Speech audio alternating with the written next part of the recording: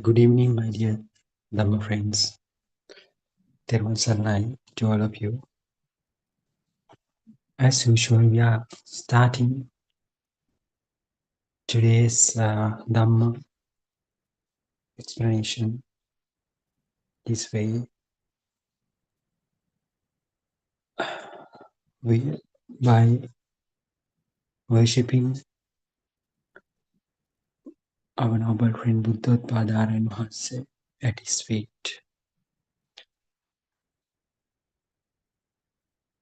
Today also, as you know,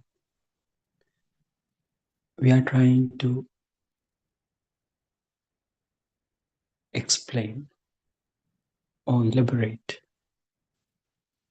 more on true Buddhism. So how can we say that we are exploring the absolute Buddhism that was preached by Lord Buddha? Just because we do feel it. Here is the feel is the most important thing. So as a person who is coming from the conventional world, you also have a feel. So you might be saying that I'm feeling that uh, the God is here. The God is always looking at us. So it is some kind of a feel that is true. It is also some kind of a feel that is true. But what you have to do is you have to turn back and see whether this feeling has come from your mind or not. So, what was the causative or originating factor which contributed to that particular feeling? What was there? So, what was the causative factor for that? So, you believed that there's a God who is looking at us. So if you keep on believing on something, you also tend to feel that it is, or there is some kind of a impact on us. In contrast to the real Buddhism, this particular feel does not come from the mind. So it is not subjective.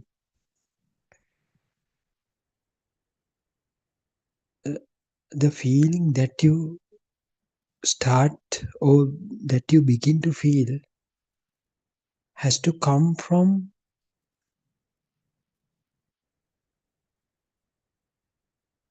a place where it does not touch the mind. So it is a little bit difficult for us to understand at once, because as the people who are coming from mundane world, we always felt the effect of the mind. We have been feeling the effect of the mind always. We didn't. So the impact we felt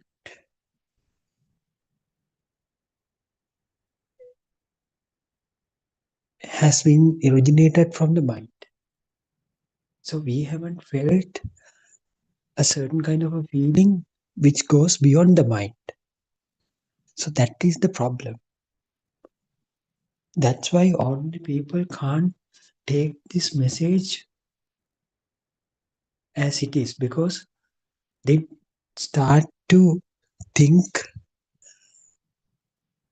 or they start to figure out this Dhamma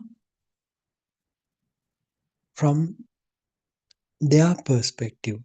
That means they, sitting on the mind, they try to figure out this Dhamma.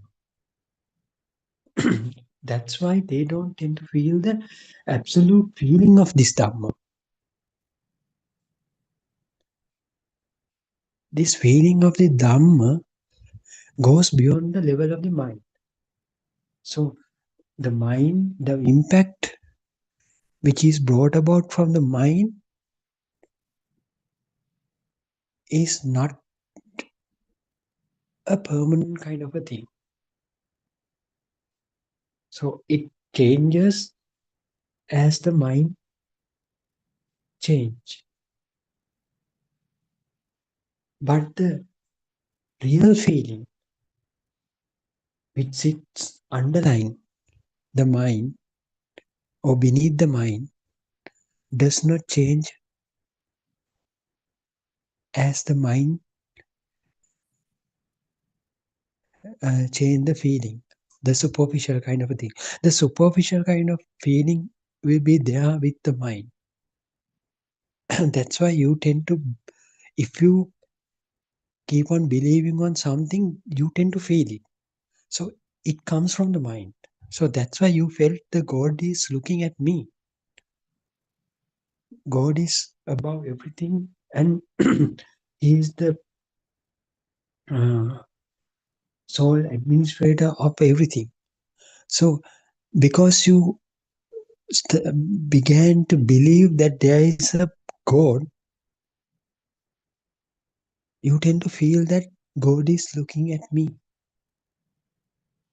But this feeling has been built upon a certain faith. From where this faith came from? It was originated in a thought. That means it was originated in the mind. So mind gives certain impact. So we usually take that impact as the feel, but the absolute feel goes beyond that. That feel cannot be captured from a mind. That is the feel of the truth. The absolute feeling of the truth. That's why people do not take straight away this Dhamma as a true thing. Because when so they begin to grasp this Dhamma from the mind at the beginning. So they tend to think. They tend to think. So they use thoughts for that. For that thoughts will give certain kind of a feel. But that is not sort of a feel that a permanent kind of a feel. The absolute kind of a feel is not like that. The absolute feel uh, will be beginning to feel after realization of the Dhamma. The realization is somewhat different from a thought. It is not a faith. The realization is having somewhat deeper meaning. Of course, you are using thoughts to realize. That is it. But after realizing something, you don't need this thoughts to uh, feel this realization. So this realization goes beyond the mind. So same thing happens when you understand this Dhamma. So you are starting to understand this Dhamma with thoughts. That is normal because you are coming from the mundane world. So you hear the Dhamma as thoughts. Then you figure out the Dhamma as thoughts. That's the initial stages that's why you are keep on contemplating about this Dhamma. That is very essential. Uh, Lord Buddha said this phase as Vitakka phase. So the contemplation, logical thinking, logical application should be there. But still you are at the level of the mind. But when you start realizing this Dhamma,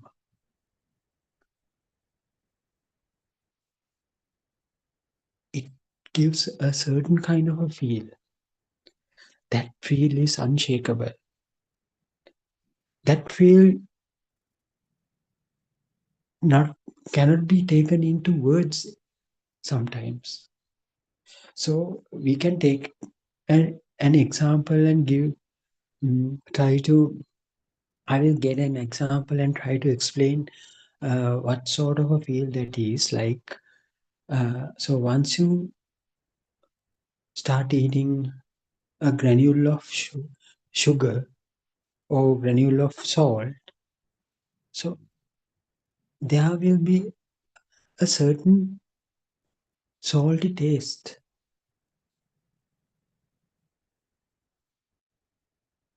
where you will feel a salty taste.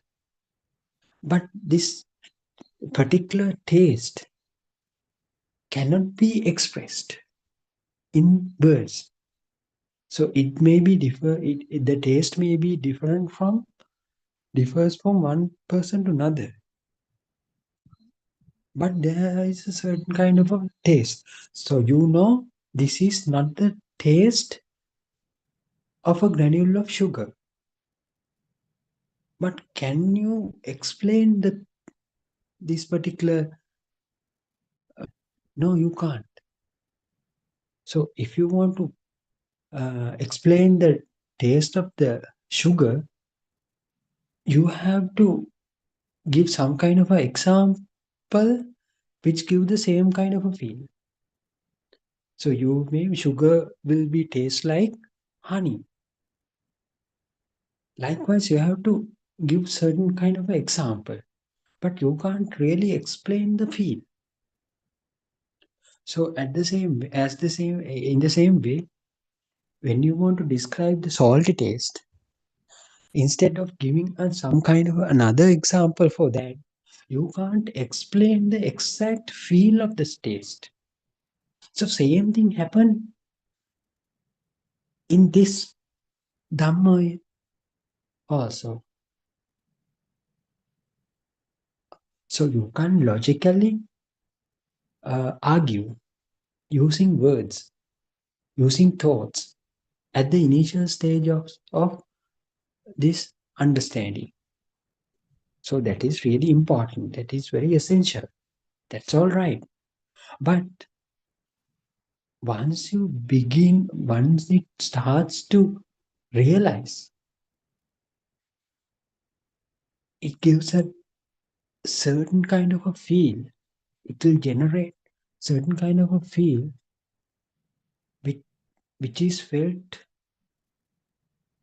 deep into you, which is felt from deep inside within you, cannot be explained. Like the taste of the uh, sugar granule or the taste of the granule of granule of salt. So you can't express, you can't tell, you can't make it into words.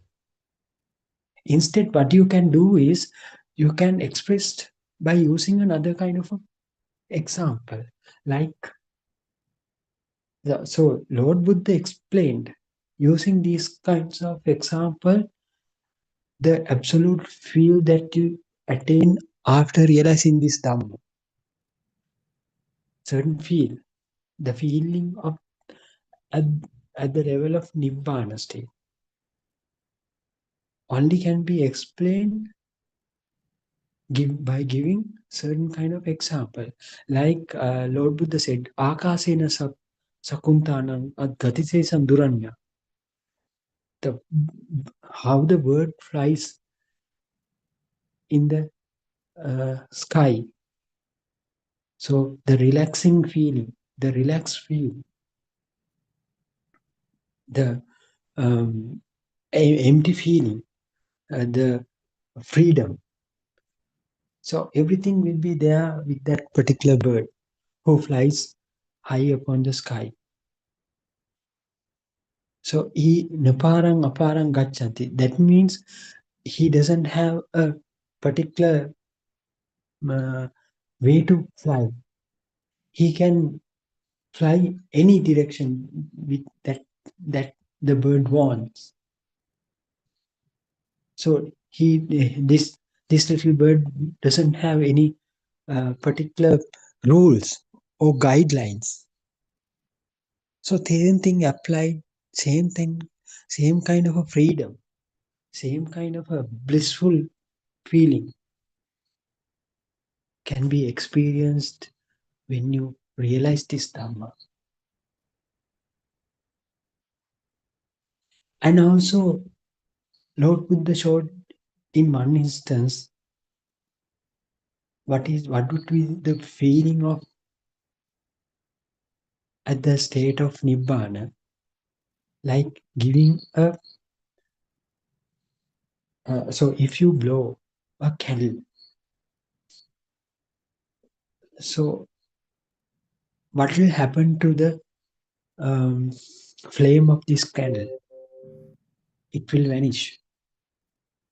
It will vanish. After vanishing this flame, can you ever say to which direction it got vanished? No, it just vanished. Earlier, the flame was there, uh, which was producing a lot of light, and you had a certain visionary picture for that, visionary image for that. But now the image is not there; it has gone. So, can you ever say to which direction it went? No, it was there. Then it is not there. So likewise, the state of achieving of the state of the uh, I-ness, the state of the um, self identity, how it vanishes after realization is described by using these kind of examples. So the self was there until you realize this Dhamma. But you can't say where this self feeling has been gone after realizing this Dhamma. That's why Lord Buddha took certain kind of example to explain these things. Because for a mind, it is very difficult to take. So the mind always seeks some kind of an end. So there should be to the mind, there should be some sort of a thing to describe, to understand. But in that particular state, you can't show certain thing because everything will be lost. Everything, including yourself, everything will be lost. Everything will be not there. So, in the absence of these kind of, in the absence of the self, there won't be a consciousness, or there won't be a place to surface the consciousness. The consciousness cannot mount on anything.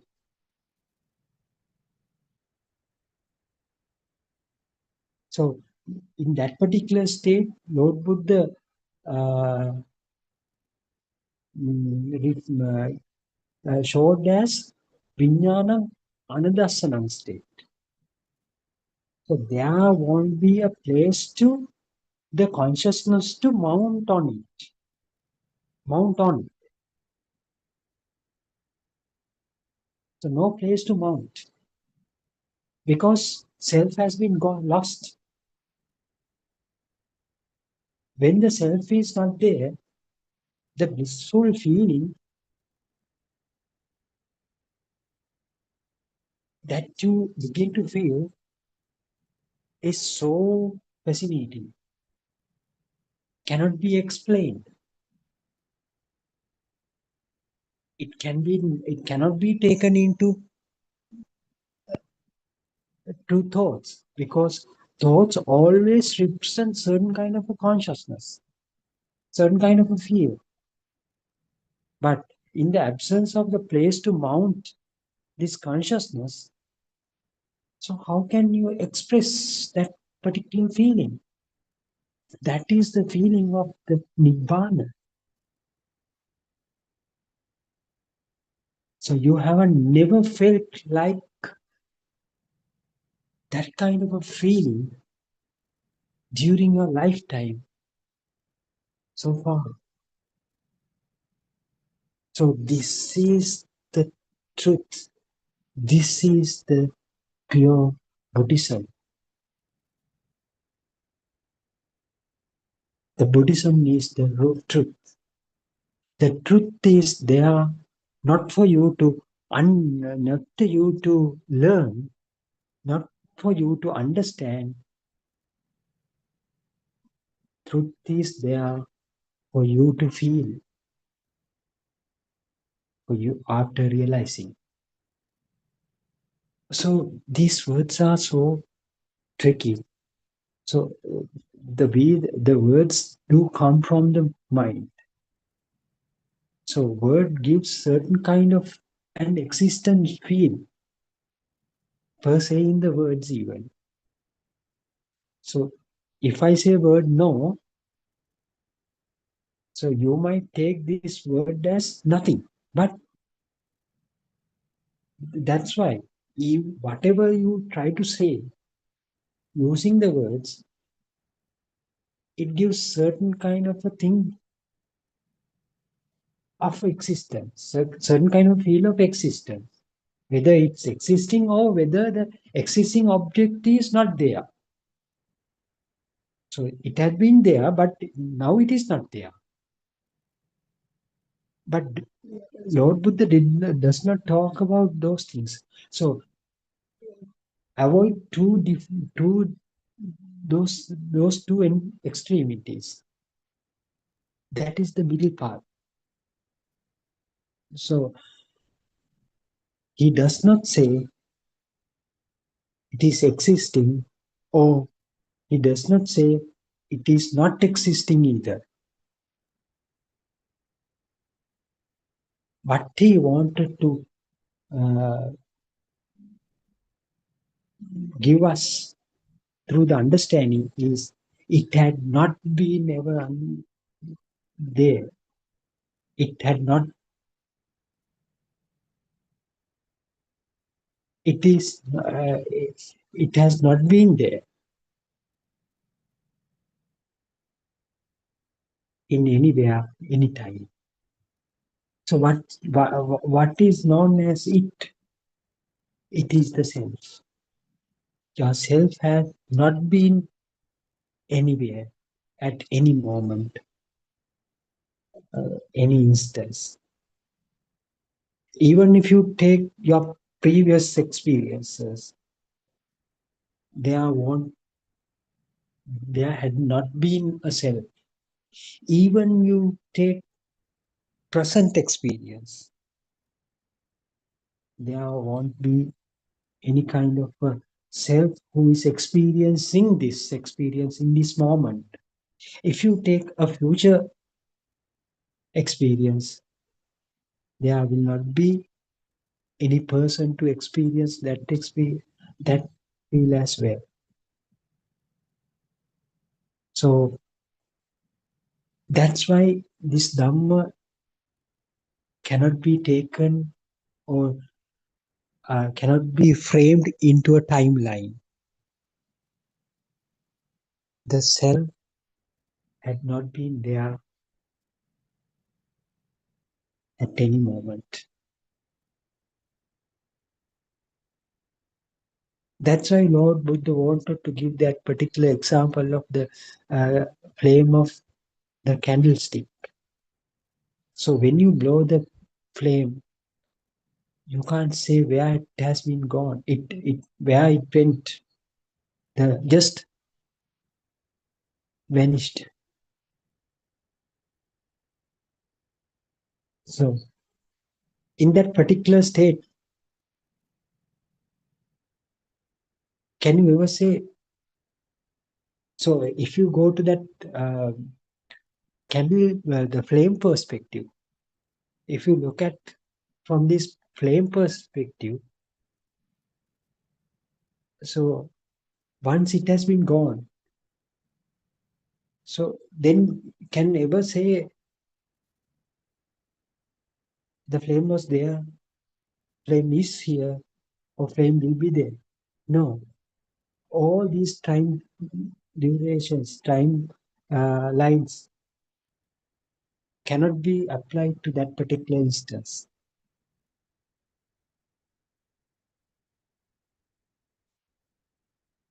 So nothing can be found. So in that particular state,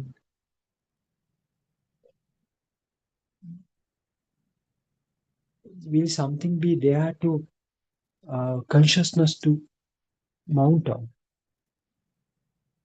No, consciousness can't mount on anywhere because self is lost.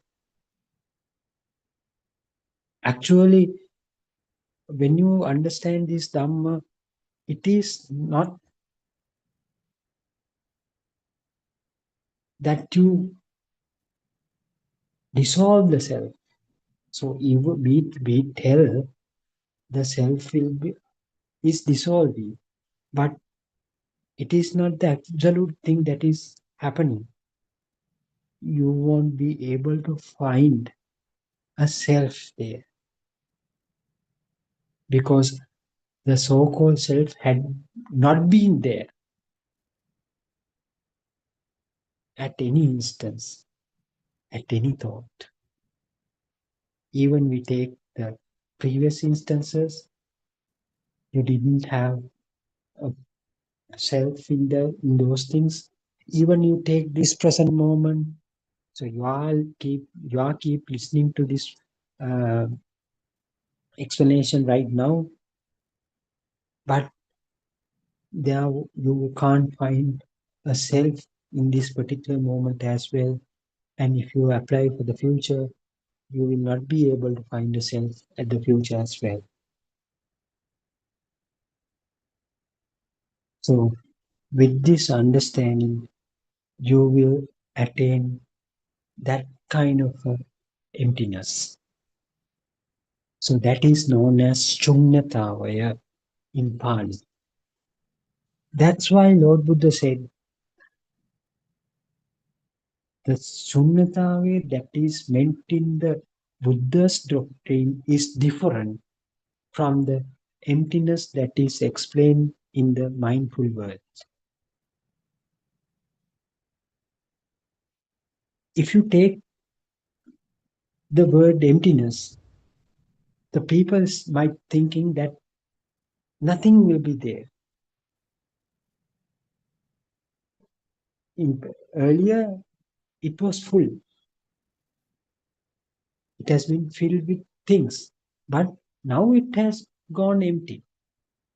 That is the empty feeling that we get when we take into this mind, when we look at from the mind perspective. But the so-called Sunnatavaya that is referring in the Buddha's doctrine is different. This emptiness, that emptiness is different. You can't ever find self here, neither in the past nor in the present, not in the future as well. There hadn't been a self anyway. So if you can't find a self in that any part of that timeline, will there be a place to consciousness to mount on? No, there hadn't been so-called consciousness as well. So if there is no so-called consciousness, then comes a question, but we still feel that we are living. We have certain consciousness. That's why we felt the taste of the sugar granule. That's why we felt the taste of the uh, banana. Even though you think like that, you are just thinking.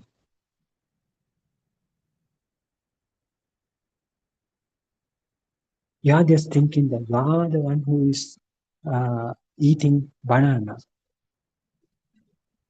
So because of you ate the banana, you got the taste of the sweetness of the banana. So you are the one who is telling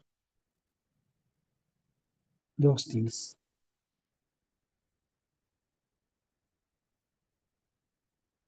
But some might be thinking, so when after realizing this Dhamma, when after attaining the state of Nibbana, in that particular noble ones, do not have these receptors and so on. They do. They have receptors. They have feelings. They do feel the taste. They do feel the happiness. They do feel the mm, pain.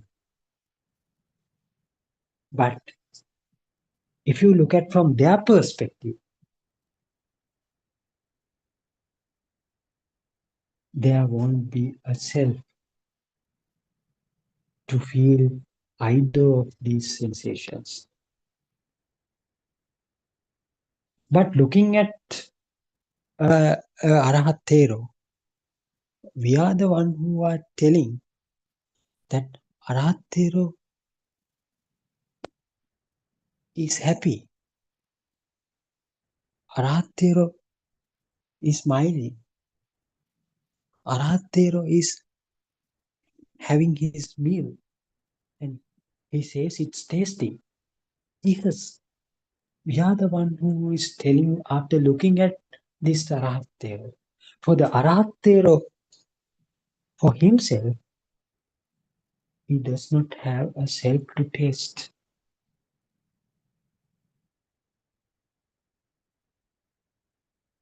That's why in Buddha's time, one Arahatero who got severely ill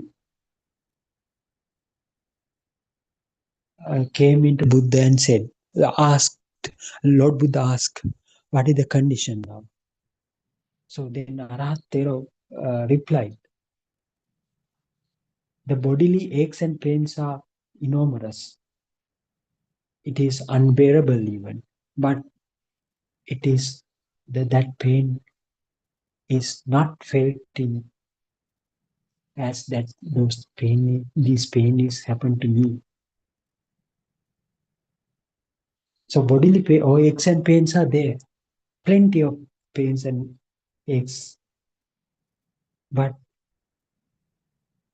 these pains and aches couldn't shake the absolute emptiness, absolute solitude within this Arahatero.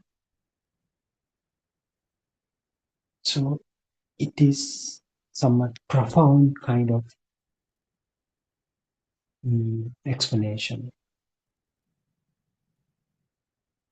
So when you hear these things, you always take it with the mind. So you might be thinking, so he says the pains are there, but at the same time, he said the pain is not taken as a pain that happened to him. So it is quite impossible to think, imagine. Why is that? Because you are still in the mind. That's why Lord Buddha asked us to do, come and have a look. You will also tend to feel like that after realizing. So come and have look. That is the reason why Lord Buddha invited all of us to go and see the Dhamma. There is certain kind of a Dhamma in the world. Now it has been revealed again. Why you are so reluctant to see these things? Come and have a look.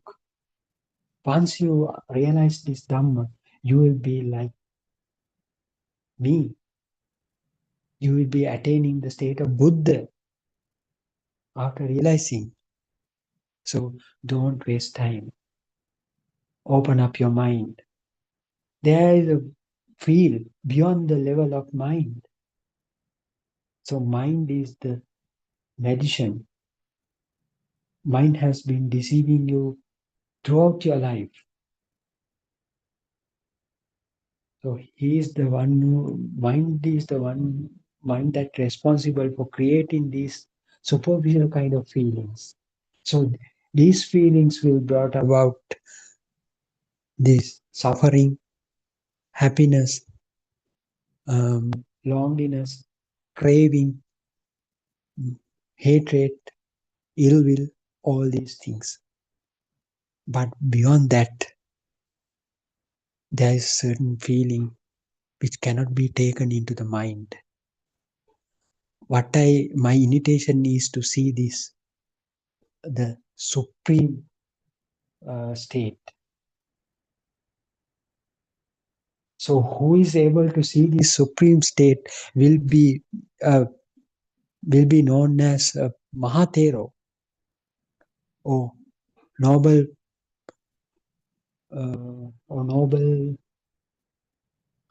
or Arya.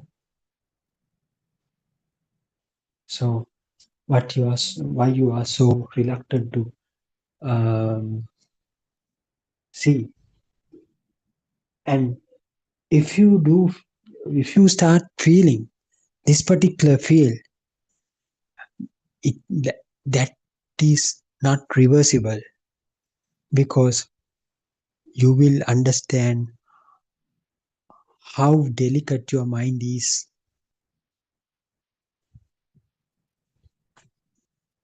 Your mind is so primitive. So feel that is brought about by the mind is so primitive.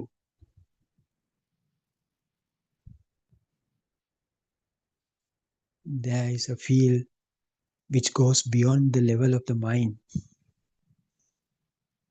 Come and have a look. I invite all the people, irrespective of, forget your religion for a while. It doesn't matter what the occupation you are in, what the religion that you are believing. It does not matter. You have to have some kind of a enthusiastic mind or curious mind. So you have to make an inquiry and see, who am I? Am I real? What does my mind say? This mind represent myself or not? Representing myself or not? Does this mind always tell the truth? Or does this mind always creating some sort of a mirage? So Have I been deceived by that mirage? So there are plenty of things to look back and see, sit back and see. The purpose of everything is realizing the truth. Who are you? What is the purpose that you are here? You are you are being born here, and uh, does your mind represent you, or whether there's a field which goes beyond the level of the mind?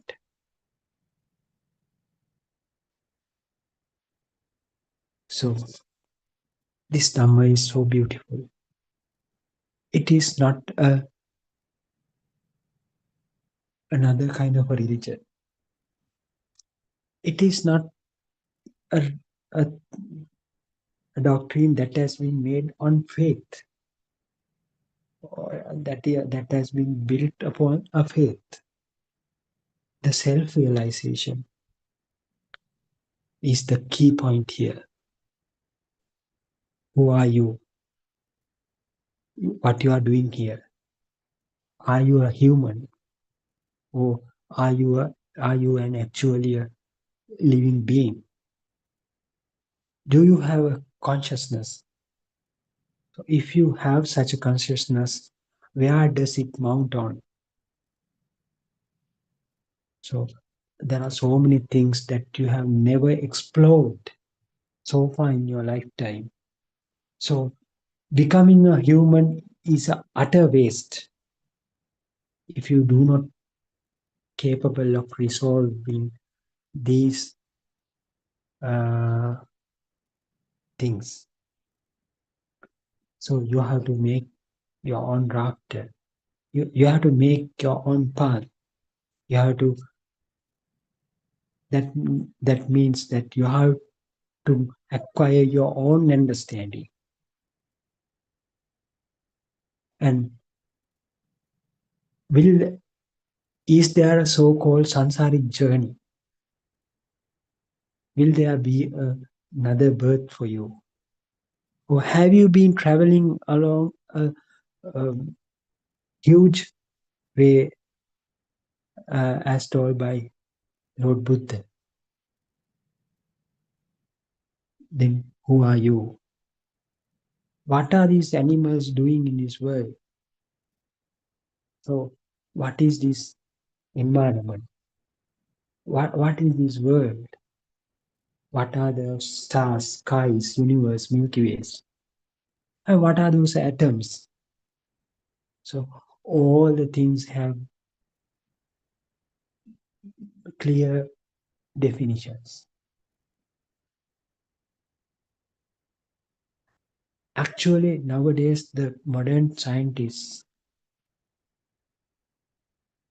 are trying to um, analyze and see what they can hear, what they can feel, what they can touch, what they can taste and smell. Beyond that, beyond these five sensory um, inputs, they have failed to see anything else. The if you want to go beyond that level of your senses, what you have to develop is the developing your wisdom.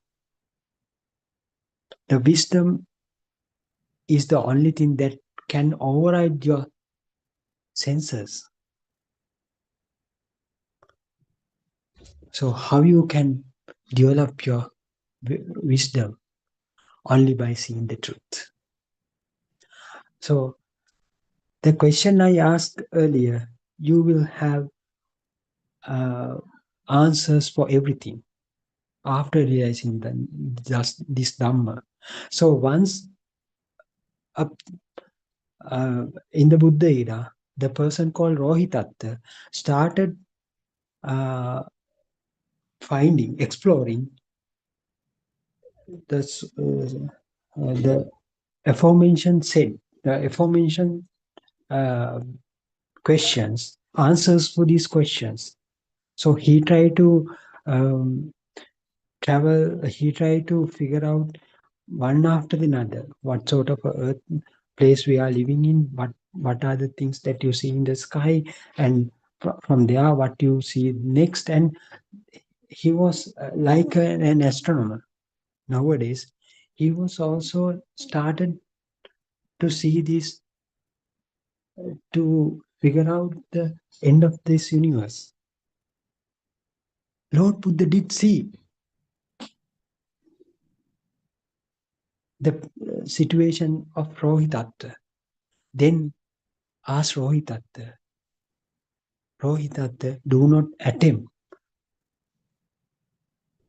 to find out the edge of this universe externally. Externally, in the sense, by using your senses. Do not try to find out the boundary of this universe externally. You only be able to find out the boundary of this entire universe internally. That means only through the realization. Otherwise, if you do not found this boundary internally, you will never be able to get the true liberation either, or the attain the state of nibbana. So that was the advice given by Lord Buddha to the Rohitatta. So there were certain people like that in those days as well. So nowadays, what scientists do is the same thing. Same thing. What they do is they are trying to explore microorganisms and large materials and materialistic things, but they don't try to figure out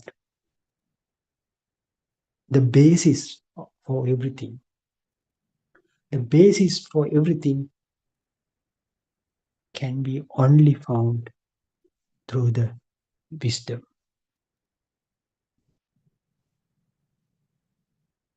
So that's why Lord Buddha invited all of us as human beings, come and have a look. You will understand this truth. If this truth is not fit for you, just leave it up and do whatever you do. But if you are able to see the truth, you will become a noble. So that is the advice that was given by Lord Buddha. So it is so clear, very elegant, very so profound. So I think we are almost coming to the end of today's session. So what I want to highlight is the fact, the profoundness of this Dhamma, the beauty of this Dhamma. Absolutely, there you can't find a self even now within you. So I know you are keep on listening to this Dhamma in this very moment. So that's why you hear this Dhamma. But just think and see, am, a- am I a person, or am I a living being who keeps listening to this Dhamma?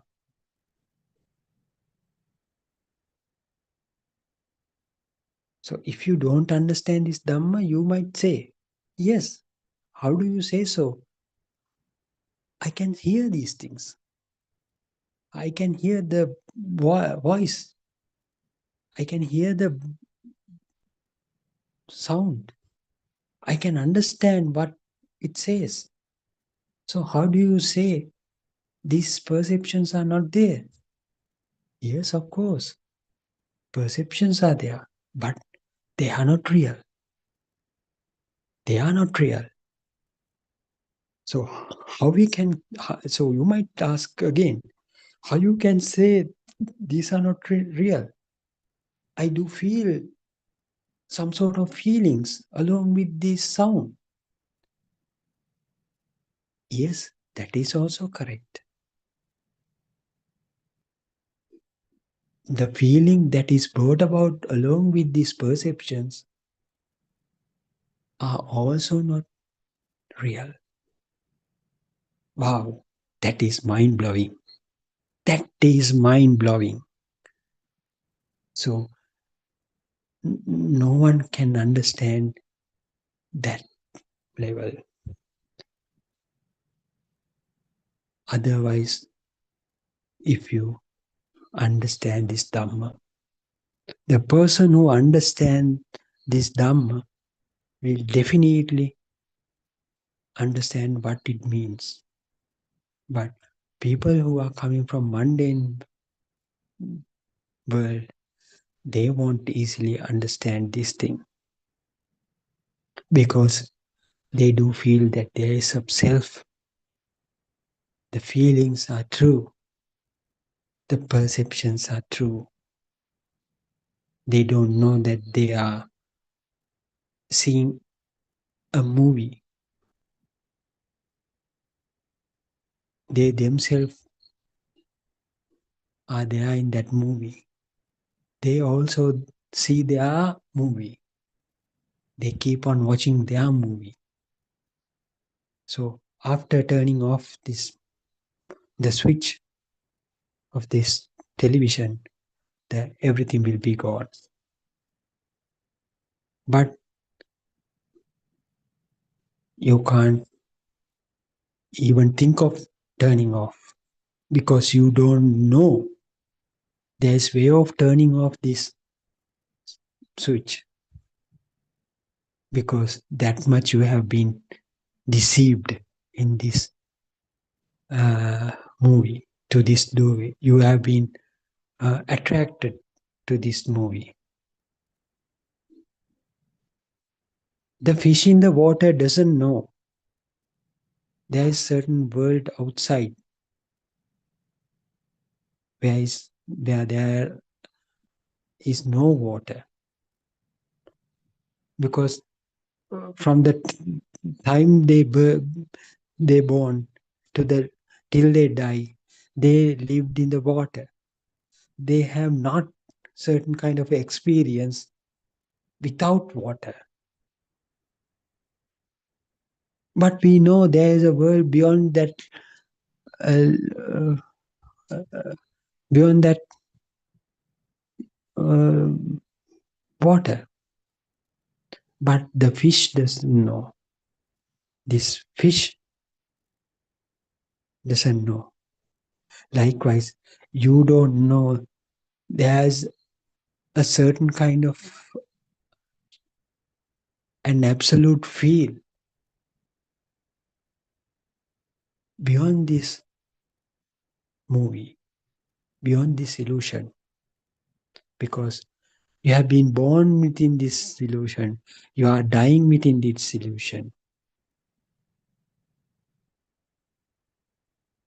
Only way that you can get away from this illusion by developing this wisdom within you.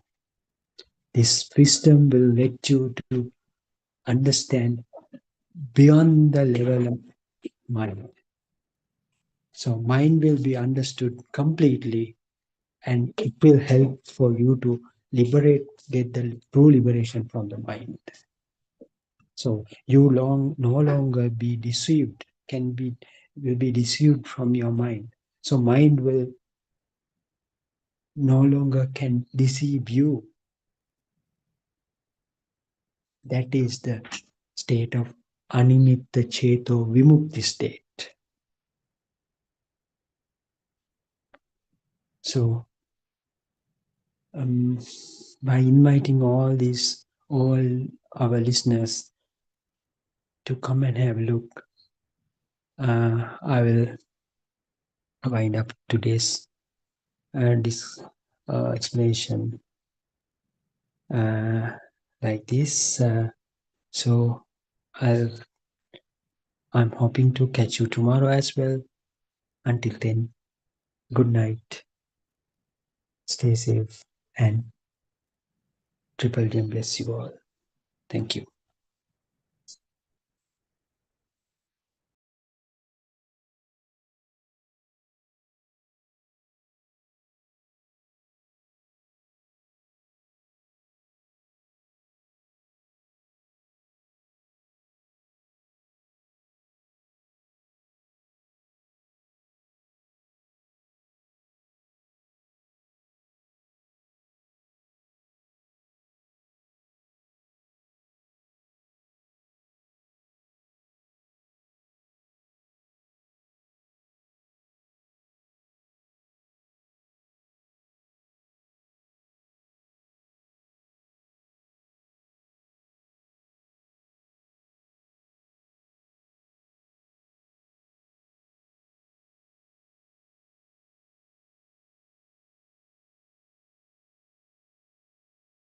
So today is a story I'm telling.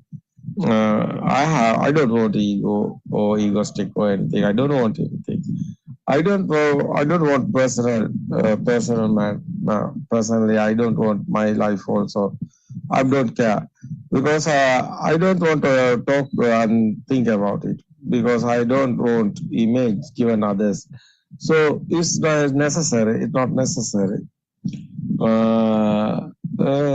I won't give any dhamma. It is very rare because this dhamma is very rare. So long period, many type of so this there's a experience I have unbelievable way journey this dhamma. I'm coming today. Today I'm given others this. You can realize. You can practice it. You want experience. It's okay. You can get it. I'm not cheating anybody. I don't want it. Where's the truth dhamma? It's okay. You get it. No problem here. Very worth this dhamma. I think Buddha's dhamma explain and Buddha's say is an experience one. Sandittika is a pratyaksha, Buddha's word. Is your experience, you want experience, so practically experience, and you want is a pratyaksha is okay after is your experience. No doubt about it. After that, it's okay. It's very,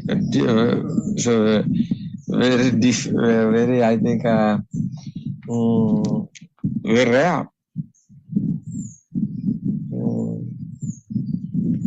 So it's okay. That's a knowledge is the mind is creating. How is the mind creating? It's okay. It's a knowledge. Someone know that it's want. It want that knowledge. It's very special. But after the experience is what is knowledge is given. So someone how this mind is like this type of is the creating.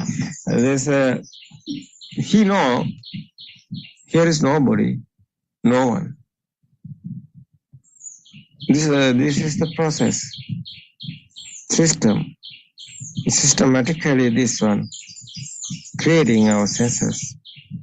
Eye, ear, nose, mouth, skin, and mind also. This system working. No one is doing. Nobody is doing. There is a selatero, Nahidang attakatam bimban nahidang parakatangaka. So this mirage, nobody. doing? No one. You also not doing. This your world is a dream. It's not a real. Nobody is given this dream. No one is doing. So you are also in this dream. You are in this dream with this dream. How is the wake up in this dream? It's not easy. You all know the truth. Someone know the truth, he can wake up in this dream. Someone don't know the truth, he is in illusion. He don't know the truth. What is the truth? Because no one is here. How is telling this? No, nobody is here, no one is here, none so. It's a non-so dharma. Yeah, Buddha is telling this. Buddha is asking every time, every sutras. Buddha asking, your I is real or no? The monks are telling, it's not real. Your I given you to something? No, that's a thought. Is that real or no? That is the question. The monks are telling, these thoughts are not real. It's not real. It's a dream. That's the answer. Chakku nichangva nichangva nichambante. So afterwards, another question asking. So it's not real. Are you in happy or sad? Yeah, I'm in sadness. So people is suffering. So after asking, there is here. Is here someone? No, nobody is here. That's the answer. Nichangva, nichangva, nichambante.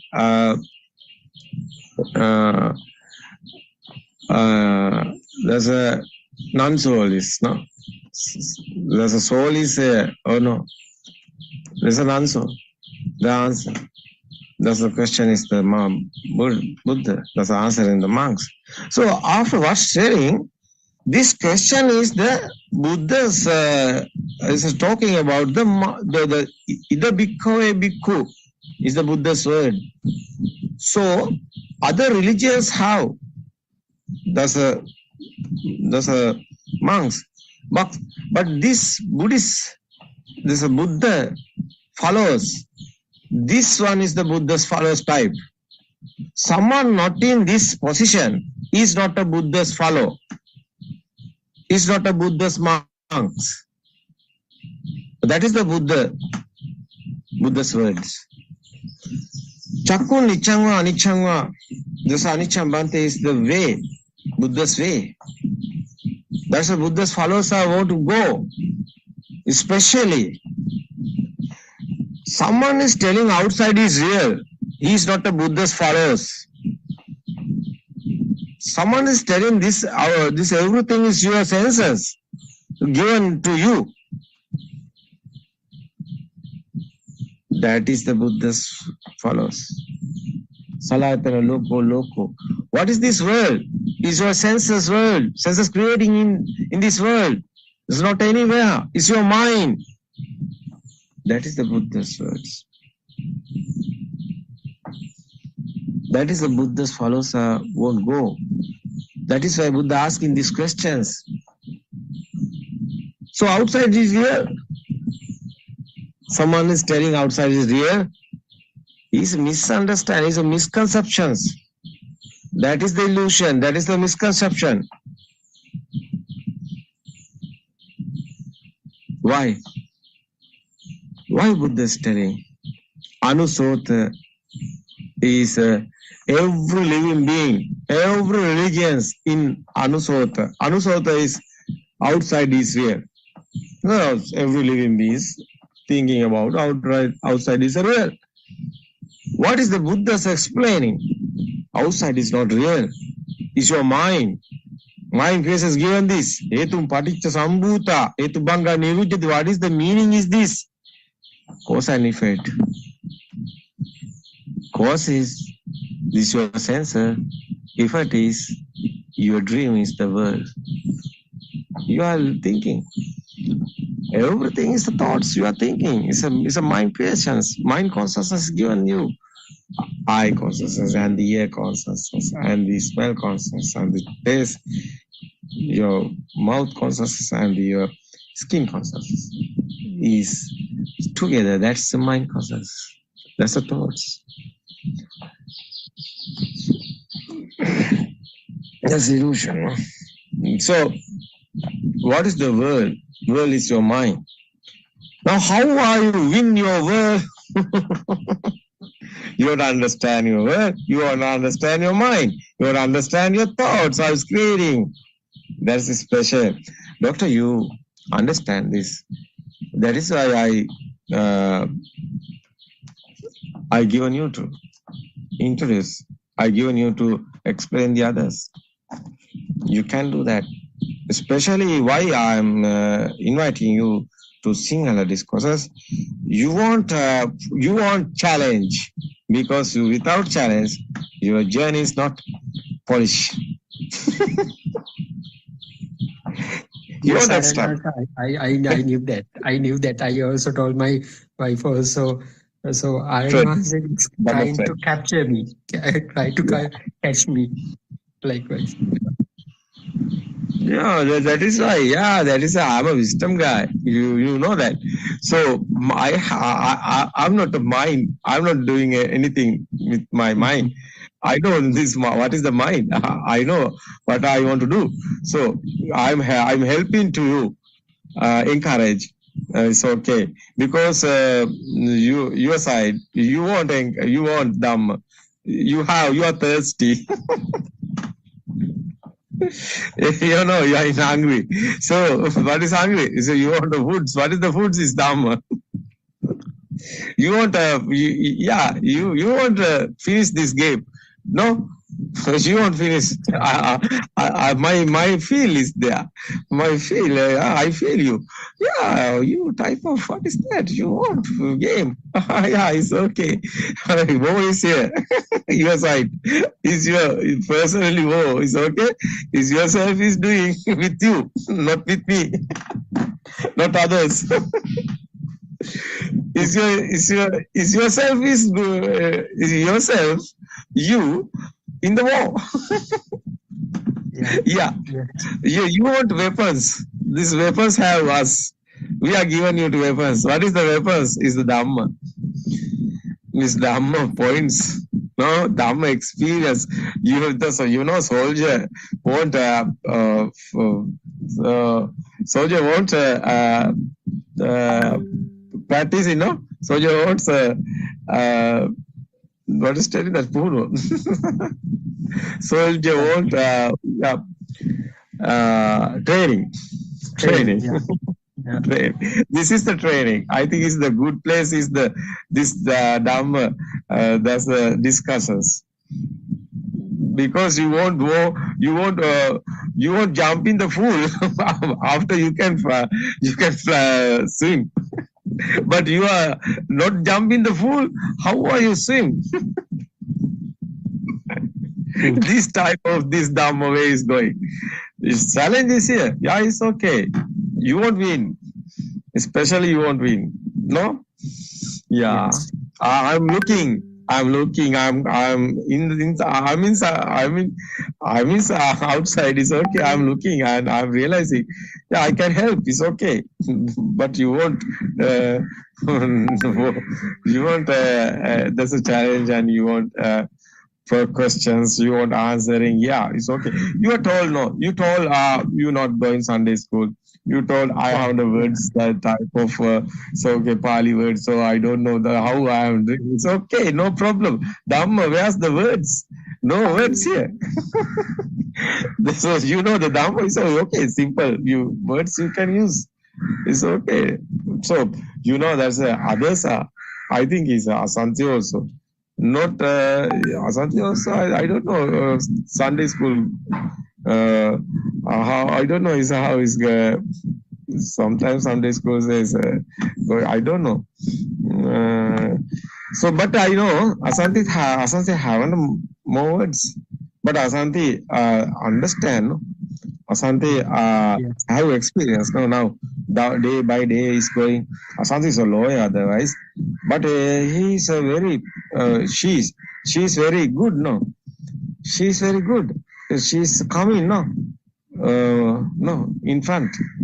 She's coming Yeah. because she have now day by day is going. Experience is coming, so it's okay. That's the way. That's the way. No, experience is the best. No, you won't realize, So Vimansa, we are talking. Chanda Chitta Vira Vimansa is the Satara Udipad. So four type of spiritual way. Finally is going this. That's the Vimansa. Is what is the good word is English? Vimansa. Is realizing now. What is telling? Mm, Doctor, what's a suitable word is? maybe some kind of curiosity, kutuhalaya. Yeah. එහෙම. Yeah. Curiosity. That is just analyzing or realizing or some type of inside is going. Vimansa is going inside. No, inside is Yeah. going. It's a Yeah. feel with a feel. So you want chanda. Chanda is a you want like you like it. No, you like. That's a chanda. No, chanda is a chitta is our mind inside feel. That's going way. That's chanda chitta is insiding is a so vira encouraging. No, vira. Chanda Chitta Veera Vimansa. Vimansa is curious. That's what I think.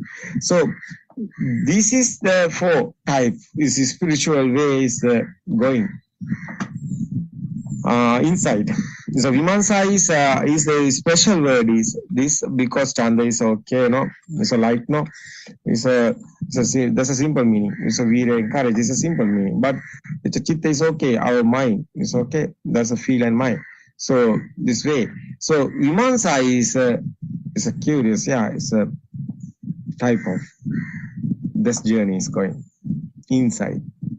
It is very very good, I think. So you can help, I think, others because you are doctor. I know you have so good duty you are doing. So others are helping their life. So people helping guys as doctors. I think doctors are very kindfully. All of doctors, I think, helping this journey of life. The people, so they are very kindfully. Otherwise, so many doctors with me. So that's a Dhamma discourses. I'm going this way and asking the questions, and they answering in the given. They getting the answering with me discuss. So and they want this circle of birth. How is the going? They want to know how is this way, this journey, this circle of birth is going, and otherwise they want to answer that our defilements are how is fading, how is this way, is how is the experience. They want to experience. I know. I'm given my experience. Them now they can realizing and they can decide their way.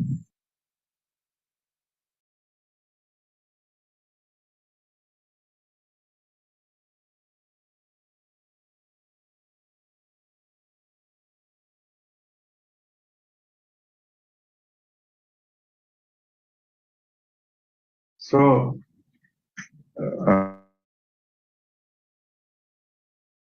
this Buddha's word is here.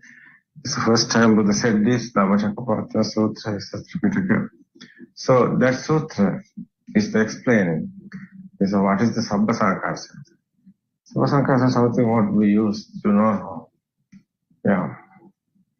It is very good, I think. So that's the we want every time we are in the Nibbana, but we can't catch it. It's despairing. No more longer stay. So Arahatateo is the Nibbana experience, have all the times. That is why we are talking about that one is the Arahata stage. So Anagami Bhumi also, we looking, the Kamaragapati is over. But there is somewhere. So that is why we told these humans go in this race. But humans' mind quality is day by day is going low. It's difficult. So lifestyle is difficult. It's not easy. So somebody want something to prepare it. So that one is given to you. That is how people, how kindness, loving kindness, the people. That is why monkeys in Hungary. So people know this. People first give the monks after they eat. It's a good, I think.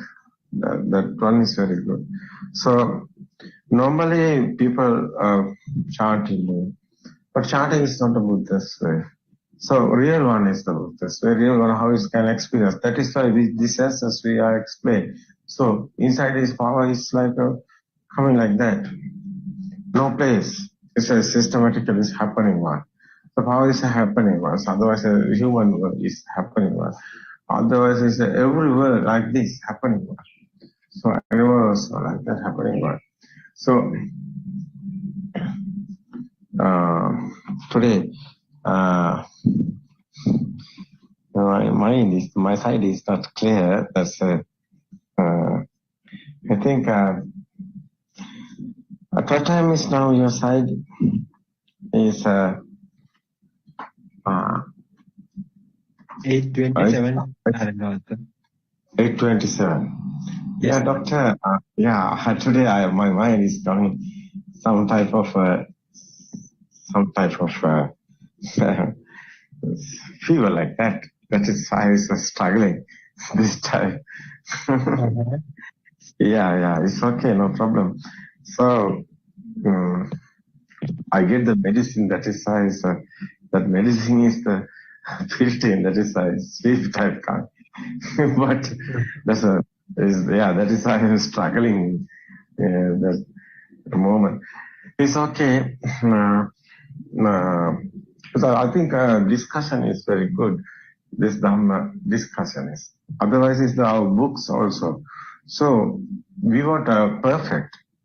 Is this book also Dhamma explain what to be perfect? That is why we want realize what is this book's given the message. Clearly, this book is given the message is how it's created in our mind, how the senses are created. So it is very, very worth whole world.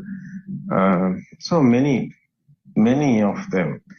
Not talking about how our mind. So many monks, the Buddhist guys, especially the monks, there's a few monks understanding this mind is automatically creating, nobody is here, this system is here working. So this one is here in this Dhamma is a knowledge. But after you can experience it, your mind is coming. This especially is the outside is not real. Is the existential feeling is coming, but it's not real. It's given your mind. You are thinking everything. That is the very worth is the position. You all know this. So after that, we want experience. So your eye is creating, is constructing the colors, lights. So your ear, otherwise the constructing the sounds. Your nose constructing the smell. The tongue is otherwise the skin. These are senses. These senses creating one time. What is the other sensor? Is okay, no problem. It's together coming. That one is the mano sensor we are talking, but not anywhere to place this. So mind, everything is we are talking, but we are talking. Someone is thinking. Is here is the human world, and the animals have other world. Like that is the heaven have the world. So there I will have the world. But with heaven and heaven. So, no physical body. So that's very interesting. Because not physical body. So your mind is only the creating, like a dream. So dream have a physical body, but sense is creating. That's why it's a dream. It's okay. This real world is senses are creating, no value is coming. So sense creation is normally is happening one. No problem for that. So very worth this message. However, because nobody is here, no one is here, senses are working. The senses given you to ideas. You are reacting. That's the finally is coming effort.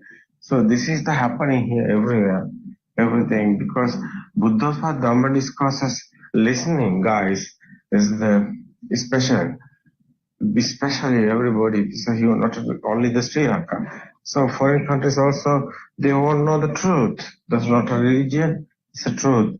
It's a truth. Someone understood. Is a insight. It's a happening. It's a change. It is very nice. It's a path. We are going this. What is you doing? You're doing the business. Okay. So you are doing something, job or business or something. No problem. So anytime you can hear in this Dhamma is okay.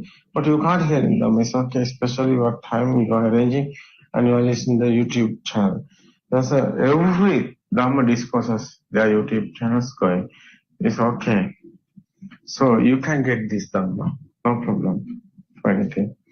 So otherwise, that's a specialist. This Dhamma someone understood. So he also not the truth. He understanding I, me, mine is how is coming. I, me, mine, mama. So something there won't be here someone. Someone is here, something won't be there. Something not outside there, someone not in here. This is the special one is Paticca. That is why Buddha's word is there. So something there, I'm here. Something not outside there, so I'm not in here. So always our thoughts creating something existent field is coming because the eye sensor also creating, as the ear sensor also creating, these sensors are creating, existent fields automatically is coming. That is the power, it's the generating. Like that your mind individually, everybody, mind. So what is your mind is have everything you less.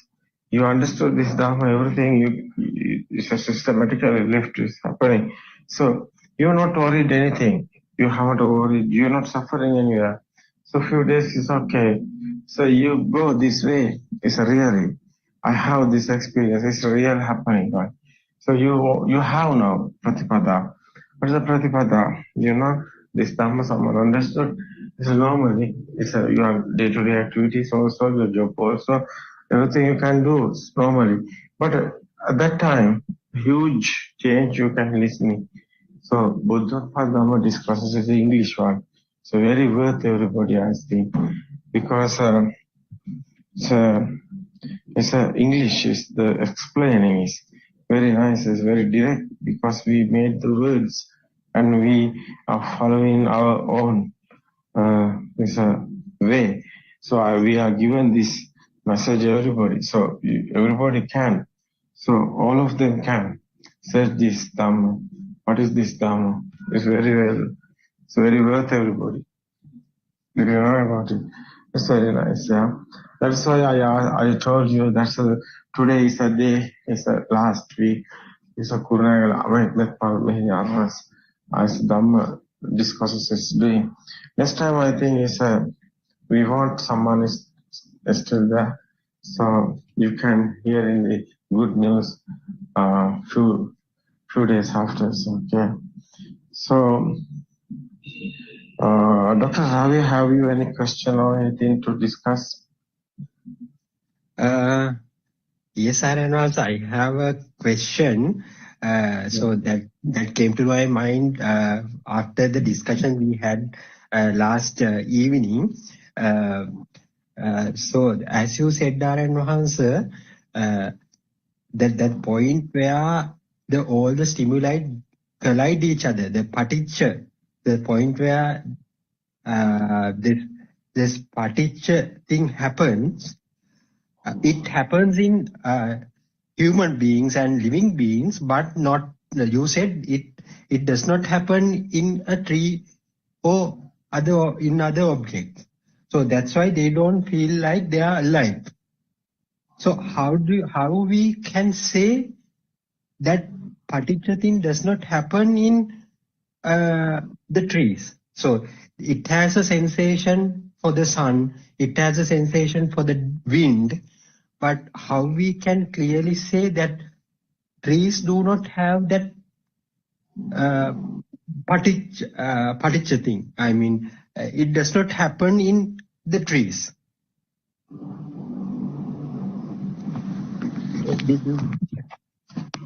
Yeah. Yes. Did you get, That's the meaning. The simple meaning is the tree is existent. But the feel is how it's coming. That's you explaining. What's you try to explain? We know R&Hansa in humans, all 5 stimuli come together and form another form of a sanya. So that becomes our itta feeling, itta sanya. But you said in trees that does not happen. These stimulation do not come together and form another signal. That's why they don't feel that they are existing. The trees I'm talking about. So how we can clearly say that the trees does not have that kind of a feeling?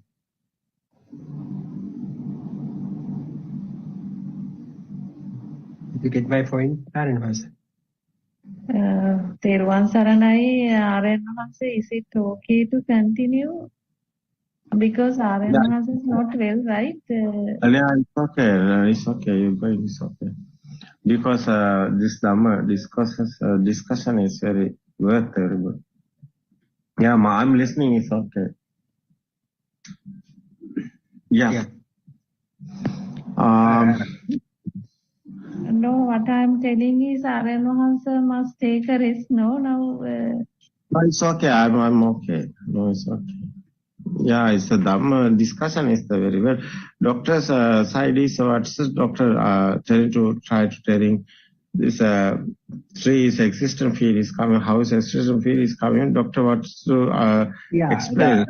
No, as animals we feel the existent field because all 5 stimuli come together and form another form of a stimuli, form of a sanya. But in trees, it does not happen. According to my understanding, as you said, in trees, that thing does not happen. That's why the trees normally trees here. Normally everything normally is happening. Normally the trees are here and the house also here. Everything is normally happening. So we can see the tree and our mind given us to tree. It's okay. Everything is normal. So and the house and the children and everything is normal.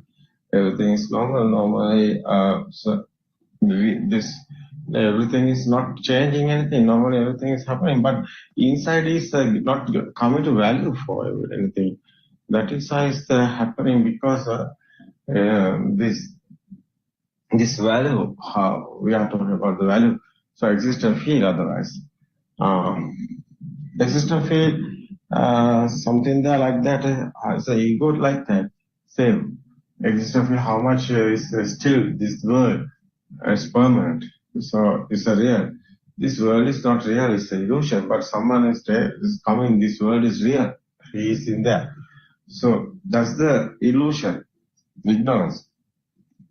It's ignorance. So it's not real.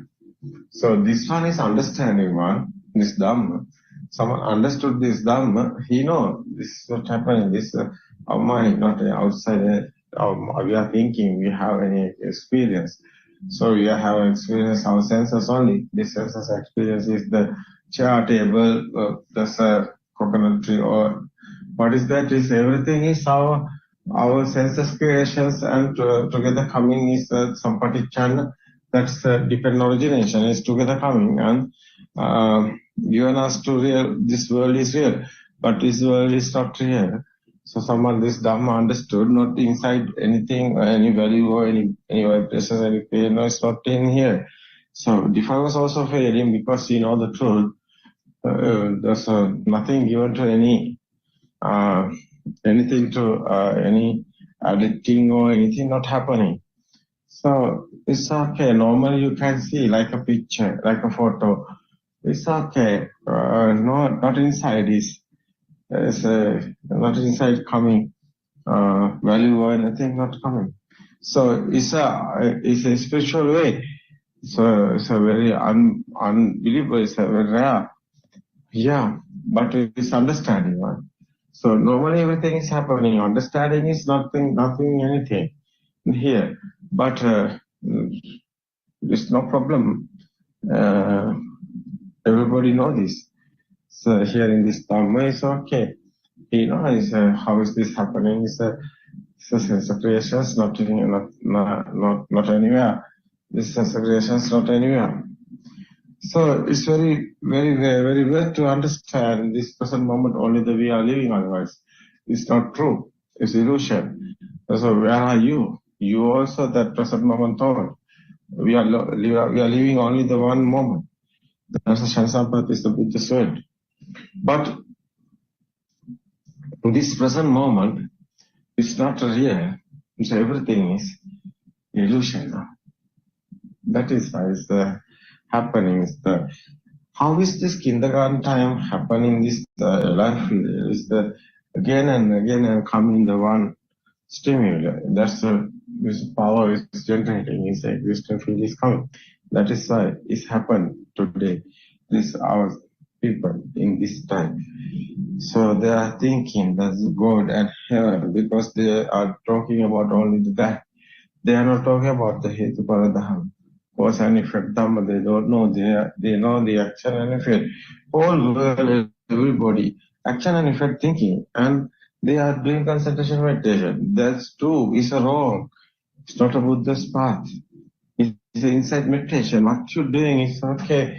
What's your free time is okay. You listen to Dhamma, or practically you listen something how to do happening. It's okay. It is good. I think Dhamma way is this. It is good, I think, because everybody mind is coming cool and cool down, relaxing, because the day by day is going. They understanding there is nothing is here, anything. So this is the special Dhamma, I think. This world, every humans, I think, won't understand this. What is this world? It's not real. So, what do you think, Doctor? Now is the time is going, no? Otherwise, it's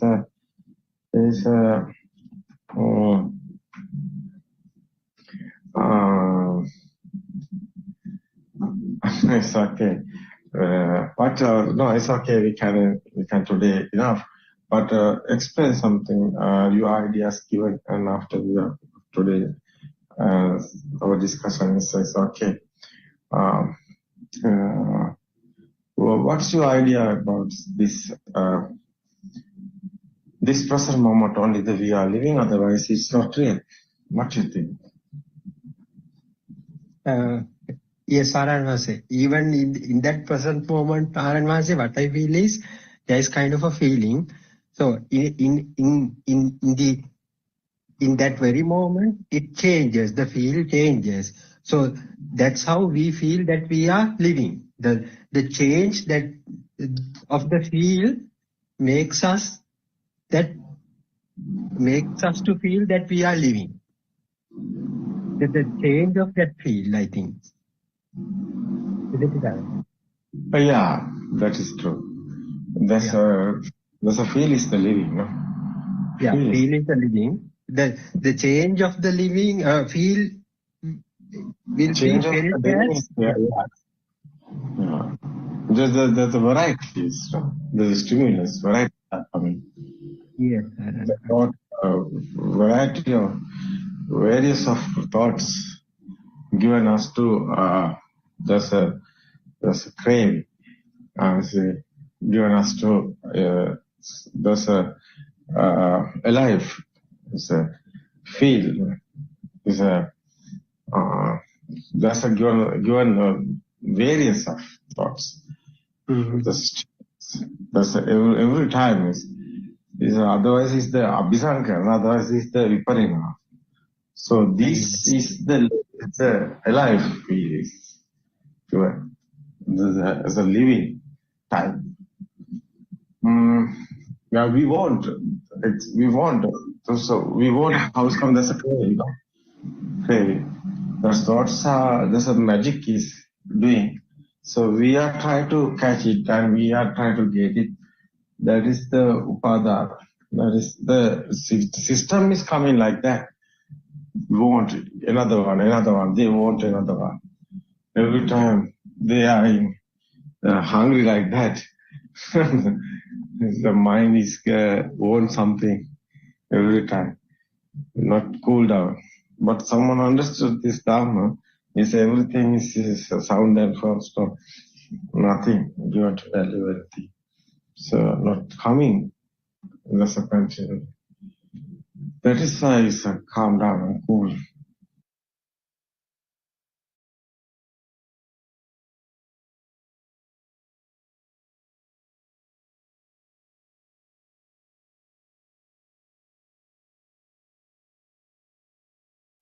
Yo bante viditwana majje mantana alipati tamruhi mahapurusho sedasimbani majjaga. What is this meaning? Yo bante viditwana meaning is different ends have middle, there's the power. So that's all you telling, no? There's a negative and positive, is a minus and the plus, is the electric power, is a sparking, there's a connecting, there's a minus and plus. That's the power is coming, This type of is a theory, is a power, is a nothingness like that, no? That's a sunya, is a Buddha's word is. That's a power. Yo bante viditvan. Majje manta nalipati is that's a different end. Is a Buddha, this word is using many places. So everywhere. So mind creations. So especially the mind creations, how is our eye is light is coming? That's a spark. That's a vibrations. That's what's the spark. So the different ending is sparking. That is a spark is happening. So something happen, something be vibrations or sparking or something won't be happen. So non-vibration is we are talking about is the neutral. So this vibration is somewhere vibrations, the power is there. So what is this power? Power is that coming. That vibration is something is happening. Non-happening is non-power. Not happening something, no power is there. So that is the meaning. So I remember that the Buddha's word is the Majja Sutra. So Yobante Viditvana, Majja Mantana Alipati, Tambruhi Mahapurusho Sesumari Majja. Someone know this, different end in middle have a power. He is the guy, everything know. Because this world is your mind. Your mind is a salayatana loco. This is your sensoring world. How is these senses are creating? Every senses are creating this vibrations. That is why Buddha said these vibrations given you to eye like a constructing the there's a pictures. We are talking about there's a light I is creating, this light is coming. How is that is sparking? Sparking how is coming? Different ending is the sparking. That's why shorts. We are talking about the shorts. Short is like a negative positive spark. Like there's an atom bomb also. This type of I think is a theory. There's a nuclear. We are talking about nuclear, but there's a atom bomb also.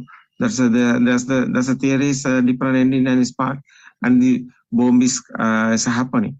So that type of they are using uranium. So doing this. So that the theory of eye creations and the ear creations, sound is coming. There's a vibrations. There's a different something want to be attached. There's something want to be there's a touching. No, there's a something want to be there. There's a vibrations. No, there's a different ending. There's a what is the word is that sparking or that type of smell also. There's a taste also. Skin also hot and cool, smooth and rough also. So may I what do you think about Dr. the Buddha's word, the Majji Sutra? Yes, I realize that. Yeah. We can understand. Sir, did Buddha say about this duality, the two ends? So is that the duality we refer here, the external and the internal mind? So is that the duality? There's everywhere is duality. There's an eye also duality. There's a mind also duality. So the vibration, right? Vibrations, that is why. There's a mind is vibrations, is the Dhamma, is a light and sound and the smell, taste and skin sensory. This hot and cool. So these five senses is the together. That one is the mind consciousness. Otherwise this mind consciousness have something existent. No? Mind consciousness is okay. Chair is there's a light and sound and there's a this five together coming. That's okay. That's a chair is a light and sound is chair have. But you see there. What is chair? Chair have existent. What is this existent feel? Is existent feel? How is coming that there's a alive feel? How is coming this existent feel? So that's there's something there, but it's not anything. It's nothing, no. But it's a sound and forms. But something. What is this existent? Something. There's a different ending there. Plus, negative. What is the plus? Plus is something there, existent. But it's a that's what we are talking about. Is a nitya, anitya. Is a nitya is a positive, anitya is a negative. But this one is coming. That's a Buddha's Pali word. Is a nitya, anitya. So what is the happening? Happening is the power is coming. So this how is telling. That's a chair is a existence. Chair is permanent or unpermanent. That is the case. Permanent or impermanent. No, that's a different words. There's a permanent and impermanent. Permanent or impermanent is the coming negative and plus like that. So what is this happening after existent feel is coming? Permanent or impermanent is permanent is the coming that again and again happening. There's a speedly, rapid speed there, sparking. That's is again and again happening. We are looking there's a permanent. What is this thing? But this is not a permanent, impermanent. But this feel is coming. They existed. There's a how is this coming? There's a negative, positive like that is sparking. That is why existent feel is coming. So that is why we are talking about that's the existent feel. Otherwise, the alive feel. What is this alive feel? Alive feel is this negative, positive like that power. That is the consciousness. Is a power. This type of house telling the spark also is no problem. It's okay. Sparking is also okay. No problem. Is a negative positive. Sparking power is okay. There's a light. There's a light to have power. No existent field is there. So inside. So otherwise the sound is like that vibration. So there's a something as a something is a different engine is there. So vibration is coming, that is why. But you see there, inside is the power. Power is that existent field. No, power is that sound is, that's the sound is existent field. Existent field is the power. I won't say in this. Buddha also telling this. This existent field. Existent field is a vinyana. Namarupa paccaya vinyana. What is this vinyana? It's a consciousness. It's a consciousness. The English word is a consciousness. The Pali word is vinyana. So this eye consciousness, ear consciousness, smell consciousness, taste consciousness, and the skin consciousness. How is this coming? This together coming, there's a mind consciousness. But you know, this every consciousness have different ending. The Namarupa, that is why we are talking. So they are inside the different ending. So the meaning is there. So what is this different ending? Is something is sparking, that's a different ending is there. Otherwise, everywhere this theory is going. So you see that that's a sound and films together coming. That's a chair. No, chair have namarupa. No, chair have namarupa. There's a vibration. What is this? Chair vibration. Chair vibration is chair is a rupa. Chair have a nama. What is this chair? Rupa. Chair rupa is that one is coming. Chair. Chair is coming. Chair is coming. That's not a light. That's not a sound. That's a chair. Chair is again coming. Chair is again coming. That's a other side is a chair is again chair is coming existent field. That is type of existent field. Again and again and again and coming. That's a inside the theory is a permanent, impermanent. This negative, positive theory is there inside behind. So we can't see this, but it is inside there. That's how this one is very difficult to understand. This that one is the again and again and again and again happening is like a quantum theory. It's like a wave. So again and again and again and again happening is a power is coming, is existed. How is coming is permanent, impermanent is there inside.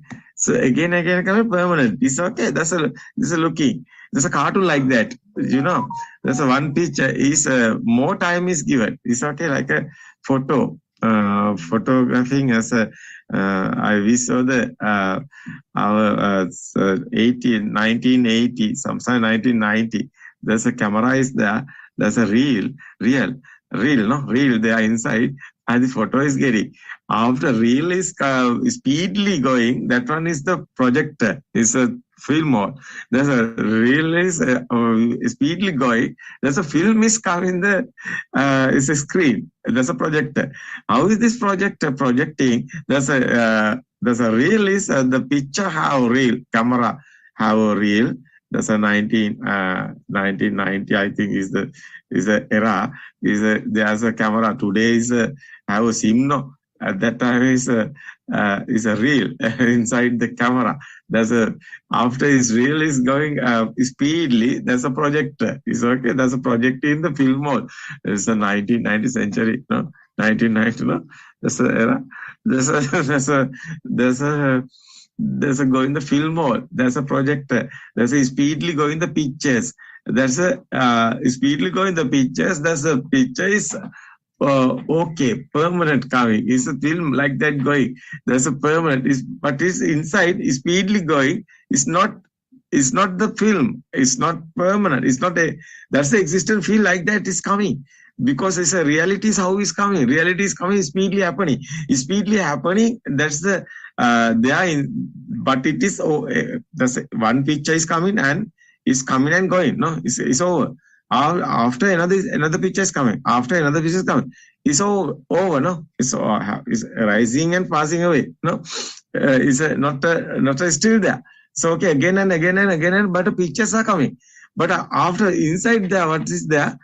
But this again and again and again, and pictures are coming. Every pictures, 2 pictures, how the stopping now.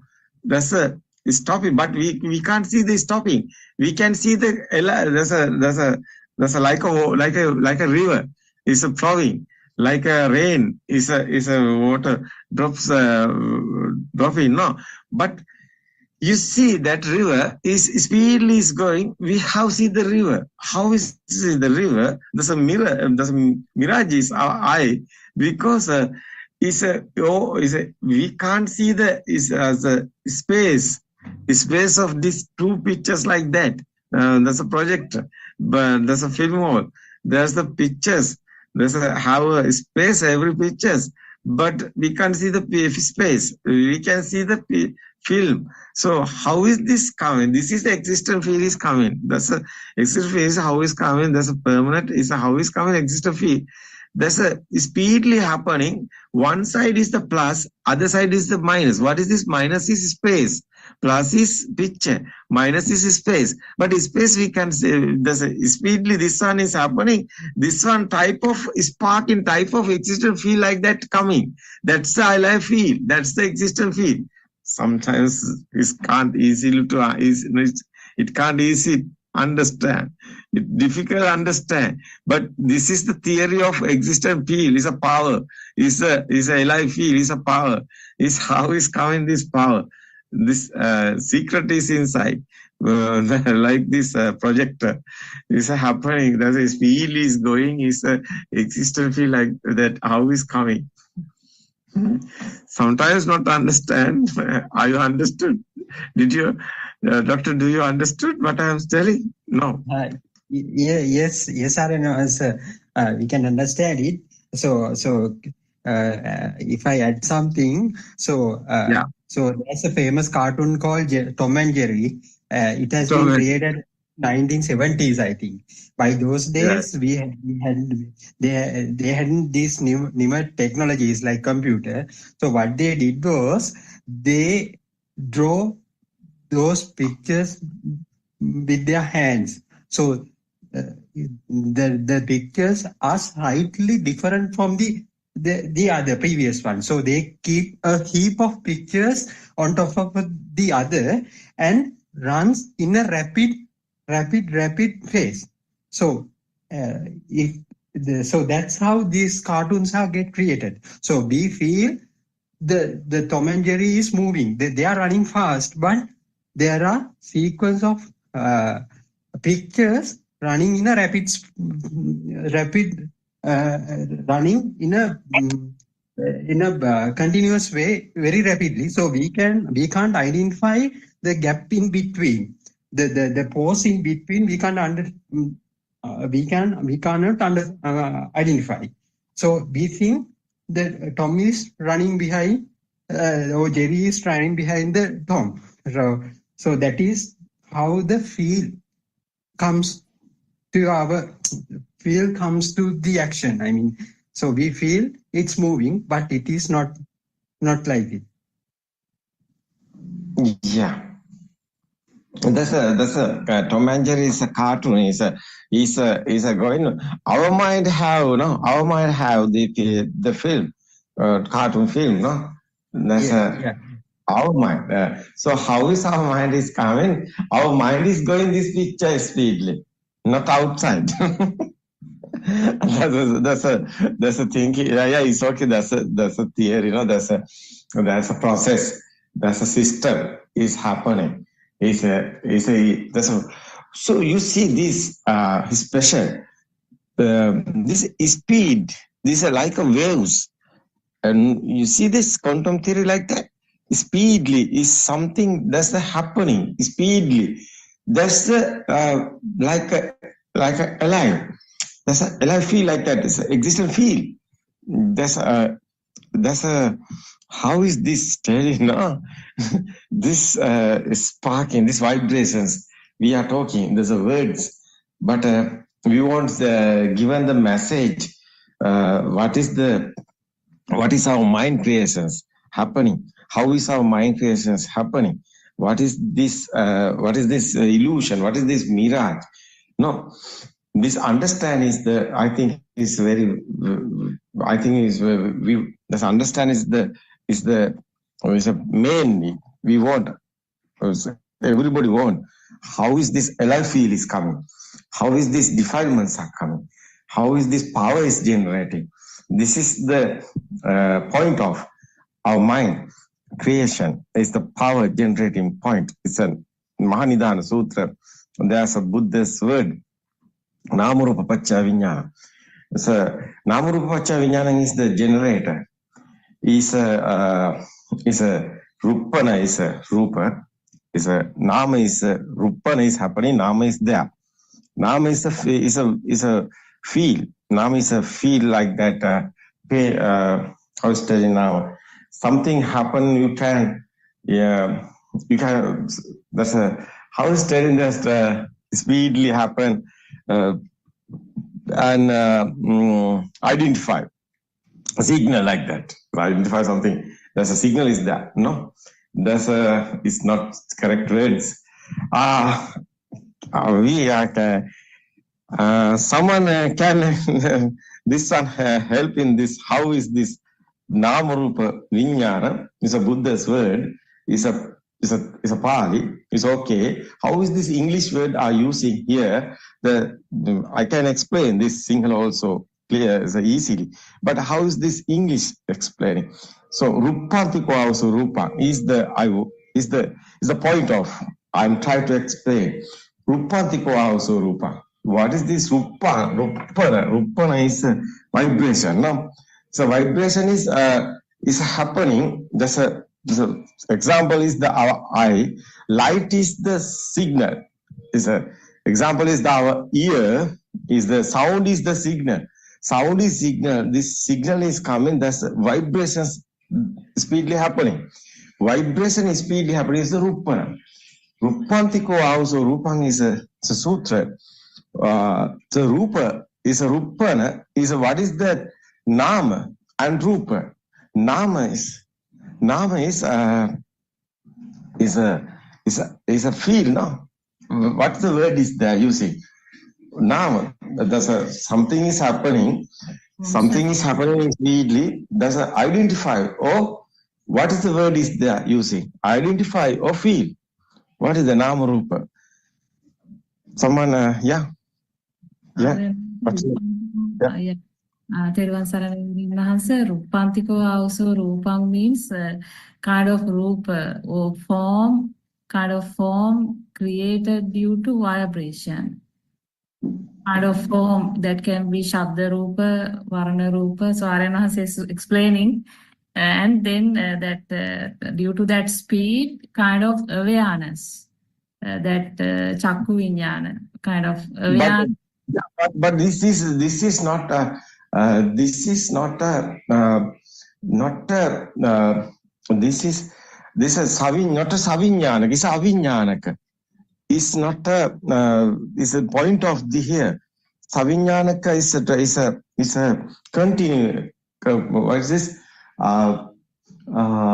Converting the savignanaka. Avignanaka is happening, but converting the savignanaka. How is this converting the savignanaka? That's a alive field. That's a existent field. Is converting one existent field. Is the alive field. Is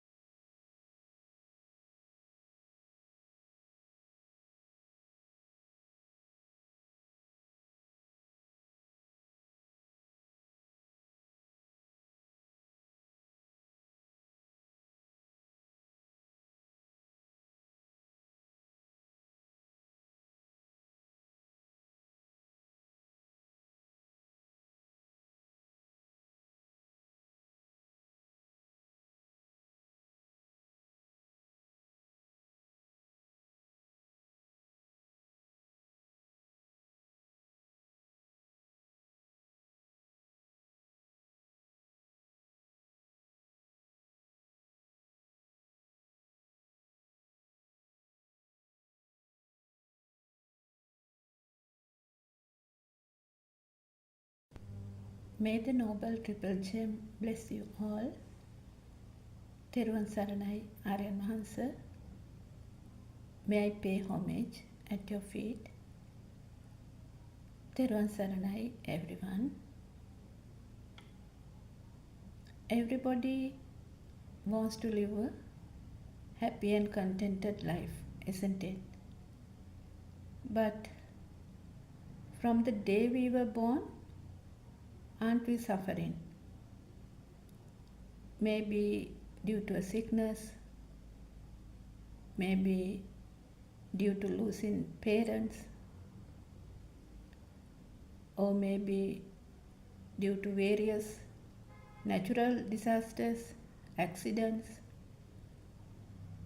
maybe loss of legs, hands, and maybe we have to depend on others. So likewise, we face lots of suffering day to day in our life, isn't it? Physically as well as mentally. So we need a way out of suffering. We search for a way out of suffering.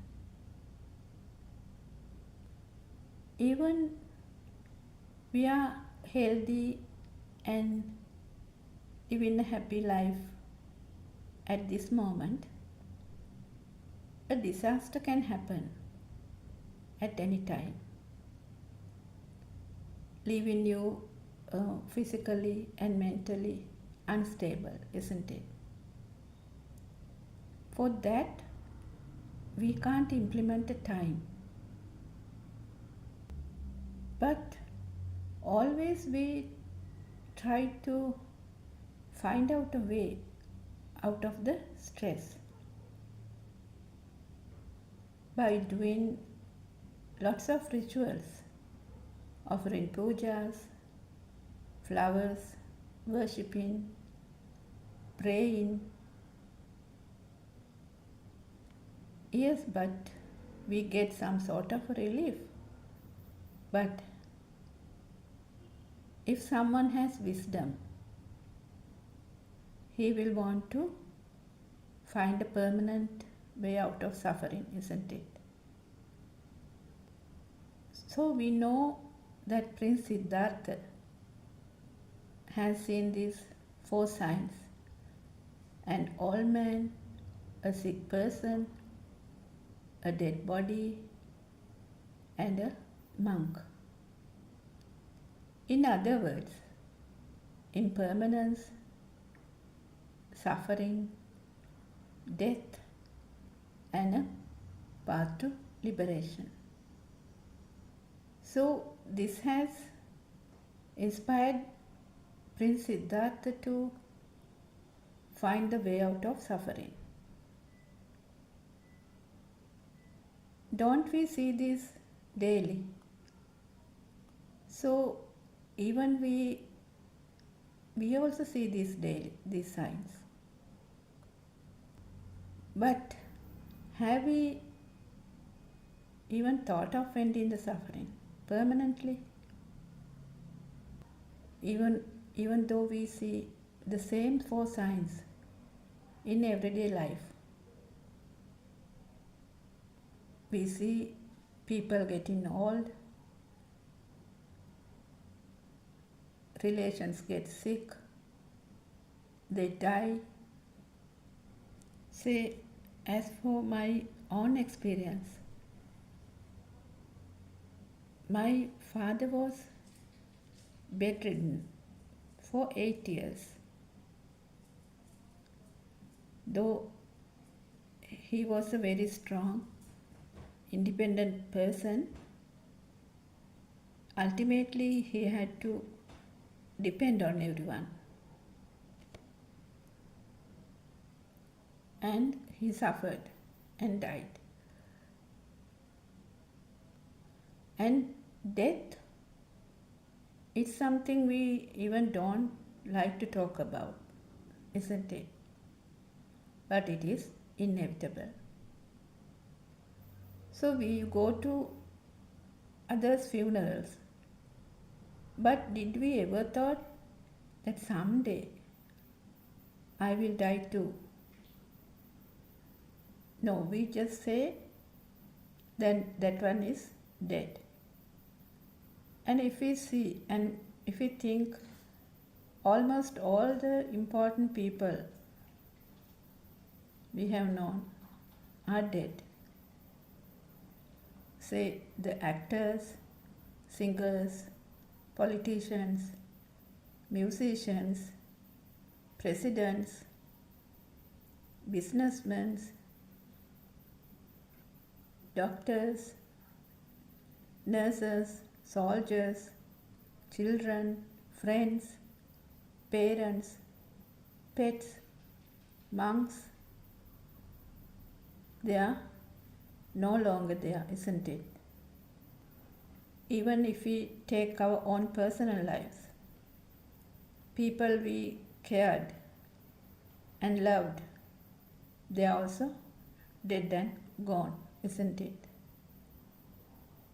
But someone would say, yes, so that is life. Don't worry and don't think about it. But there are some people who are still suffering, even after 20, 30 years, thinking about their loved ones.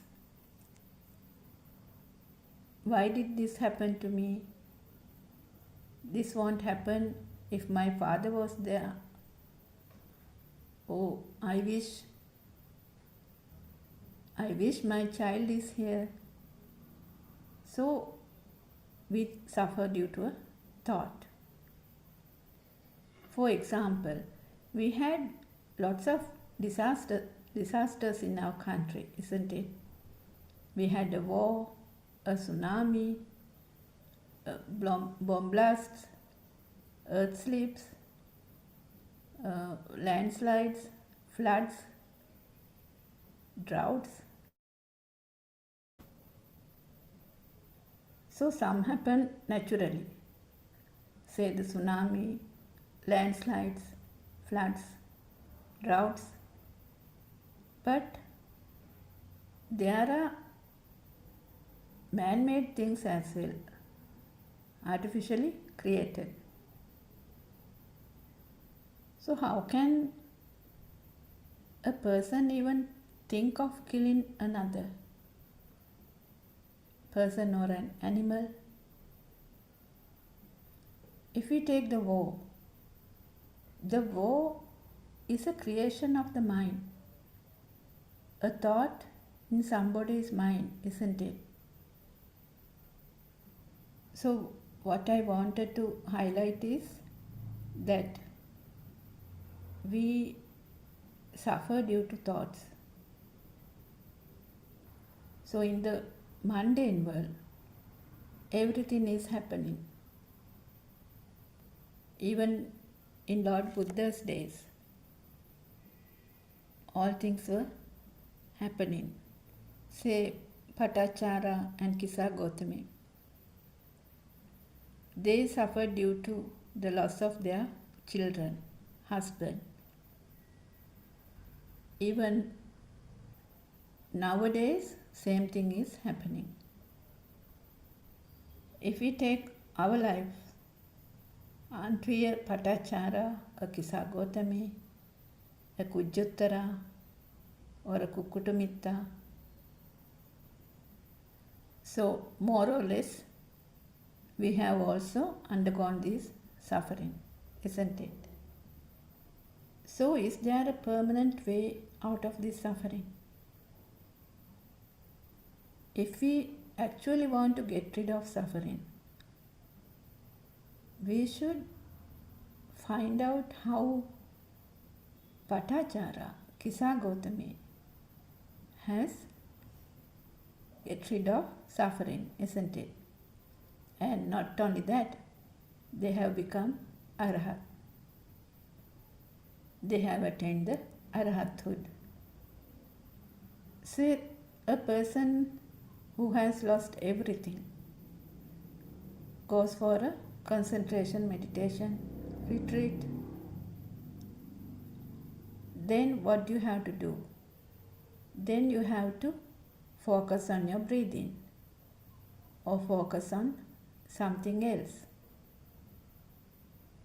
This might give you some temporary relief. But say once you come home to the familiar surroundings, the memories will come back definitely. Just like you can't keep a rubber ball underwater. As soon as you release the hand, it will come up, isn't it? So likewise, in concentration meditation, what happens? You suppress the thoughts, but at any moment it can come out. It can come out with anything you see, hear, smell, taste, or feel. But in insight meditation, what happens? You understand how the thoughts are created. And you know how the thoughts are created with sounds and colors. And you know the telepathizing system, how it works.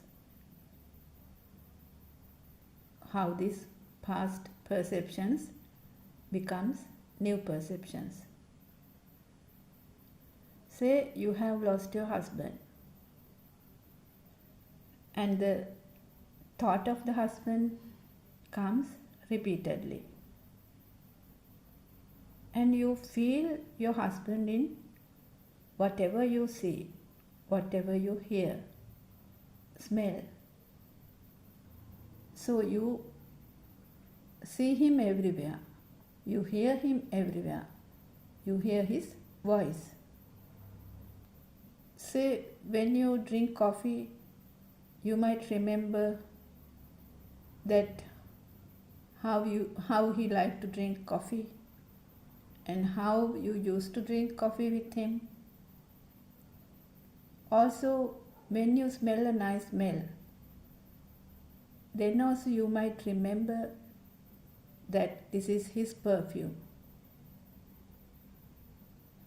So likewise, the thoughts, they become so powerful, so real, and you get physically and mentally weak.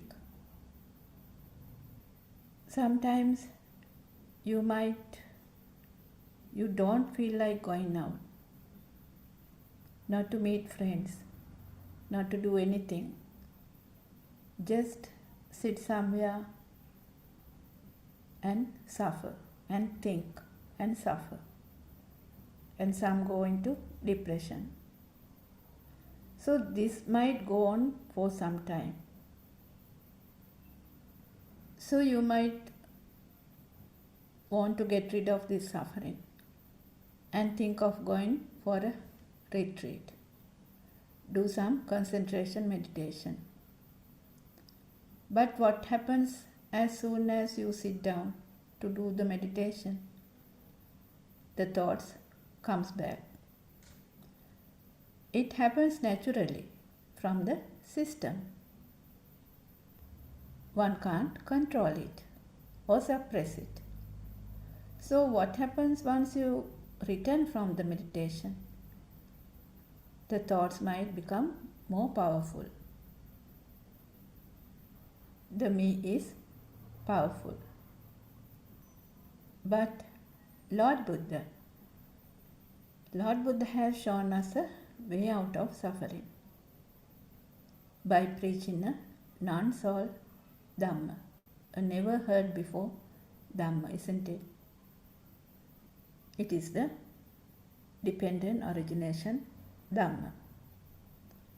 So we know that attachments or disattachments gives us the suffering. So how can we get rid of attachments and disattachments. So in 84,000 Dhamma sermons or in Tripitaka, Lord Buddha has shown a way out of suffering. It happened 2,600 years ago. Though it was written in the Tripitaka, there was no one who could read the hidden meaning of it. So it was actually hidden there for a long period until our noble spiritual friend Buddothpado Aryan Mahansa revealed it once again to the world through Dhamma Abhijna. So this is not knowledge. This is not in a book. So Dhamma Abhijna arises when all the sense of self dissolves, which means there is no self, but only Dhamma itself, which is revealed through wisdom. So our noble friend Buddothpado Aryan Mahansa shows how this thought is created and how this suffering is created. If we take this stimulus or the aramuna as real, we have to see this reality, how this illusion is created. So the only path to see this is this insight meditation. So we have to know that everything you see, everything you hear, everything you smell, taste and feel are merely thoughts. Death and birth also are thoughts.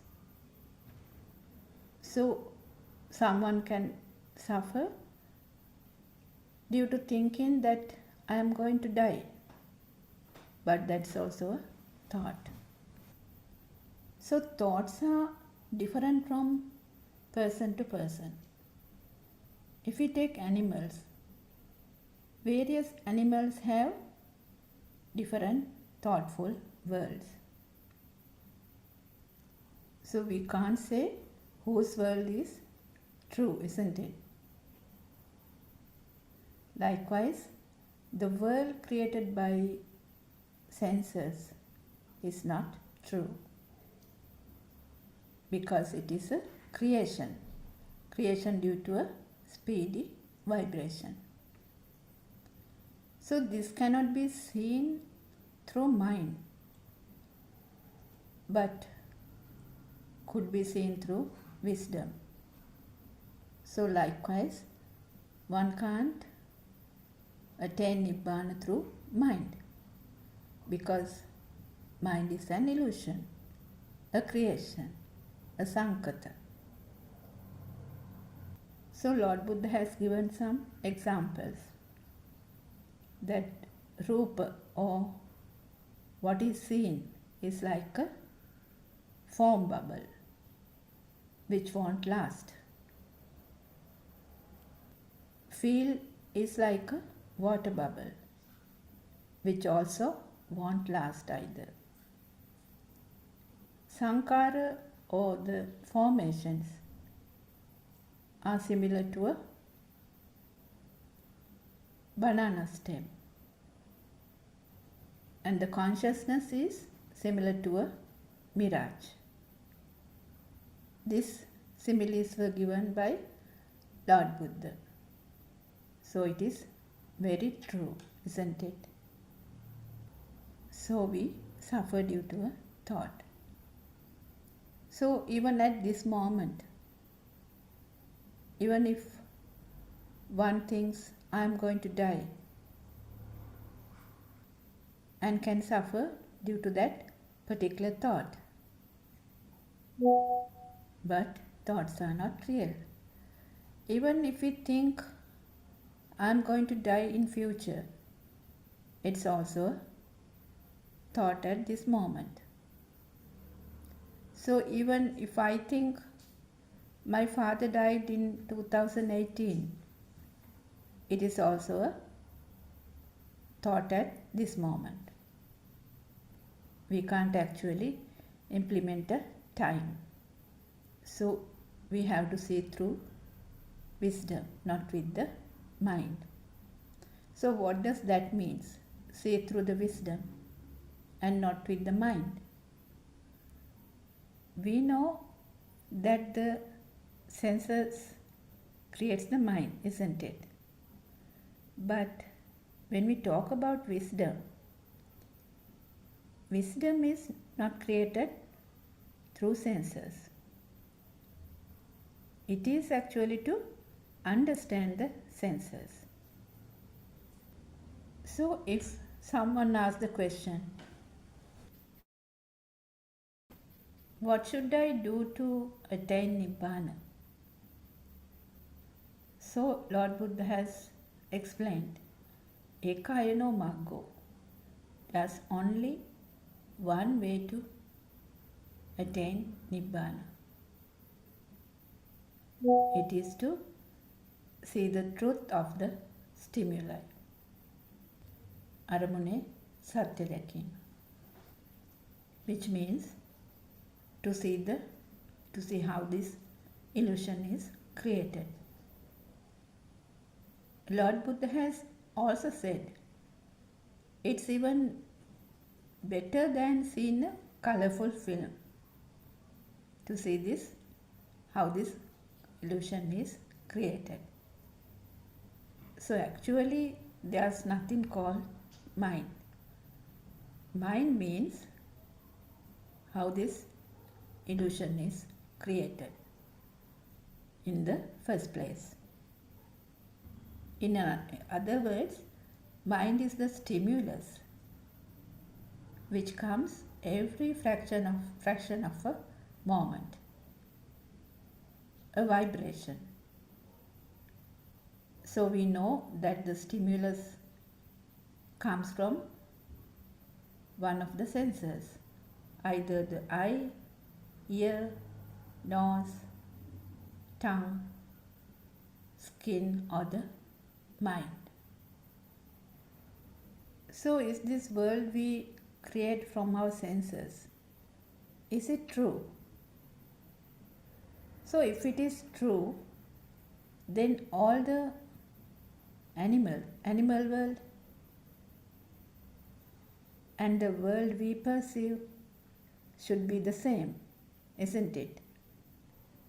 So we will see just how a bird sees the world. Actually the birds, they see a very colorful world. They can detect UV spectrum also. Their vision is clear. Even when they are flying, their vision is very clear. So if we take a fish has a 360-degree view. So it seems that they can even move their lens forward and backwards, like a camera. Like a camera, it can be focused. So they have a very clear vision under the water. But as we know, the humans can't do that. So if we take a horse, how does a horse see the world? They also have a 360-degree field of view. Also they have a excellent motion detection and also good night vision. But they can see shades of blue and green only. So again, if we take from a human, it is different, isn't it? So if we talk about an elephant, they also have a good night vision.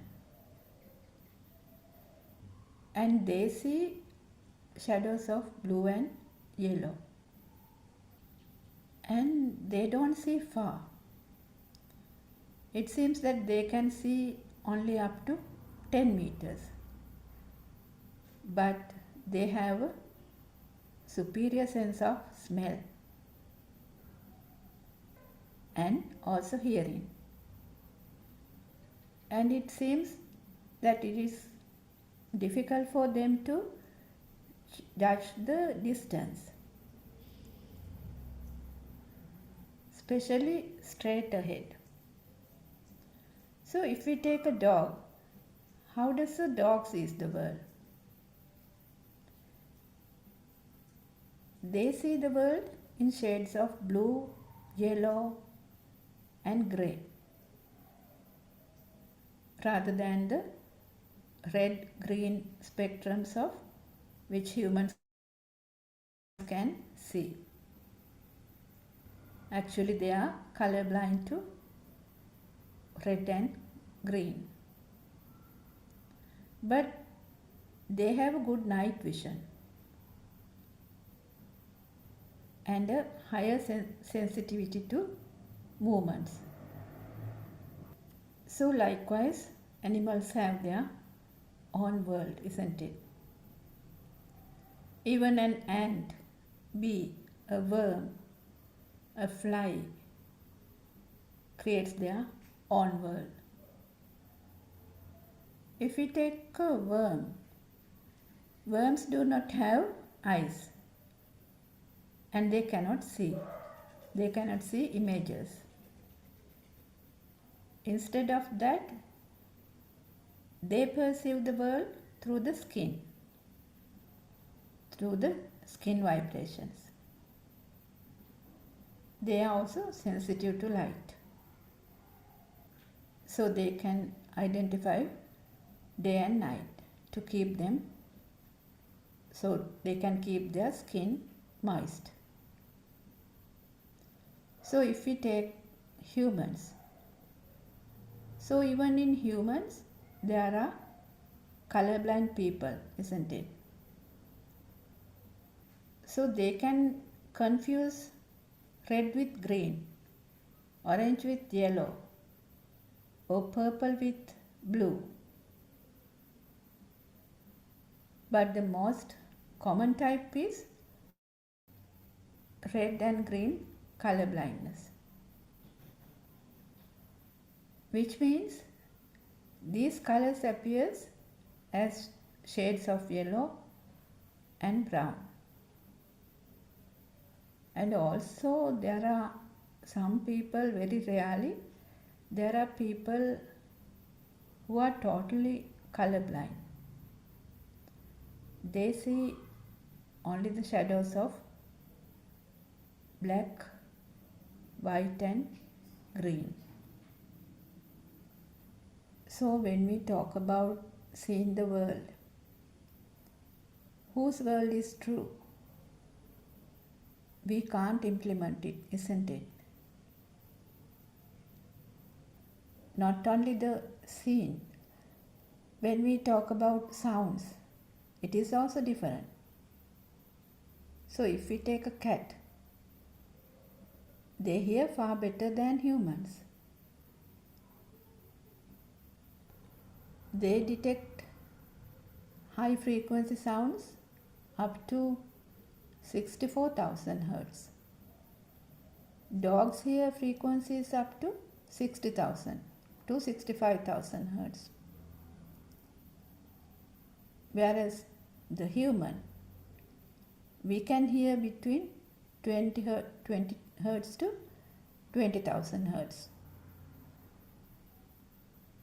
So we know that animals, especially dogs, they often can detect or sense the impending waves of vibrations, just like a tsunami.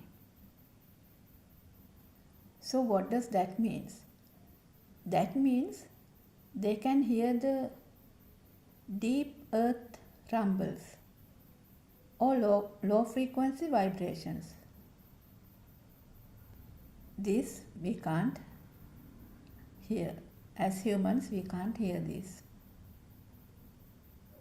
Not only that, even dogs' paw pads, those are highly sensitive to low frequency vibrations in the ground.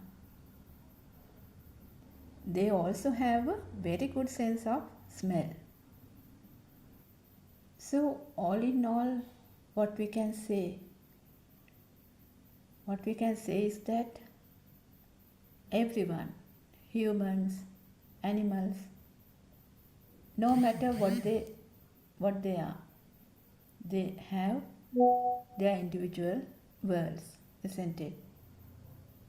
So we can't say which world is true. As we are talking about humans, we should know how our mind is created. For that, we have to go back to the radiant mind, because we also came from a radiant mind, which was very clear, pure as a white sheet. So we can't implement defilements in a radiant mind. So we say the baby's mind is very pure. But even he has the glue for the attachments or disattachments. It happens later, once the mind is created.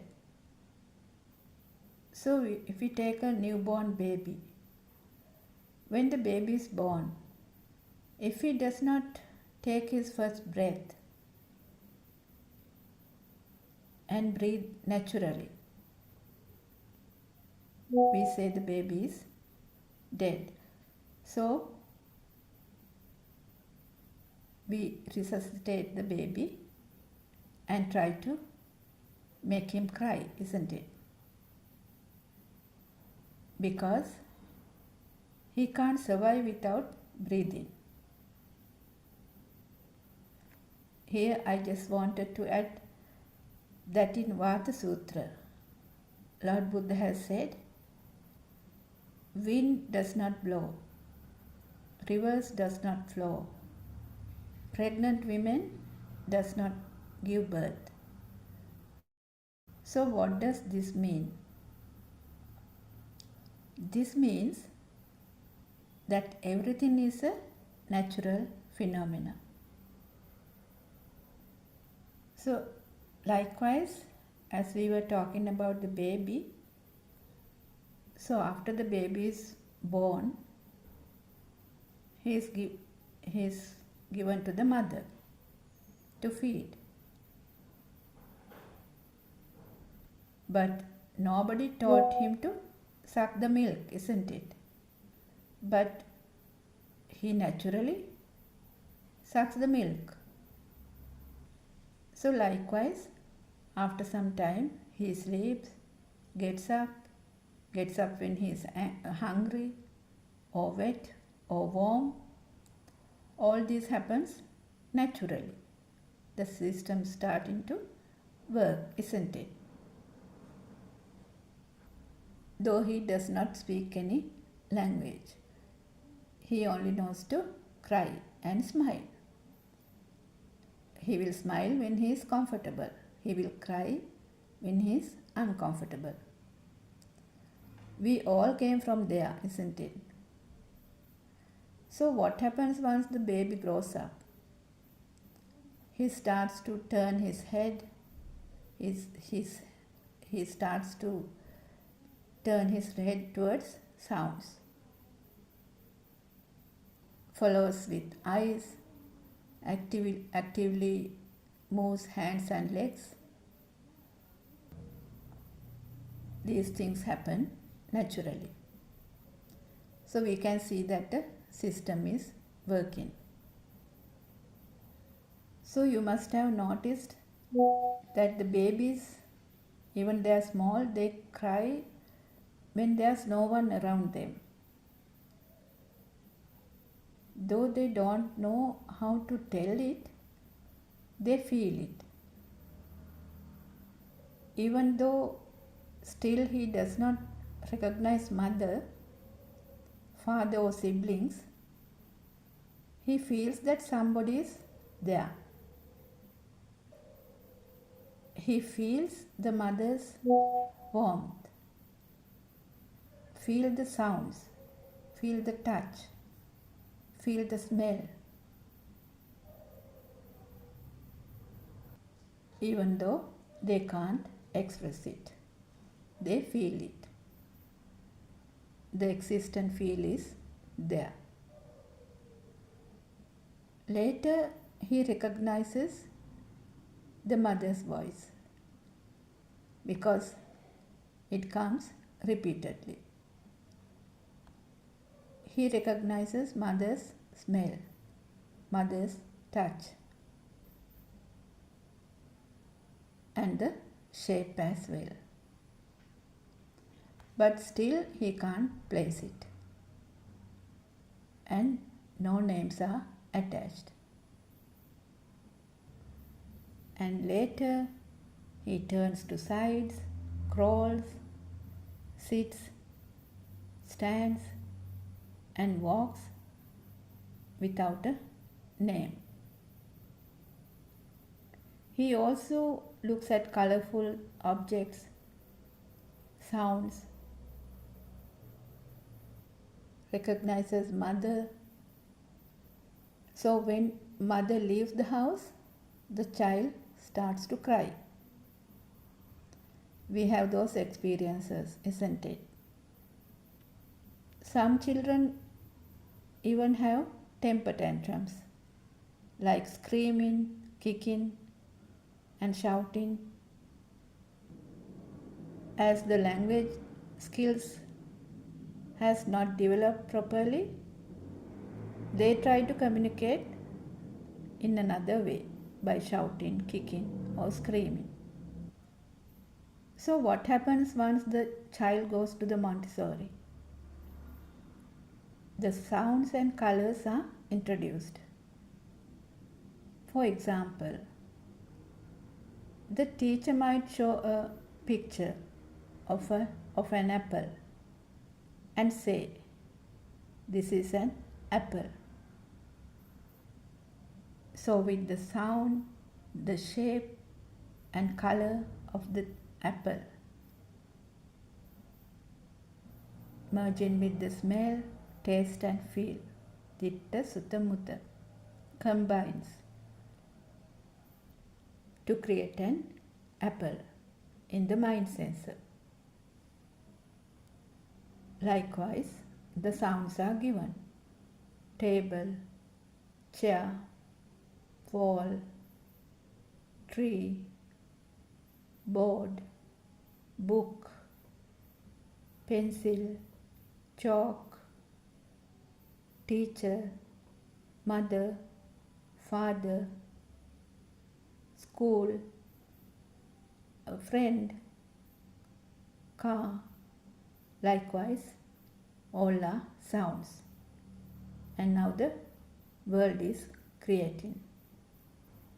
And not only that, the colors are also introduced: red, blue, yellow, green. So now the apple will become a red apple, car will become a blue car, tree will become a green tree. Now the existent field becomes the alive field. The me who sees the apple is created. Self-perception is created. Me who sees the father, me who sees the teacher, my mother, my sister, my school, all are created. All these are perceptions.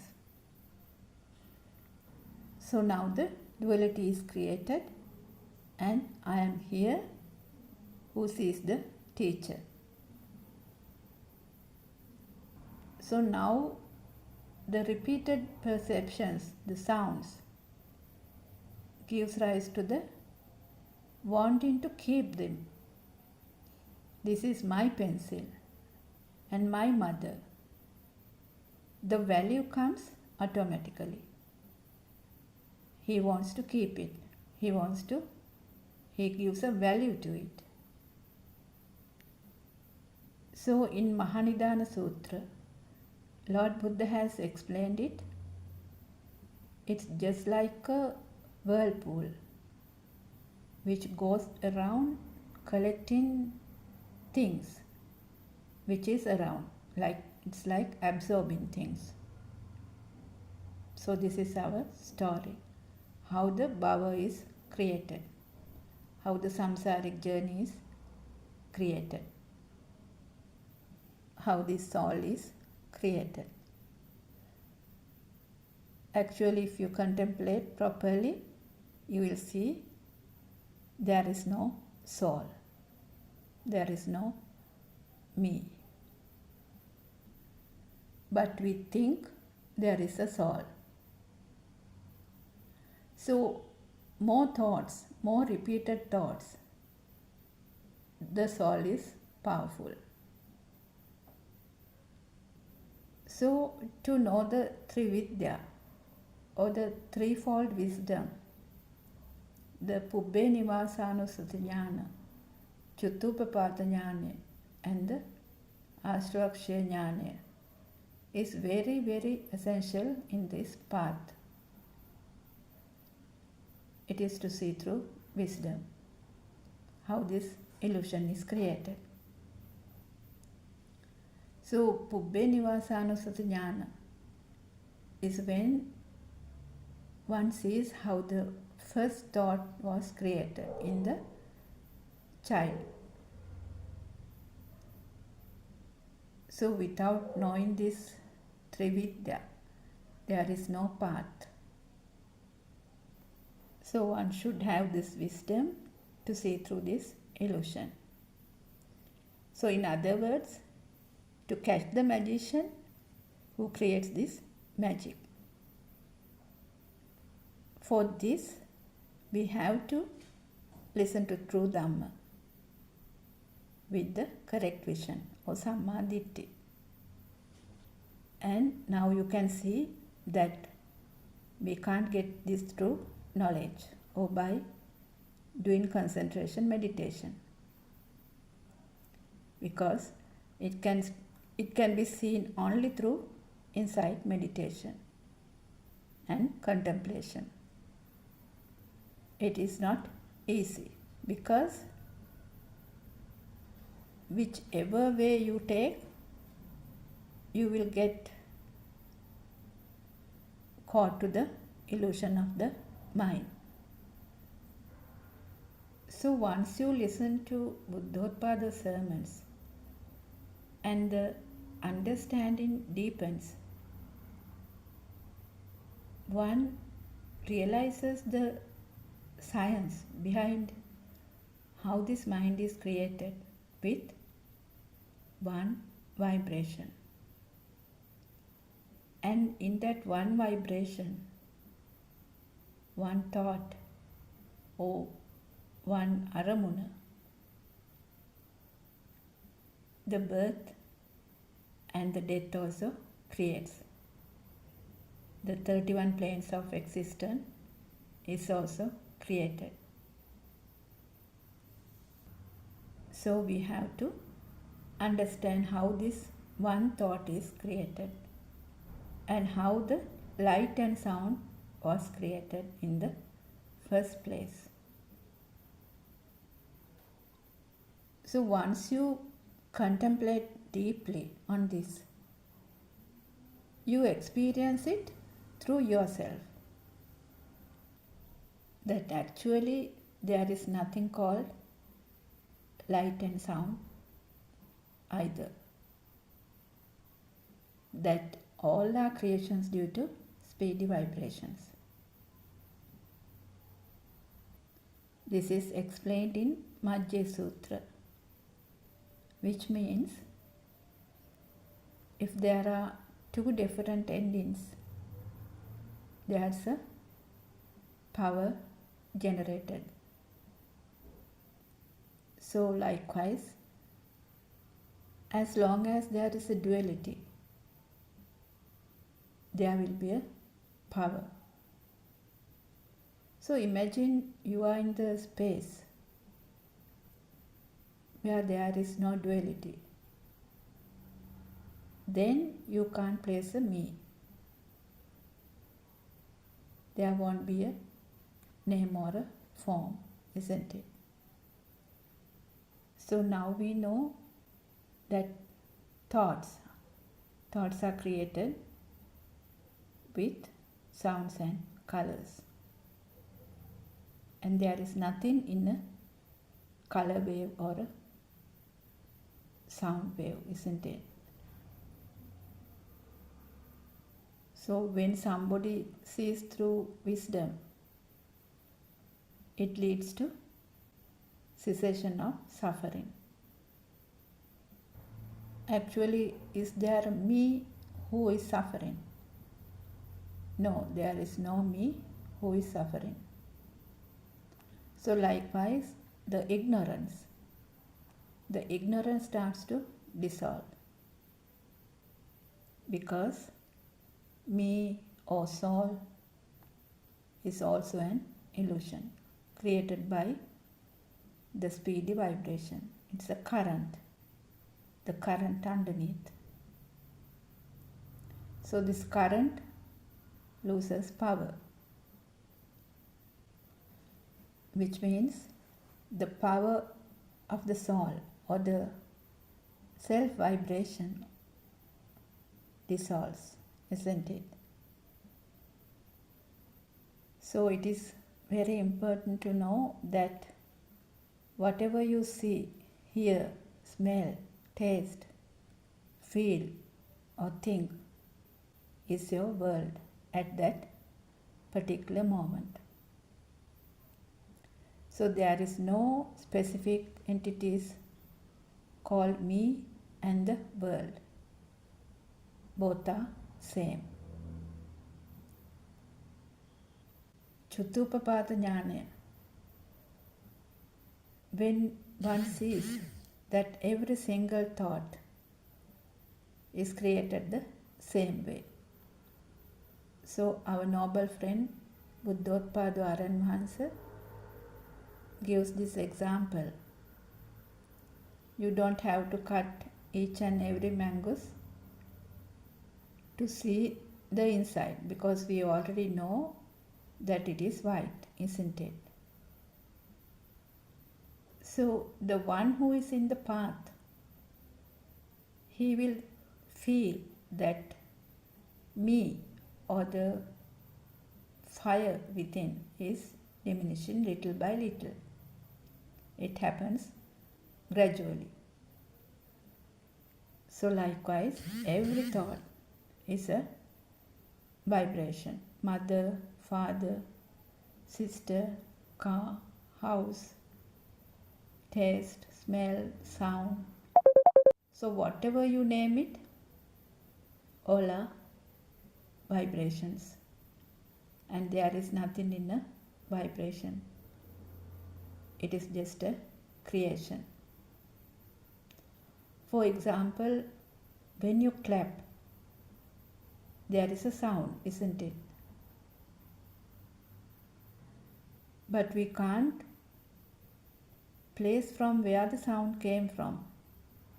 We can't implement a sound, isn't it? So once you know the truth, the self-existence, the existent feeling dissolves. In other words, the defilements, the desire, ill will, hatred, all starts to dissolve, which is the asraksha jnana, one of the threefold wisdom.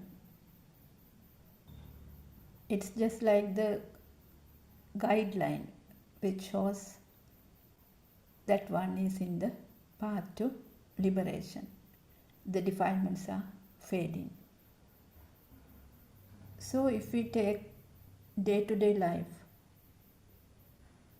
people run after success. They think whatever they do is not enough. They are driven by desire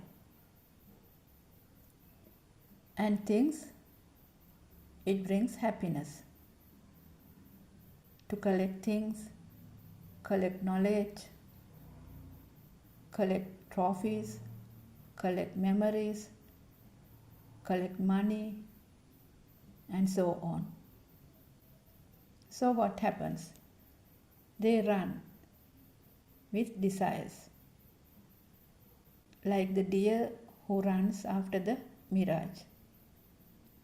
They have goals, targets, plans, maybe to be better than another one, maybe to maintain a social status, maintain an ego. So always not enough money, not enough power. They want to maintain a powerful lifestyle. So to gain achievements. So they do anything to gain those. Sometimes one country is not enough. So they want another country. So they fight.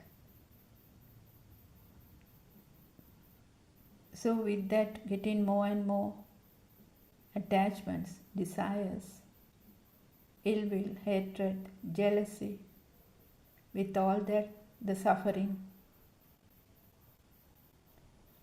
But just look at a bird who flies freely in the sky. They also have a life. They also feel hunger, thirst. But they also eat, they also sleep. They also have a family. But they are free, isn't it? So when there is sunlight, they enjoy the sunlight. When there is rain, they like to sit in a branch. So the raindrops fall into the feathers, isn't it? They don't trouble anyone. They live in that moment happily. They live with the feel. So they feed them, the little birds, and let them fly away when they are grown up, isn't it? But in humans, even if they are grown up, they used to look after them. No freedom. Likewise, there are people who work after even retirement. It's just like a habit.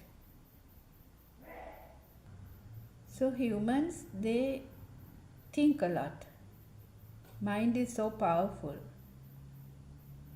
So they plan what to do tomorrow. Maybe to kill someone, maybe to rob someone. But as you know, we all came from the radiant mind, where there was no defilements, isn't it? So how did this pure mind got defilements? because we take the world as real and we strive towards goals, work hard to maintain a self. We need to lead a successful and wealthy life. But in path to Nibbana, we do not gain something.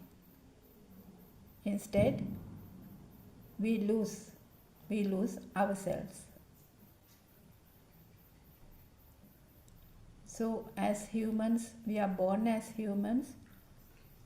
Actually, we were like given a chance to understand this, understand the system, understand that there was never a me.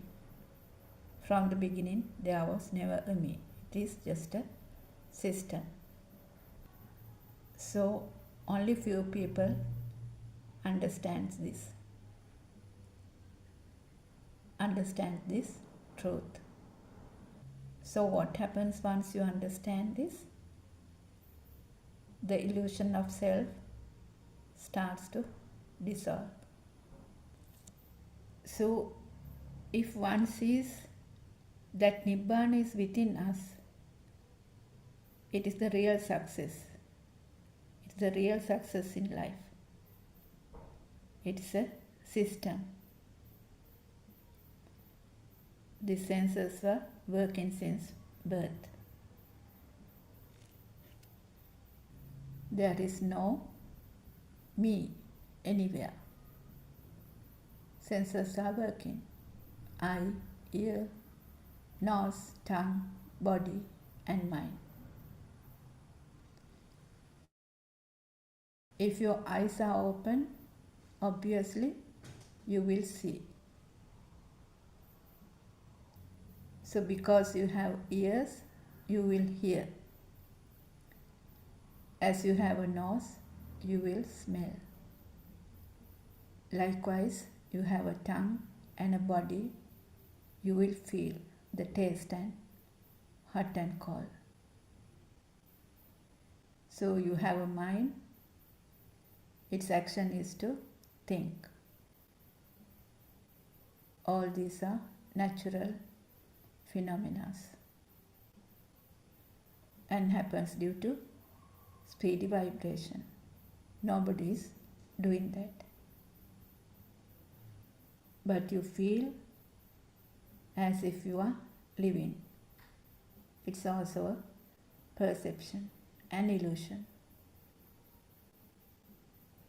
So as long as this existent feeling is there, which came through the zygote vibration, the alive field will be created, just like the two sides of a coin. So as long as the alive feeling is there, there is a death. So it is very, very essential to understand this system, the senses, and see that there is actually no self. So this self, the illusionary self, is created once the mind sense was created and the duality was created. So there's only one way to Nibbana, that is to see the truth in this thought, Aramune Satya Dakima, and see that there is nothing in a thought. So someone is searching to end the suffering. This is the only way to see the truth.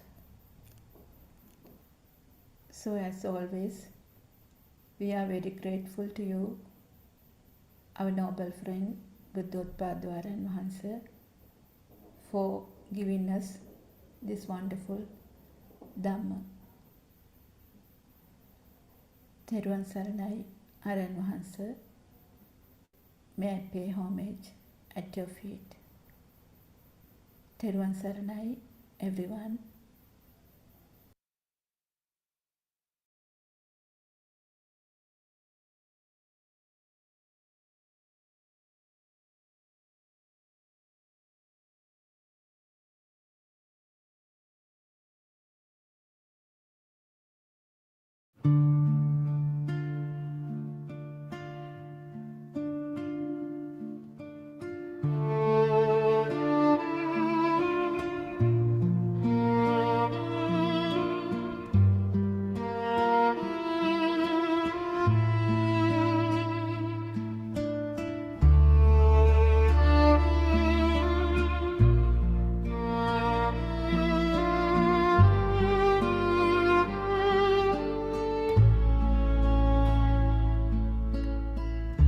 Thoughts fly by like clouds in the sky.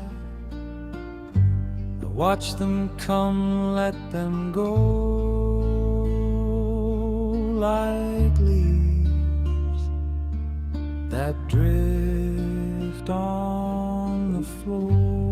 भाई मरන්න වගේ නේද අනේ මට අරගොල්ලෝ හරියටම 44 I try to escape from the cage, to run wild, to be free,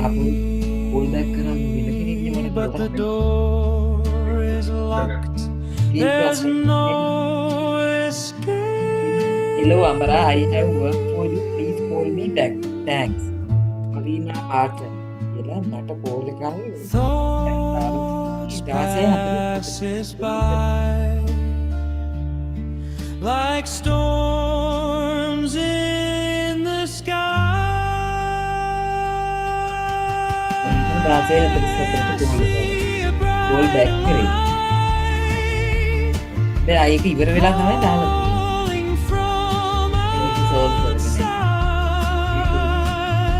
යාට මම යාට call එකක් දුන්නා ඊට පස්සේ මගේ එකේ වහලා තිබ්බනේ ඊට පස්සේ පිට හිටියේ ඒ හරි කිනා මට මැසේජ් එක දාලා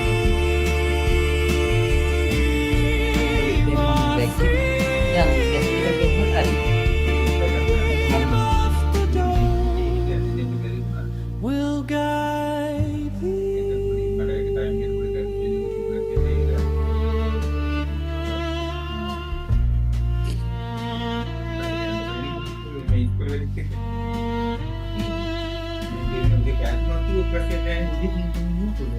freedom of mind. Once you see the truth, the door was always open. You didn't see the illusion. Freedom of mind starts to flow from that stillness. Mind starts to flow. But freedom and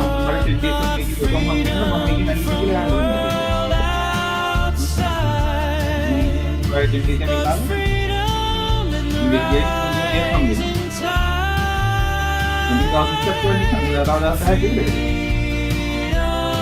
from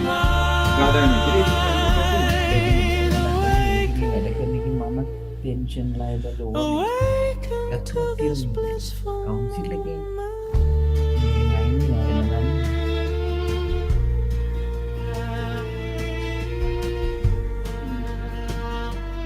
වෙජිටේබල්ස් කරොත් මේකට යන්න පුළුවන්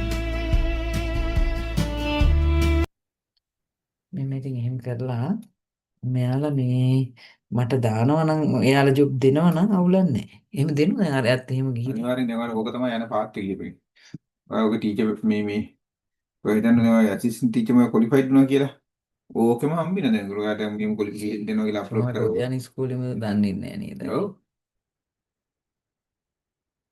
message එකක් දාන්න. ඔවුන් ගියේ නැති just message. ඔය පර්පස් එක දාන්න මේ මේකේ පෙන්ෂන් එක කියලා ඉන්නුනේ නැහැ ජුරුගේ මේකේ.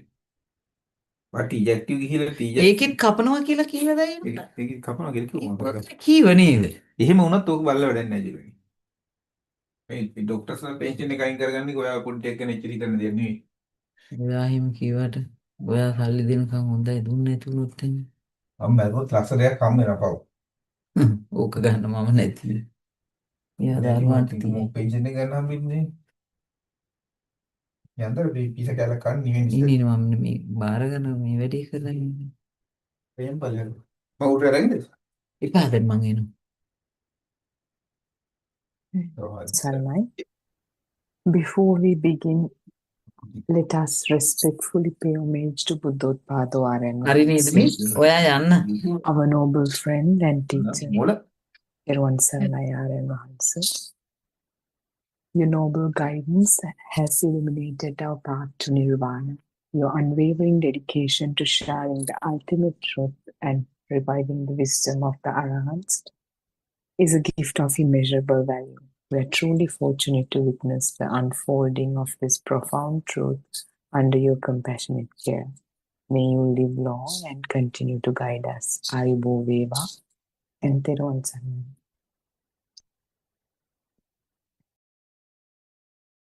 So we've been discussing the book volume 6 of True Dharma Has Awakened, PDF of which is available on Buddothpado's website, buddothpado-dhamma.com. And we are starting with page 108.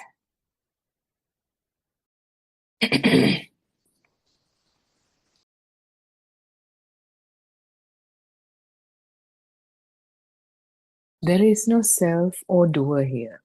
Another example is if we feel that someone is very nice and then another person says, no, he's very bad, or describes other negative things about him, our perception can change. These are all sensorial acts. That means they're only thoughts. Let's listen to another example. These are experiences I had 15 years ago. If we think gold is valuable, then it is valuable. If we think it is not, then it is not valuable. Everything is like this. The insurance agents sell life insurance policies. In reality, they are selling only a blank form. In their mind, they always want the buyer to continue paying the monthly premium. Why? So that the paid portion of the money can be owned by the company. This is how these companies operate. This is only the selling of thoughts or emotions.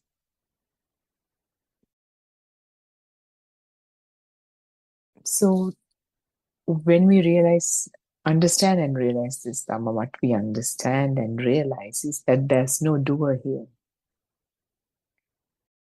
For an example, we should have an opinion about someone, and after some incident happened, your opinion could change. Maybe you thought about this person as a good person. Now something bad happened. This person is not a good person anymore. Or somebody else will have a different opinion about this person. If that was the truth, there will be only one opinion. But based on who look at these events, the opinion changes. That means it's a thought. It's a thought that's appearing in somebody's consciousness. It could differ. It could change from one person to another. Even for the same person, it can change after a certain incident. And if we think about the past, we had bronze coins. At the time, the bronze was the most valuable thing. We had silver coins. At that time, it was the most valuable thing.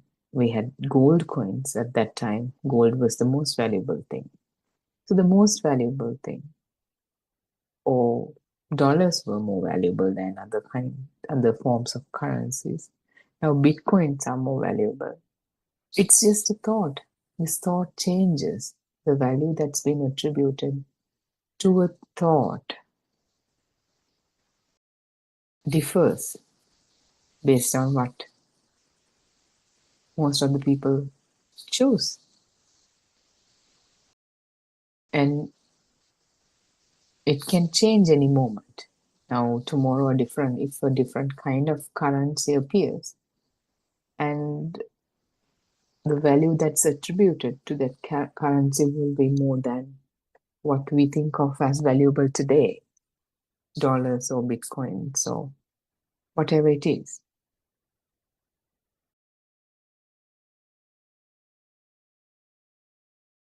A person who is a farmer is more honest than these people who sell these insurance policies, selling a paper with value that could be adjusted based on the kind of policy they offer.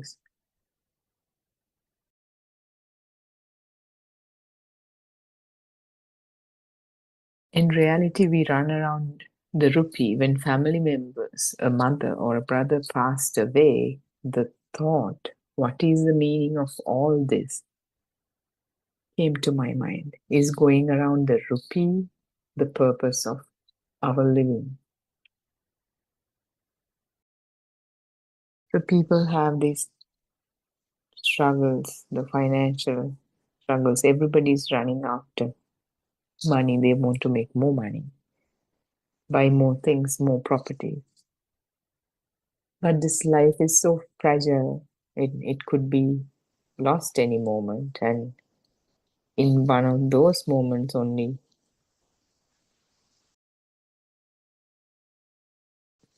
usually people would realize the value, the real value of things, the meaning of the real life. Because in this chase for money, people really get lost and they lose the purpose of living. Animals are at peace, but humans are not, because people are entangled in making plans and having hopes. True peace cannot be achieved. There is no rest, no peace, because they do not understand what peace and tranquility truly mean. They cannot enter the spiritual path. If someone correctly follows the spiritual path, he will attain liberation from this mess. What is this world? Are we truly advanced? We are always thinking of how to attack another person. People are lost in the illusional world created in the mind consciousness. Illusions are not real and cannot be found in the outside world or the sensory world. So if we compare this humanity to other realms, even animals are at peace compared to humans, because the mind, this sophisticated mind the humans have, is capable of thinking endlessly. Therefore, they're always entangled in thinking about stuff, making plans, having hopes, dreams. So they're chasing something. With this mind comes the desire, and there's always something to be achieved. Therefore, the peace cannot be achieved. No rest, no peace. And before we stumbled upon this Dhamma, we had no idea of what real peace and tranquility means.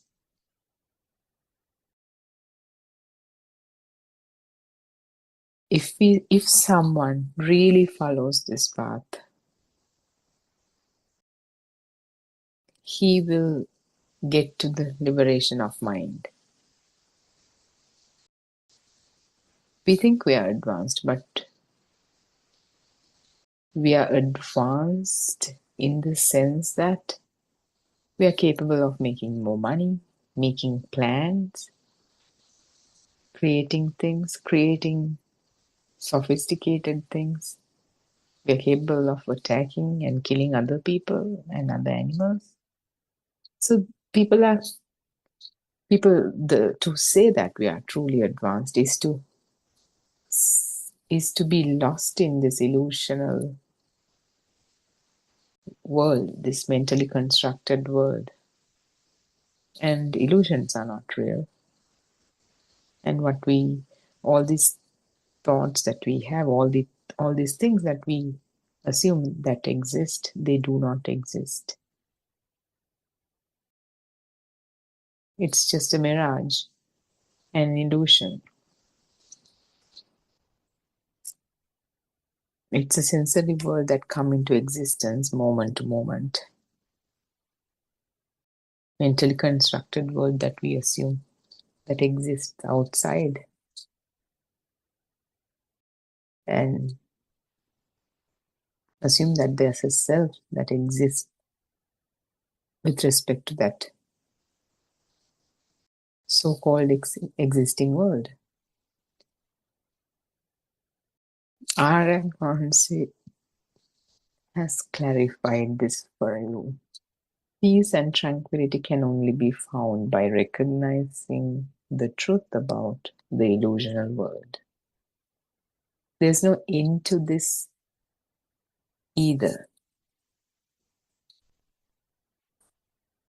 We call this phonobhavika, this nature of the mind to get entangled, to create more and more thoughts. According to what's created, the soul disappears and reappears with the next creation. It is due to this changing nature that we feel alive. It is also this change we explain as speed. The changes that occur due to vibrations create these differences. This occurs because of the chittanyam, the natural occurrences of mental formations, the natural order of mental formations. But within the power of reconstruction or recurrence or volitional formation, abhisankarane, the notion of a self appears. These are the reasons for the notion of feeling alive. So today, during the controversial discourses sermon, 7 o'clock, 7 p.m. Zoom discussion yesterday, an important question was asked: what is the truth?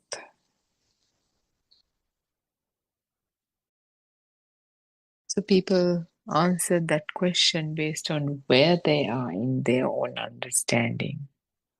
What they understand as truth. Some of the answers were only partially true, partially correct, because that is how much they have understood of this deep Dharma. All of us have heard that this is an illusion. There's no reality about this so-called world and the so-called self. It's easily said in a sentence or so, but it's not that easy to understand it. After listening to these sermons for many years, even to just realize for yourself that the external world is not true, which is the first karmasthana or first unique meditation instruction that's given in the practical approach, the practical program. It takes, for someone, it might take about a couple of years, because this something said so simply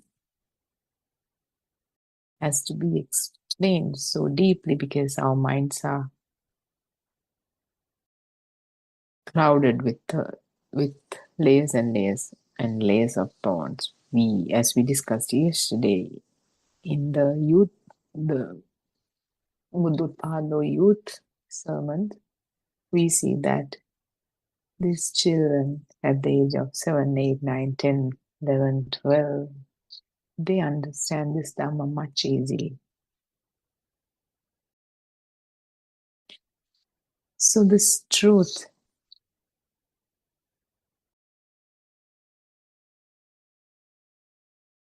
is, in a way, we can say that all of this is an illusion. The so-called external world and the so-called self, all that is an illusion.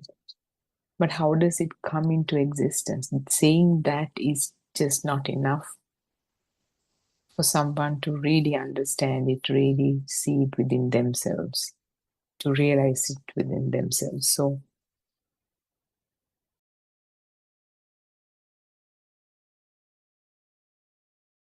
we know that there's no continually existing world or a so-called self. When we say the world, even for one, there's no continually existing world that's coming from some past moment in time to this moment in time, and that continues to exist from this moment in time to some future moment in time. What we think about right now is the world right now. And what we think about right now is just a thought in this moment. And in that thought, let's say there's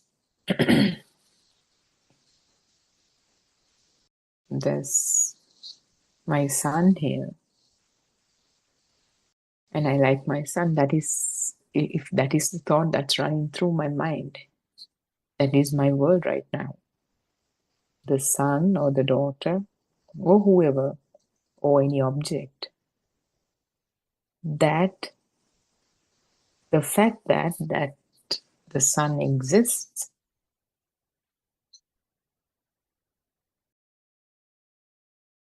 means I exist. For a person who's in ignorance, I exist with respect to the sun.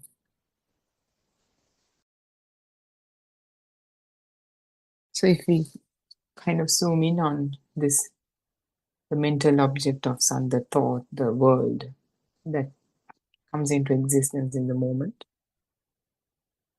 that is an emergence of, when you think about your son, there's an image to your son. Even if he's not around, you can still, in the mind of the eye, see the image of the sun, which is, if you really focus on that image, how it appears, it's a bunch of colors, varying colors, different shapes. And the idea that it is your son or the name of him is also embedded in that mental image, which is a sound. A sound is a vibration. Human ear is capable of detecting the sound frequencies, which is between 20 to 20,000 hertz. And the image of the sun is also a manifestation of a vibration. That is, whatever the colors you see, they are in the visible range of colors, the 7 colors on the rainbow. If there's a smell to that, smell of your sun, if you can kind of think about it, that is also, you can get an idea about it in this moment. How it feels to touch him. In that mental object, everything is included there, all vibrations of manifestation, smell, taste, touch. Different ranges are detected through different faculties. And kind of they come together to create the idea that there is an existing sun out there. So these vibrations, they come into existence as a result of two opposing polarities. When there are two opposing polarities, negative, like in the case of a positive and a negative terminal, running electricity through the two ends of a wire, there's always a spark, there's always a vibration, and that vibration cannot exist without a power that generates that. So these opposing polarities creating this vibration and the power, this happens so fast that itself becomes the image, that itself becomes the sound, smell, taste, touch. And it happens so fast, it feels like the sound exists, the image or the light exists, the smell, taste, touch, they all exist. Even the baby, who has the radiant mind, before his mind is developed into a mind with language, he's able to see things. And we know that in the cot, I can't remember the name of the toy that's kind of hung above him or her, and it's rotating and it has multiple colors, and kids always look at that and laugh, and when it stops moving, they begin to cry, because even though they do not have a label for it yet, the fact there's a feeling that something is out there and it's continuously moving, and there's some sort of an indulgence in it. Once it stops moving, the baby doesn't like it. Not that he knows it to express it in terms of thoughts or whatever, but the response is he will start crying. Same goes with if you give a mobile phone to an infant. Once it's taken away, he will start crying. So there's some sense of something is out there. That sense is, it feels like the sounds are, the light is out there, the sounds are out there, smell, taste, touch, they're out there. And this feeling is the one that gets the labels, that gets labeled. With the introduction of label, as the baby grow up, the labels are introduced: the mother, father, dog, ball, tree, all that. So the fact that something's out there now gets the names. Now earlier it was just sounds, light, smell, taste, touch was out there. Now with the developed mind, the child has the tables out there, the chairs, the mother, father. And then automatically by the system, the thought is created: if that is my father, if that is my mother, there should be a self to whom they belong to. And that is labeled as the self, but that is the feeling, that is kind of the same vibration vibrating so fast. Due to that speed, it feels like something's out there. The table is out there, chair is out there. It continues to vibrate because of that speed. The feeling of the self, the self-perception is also created then and there. There's no duality here.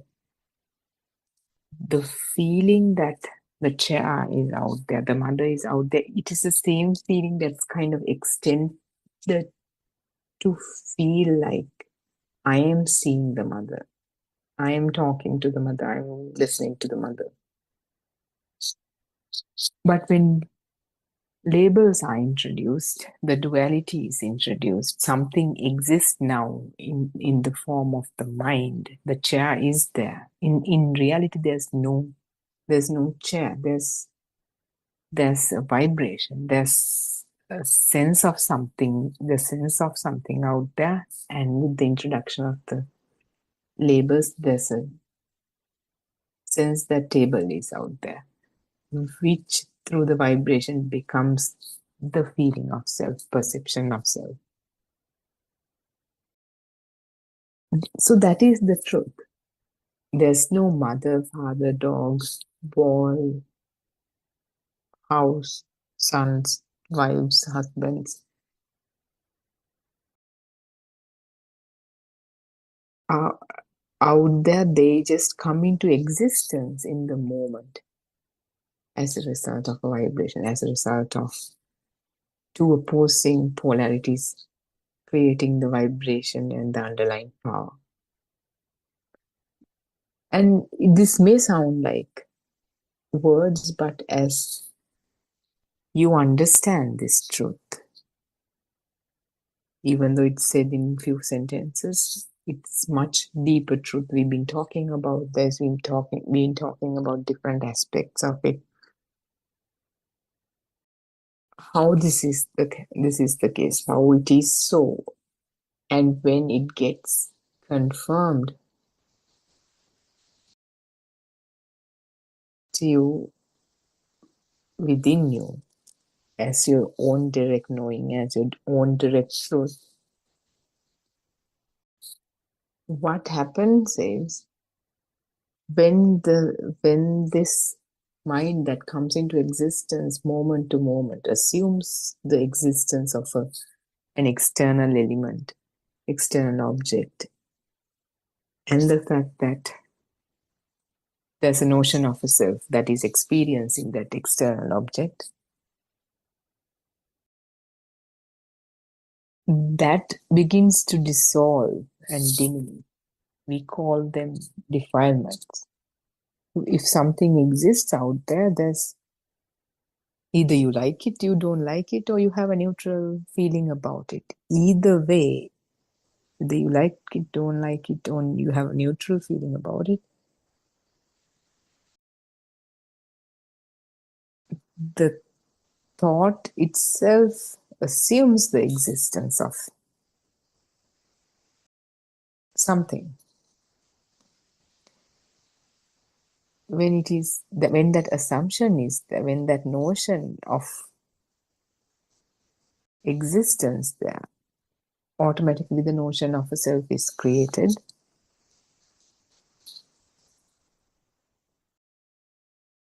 So that becomes the center of your own world, your own universe. I see that, I see this, I hear this, I smell, taste, touch. That gives rise to suffering. Buddha talks about, compared to any other spiritual teacher or any other person who has talked about, Buddha has talked about suffering, because people think it's a negative kind of a religion or negative kind of a teaching, but it is not the case. The suffering is a very pragmatic teaching, very realistic teaching, because the suffering, we don't like to accept it, but the suffering is everywhere. Even when life is seemingly going well for someone, the suffering is everywhere, because as the mind assumes something that exists that is not really existing in reality, that itself is suffering, because that mind tries to draw pleasure from it. Assuming these external things exist, the mind tries to draw pleasure from these external objects, but they do not exist. They just come into existence in the moment.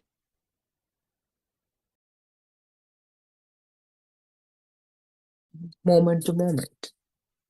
And that is the suffering. And even when everything's seemingly going all right, especially when seemingly everything's going all right, we don't see the suffering in even just a single thought, but like if someone has gone through many tragedies or unfavorable situations, and as one begin to question about the reality of things, or why certain things happen a certain way, when someone truly questions into the truth of these matters, and fortunately if he stumbles upon this dharma, he or she sees that even when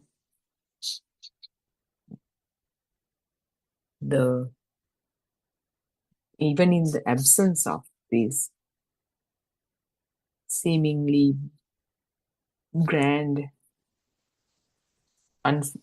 unfortunate events, even the weight of a thought is a lot. The suffering that is carried by a thought is a lot. That is something that could be experienced within us as we walk this journey, as one advanced into the journey, as one has already dealt with the biggest attachments one would usually have, such as,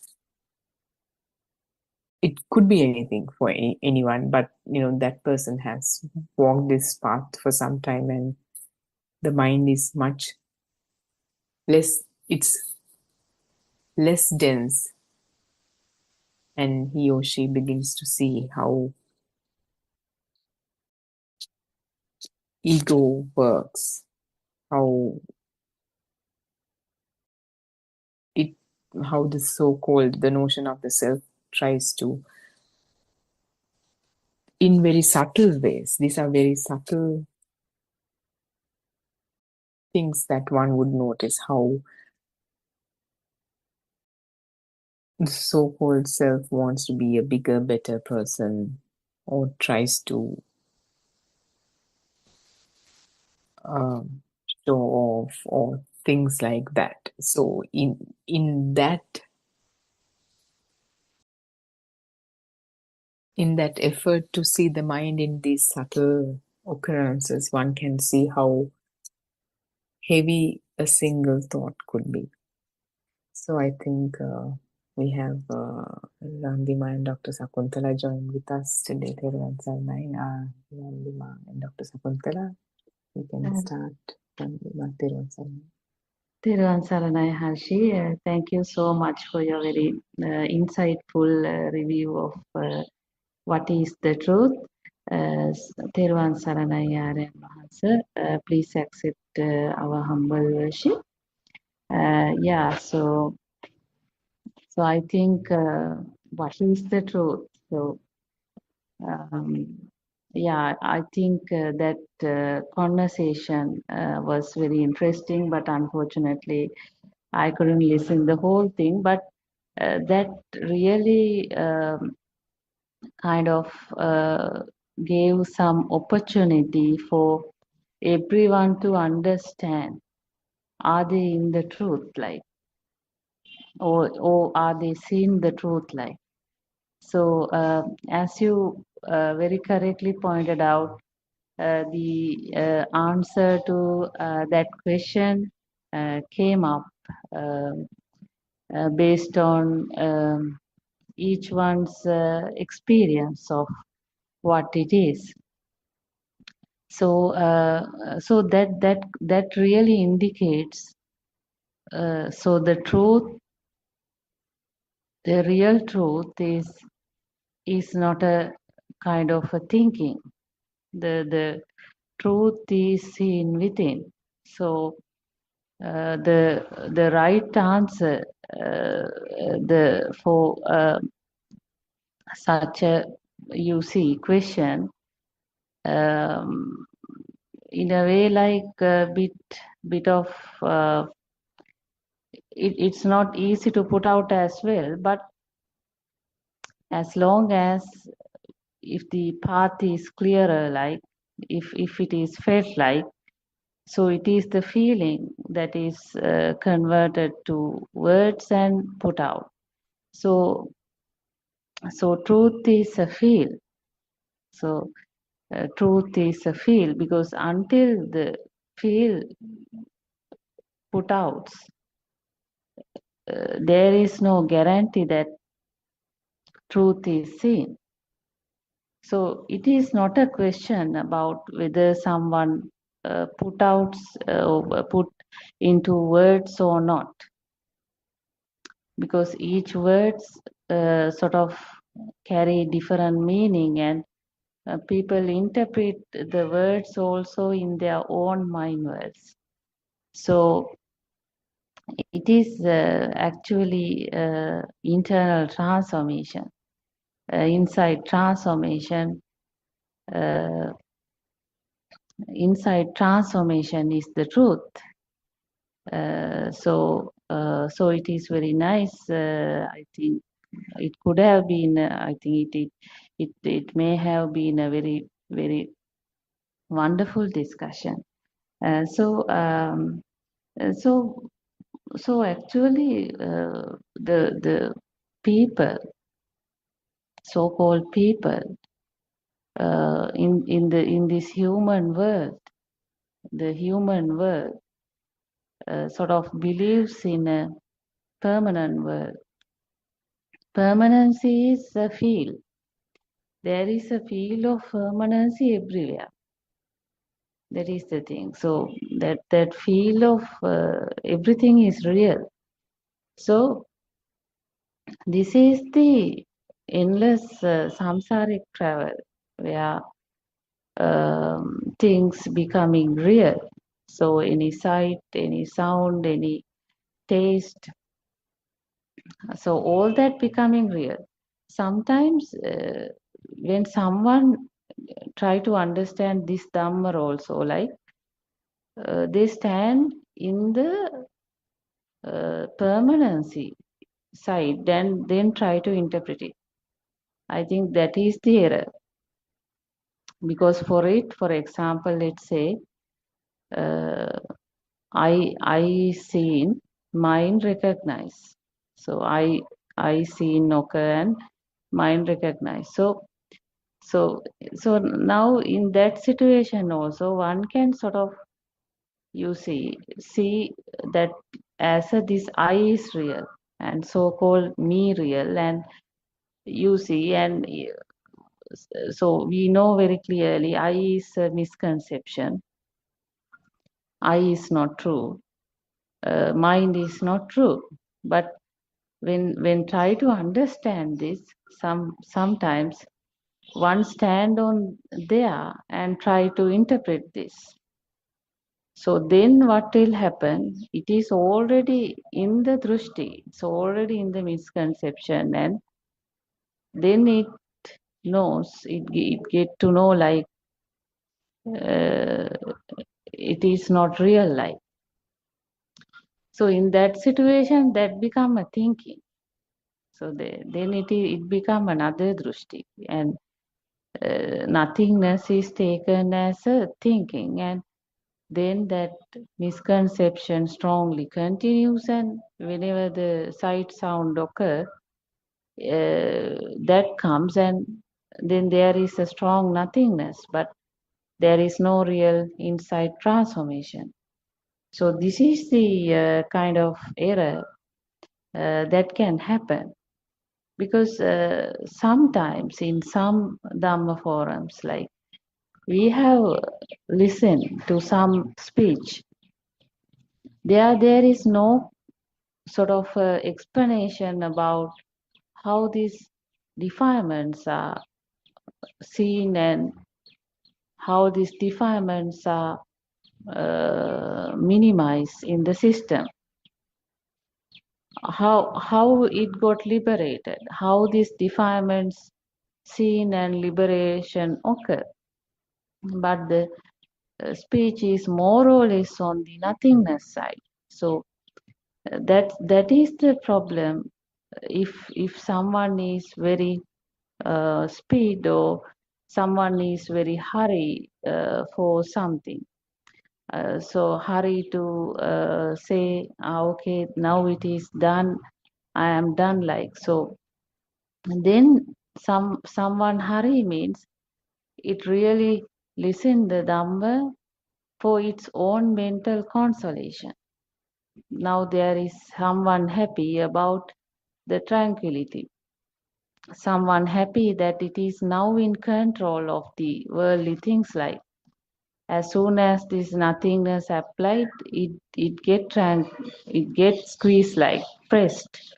But all the time, what we try to say is, I think as Harshi mentioned, that ego. Because while having an ego, any tranquility or liberation, what you are talking, can be in the mind. So actually, it is the ego is the one which needs to disappear. Ego is the power. Ego is the current. Ego is a strong, valuable someone is there who doesn't want something to happen, who wants something to happen in some way. So this is the problem. So ego, it is all the time happy as and when everything is very calm, tranquil, nice. Everything is happening according to what I say. But when it is not in the process, the ego damage. I mean, the ego sort of attacked. So that is the problem. So this Dhamma, why so much of discussion into this Dhamma? It is because the problem is there. Problem is this ego or the power, because this is a power. It is not just squeezing or pressing the power. Pressing the power is also possible. There are some nice guys who are well in control their mind. So this is not, even at your deathbed, if this ego is there, you are still, yourself can be attacked again. You are helpless. So therefore, it is better, rather than trying to have a very temporary comfort from the Dhamma, try to get the permanent solution. Permanent solution is what? It is that the impermanency of the everything, including the self, needs to be seen. So that is the insight. That is the insight. So this, what is the soul? Soul is not a permanent thing. It is just the composition of vibration change from time to time. That is the soul. Just like music. Now there are so many beautiful piece of music, isn't it? So from various composers from various countries have developed so many tunes, musics. So can anyone say now so many have developed and nothing? I mean, there won't be any beautiful music blends of these vibrations of compositions in future? No. That is the thing. So maybe another few months time there can be a strongly hit another version. Why? Because these are different compositions of vibrations. So these vibrations, compositions, you see, it's different. So it can be a totally new thing, totally new, totally unexpected, different composition. So something like that. This power is also the next moment composition, how it can arise. It really is not in anyone's control. So it is happening. So therefore the real liberation or the real freedom is not here. not in this wave. So beyond wave is the realization, or it is the feel of the truth. Now we are coming to the truth, feel of the truth. So the truth of every moment. So the truth of unreality of worldly thing has to be felt. So as long as it's felt, now it has become the truth. So just now, if we take now this mind, you see, you listen to someone. You listen to someone. When you listen to someone, you see, can you listen it continuously? Is the question. Can you listen it continuously? You try your level best to listen someone continuously. You put your full effort now and try to listen somebody. Is it possible? No. Why? Because this mechanism is not in anyone's control. Because even though the sound vibration continuously occur, this is a signal system. So anyone will feel like mind rotate, mind drives, like it's a different, some sensor functionality happening here. The sensor variation is happening. So some part really not felt in the whole conversation. That's why when you listen, maybe someone's explanation or speech for the second time, you will hear a totally different thing which was not heard like minute before. So this is the thing. So it's like a monkey mind. So there is a power of, you see, taking it here and there, like, and even though the whole body sensor system spark, like the mind feel that variation sort of turns into different senses. So in that moment, your world is not the sound world. In that moment, your world is something else. Because in a way, like, there is some stress in the sensor itself. Continuously, it's not just one sensor. Those sensors are sort of variation. Now, if you stand in a flower garden, there are so many beautiful flowers there, some leaves there, some ponds there, some birds tweet. So just see, without your invitation, your eye rotate like a camera. So it's not done by anybody. This is the signal system, because that drives the next one, like.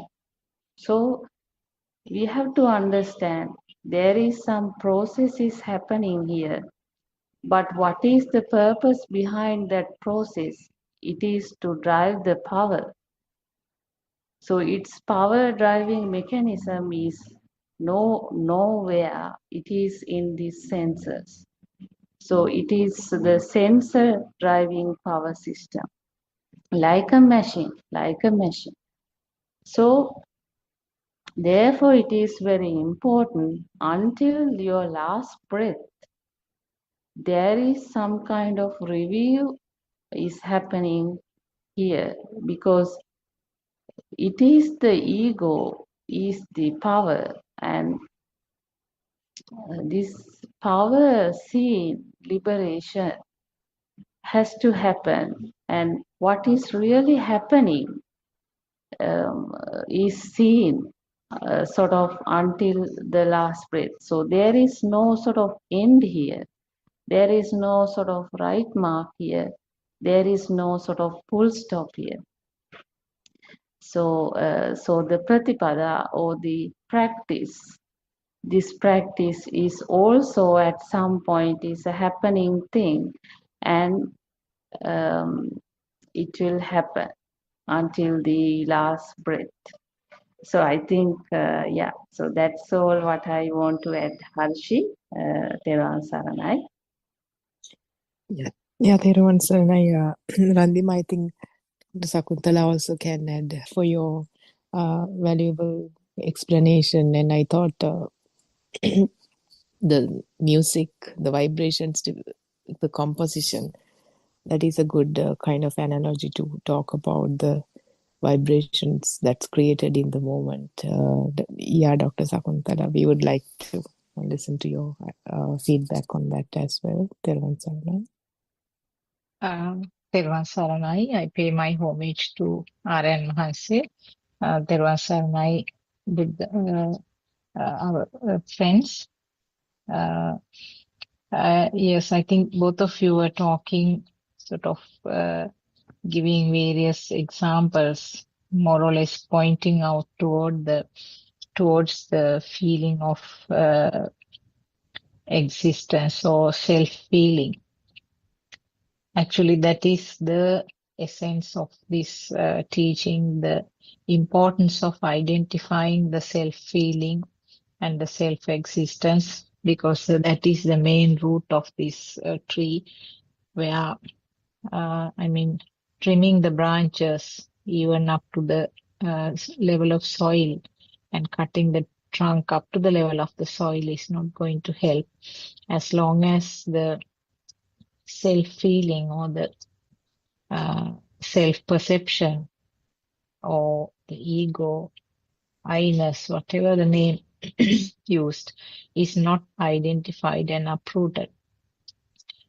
Because at some stage, this is what is happening with concentration meditation, and most of the Dhamma preachers that we listen nowadays, this is what is happening, because you are not uprooting the whole tree, but you are cutting it at different levels up to the level of soil, but it will grow by somehow. Maybe the time that to grow again will vary from system to system, but that is what will happen at the end. So identifying and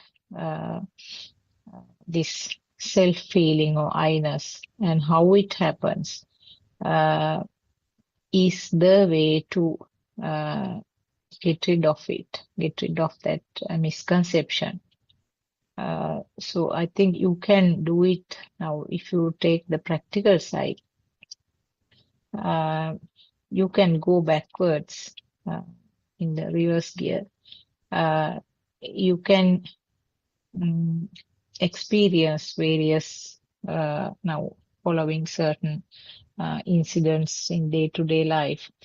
A system will experience a feeling in the sense it might be kind of heavy feeling. It can be interpreted as a fire, like burning sensation, fire or current, or we use various names. So that is what you feel actually. That is the feel where you have, the system gives a value to the sensor faculty, sensor information, or the sense creation. So if you go backwards, if once the system identifies this this current, it can be investigated. How did the current happen? So current is always a thought, and different names are given to this current. Sadness, happiness, anger, all sorts of names can be given. But it is a thought. And thought means a collection of creations from the faculties, the 5 faculties. So that means the thought is, if you sort of spread out the thought, how the jigsaw puzzle, you can see that so many pieces get together to form that final thing called thought. And when you give a value, when the system gives a value to this thought, when the thought is taken as real, in simple words, if you take the coconut tree as real, if you take the house as real, without realizing that it is a creation in the mind, in respect to some information created by the faculties, then you take it as the thought is projected outside, and you take it as, without realizing that it is a creation of the mind as a result of the system function, the system tend to project it to the outside world. So there are the coconut trees there, the house is there, I am there, so I am also part of this creation. So once this projection is done and then it is given a value and it is taken as a true thing, really existing thing, that is where the duality is, that is where the mind consciousness is. That means there is a thing outside and myself who is experiencing or enjoying that thing. So that is where the duality, and it is due to the ignorance which is there right throughout up to the Arhat state of a system. So when you realize this thought is a creation which happened at that moment as a spark, and when you further evaluate on that, then it's realized that it is a collection of the creations of senses, which means the shapes, sounds, smells, tastes, and tactile feel. So it's a collection and it happens instantly. It is not something which was stored in a memory or something. The same spark which happened some stage will spark again here. So that is a thought.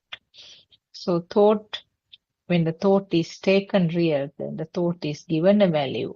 That is where the me concept of myself comes up. Then the system realizes that thought is a creation. So further backwards, then it's obvious that this is a collection of the sense functions, sense activity. So if you go to that level, the senses, how does the senses create?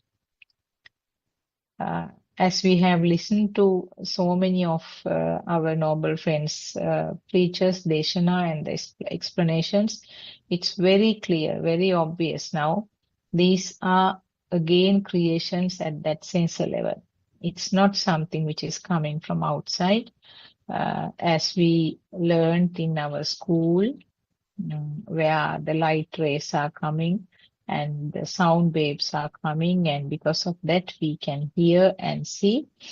Now it's understood very clear that it is a sensor creation at that point, and the sensor creation is projected outside because of the ignorance, to indicate that there is a color, or there is a shape, there is a sound which comes from outside. And further at the sensor level, always the responsible reason is that the speed, because of the speed of vibration, it creates a light. Because of the speed of vibration, the eardrum creates a sound.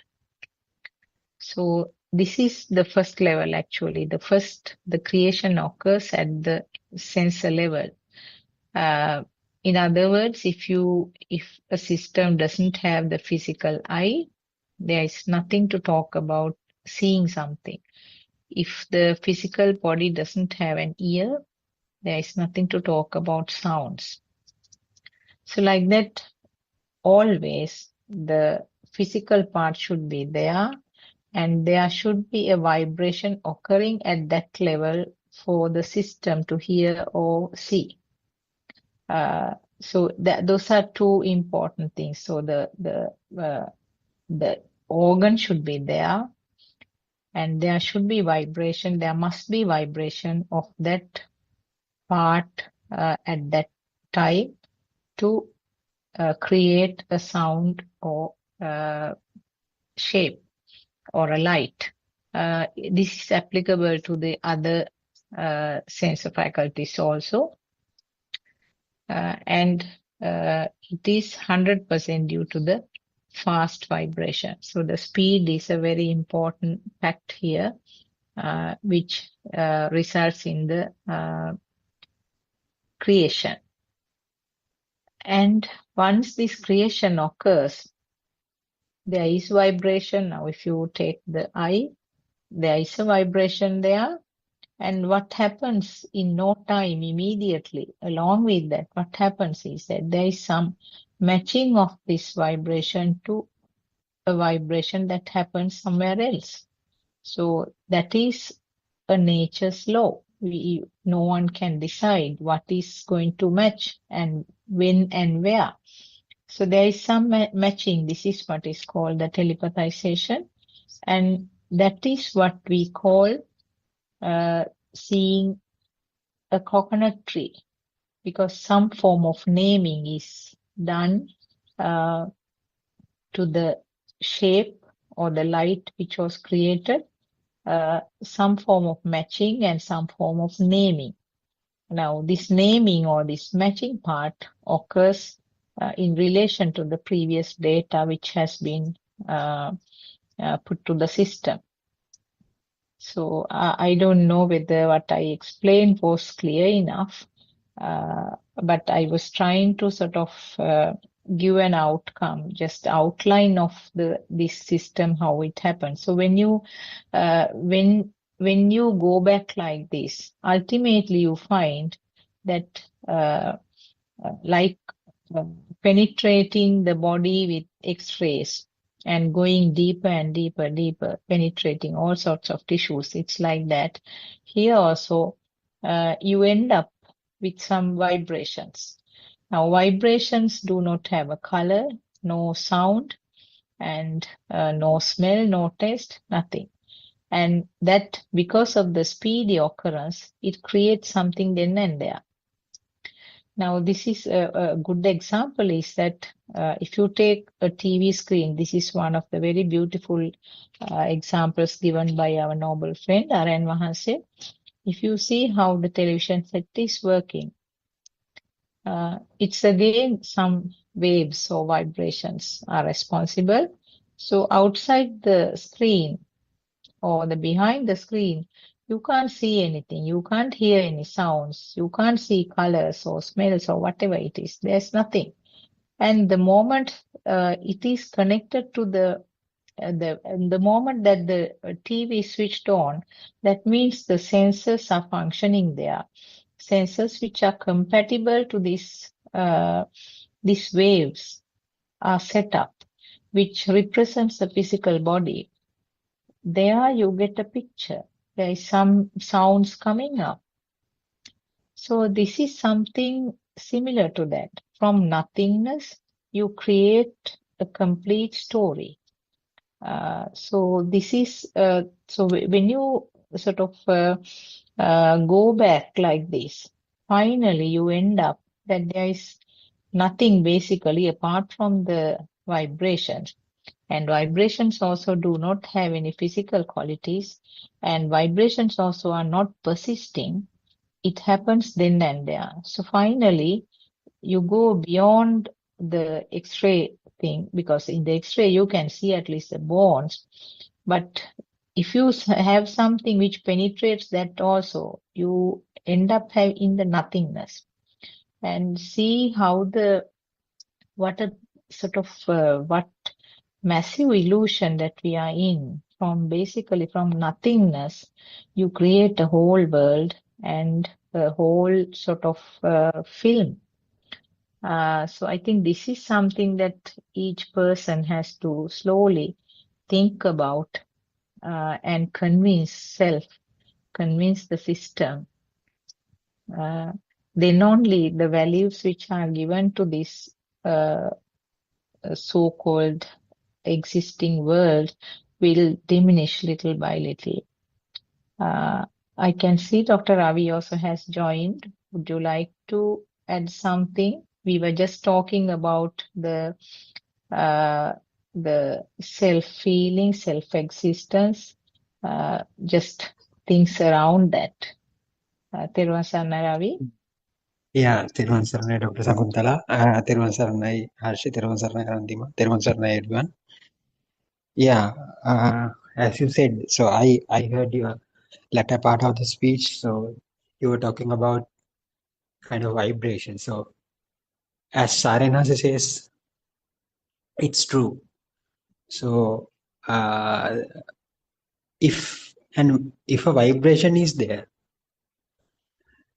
the creation of the world is inevitable. So what happens here is when you understand this Dhamma, the mechanism, the level of the frequency or the intensity of the vibration gets reduced. So ultimately what will happen, it will reach into a certain place where there is no such a vibration. So that is the way we can get away from that illusion. So vibration is the causative factor for creation of this illusion. So once the intensity of vibration become more and more less, the illusion, the creation of this illusion will not happen. But what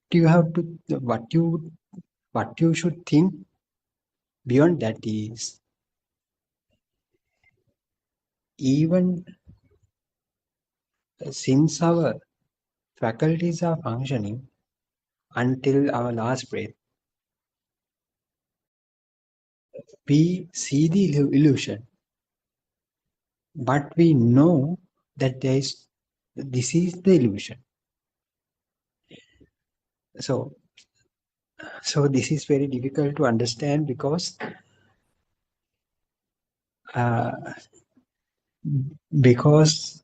the initial vibration we had, the illusion got created. But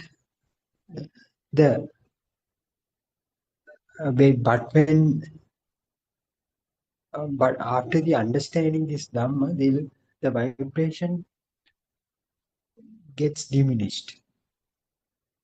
So there is no chance of creating this illusion. Yes, of course, that's true. But at that point, our faculties are already developed. I mean, external senses. So we can still see the illusion. Actually, in that point, we can't say that we are existing because the vibration is not there.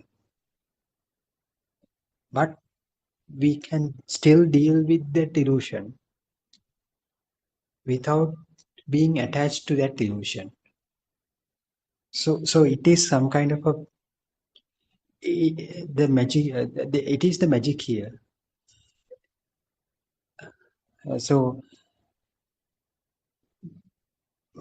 yes, that's it. So um, as mm, as you explained, you all explained. I think you talked about this energy thing and all these things. What happens is the energy that has been built within that particular vibration get reduced.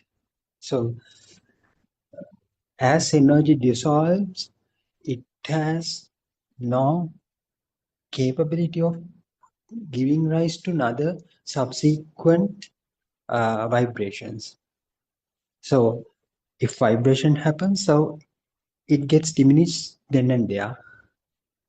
That so in that very moment will be the moment for who has seen through this illusion, who has seen this Dhamma.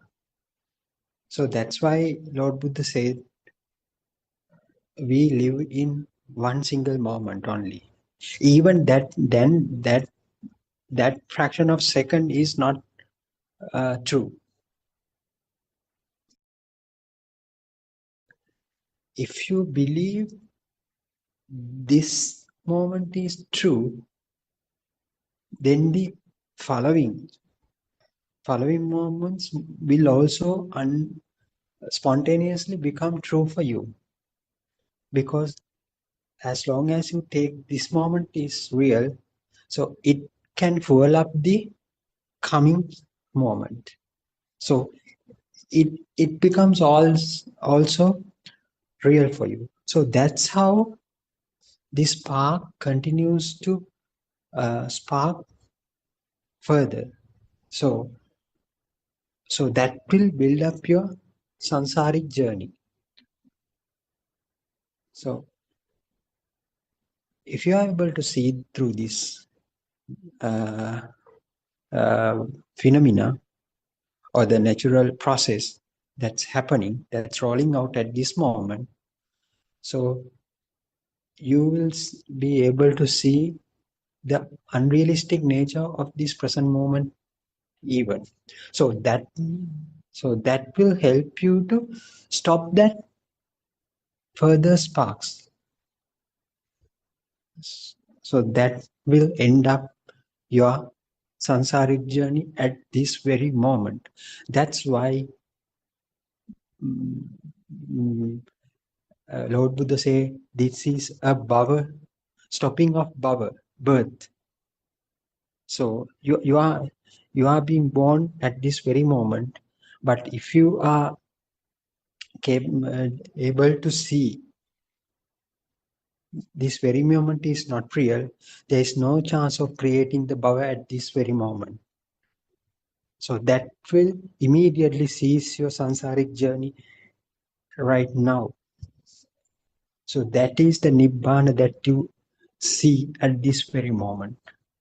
So as as Lord Buddha said, all three realms, Kama Bhumi, Rupa Bhumi, the sensual world, form world and formless world, all three realms are there in this very moment.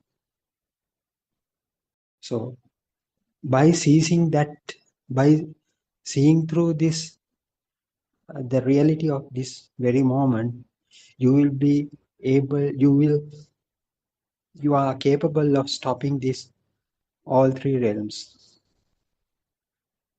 So that means your sansaric journey will come to end. So that is the one who become a real Buddhist, who is a, a person who is capable of seizing this sansaric journey at this very moment is the one who become a Buddhist at this very moment. So irrespective of the religion, what he believes, culture, from where he comes from, it doesn't matter. If somebody is capable of seeing the truth at very moment, that means the illusion of this uh, illusion of this vibration, he is the one who is excel this world. World means he is the one who is capable of stopping this samsaric journey. That is the Nibbana state. So that is the way how person can become a real Buddhist. So that message is very powerful, and let's say everyone say that will end the whole story. So we are explaining the story of ourselves, the story of our own life. So we are the one who is responsible, who are responsible for our own story, own lives and samsaric journey. So we have the responsibility of stopping or continuing it. It's in your own hand, in our own hands. So that is the most important message here. I think if you are able to see this truth, definitely you will be able to get away from this journey. So seeing through this truth means seeing that there is no doer here, no soul here. So even though you know it for the knowledge, but you have to experience it by yourself. That experience will come gradually along with the level of your understanding of this Dhamma. Dhamma in the sense the system in the sense how this formation gets created. So how this vibration creates an illusionary world.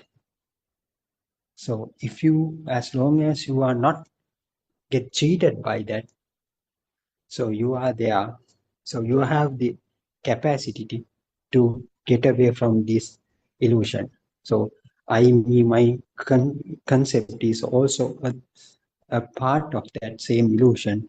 So you definitely get to know that you are no longer will be there in that same illusion. You are not become, you can, yeah, uh, you can stay away from being part of that same illusion.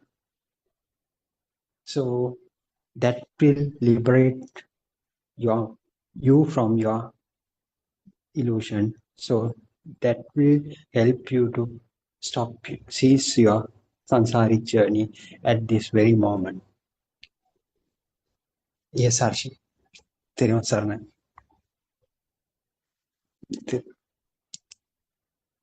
Therun Saranai, Arshi. Can you hear me?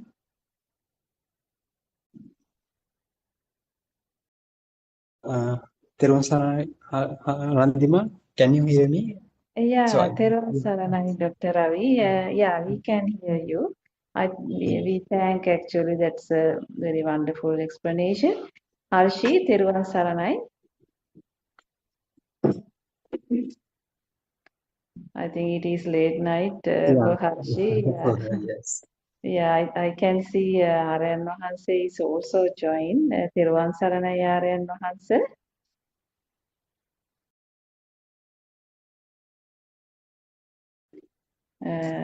Yeah, Dr. Ravi, I think we have come to the end of the program. Is there anything, Dr. Sakuntala, who you like to add?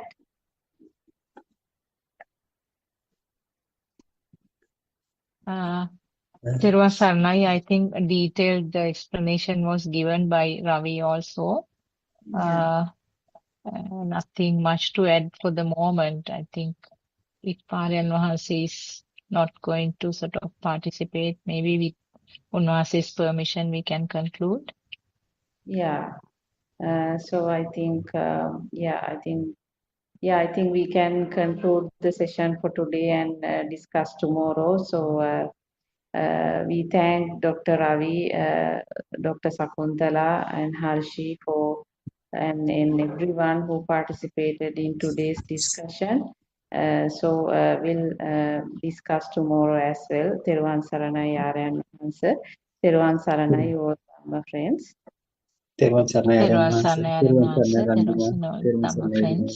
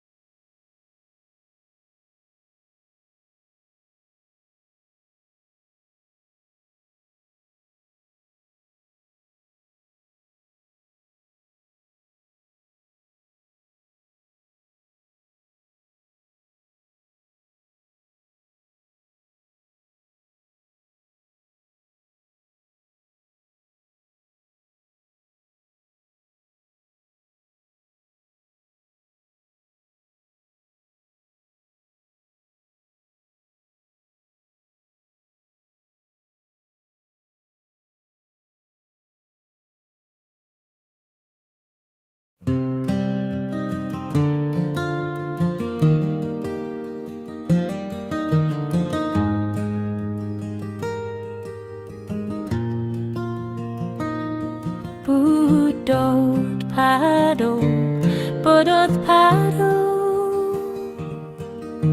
awakening in silence deep.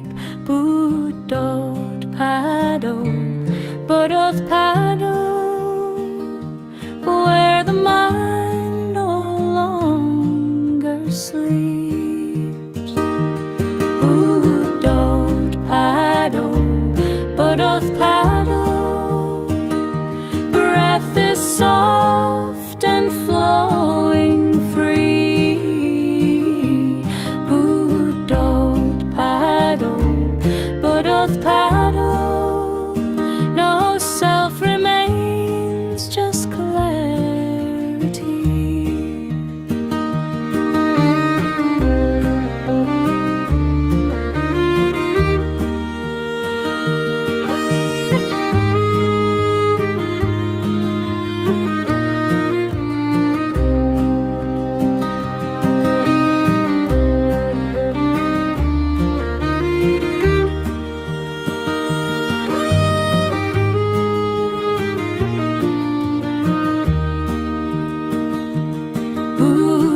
Buddothpado, Buddothpado, stillness shines like morning light. Buddothpado, Buddothpado, truth appears beyond sight. Buddothpado, Buddothpado, Buddothpado, Buddothpado, awakening, awakening, Buddothpado.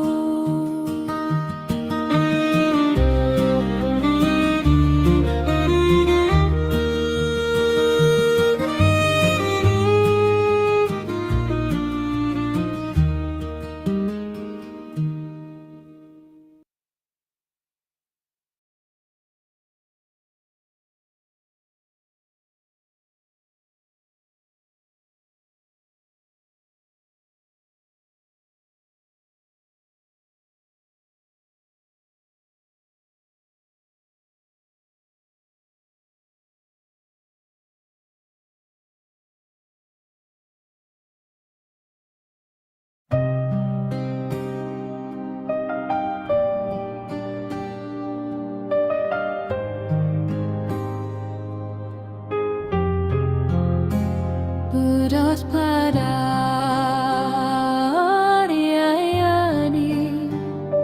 loving and kind. You came like light to free the blind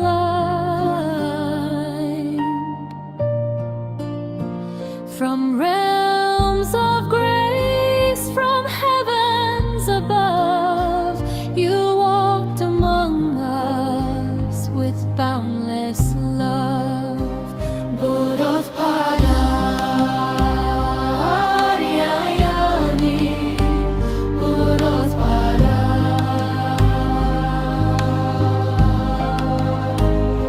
seeing the sorrow of mankind, lost in darkness, confused and blind.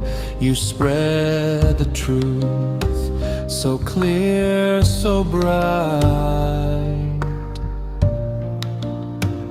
The Dharma's flame, the guiding light, you reawaken Buddha's way. The Sasana shining day by day, through your compassion calm and deep, you soothe the wound that makes us weak. Buddothpado, you show the path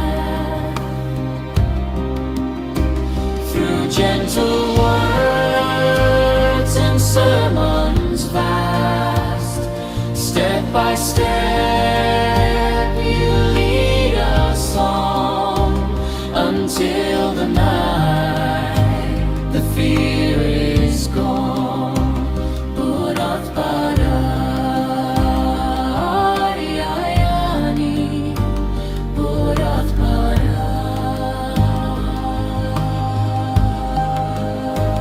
Nibbana now is not a dream. It flows within like a peaceful stream. Oh Aryayani, may you live long. Our hearts forever sing your song. May you live long, O noble guide. In gratitude we stand with pride. Buddothpado, bright as the sun. May your holy work never be done. Buddothpado,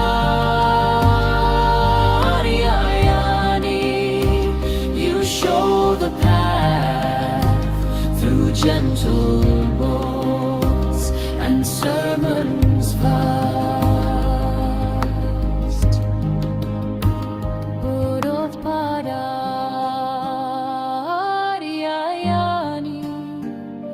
loving and kind.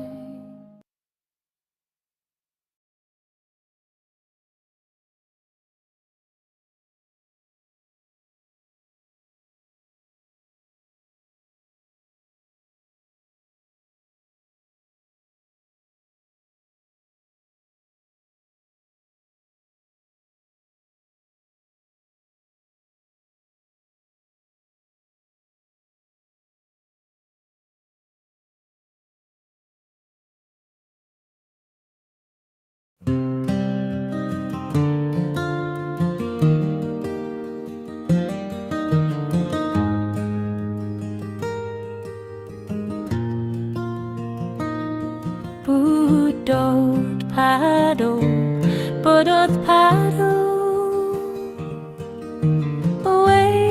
awakening in silence deep. Buddothpado, Buddothpado, where the mind no longer sleeps. Buddothpado, Buddothpado, breath is soft and flowing free. Buddothpado, Buddothpado, no self remains, just clarity.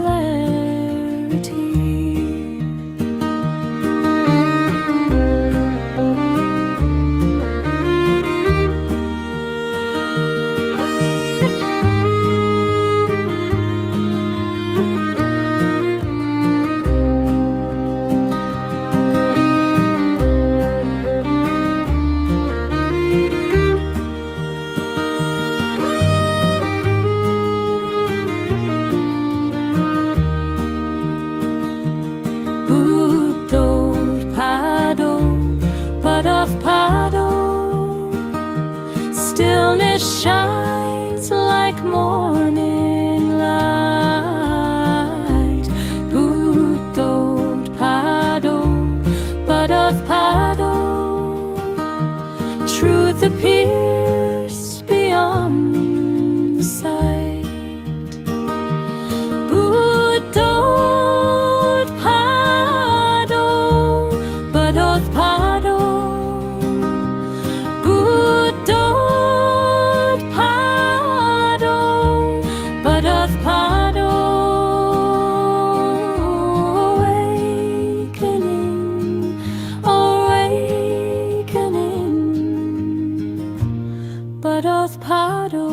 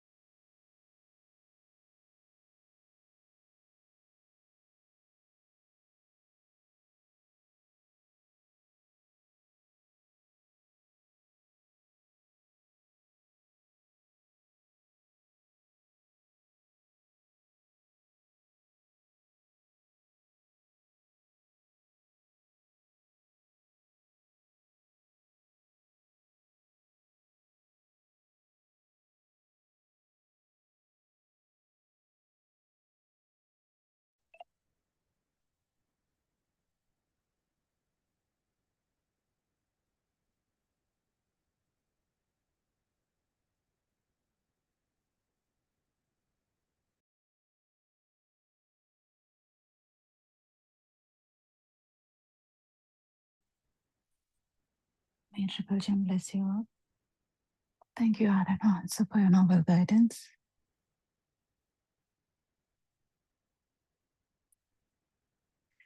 We were talking about the no self. I mean, we talk about no self every day in different angles to the level of understanding. So, Aaron Vance's effort is to give this Dhamma in English medium to everyone in the world.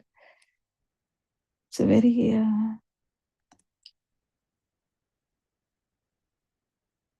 genuine effort that Aaron Vance is taking, and so we are also on his request is trying to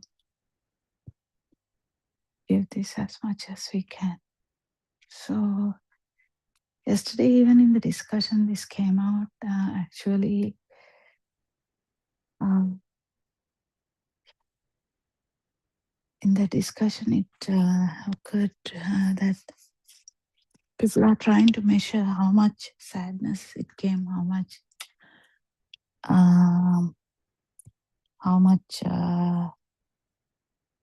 fear now happening as not actually point. This anatma is a different story, because anyway, different story in the sense, actually understanding it, there was never a self here is the first thing. There was never a self, it's only the chair vibration that if you feel that the chair is there, that is what you are. I mean, that is what you misunderstood as you are. Kind of, that is what you are. So, that ignorance, that vibration,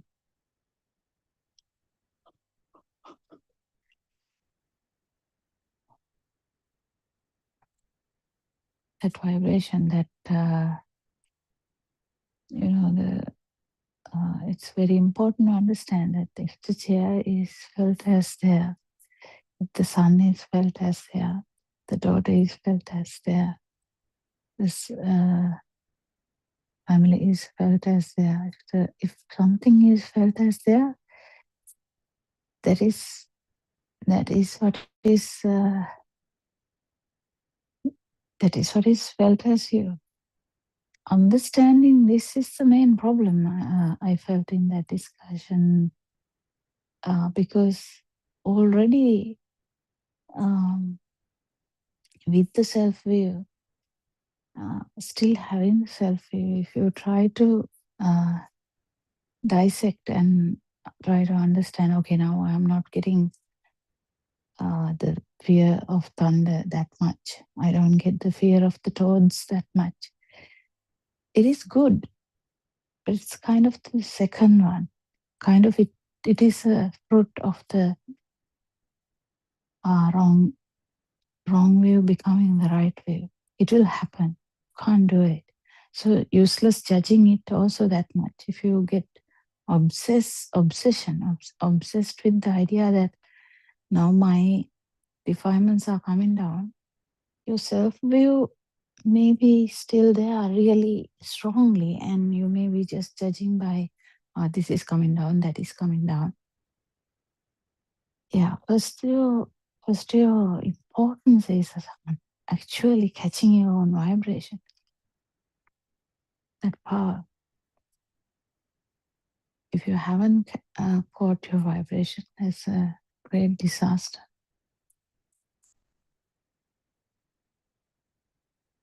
Great disaster.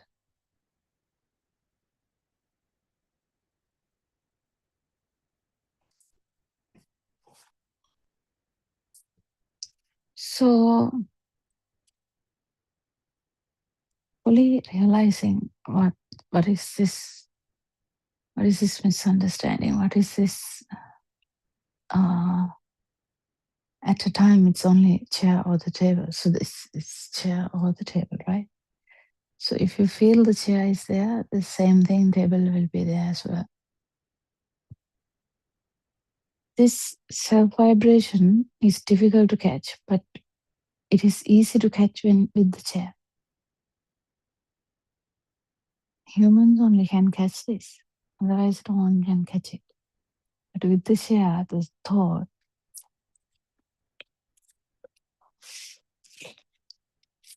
you may be able to catch it.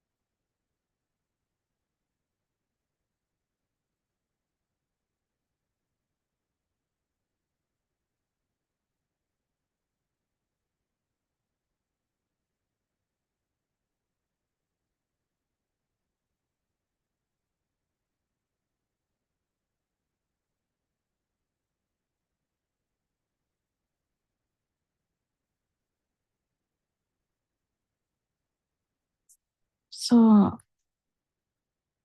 what do you think? So the other thing is, if you focus on doing something, just imagine you focus on doing something. It is also a bit tricky because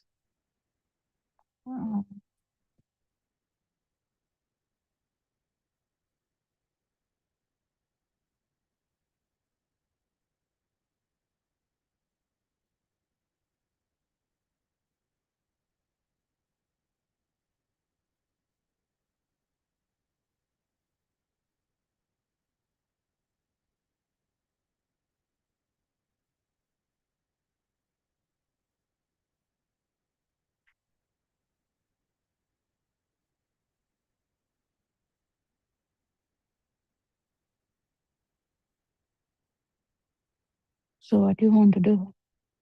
You can say, I will not do anything. Even that is like a attitude. Like the one who is not doing anything is also there. Just letting go is not easy.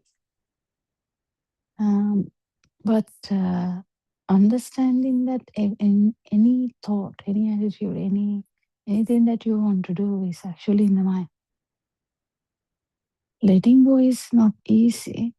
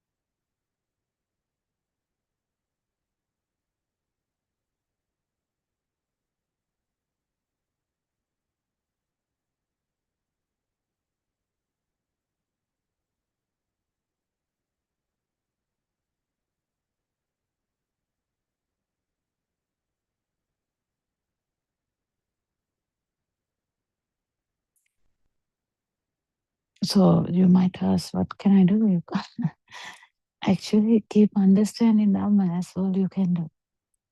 So if you understand that this chair is you, half of the problem is over, because self-view is very dangerous. Self-view is very, very dangerous, because everything becomes true to you. Then you are chair is there, I'm here, that kind of thing.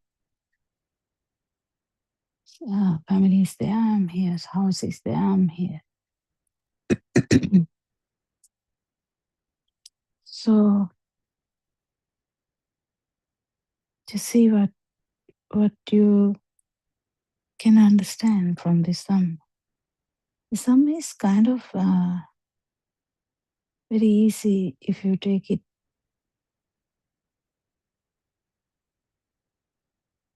in a simple way.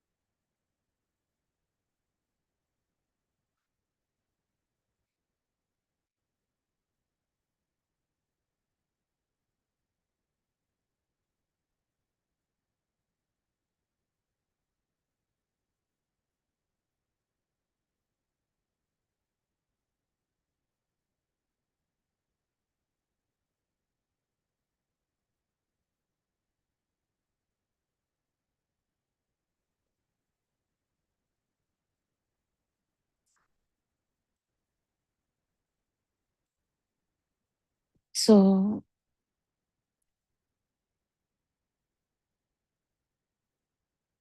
why? That question has to be sorted, right? Because if it's not sorted,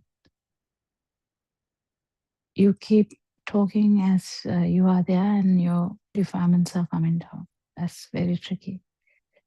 Very tricky. So if you understand what is this alive feel is, what is this that alive feel is actually there because of the past vibration of the sensory organ. That has to be fully realized. Otherwise, you keep putting someone everywhere, you everywhere. But even if you fully realize this, then slowly the power will come down anyway. But the thing is, if you the power of the system depends on the important things you have.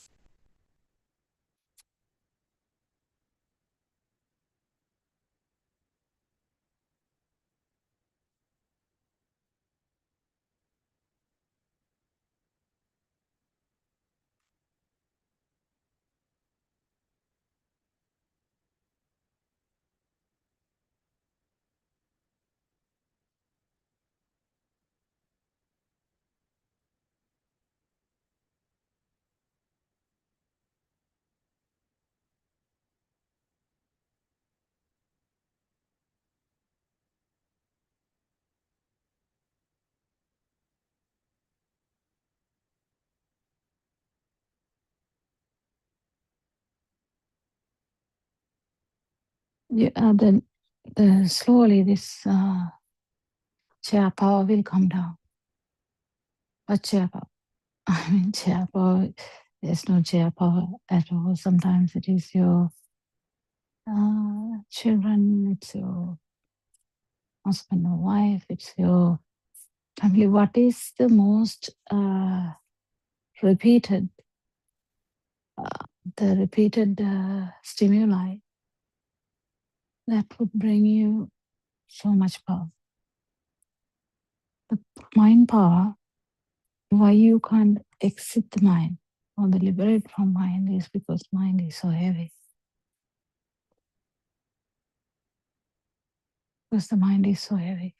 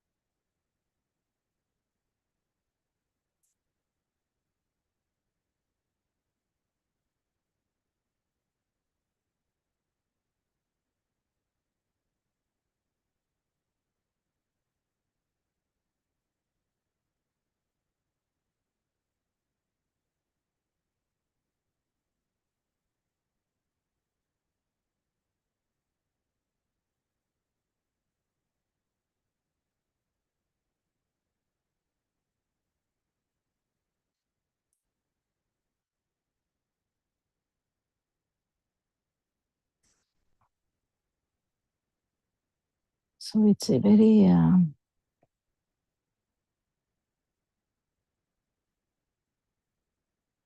if you have fully exited from this mind, in the sense if the mind power is very like zero, then that is the field that is important. And you exit from the mind. That's the important thing.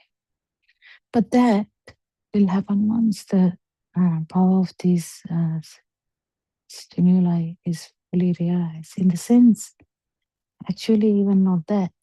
It's the power will come down anyway. It's just the more you look at it, more you understand it, more you realize it, what makes you drag on, then it will be released. So it's all about knowing, in the sense, all about wisdom and jnana, feeling which one is the problem.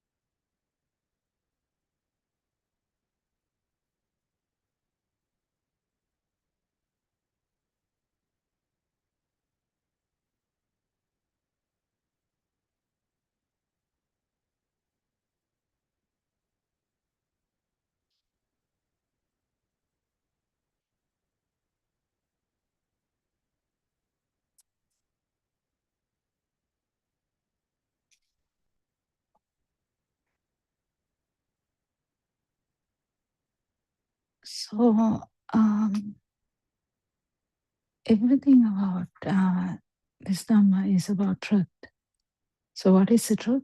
There's never been a self, but there's, because of the sensory organ working, this self vibration which was there from even the zygote level is manifesting each time with the chair, with the table, that is the one you are going to catch. And as soon as you realize that is the thing, and as there has never been a self as such, the mind or the body is not anything to be worried about. Actually, this power is there because of the ignorance. The power starts to come down. Anyway, it starts to come down. But the thing is, everyone struggles with this because they are trying to do something. They are trying to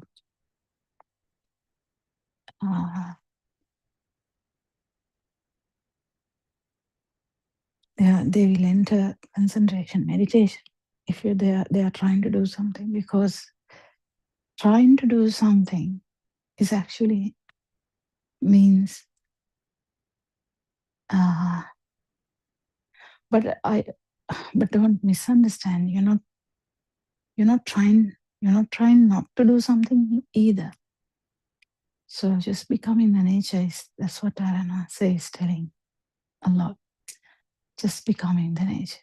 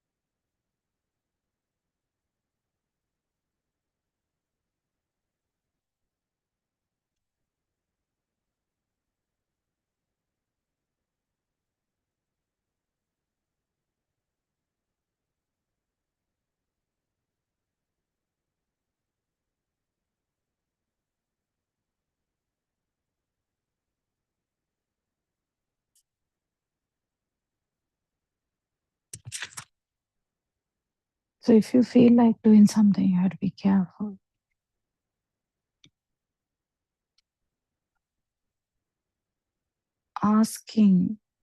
The concentrating on something is not actually this path. that leads to concentration meditation. But here it is the vidarshana and vipassana. Vidarshana means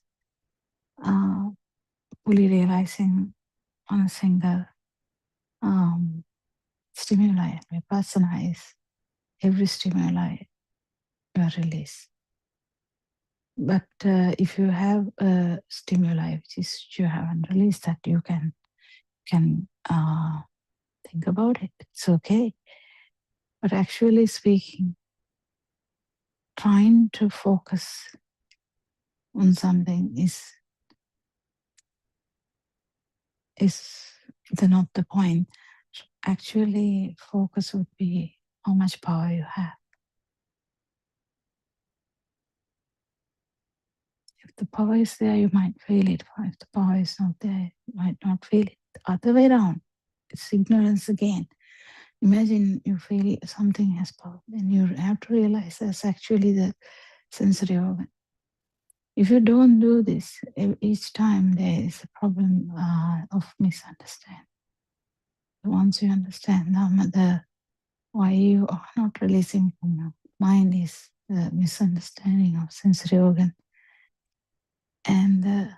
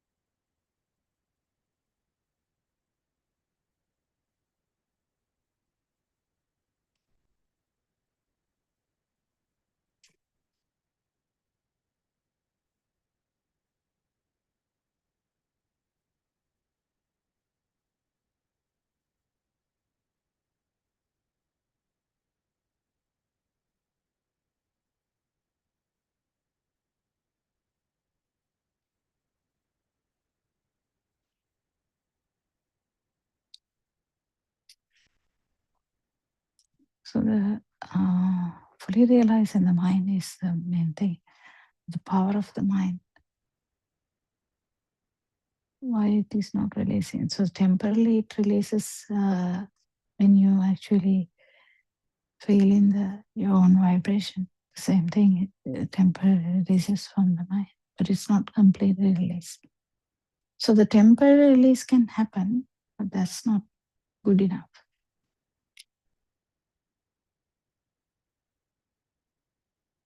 It should not be like butter and bread. If you take this self-vibration is usually attached to the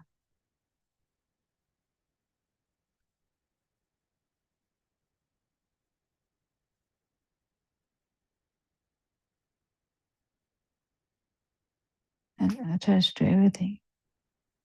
Taking the body as someone, taking the mind as someone.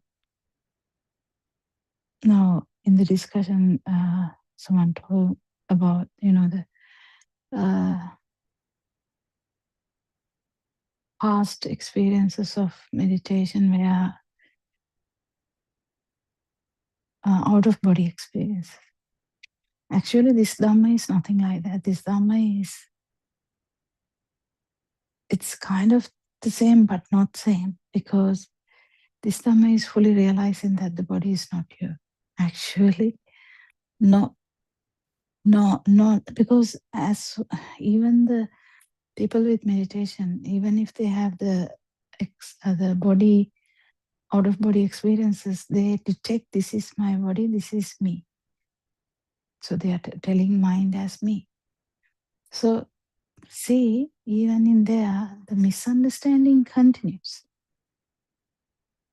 even the body, even though they are out of body, in the out of body experience also they are taking the body as, that's my body, I'm away from that body. That's how they take it. So you have to be very careful. This, all the meditative experiences, the interpretation is very twisted with the wrong way. Interpretation is twisted.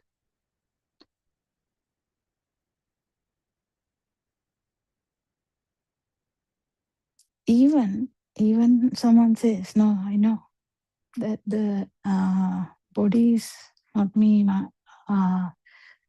body is not me, the mind is not me, because I know that they can be separated through the meditation. They feel that vibration is me. Again, the problem is there. I mean, the problem is there anyway. If you feel, if you have a preference for something, any state, it doesn't matter. Self is there. So the fully realizing that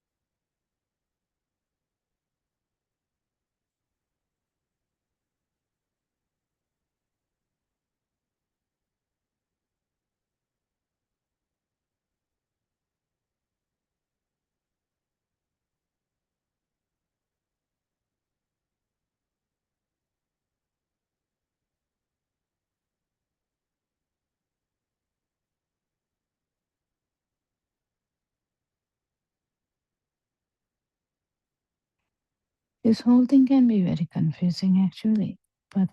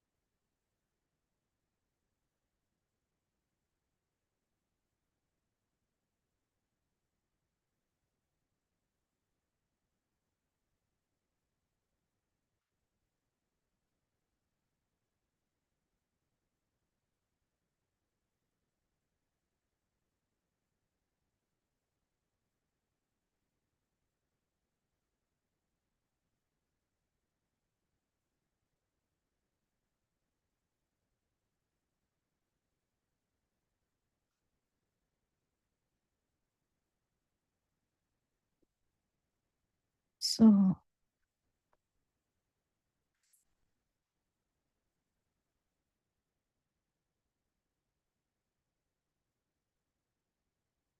what is dragging you behind is a different story to everyone. It differs. So which power, which part of it is maintaining this mind power, which stimuli. So it differs. But fully realizing that that actually it is not a thing also is wisdom.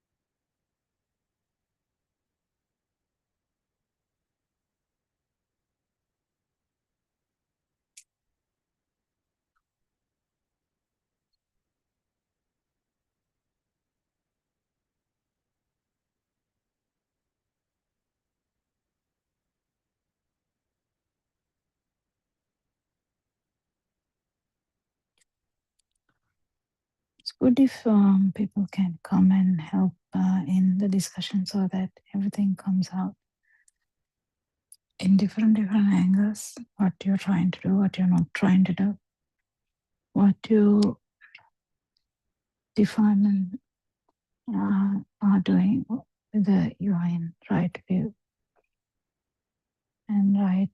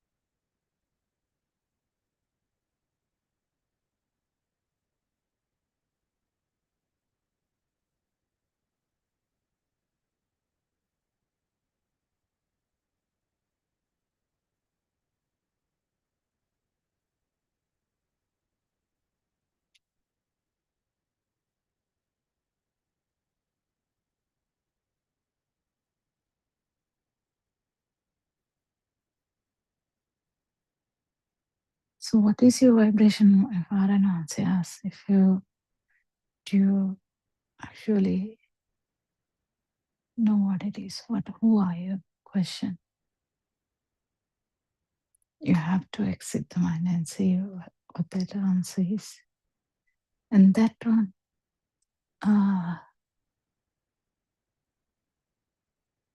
the reason that there is craving in different aspects is,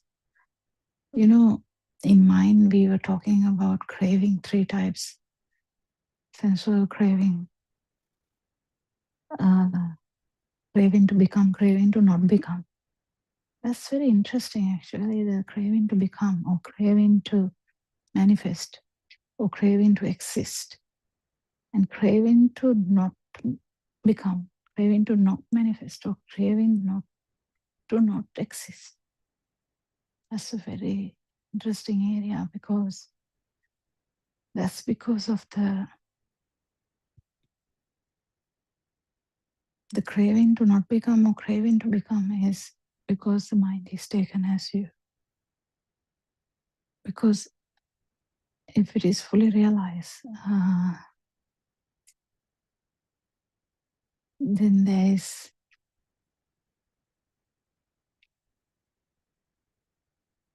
the mind doesn't matter whether the mind is there or not. This whole thing, craving for becoming or not becoming, is because mind is taken as me. In the sense, mind is felt as me, at least. Yeah, if the mind is felt as me, still you are not fully released. You're still bound, still coming back. But if you get it right,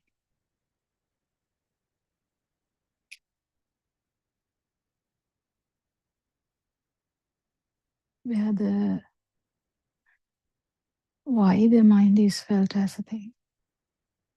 Felt as a thing is taking it as a thing is different thing. It's a self-view is different thing.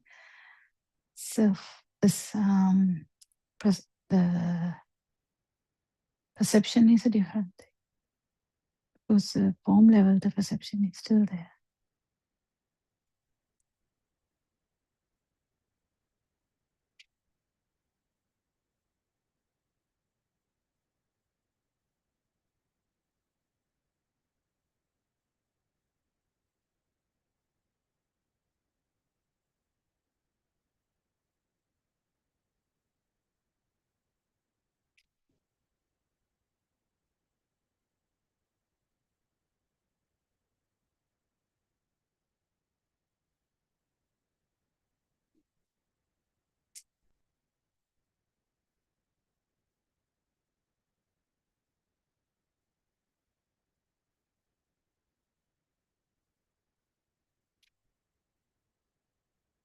So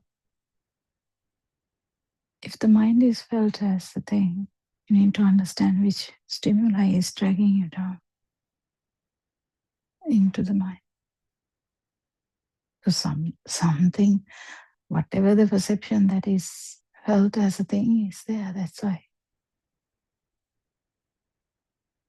It can be your habits, it can be your whatever. If it is your whatever, then it is a great disaster, because that means some perceptions are very heavy. But if it is your own mind, even, mind consciousness is felt as a thing because of its speed. So the more you understand that, more it becomes easy. But doesn't mean that it happens with all the defilements.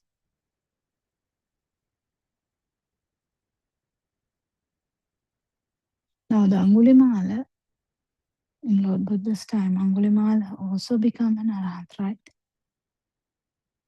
Yeah, what happened there? Has he changed the past, or has he gone back and given birth to all the people he killed? No. Then what happened? Important aspect is actually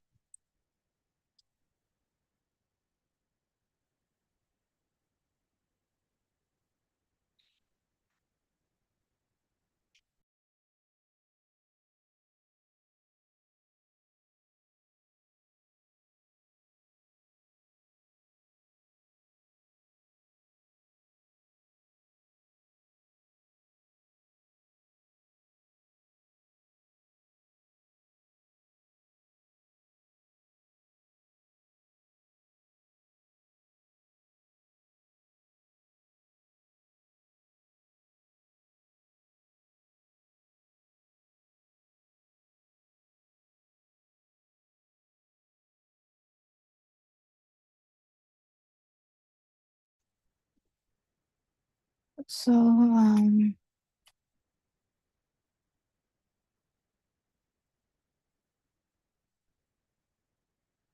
when we understand this whole system, actually you start feeling everything differently. You feel like you awaken from the dream. That is the most important aspect Naran Mahansa is bringing up these days.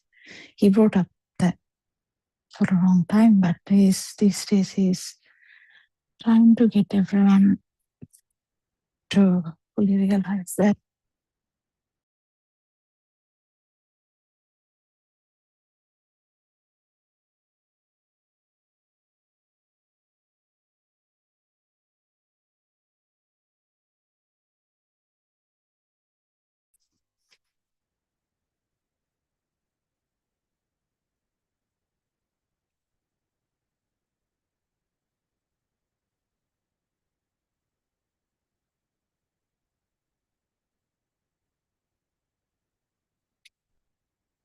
if you can understand Dhamma, then it will just keep coming.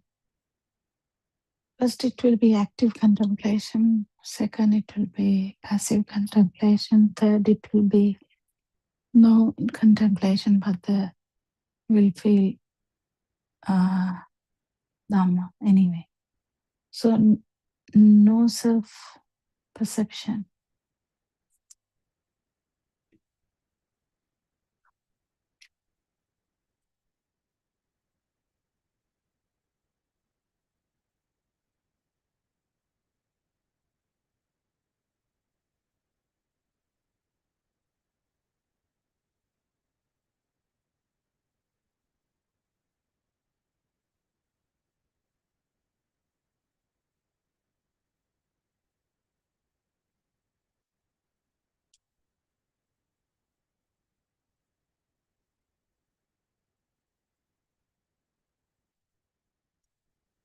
So try and see. Understanding Dharma is difficult. To even think that there is no self is like difficult. It's unfathomable sometimes. Understanding this self is not there in this body or the thing. Skandha is actually understanding this stimuli. So the chair, actually understanding the chair fully or the door fully or any stimuli is what you are doing anyway. And first you understand this chair is not actually outside. Then you understand the chair perception is not actually inside. Then you feel that there's a feel that you get. That is the speed of the sensory organ. That's all.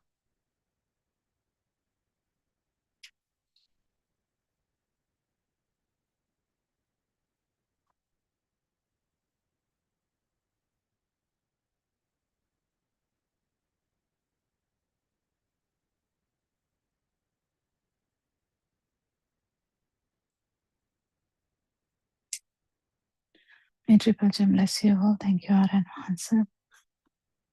We all understand.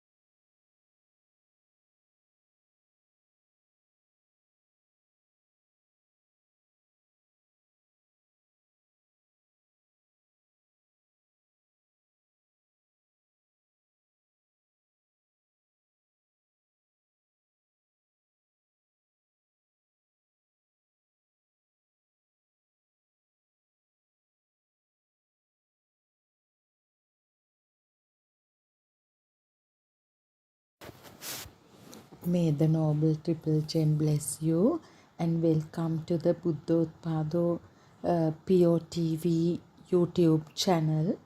In this channel, Dhamma talks are delivered 24 hours in English medium under the guidance of Buddothpado Aryan Wahanse. So this is the reawakening of Gautama Buddha Sasana. Gautama Buddhacharyan Wahanse disclosed this Dhamma of dependent origination, having fulfilled the perfections over incalculable number of eons. Gautama Buddhacharyan Wahanse attained Buddhahood in 2600 years ago, and he disclosed the never heard before Dhamma, the cause and effect Dhamma to the mankind. So it is the Dhamma to realize the absence of a self and absence of an external reality, and the fact that everything is the thoughts. The world gets created through thoughts. So understanding the mechanism of the six sense faculties is the only way to liberate from this external world as well as the notion of self. So Buddothpado Aryan Wahanse involved in penetrative insight or vidarsana meditation over a long period of time, and now he is sharing this self-evident Dhamma, self-evident Dhamma of cause and effect or dependent origination with the entire mankind. So this 84,000 Dhamma discourses of Gautama Buddha Sasana revolves around a single stimulus. So let's try to understand another important concept of Buddhist philosophy, that the 31 realms can be experienced in a single stimulus. So Lord Buddha taught that the three realms, sensual realm, form realm, and the formless realm, are manifestations within the mind. As I mentioned before, even Lord Buddha specifically mentions that chittena niyati loko chittena parikassati. The world gets created in the mind. So to attain Nibbana, one must transcend all three. All three means sensual world, form world, and the formless world. The human realm, the six heavenly realms, and the four lower realms or hells, Satarapaya. The six heavenly realms, Divyalokahaya, belong to the sensual realm. The form realm includes the 16 form Brahma realms, and the formless realm consists of the 4 formless Brahma realms. These constitute the 31 planes of existence. All 31 are different levels of the same stimulus. The sensual realm is the value assigned to the stimulus. So, to understand this, we have to penetrate through the stimulus, because the moment the projections of the sense faculties happen, if we take that mental construct as real, the value attribution to that formation is inevitable. So if it becomes a thick perception which is so real, definitely you experience a lower realm power in that. So it's so beautiful. They are just words unless you see it through yourself. The feeling, actually, the perception of form, this book, this bed, this chair, is the form realm. The feeling that the stimulus has become a thing is the formless realm. these 31 realms are phenomena that arise. They should not be viewed in terms of absolute existence or non existence. The existence now, when Lord Buddha was questioned about certain points, what he says is there is no yes or no, no extreme ends, there is no outside or inside, always to be moderate, to see how it doesn't belong to a particular extreme is the Dhamma of cause and effect. To see that when there are certain causes and conditions, the effects arise, not otherwise. So Lord Buddha transcends the three realms, gaining liberation from the mind itself. These realms arise due to perception, sanya. They are also labels used to describe varying levels of refined perception. As the Lord Buddha says, Chittena niyati loko, the world is led by the mind. The sense of an illusory world arising through the six sensory bases, eye, ear, nose, tongue, body and mind, is a key insight in the Dhamma. So that's why I mentioned the basis of Dhamma is realizing the mechanism of the six sense bases. When there are certain types, categories, identities and conceptual references, adivachana sampassaya, conceptual contact made up of these types, identities, perceptions and references arise. This contact is the foundation or origin of the 31 realms, and the root cause is perception. So the eye perceives only a shape of light. The mind perceives thoughts, and the experience of form arises through perception. Mental formations or sankharas are mental constructs or fabrications created by the mind. These constructions give rise to mind consciousness. So the wrong view arises when these constructs are taken to be me, mine or my soul, mistakenly assuming a self. That happens out of ignorance. This leads to the projection of an external world, and within that imagined world, one seeks comfort and suffers pain, caught in illusion. What we think or imagine is not found in Mahabhutas, the great elements. The mental worlds we experience do not exist externally. They are merely mental formations.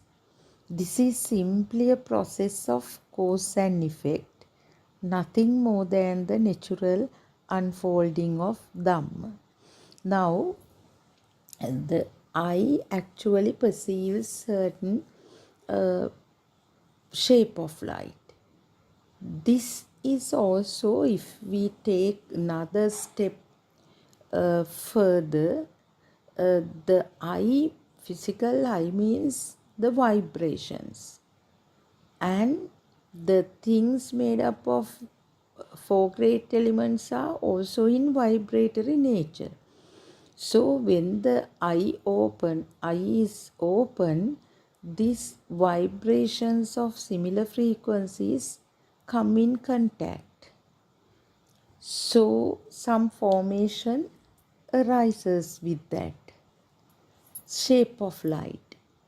It is just the interaction of vibrations. So at that moment, the previous perception, now when this same shape arose for the first time in the child's world, maybe at the preschool age, The teacher told it's a mango tree. So that same perception arises at this very moment. And the complexity of this is it is not just the shape that occurred in the eye and the name. The smell of the mango tree, the taste of the mango tree, the hardness of the mango tree, everything spark in a single shot, and we get the perception of a very thick three-dimensional mango tree, which is actually a lie, which is actually an illusion. It happens due to the sparking of all previous sensory inputs. Otherwise, it is just a mental concept only. So, if the concepts of a dog or a cat exist in your mind, then the animal realm is not somewhere but within you. The realms such as the hungry ghost or preta, heavens, and animal realm are all mental constructs. The 31 realms of existence are formed through perception.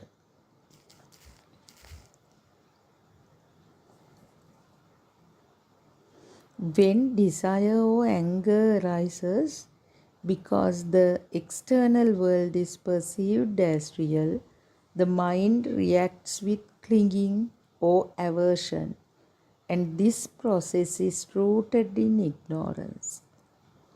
When the external appears real,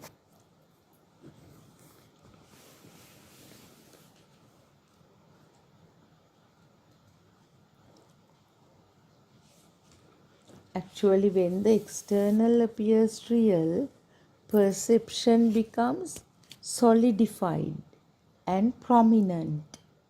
These are known as solidified perceptions, where the power of mind consciousness is strong and reactive.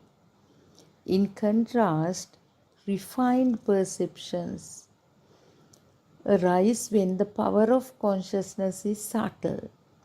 In such states, desire, anger, and delusion are significantly weaker. Based on this refinement, the sensual, form, and formless realms are distinguished. When consciousness attaches itself to the great elements, it labels them with names like table, chair, or bed.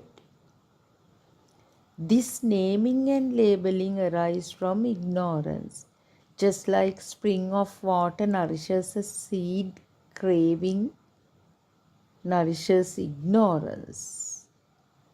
It's beautiful metaphors.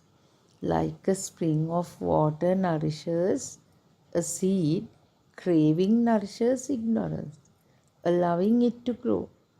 Because of this, the mind falls into these various realms of existence.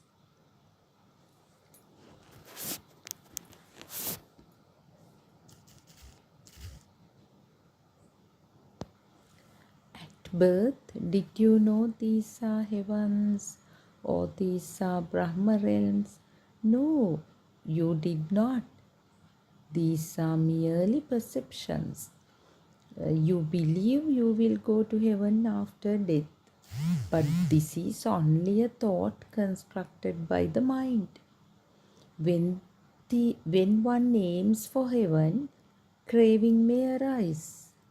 Even for things like material offerings, our amisa puja, yet true birth in such realms come only through purification of the mind. Merit is not about quantity of donations. It is the purity of mind. As defilements like desire, anger, and delusion diminish, perception becomes more refined, and the qualities of heavenly existence begin to appear within the mind itself. So, speaking about these worlds is not the path to Nibbana. Yeah, although we talk about all 31 planes in single stimulus to clarify this core of Dhamma, the philosophy, it is not the path to Nibbana. Lord Buddha taught that giving alms to an immoral person is a meritorious act, but giving to a moral person is 100 times more meritorious.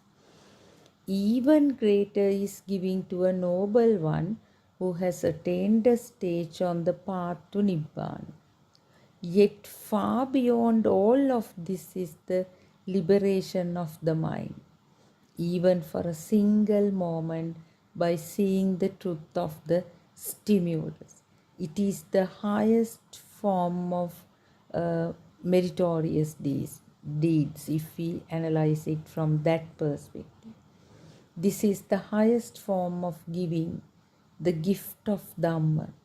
This teaching points to the refinement of perception. As perception becomes more refined, the pleasant nature of the mind gradually increases. The burning subsides and tranquility arises. Eventually, this process leads to the cessation of perception. It is the Nibbana experience. If a person who experiences such refined perception dies, the next arising of consciousness may occur in a realm corresponding to that level of refinement, that level of power. That is what is meant by all 31 planes can be experienced in a single stimulus. That depends on the level of refinement of that stimulus, the power generated through that interaction of vibrations in the stimulus.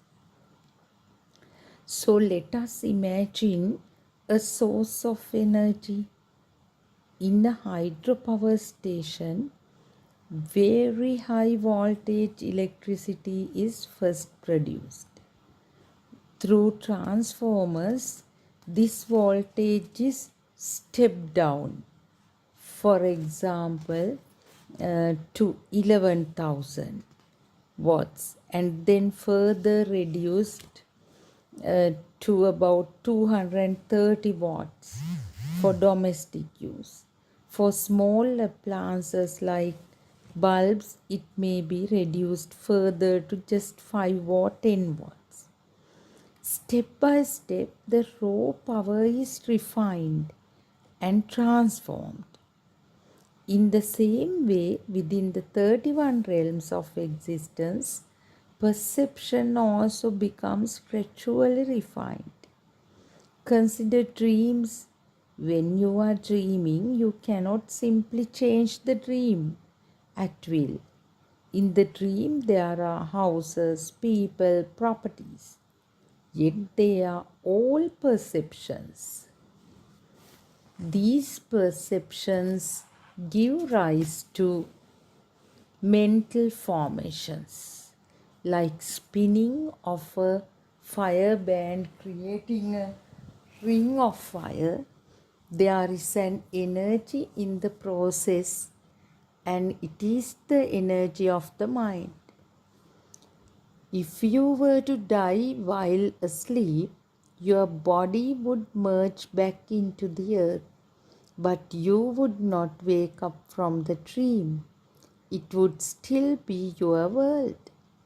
In the same way, the world we take as real is also a kind of dream, a construction of perception. We cannot assign a fixed place to the mind, yet it acts like a form of energy arising from perception itself. Similarly, 6 heavenly realms, චාතුර්මහාරාජිකය, යාමය, තුසිතය, තාවතින්සාය, නිම්මාන රතිය, පරනිම්මිත වසවර්තිය, along with the form and formless Brahma realms can be understood as milestones that one may pass through during deep states of meditation. In the Prathama Dhyana or first meditative absorption, the mind is characterized by initial thought or vitakka, sustained thought, vichara, rapture, preeti, inner profound contentment, sukha, one-pointedness of mind, ekagrata. In the Dvitika Dhyana or second meditative absorption, initial and sustained thoughts subside and the mind is absorbed in rapture, inner profound contentment and one-pointedness. Perception here becomes more refined, centered around the experience of patibhaka nimitta, a purified mental image that facilitates deeper concentration. In the third absorption, even rapture fades, leaving only profound inner contentment and one-pointedness. By the fourth absorption, what remains is pure one-pointedness and a deep refinement of feeling and perception, leading towards a state of neither pleasure nor pain. So these milestones mark the stages of concentration meditation, where perception is progressively purified and energy becomes subtler. According to the refinement of perception at the moment of death, a practitioner may be reborn in corresponding Brahma realms. So it is decided by nature depending on the power of the thought. We are to be telepathized, we are to be synchronized. If one dies while experiencing the first meditative absorption, according to the refinement of perception at that level, they may be reborn in one of the corresponding Brahma realms. Brahma Parisajja, Brahma Purohita, Mahabrahma. If one dies while abiding in the second meditative absorption, rebirth may occur in Paritta Subha, Appamana Subha, Abhasara. If death occurs during the third absorption, the rebirth would correspond to Paritta Subha, Appamana Subha, or Subhakinnaka.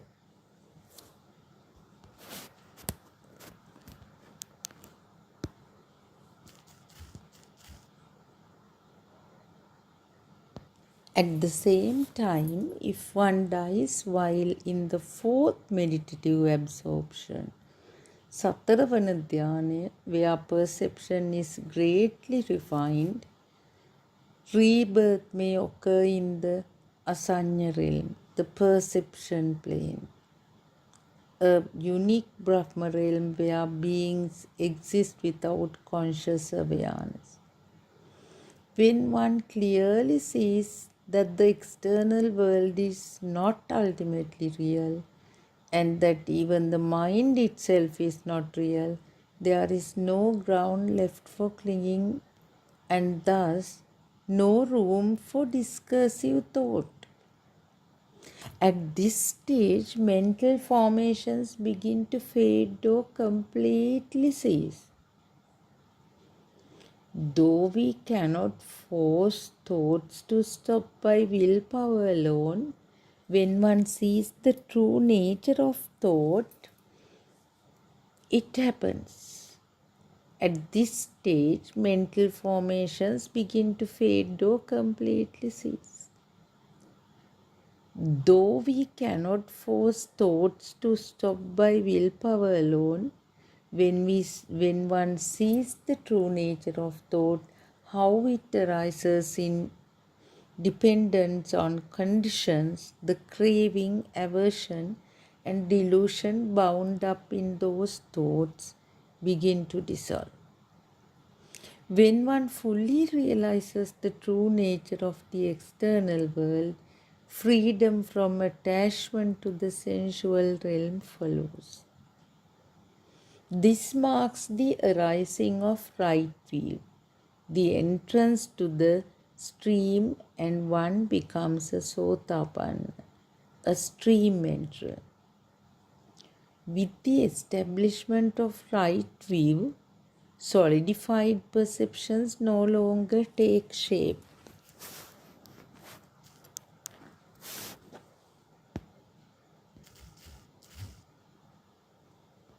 Actually, when both the external world and the internal mind are seen as empty of inherent existence, the arising of the ordinary mind or conditioned mind ceases. In this purified state, one is aligned with the Suddhavasa realms, the realms accessible only to non-returners or anagamis and above. Here, desire, anger, and delusion no longer rise. Instead, a new kind of mind emerges, the functional mind or Kriyasita, untouched by craving or ignorance. It is not driven by karma, nor does it generate defilements.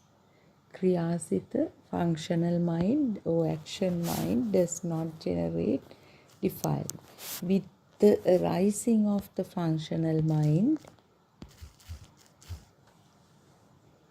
one becomes aligned with the 5 pure energy fields.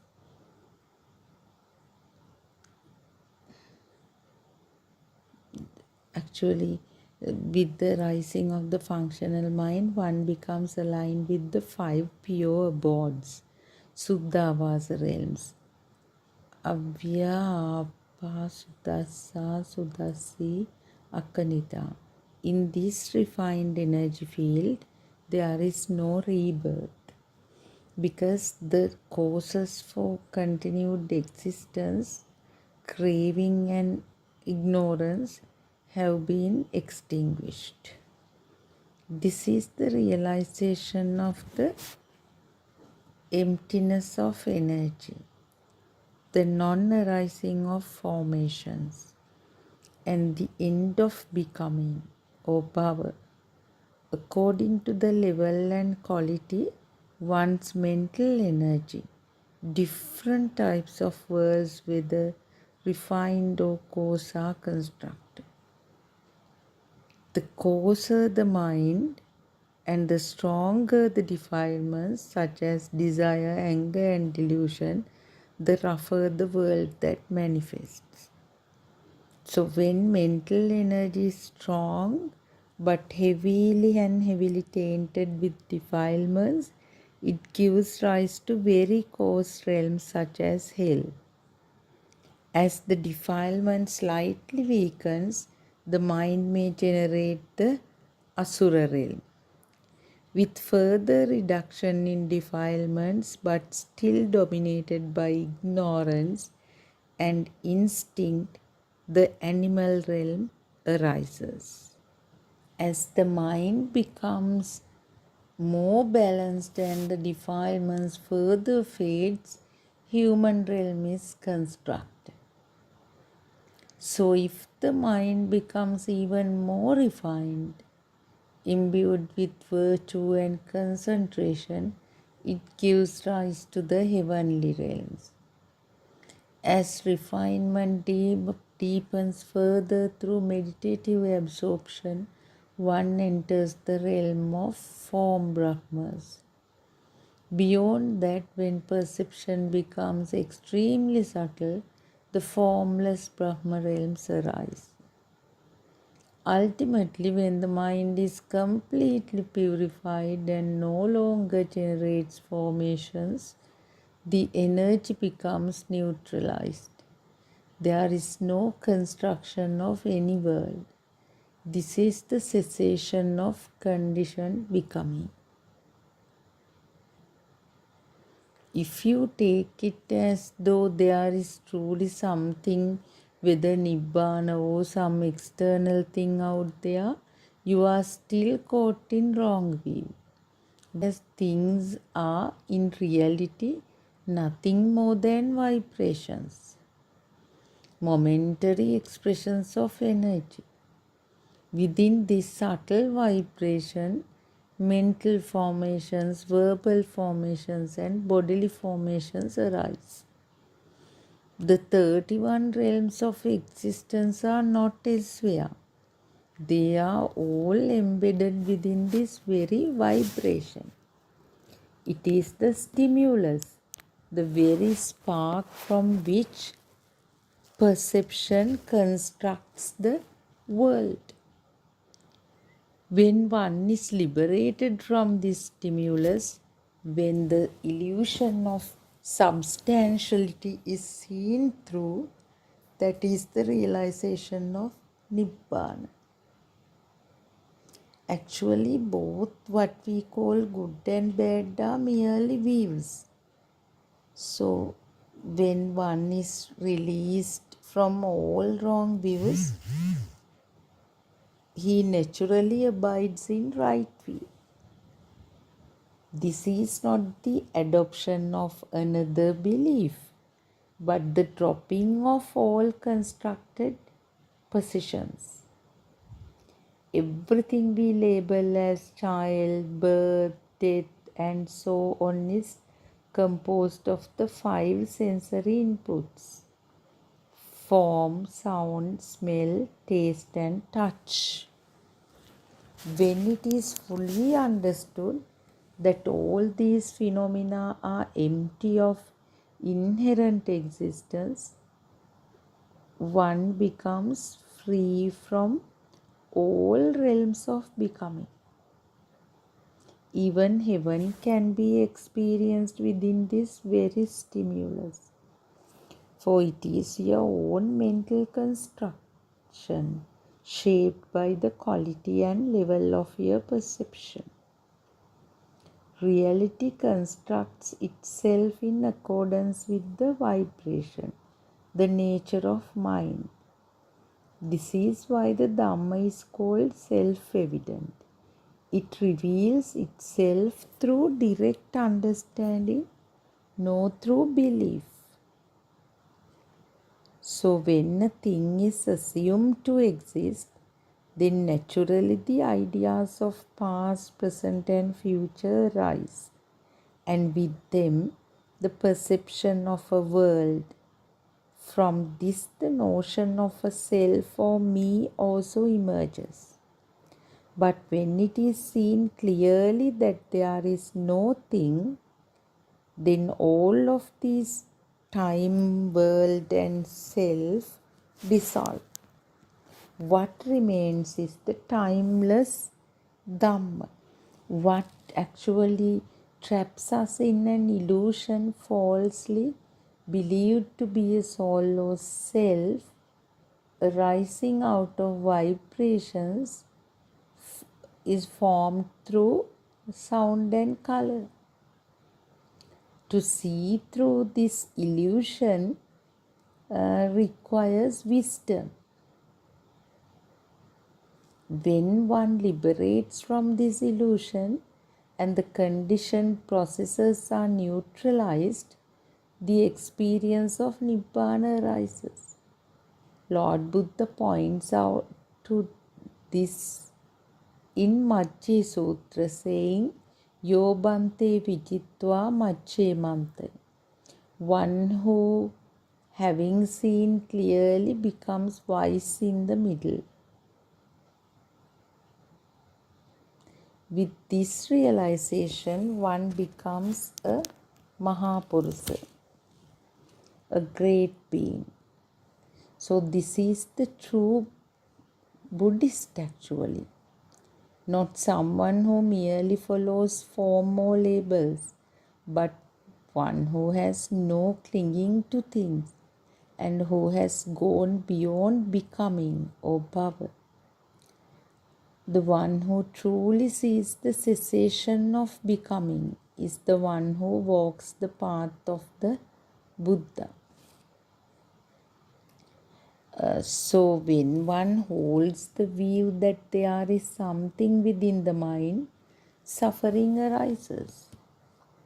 Because this very grasping gives rise to the battle between suras and asuras, a symbolic war of light and darkness, wisdom and delusion.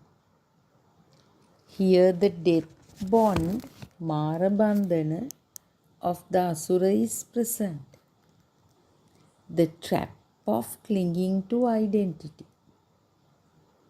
In this state, both soul-based and non-soul-based views may be found. But to take nothingness as a thing is the view of the asura, and it is a subtle thing. However, to see nothingness as truly empty, as nothingness itself, is the path of sura or the wise. In that clear seeing, the asura or Mara is defeated.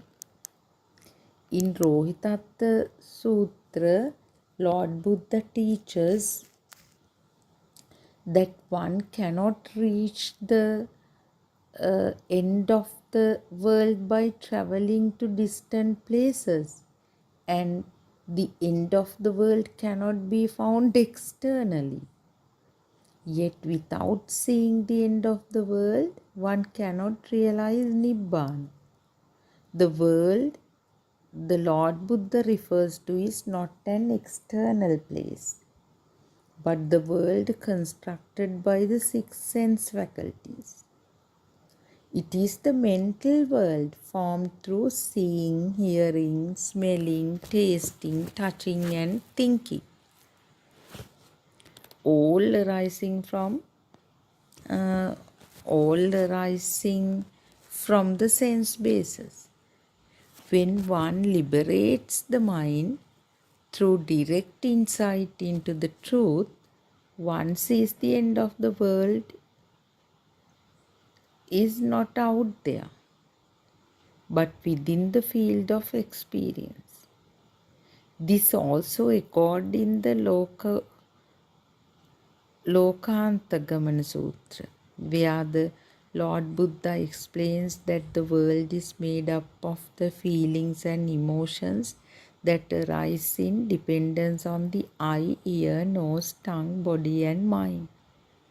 There is no world apart from these sensory experiences. This is the Salayatana Loka, the world of the six sense bases, not an external reality, but a manifestation within the mind. Therefore, it is said, Chittena Niyati Loko, the world follows the mind.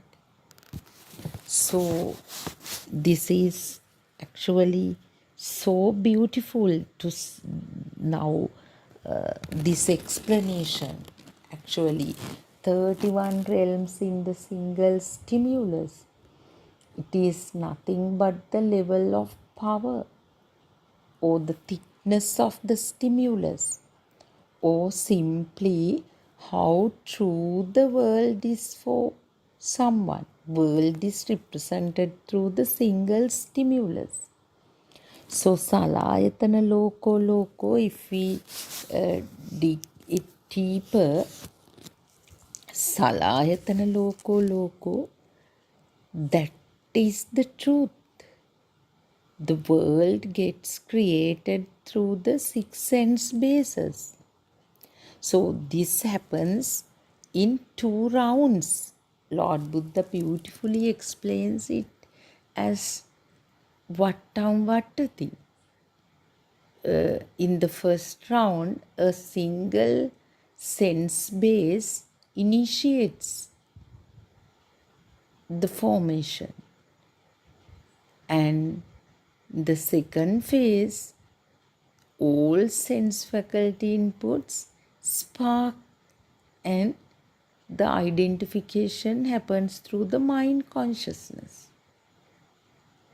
So the illusion is due to the speedy occurrence of these vibrations, this phenomena, the existence field arises. The fact that it is a mental construct is hidden, and instead the notion of existence of the stimulus is felt. So unless someone strongly contemplates the creation of the stimulus with commitment, it is not easy to liberate from that, because the speedy occurrence of vibrations definitely generates power, and that power makes us feel as if we are experiencing these sense faculty experiences. The duality arises. So this can be prevented only through wisdom. Wisdom to see the truth of the stimulus. So that's what Lord Buddha explained in Majje Sutra.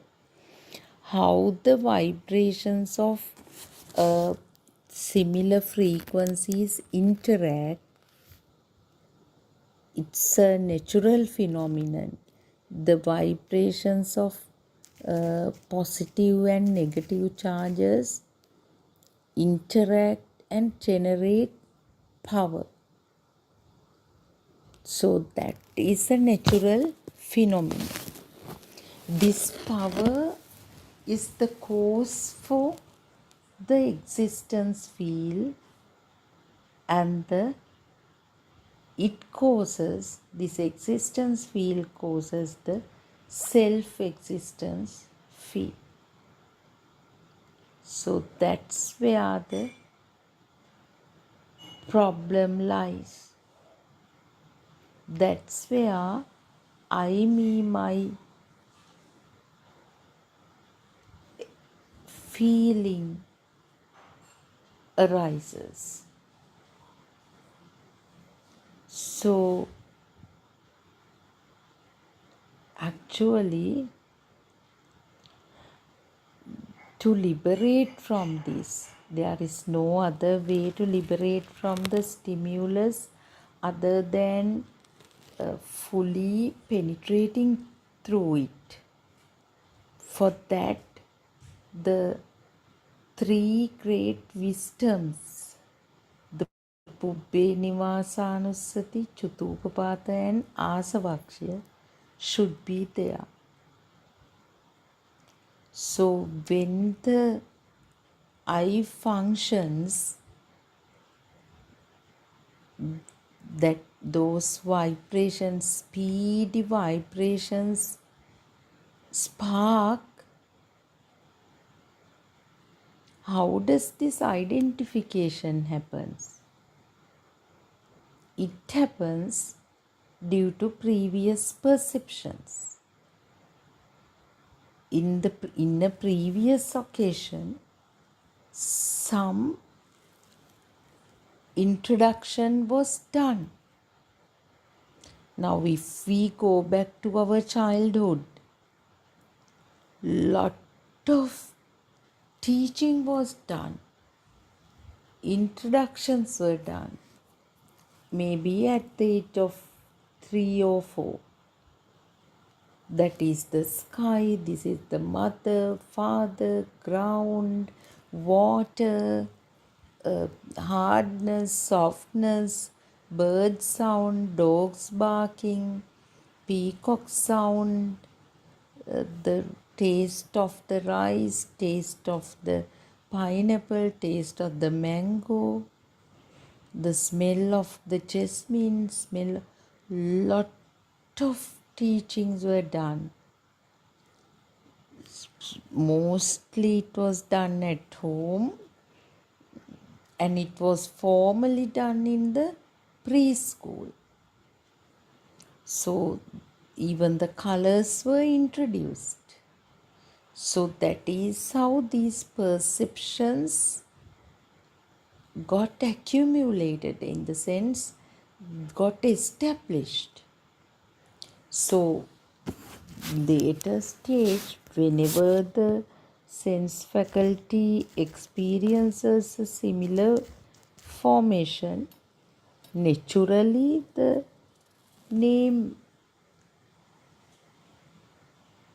arises. So that is the second round.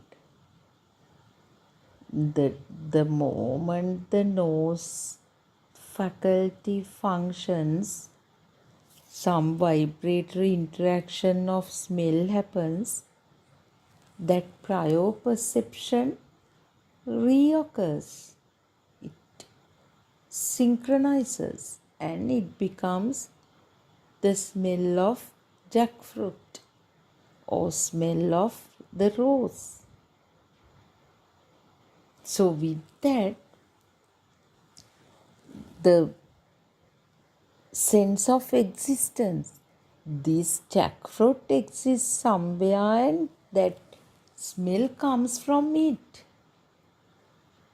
Then actually we are caught when we feel that. Then I, who experiences that, arise from this side. So we fall into the sensual world. But if we are skillful enough, if the contemplation has happened, that stimulus of jackfruit smell may not be a very thick perception. It may not generate that much power. The identification may happen because, as Lord Buddha emphatically mentioned, when the ghee is made from milk, ghee can never be converted to milk. But that knowledge, this is made from milk, will be there. So ghee may not be considered as a purely a new entity. Similarly, the jackfruit smell will be perceived by the nose, but still the story behind it is known by the person, because enough contemplation has happened. How this name and form entanglement happens, how this introduction happened at an early age, that is the Pubbe Nivasanussati Jnana, wisdom to see the first occurrence of the stimulus. So it is evident these concepts are just created by the mind. So that will help to bring down the power.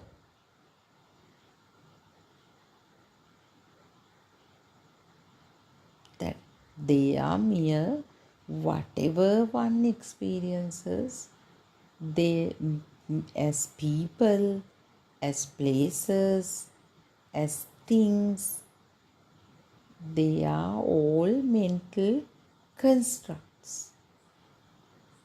When this becomes more and more evident, the power will be very low. The burning, actually. This power is the burning. In other words, the defilements. When they get lower and lower,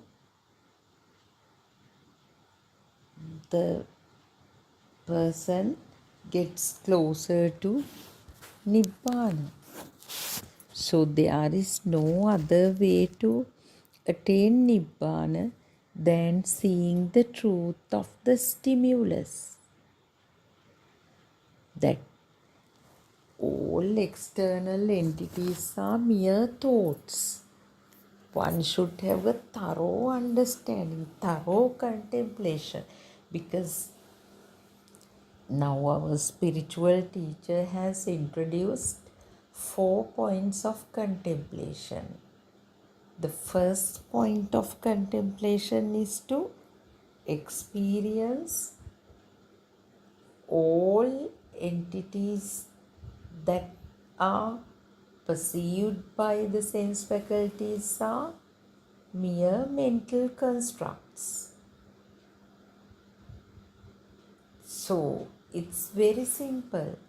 Now the eye perceives a shape of light, but eye doesn't perceive it as a fan. It's the mind that says it's a fan. Ear perceives some sound. Ear doesn't identify what it is, but it is the mind that says it's the sound of the rain. Nose perceives a smell. It's just a smell at the nose, but the mind says it's the jackfruit smell. Body feels some tactile sensations, just the tactility, but the mind says it's the hardness or it's the softness.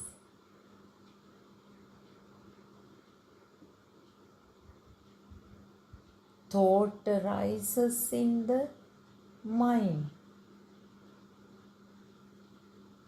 and the identification that it's the son, daughter, school,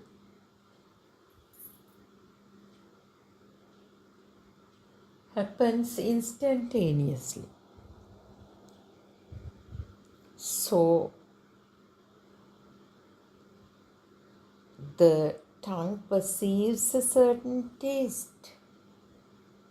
Mind thinks it's the bread. So no world as such arises without the mind. That's what Lord Buddha emphatically said as chittena niyati loko. Everything that we associate with accepting as real in the world are mere thoughts. They are mere thoughts. Sense faculties do not experience bread, tables, chairs, kitchen, river. No. Sense faculty experiences are just seeing, hearing, tasting, smelling, touching, thinking. So it's the mind that objectifies them.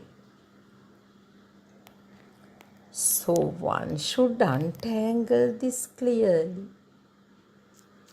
It should be self-evident to someone. The fact that everything is thought. So then the next stage is actually, are there things called thoughts? Or are the thoughts real? Is there any substance in a thought? They are just sound and color combinations. Although we say sound and color, other sense inputs are also there. Now, I perceive some formation, the mind, actually the thought arises, it's a coconut tree. So the coconut tree, it's just the sound and the color form, but still the hardness of the coconut trunk, the smell of it, taste of it, all are present in that concept. That's why we feel as if a three-dimensional tree. We feel as if it is located in the garden or some distance. That is the illusion, but it arises in the mind. That for the entity made up of four great elements is also in the vibratory nature.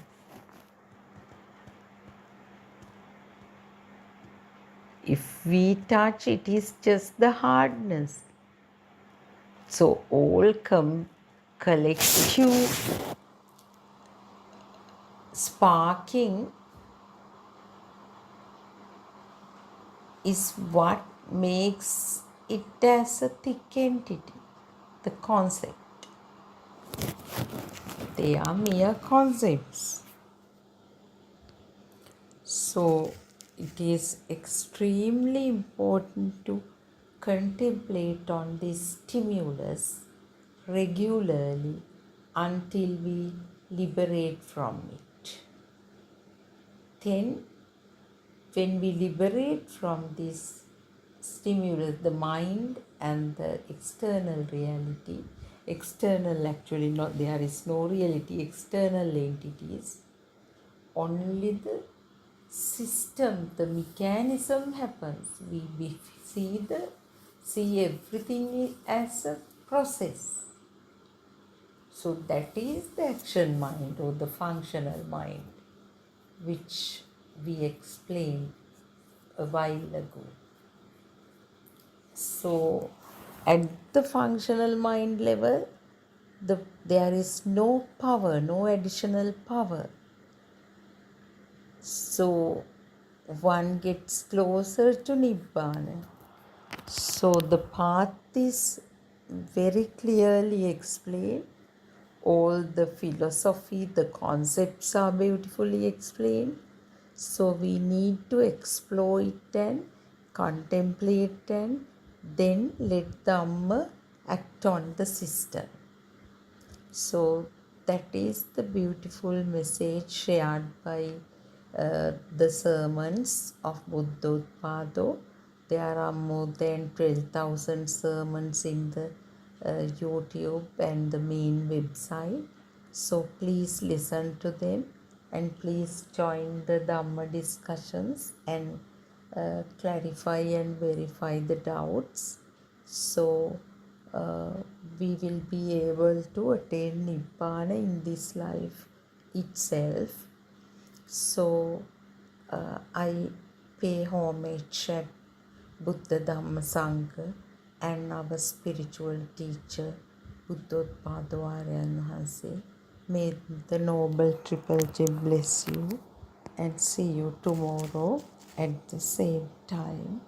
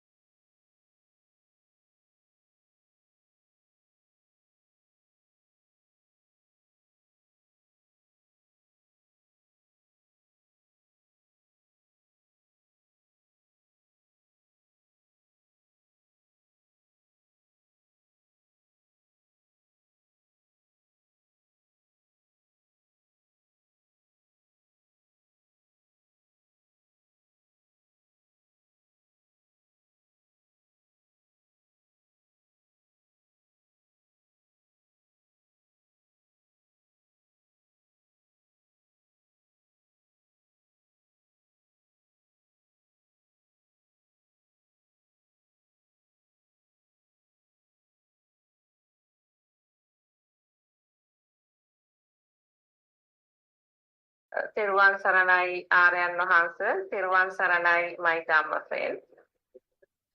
Thank you.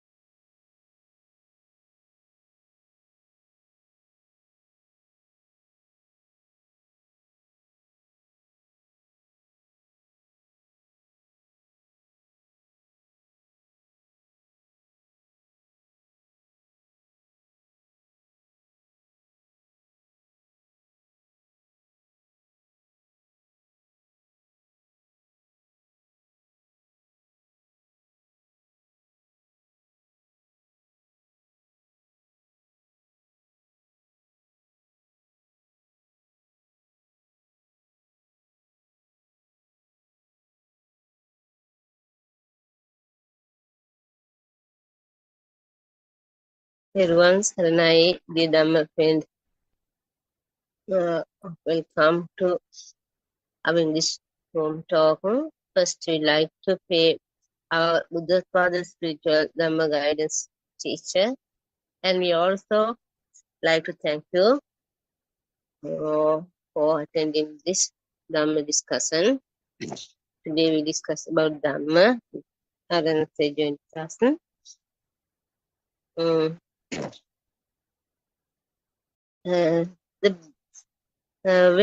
our supreme teacher Lord Buddha asked the monks, "Chakkum nichato anichato," they answered, "Nicham bhante." The Buddha asked the monks if the seeing is a permanent thing or not. The monks replied, "That is not a permanent thing. It is an illusion that never exists." Seeing means what we see. They see a book, a table, a bed, a daughter, a son, the sun, the moon.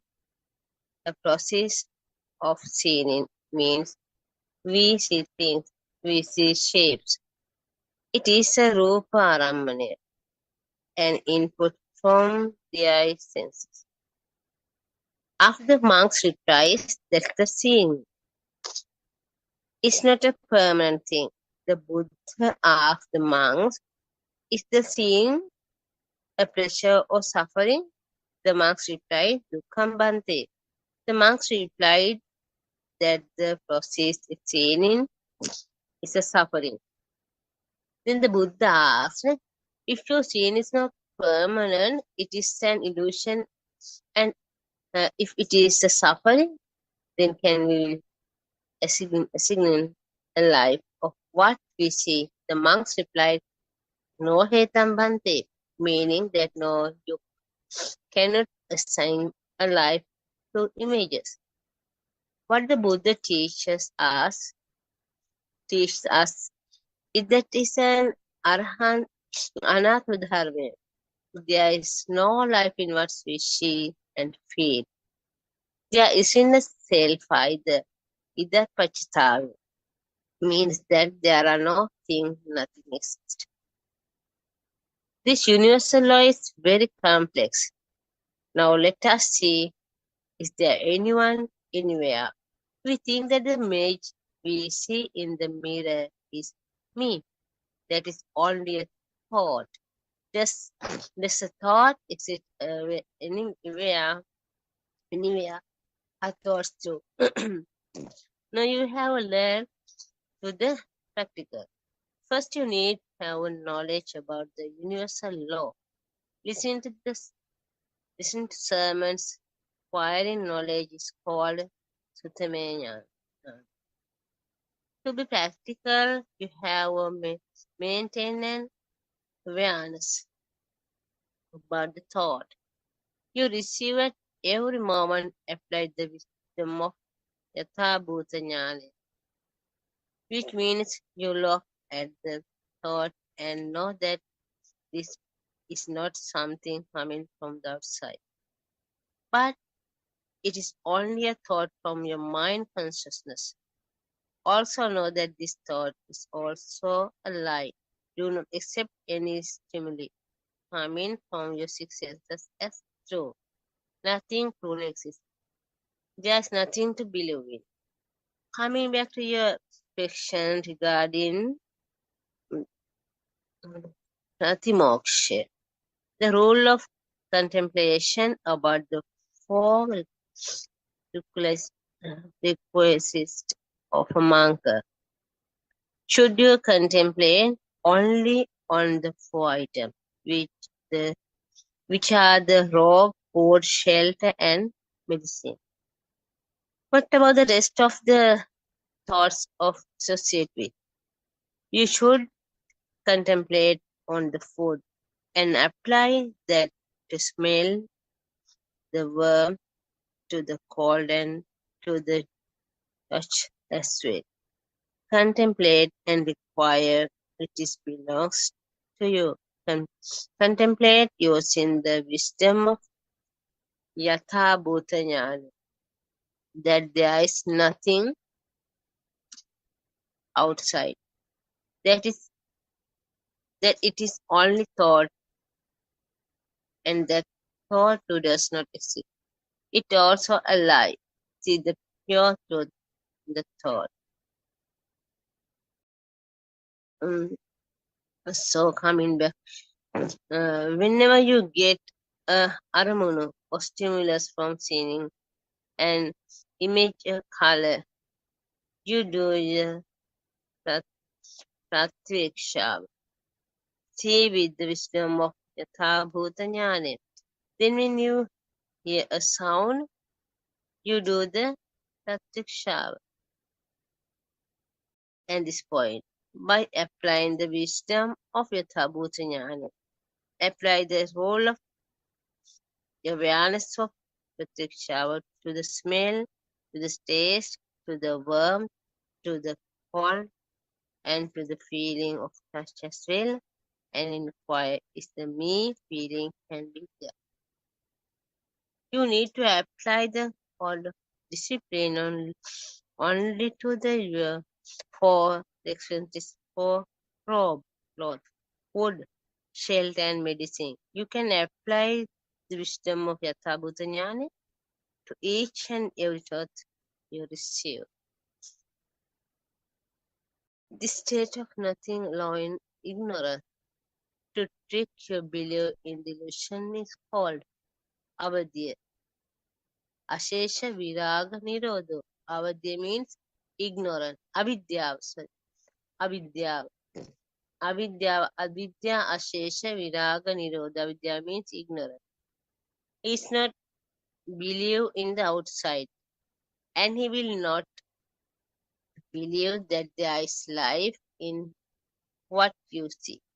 When you understand that the outside and the inside make concept in illusion, and that nothing exists, he beings to get to of thing and get go of stimuli that comes to him. This state of letting go is called avidya ashesha viraga nirodha.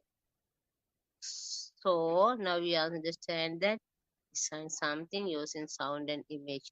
This design of something out of nothing is called sankhara. We create sankhara due to our ignorance. Dear Dhamma, we always be practicing like this Dhamma when we practicing our day-to-day life. In we sometimes we want to problem, we want to get solution from that. Then Buddothpado, our Dhamma teacher, always ready to the correct path. Then we are with the one that we join the class and everyone said one Saranai.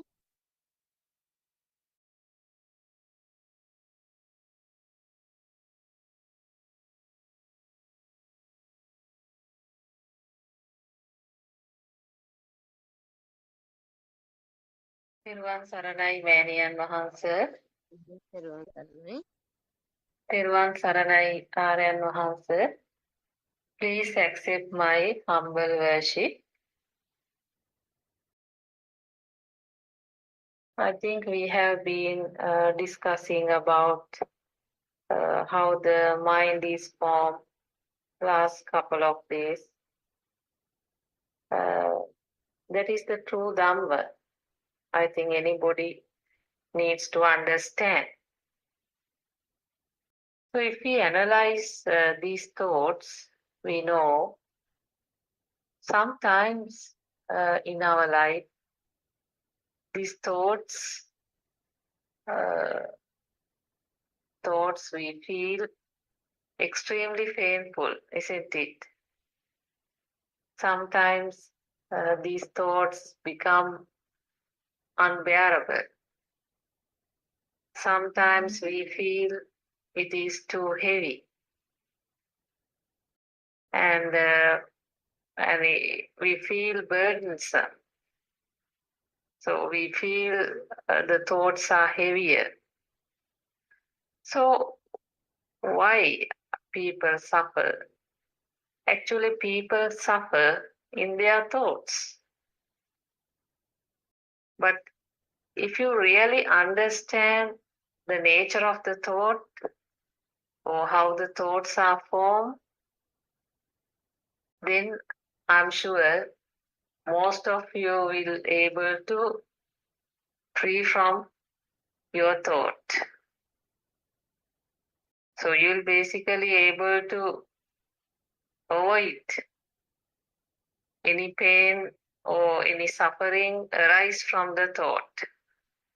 Because flow of thought is a very natural process. One after the other, thoughts will continue to flow. Nobody can control. So mind is just like another sensor. We call mind sensor. So there will be continuous flow of thoughts. But are these thoughts real? That is the question you need to ask yourself. So if you know these thoughts and also your so-called soul, you think yourself exists, so your soul and also your mind, your thought, all these are a vibration, just a vibration. So if you understand this, I'm sure you will able to get rid of most of your problems. So now let me explain. So we will try to understand what is a vibration, because you will get to know everything is in the universe is a vibration. Even your soul, even your mind, even yourself, every object in this world is a vibration. So once you understand that, it will be very helpful for you to see the reality of your thoughts or reality of your soul. So what is a vibration? Now, to understand what is a vibration, what you can do is, for example, I say, you can hang any object with a string. You can hang any object you wish with a string.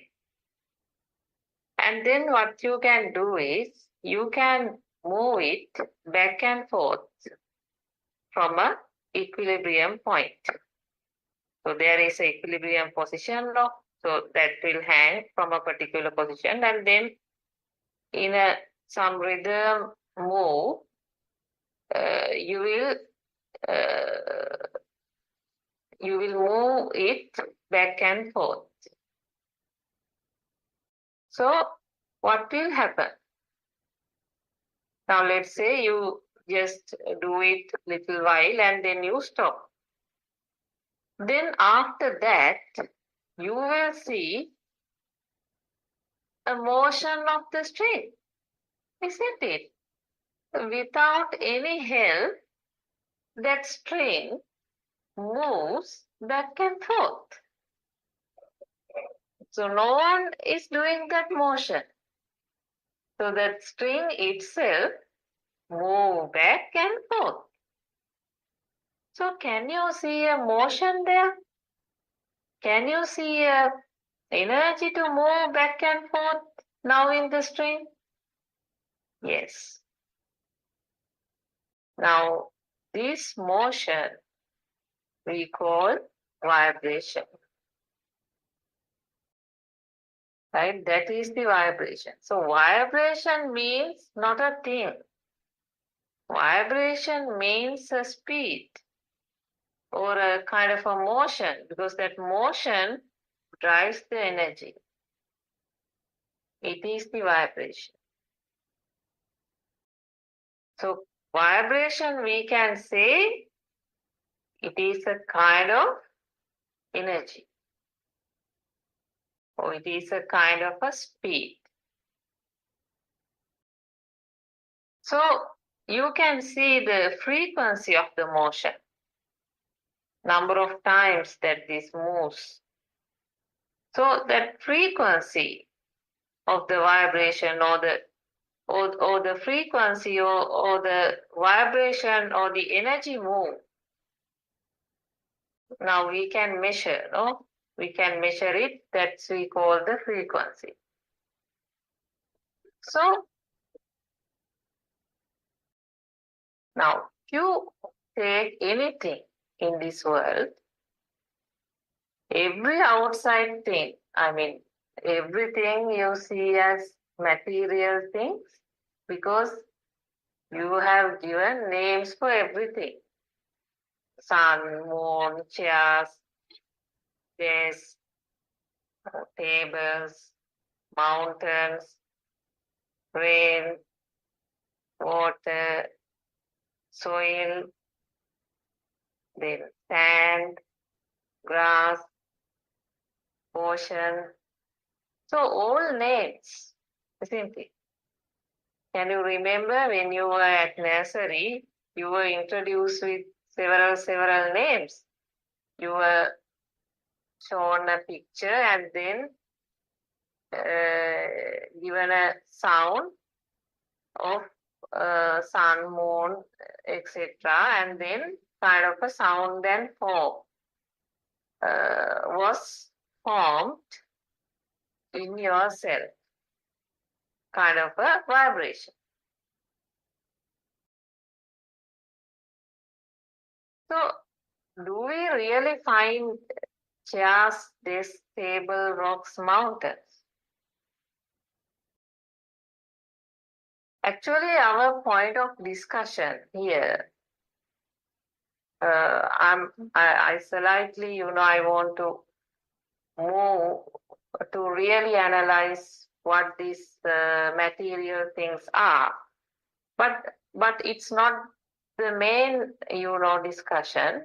But we'll try to understand bit on this law of nature as well. Because if you analyze the law of nature, you will realize everything is a vibration, or everything is formed of a wave. I'm sure you will have some understanding of atoms. We have learned in science. So actually, if you deeply analyze this each and every material thing, you will know all these things are made up of atoms. Right? So now if you drill down further, right, you will see even these atoms also in a constant state of motion. So even there you find motion.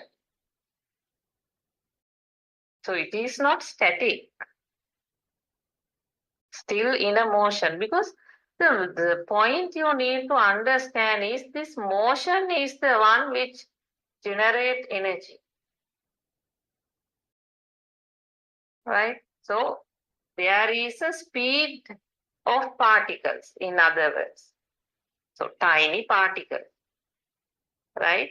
So that speed we call, that motion we call a vibration or a wave. Actually, even though I use the word tiny particles, there is even nothing called tiny particles. If you analyze that also a bit more, you will find there is nothing called tiny particle. Even that particle itself is also a kind of a speed. Or we can say it is an energy. So we call vibration. So that's why everything, if you analyze the fundamental level, you find nothing. You find only a speed or energy. That is, we call vibration. But to explain science or any other subject, we want a thing, no? To explain to a thing, to a child, we have to give a name and always mention about a thing. So that's why to our mind, we want things. Otherwise, we can't explain to somebody. So even this science, we go on to the level of atoms, particles, etc. Because otherwise people cannot understand. If you just say there is nothing here. But slowly, when you drill down to this, you will analyze at the fundamental level, the base level of any item, it is all vibration. It is all vibration. But the problem is our eye cannot see this. Our eye, our vision cannot see through this science, because our sensor, it is a sensor. Now, eye sensor has its limitation, because the eye sensor will create three-dimensional image. It cannot have the facility to, kind of a radar or something to see through this every object and to see how that particular thing is really formed. So we see all the time only material things.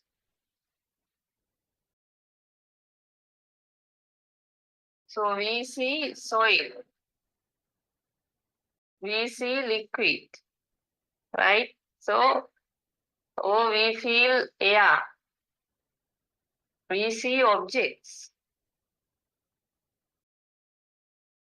But you need to understand the whole universe, if you take, is made of continuous energy. There's nothing other than that. It is the energy and the vibration. Same. So it is the continuous energy. In other words, the entire universe is a field of vibration. Or we can say it is a field of energy. So it is a wave. And this vibration or a wave, if you analyze the term vibration, because in our discussion we use the vibration. Often we use that term. So this vibration, now you can understand nothing else. The vibration has the energy and some consciousness as well.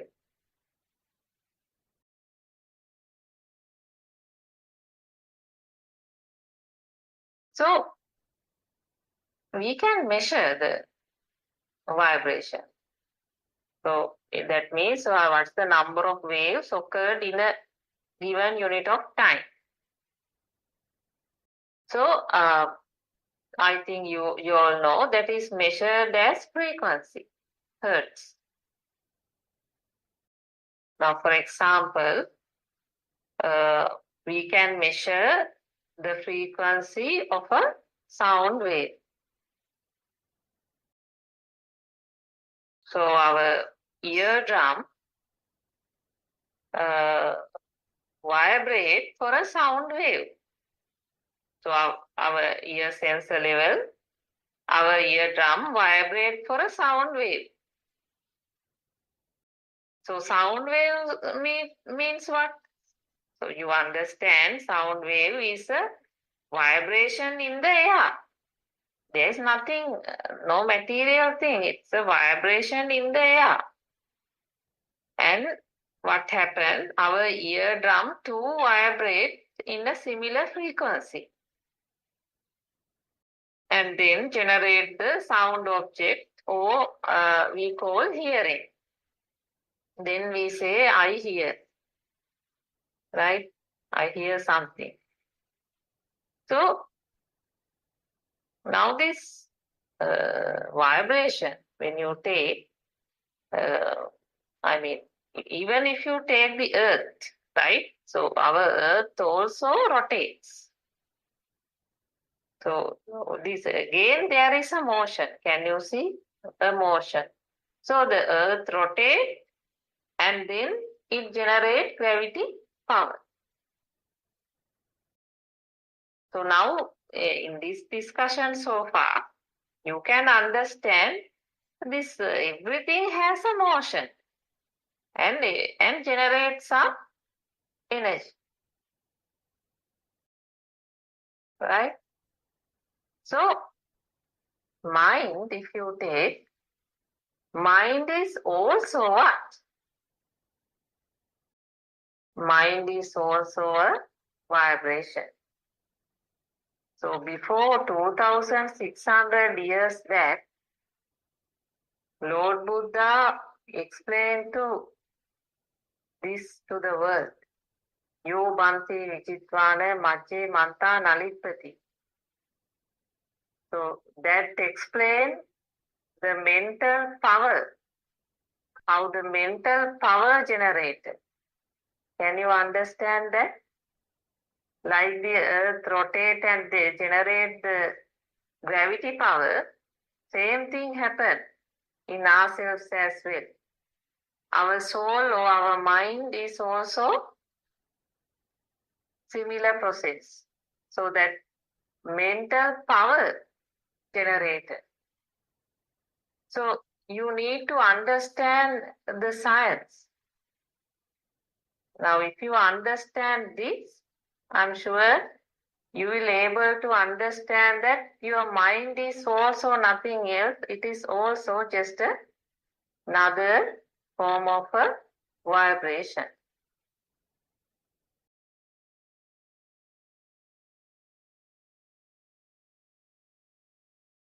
Now, if we analyze something like, let's say, a rain.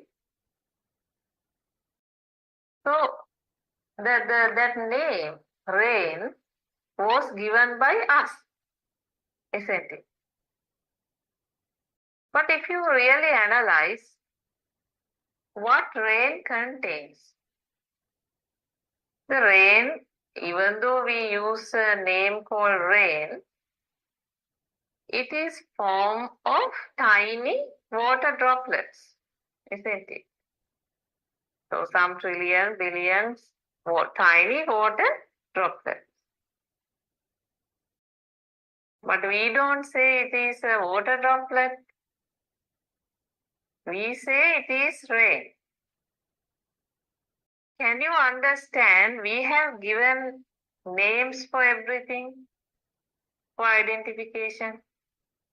But if you really analyze the tiny water droplet, that is made of huge number of water molecules. So again, if you go deep down, water means what? We know it is oxygen and hydrogen. So it is made of oxygen and hydrogen. So we don't see that in that way. But we do not see the science behind this. Actually, everything is formed due to vibration. But instead, we think all the time objects. Now, another example, if I take a river. So, what is a river? So, when you take river, right, river is a natural stream of water, no, flowing downward. So, but if you take some water to your hand, what it contains? It contains tiny, tiny water droplets, no? So if you drill down further,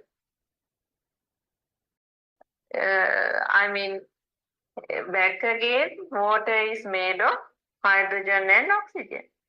So now, can you understand? It is we who have given a name called the river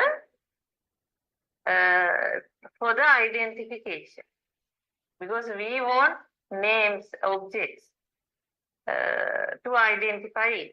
But if you analyze the base of all the universal things, it is none other than vibration. It is a speed, it is a motion.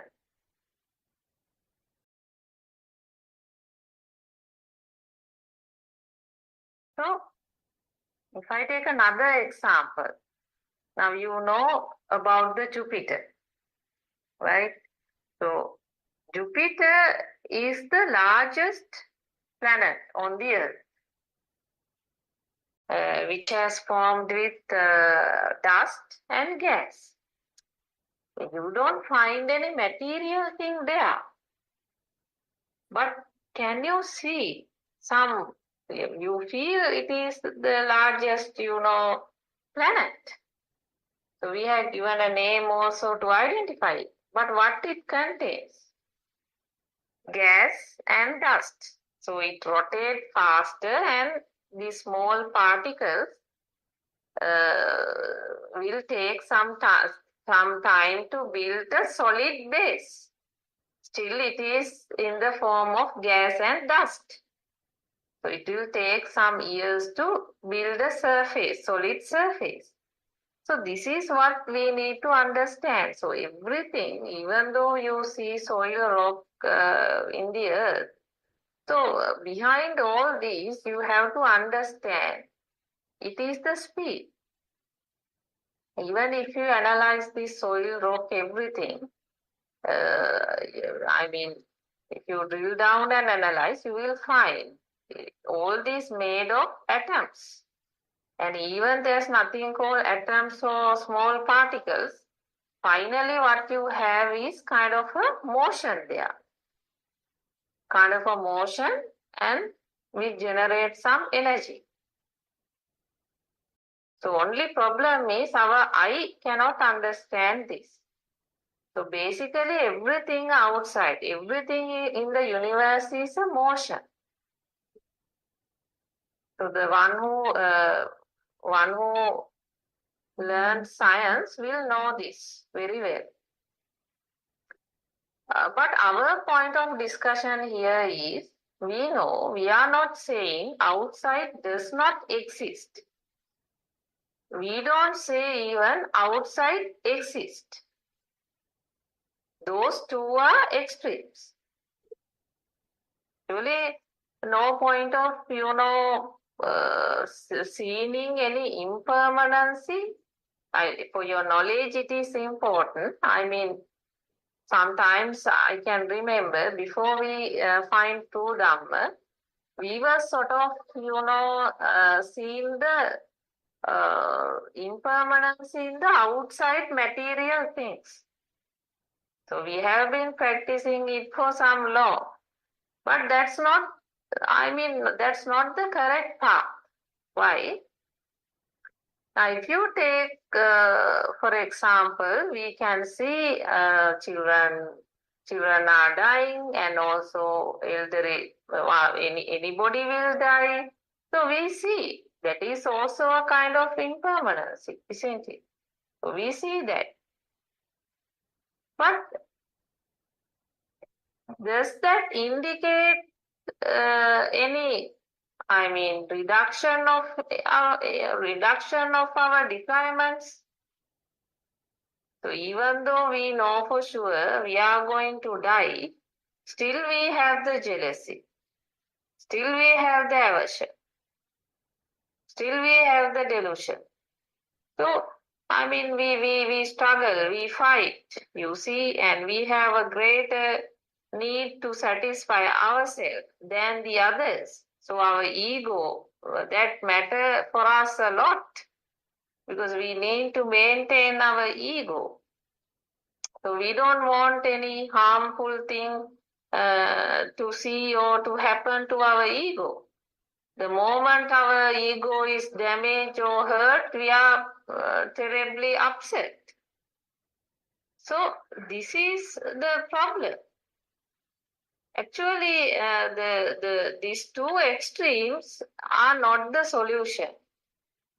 So the fact that there is an outside world or fact that there is no outside world, both are not the path.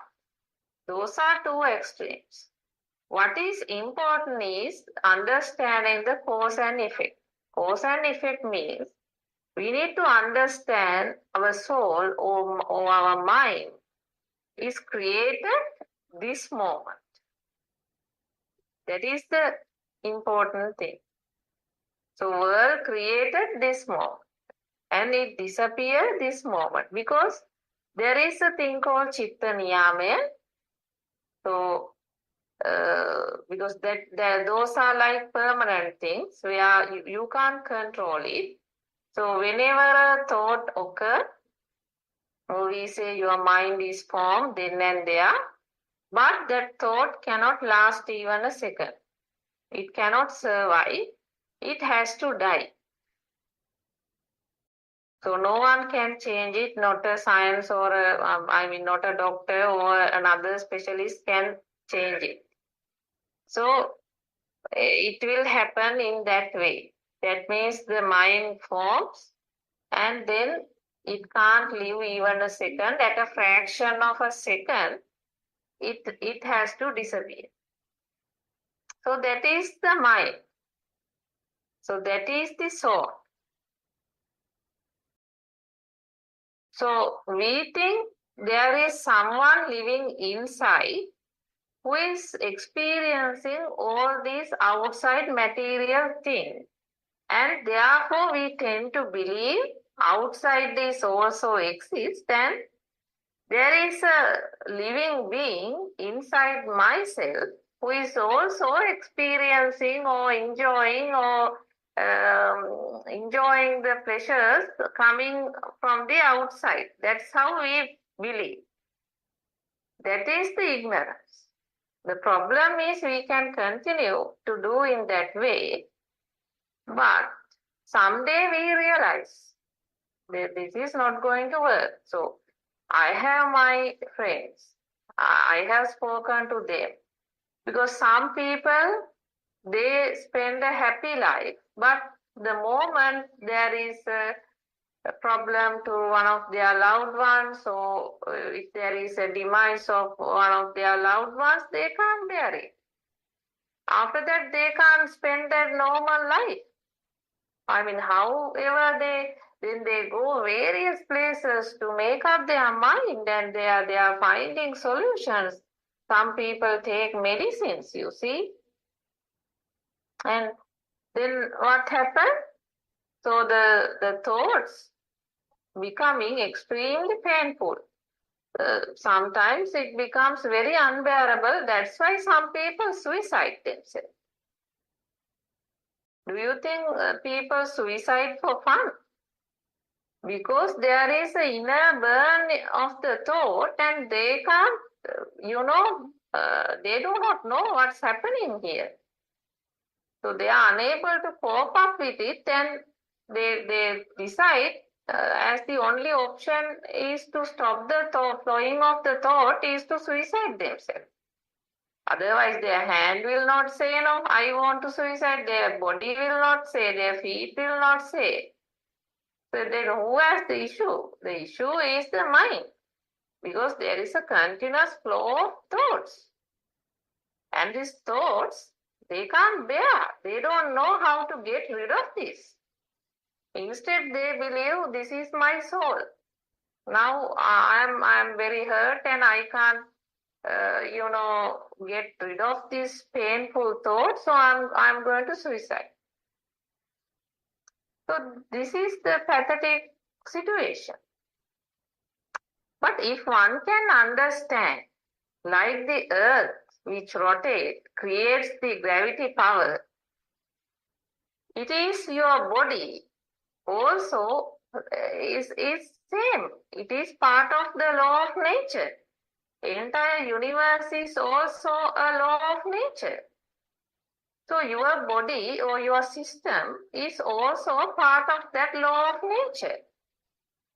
So same way, your system to generate power, that is the mind power. That mind power is not a permanent thing. That keeps on changing. So this is what you need to understand. So actually, if you analyze the self, the soul you are talking is a power or energy. There is no any other soul. So as I told you earlier, Buddha also revealed the same thing to the world in Majjhima Sutra. That is, yo bhante vijitvana majjhe manta nalipati. This means when there are two extremes exist, it creates power. So what are the two extremes?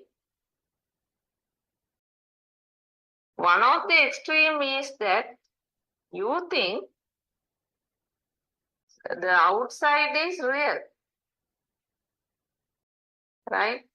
And then the other extreme is what? You think there is a continuous soul inside, some soul inside within you. That is the mistake. And then what happens? It creates power. So, but you need to understand there is nothing called a continuous a feel. Someone is enjoying inside. What happens is your senses, all these senses, all these senses generate power, right? So this sensor generates sensor pleasures. Now, for example, let's say you are now in the garden. So I'm sure when you want to select flowers for the garden, you will definitely, you won't be selecting a single color flowers. Instead, you will go for variety of, colors, variety of sizes of flowers, and then variety of leaves, So you see, you always look for variety. So when you now stand in front of your garden, so your eye keeps rotating, isn't it? Now, once you look for the white rose, you can't keep your eye on there for a long time. Then automatically you will be looking at a red color rose. Then again you will go near the jasmine tree and try to get the feel of smell, right? So then you will touch leaves, or you will touch some flowers. So can you understand your senses invite you for pleasures? So actually this happens in the system automatically. So at your sensor level, if you analyze how your sensor works, now your eye sensor, at your eye level, it doesn't identify whether it is a red rose or a white rose or whether it is jasmine. It cannot identify. But there is some kind of a feel of awareness arises, like something, some light or some color is formed, and that on that there is some consciousness. We call eye consciousness arises. But the eye consciousness, it is a feel of something there, but it will not able to identify what the flower is. Whether it is a flower even, it doesn't know. Whether it is red or white, it doesn't know. The name of the flower, it doesn't know. Right? So what happens here is, I'm sure in your younger age, if you go to your childhood, you will remember the very first day you learned about colors, red, white, blue, green, right? And also the first day you learned about roses, jasmines. So what happened? Now in your system, somebody needs to, tell you this is rose, this is jasmine. So what happens is, at your eye level, kind of a form created, and then the sound is given as rose. So it is a different vibration at your ear level, and then without your knowledge, nobody is doing this. Without your knowledge, another vibration occurs, combining these two vibrations. So even though we say it is two vibration, you have to understand. So when you experience the rose, definitely you experience the color, and you experience even the touch feeling. So your body also, so all that sensor feelings will come together. And then kind of a combined feeling, kind of a vibration form. So that is the arise of the mind consciousness. So nobody is doing this. It is like a current. Moment, automatically the sound and forms connected. And they connected, and now there is a flower called rose in your system, right? So if it is, if you are in another country, definitely it will be a different set of name. But now in your system, there is a thing called a rose, right? So for example, when we say mother, so mother was also introduced into your system in the same way. Son, this is mother. So at your eye level, there is a kind of a form, and then at your ear level, sound of the mother. And then what happened? Nobody is doing this automatically. That is the law of nature. Because that two vibration and this two vibration combine and form to a different vibration. So that is the rise of the mind consciousness. But if you are, let's say, if you are born in a Japanese family, they will not say mother. They will say haha. For father, they will say chichi. So for the older brother, they will say ani. So for the grandfather, they will say sofu. For the grandmother, they will say sobo.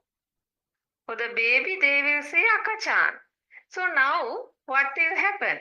Let's say for an English-speaking person, if somebody comes and say akachan, if you doesn't know Japanese, that image will not come to your head. Why? That particular form was not created through a sound in your system. That vibration is not there in the system. So if somebody say haha, then your system will not recognize your system will not, your mind consciousness will not form the mother image, because that is a Japanese word. Therefore, now you can understand language means this. So why you need a language? Because to identify everything on this world, you need you need words. Otherwise, you can't identify. So that means a sound. So for each and every form, through a sound, the world is created for you. After that, in your world, you have a mother, you have a father, you have sisters, you have brothers, you have your own house, so everything. Then you may be a doctor. Even all the subjects you learn, all the studies you do, have formed in that way. Then actually it is not done by anybody. Automatically, that vibration occurs. So Kubbe Nivasanusati Jnana means what? That is the jnana where you see how the previous thoughts were formed.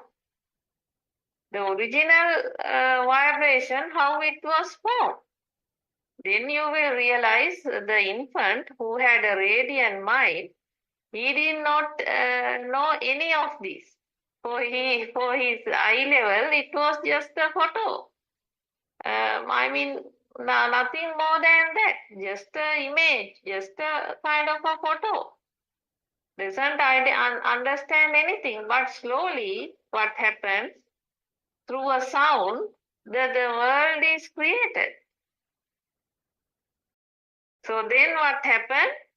The moment the world one by one created, it becomes my mother, my house. This is my land, my pencil, my eraser, my cutter, my book. So all that comes, and slowly the jealousy, aversion, all defilement started. This is what happened. So we have to understand what really happened to us. So if we take what really happens in our system, so each and every moment, once exposed to the vibration, our sensors spark. Because anyway, it's all vibration. Now you understand. So the rise of the vibration occur at your eye sensor level is the light object, kind of just a light, kind of a color, image, some shapes. So then there is the the eye consciousness arises, some feel of awareness. So that feel is the important thing. Then what happens? Your mind consciousness arises due to a telepathy mechanism. It is not a memory. You think it is the past memory, but it is not the case. This arises, this works to a telepathy mechanism. So what happens is, the moment that eye consciousness arises there, it is also another vibration. You have to understand, all these are form of different vibrations. And then what happens? From the telepathy mechanism, your mind will, the mind consciousness arise with the original vibration which was formed your system. Because there is some previous combined field given to the system saying that this is your mother, or this is the rose. This is. So whenever somebody say rose, automatically the combined field of a rose appear as the mind consciousness. When somebody say your mother, the moment the sound vibrate here, that matches to the telepathy, and in the telepathy mechanism, and automatically combined field of the mother. When I say combined field of the mother, I mean even you can see, if somebody say over the phone mother, in moment you are not seeing the mother, but your mind consciousness get the full feel of the mother smell, mother taste, mother kindness, mother figure, mother size. So everything comes. So some combined feel comes. That's why we say it is a combined shot. In other words, kind of a combined shot. But remember that combined feel cannot last. In other words, that's the thought. That is the arise of the mind. That is even the arise of the soul. That feel, it appear and then it disappear. But your problem is you think that feel is the soul. Now you think, no, I get a feel and this is me, this is I, this is the one which is enjoyed by that so-called I inside your body. No, there is nothing called a soul. So every moment, mind form, mind disappear, mind form, mind disappear. Can be for a sound, or can be for a light object, or can be for a body feeling, okay, and can be for some taste, can be for some smell. In whatever form, what happens, your mind consciousness derives feelings. So then that combined feel arising means the mind consciousness, nothing else. So there is all the time some feel. That feel can be, happy feel, or can be sorrow as well. Right? So we have to understand this feel that comes. and also that disappear there itself. So we think that feel is the soul. We think there is a continuous soul living in our body, enjoying all these feelings. No, actually what happened, every moment kind of a feel arises and then it disappears. Now you can start practicing it. Just maybe you are now sitting, just look at whatever the things outside yourself. So now you can see maybe several things, if you are in the garden, several flowers you can see. So when you look at the red flower, it's a different feel. Then when you look at some tree, it is a different feel. So if there is any garden fruit, some fruits, tree with some fruits, then totally your feel is different, isn't it? So when you look at a bird, your feel is different. So so likewise, can you see naturally the feel appear and then it disappear. But anyway, what happened is, as I told you, whatever this mind consciousness, it is a combined feel. So it is a natural thing that automatically comes as per the telepathy mechanism. There is nothing called memory. So there is nothing called a soul. What happened is every moment the sensor helps to generate the feel. The sensor helps. So with the sensor's help, mind consciousness arises. But I told you, it is not permanent. It can't last even for a second. So at a fraction of second, it disappears. So that means what? Your soul disappear. There is nothing called soul. That feel you incorrectly taken as soul. So therefore you can understand you unnecessarily taken a burden thinking that there is a soul. Because all the time you are thinking. You are thinking.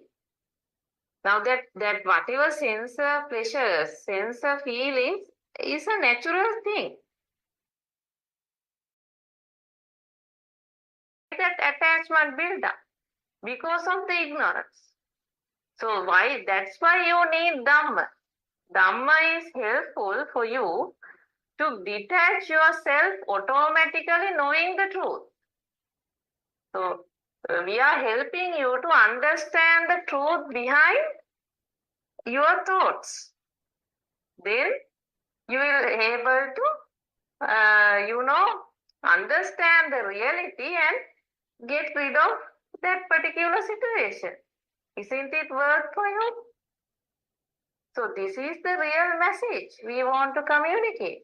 So you can contact with the same world in the same way. You do your duties, you cook for your children, you look after them very well. But remember, when you know the reality, you must know everything. Your so-called soul, there is no soul, but that combined feel, everything comes as a thought.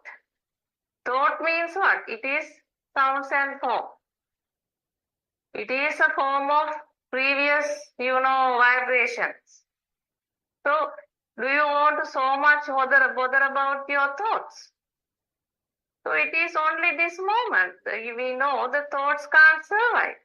It will occur, it will disappear. So maybe in the beginning, when you at this initial stage, once you learn true Dhamma, you will be able to relieve yourself by doing some kind of contemplation of this true Dhamma, and after some time you will automatically feel free yourself from the thoughts. You will not have big attachment towards anything. I think that's very helpful, because the more you attach, the more you suffer. Because I know there are some parents, they are pretty much, they have a pressure because their daughters or son leave home for maybe occupation. Then until they come home, this elderly mother is very uncomfortable. This is unnecessary. This is unnecessary. This is just unnecessary burden this mother is bearing. So if the mother knows the truth of all this, actually it is attaching to a thought. So why you want to attach to a thought and feel uncomfortable yourself?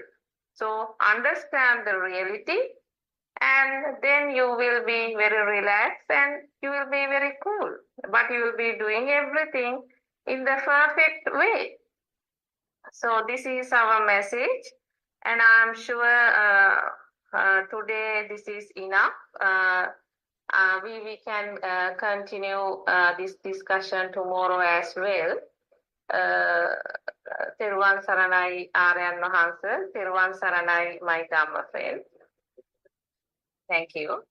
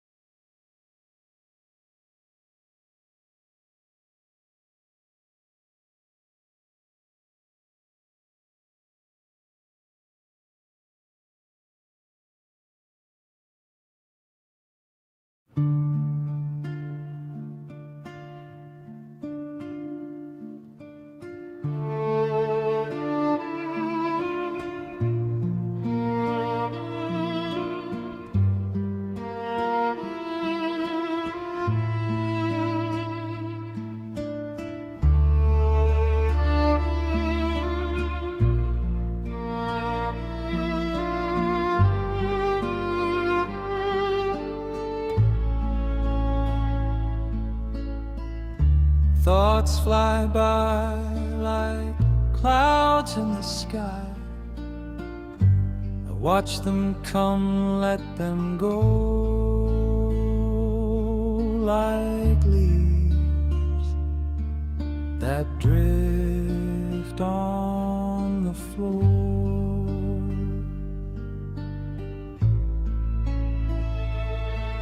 I try to escape from the cage, to run wide, to be free, but the door is locked, there's no escape.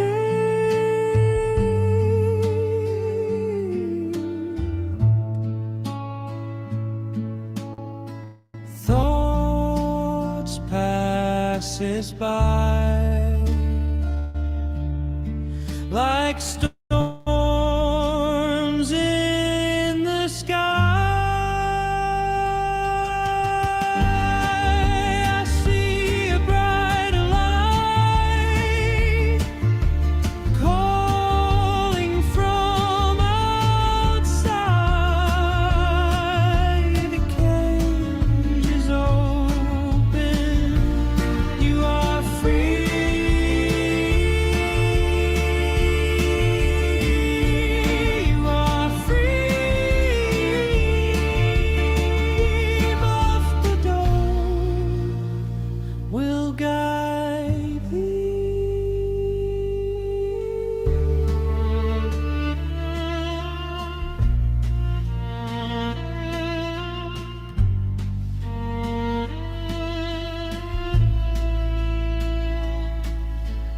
Freedom of mind.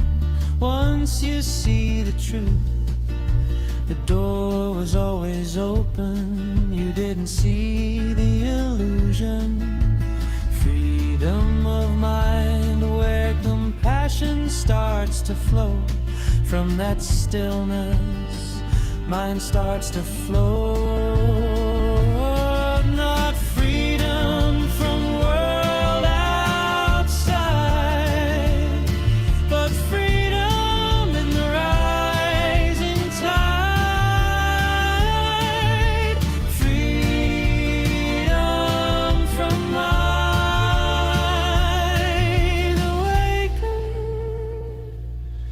Awaken to this blissful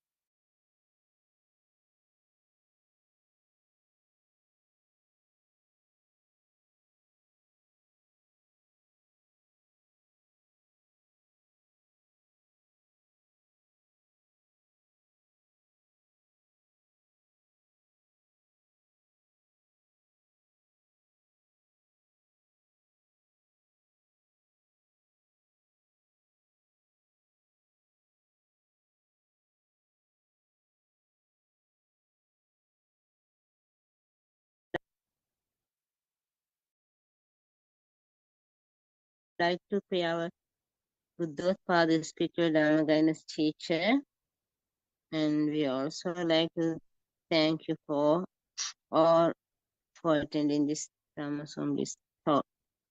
When our Buddothpado Arunath until the join with us, we discuss about Dhamma. What the Buddha teaches us in the Vidarsana meditation is to see the pure truth in whichever position are in. That is to see or to be aware that there is no outside, no in there is an inside. Everything we expressing as coming from outside is actually only a thought, and that the thought is also a lie. We have to be aware about it while we are seated, standing, walking, or lying down. In the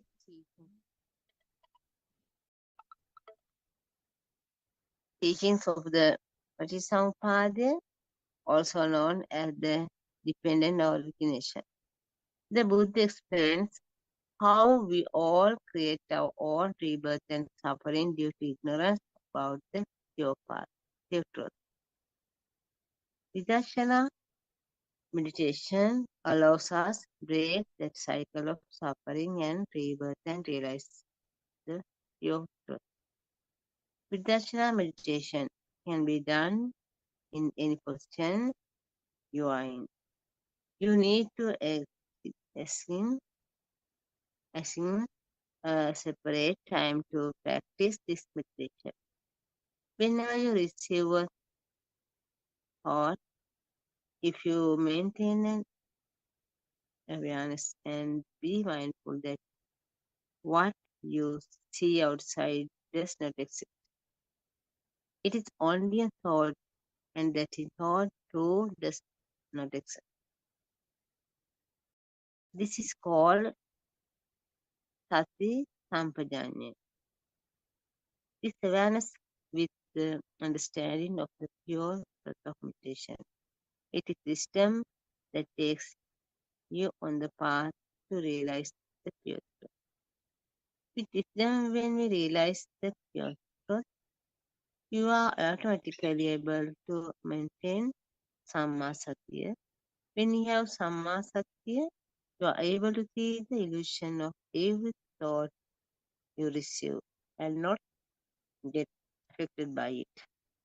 Wisdom is an awareness beyond the illusion of the vijnana or mind consciousness. The wisdom beyond the mind is known Lokuttara Bhumiya or the super mundane plane.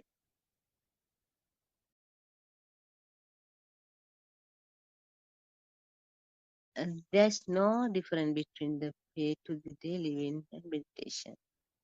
When you go on living your normal life with the awareness about the pure truth, you automatically become one with the truth. You realize the pure path. When Dhananthera became an Arahant, he was not in any of four postures that the Samatha meditations are instructed on use. Don't you have only four bodily positions in which to do the concentration meditation? On the day Anandathero realized Nibbana. He had just finished his walking meditation and he was just about to keep his on the pillow sleep when he became enlightened. Anandathero attained the state of an Arahant, a fully awakened man. That posture in which he achieved enlightenment, he not any of four postures even for a meditator. Then how did Anandathera realize Nirvana? There is no particular posture for the Vidarsana meditation. When you experience everything like seeing, hearing, smelling, tasting, touching, and thoughts from your mind, you have to be mindful that is only a thought. You have to be aware that the outside you see and the inside you feel is an illusion, and that even the thought is a lie. This is seeing the pure truth in everything we experience. This is a way to go on the path of attain enlightenment. The method of eradicate ignorance.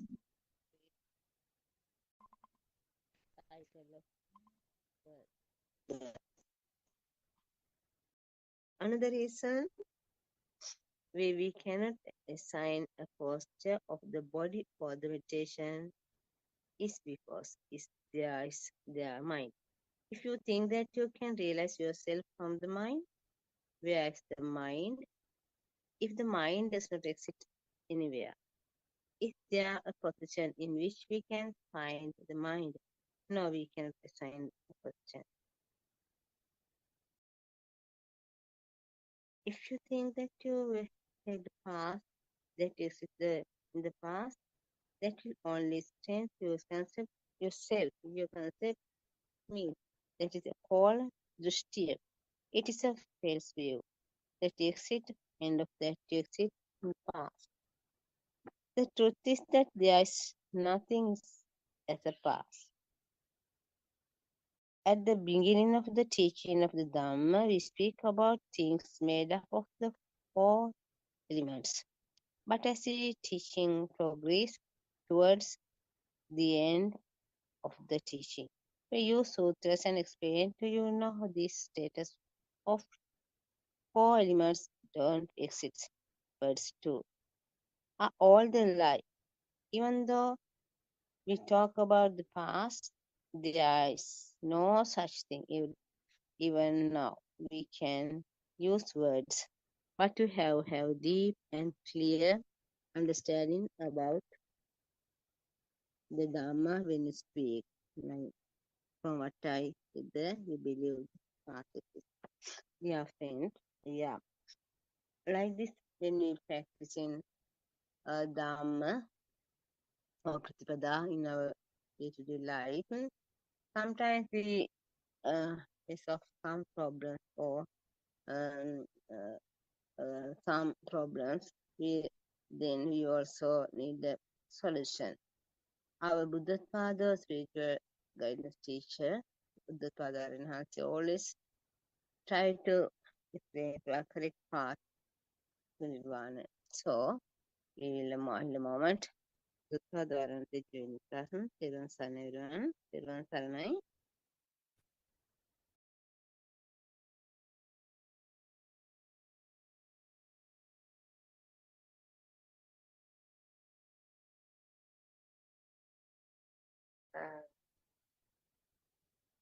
Thiruvan Saranai Arayan Wahanse, please accept my humble worship.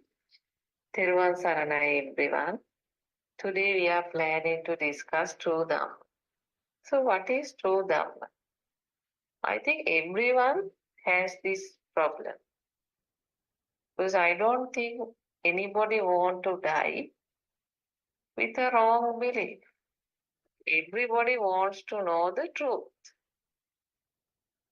Because if you are in blind, or if you do not know the truth, then you will die also as a blind person. Because not knowing the truth is the issue here. So do you want to die with a wrong, belief? Or do you want to know the exact truth?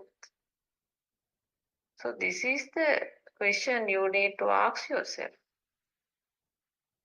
Maybe you can continue to, have a wrong kind of views in you, and you can just enjoy your life or do whatever the stuffs you want as it is. And maybe after some times you will realize what's the meaning of all this. It is true. We have to, spend the ordinary life.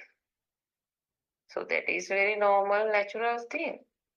we need to eat, we need to learn, we definitely want to go for a job. Otherwise, we do not have any income to survive. So definitely, we have to, continue the life in the same ordinary way. But is it enough? That is the question I think we need to ask ourselves. So why you need to research a bit more? Because there are a lot of, positives or advantages you will enjoy if you really know the truth behind yourself. Because we know we suffer in our life in many ways. Maybe for example, if I take example of your job, just analyze your job. Maybe to get a job, you have to give a big effort, isn't it? At the same time, maybe to survive in the job, again, you have to give some fight. So you need to, collect a lot of paper qualifications, and then maybe you will meet some difficult bosses. So you have to somehow, manage them. Sometimes difficult subordinates, So all that is a challenge, isn't it? So the moment you connect with the outside environment, definitely you can understand suffering comes. So sometimes when you go to bed, you feel very relaxed because at least you have time for yourself, isn't it?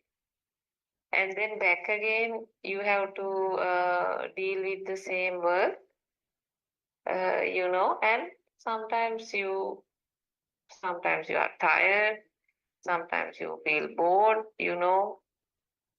and that's the one side. And another side, you have an inner burning, isn't it? So the burning or kind of a stress all the time you have, because in life is that life, you have to undergo some level of a stress, right? So maybe you are a mother who has to look after the kids, and at the same time you have to earn some income, and at the same time you have to look after yourself. So you have to look after the others, maybe your parents, your sisters, brothers. So a whole sort of commitments, and definitely the life is not,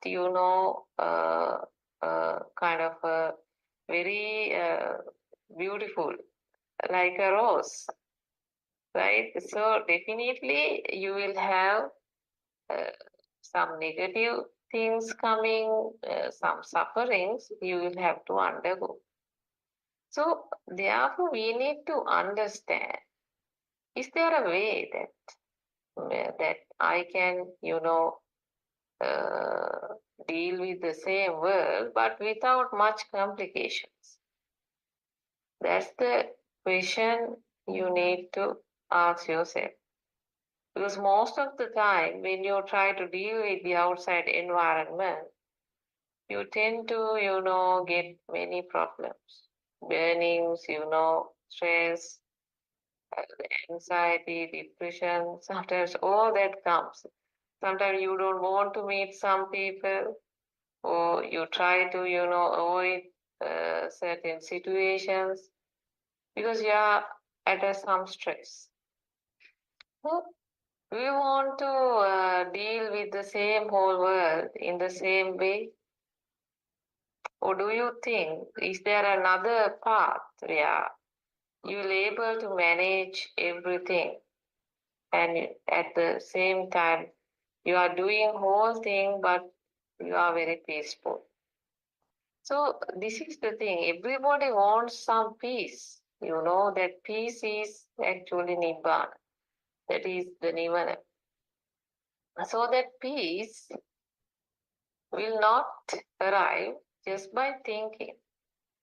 I mean, maybe you will enjoy some peace. For example, you hate somebody and you don't want to meet that person, and you will not maybe want to go to that particular party or whatever, or to meet that person. So that's also you will feel I have some relaxation or some feel. But that's not the real, thing. The real thing, actually, you have to understand. The real peace is where you will able to, contact any person on this world, enemy or whoever. But yourself will not undergo any complications. I mean, you have no issue whatsoever dealing with the same whole world. So this is the peace. This is the correct peace one need to experience. So is there a way? Is there a path? Yes, there is a way. I'm sure many people will interested to know this message, because this message will truly eliminate the anxiety, the depression, the whole problems one will undergo. Because definitely person needs some kind of a stress. So people try to manage stress. Actually, when they watch TV, what will happen? Maybe their stress level on a particular thing will go down, because now their attention is on something else, and maybe for like few hours, so their mind is cool, just because now their mind is in something else. Or maybe you listen to music, then the same thing happen, because now your mind is in the music, you are enjoying the music, and now you are sort of cool, happy, only for a few moments. So is there another way that every time you feel relaxed? It is not by, changing yourself from maybe watching to TV, then sitting in the garden, or maybe doing something else, or try to keep you busy in something. Try to get rid of the thoughts flowing. So you want to busy yourself, or you want to make sure you are busy and you are doing something, so that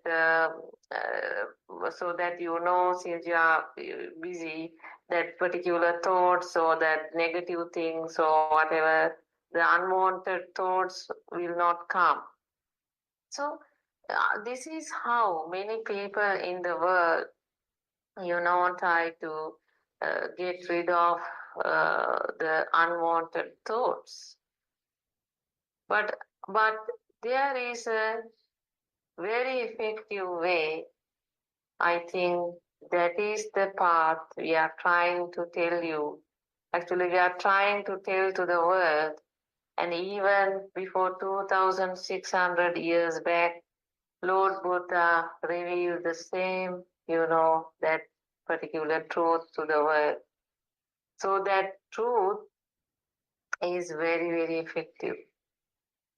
I mean, it's not another magic, or that's not kind of different just thoughts, or a different subject, or it's not another theory you need to learn. But really, this is the science we are telling you, that the science of yourself. So that is your story, basically. So once you understand your complete story, I'm sure you'll get rid of these whole problems. So let's try to understand what's really happens to us. This is something you may not have heard before. But really, because one must understand the reality. That is a science. That science you need to understand, So you need to listen. You need to understand the truth. So what's the truth? Now let's see, in front of you, there can be various things. Now, for example, when I'm delivering this speech, I'm in my living room. So I can see various stuffs, around me. Some flower vases, then a bottle, then a nice, dining table, and a computer, a lamp, television. So several I can see. I can see the walls, So what's if you really analyze how I really experience the world is like, when I see something, maybe for example, let's say a vase, flower vase. So that vase is my soul. So that is my soul. So when I see it, because I feel it. Can you understand? I feel it. Then after sometimes what happened, then I'm going to look at something else, maybe the wall. Okay, now my mind is not on the vase. Now my mind is on the wall. Look, now my soul also keep changing because now I look at the wall and I see the color there. And now my mind is the wall. Right? So I feel the wall now. I feel the wall. So that feel is the soul. So there is no any other soul here. That feel is the soul. So I feel. Now I feel the wall. So same way, now I look at my dining table. And when I look at my dining table, what happens? I can see the table. And I feel it, so that feel is the soul. So what does this mean? The mean is our soul, keeps on changing. Can you see my feeling? Keeps on changing because the feel that I had on the wall was different to the feel that I had on the flower vase. Because my vase has different colors, you see, and nice roses. And the feeling that I get on it is completely different to the wall because the wall is pure white wall. And I do not have the same feeling that I have on the vase on this wall. So that feel get changed from one to another. That means what? That is the change of soul. So there is no any other soul. So you have to understand your life means this. Your life is you live a moment. So that moment can be a vase, or that moment can be maybe a wall, or that moment can be a dining table. So that moment, it dies there itself. Then many people doesn't want to, hear the word death, because some people think it is a very negative word. But what I'm trying to explain here is your feel, that feel has a very short lifespan, isn't it? That feel keeps on changing. So the moment you look at something, you have a different feel. And then the moment you look at another thing, that feel is different to whatever the previous feel. So it keeps on changing.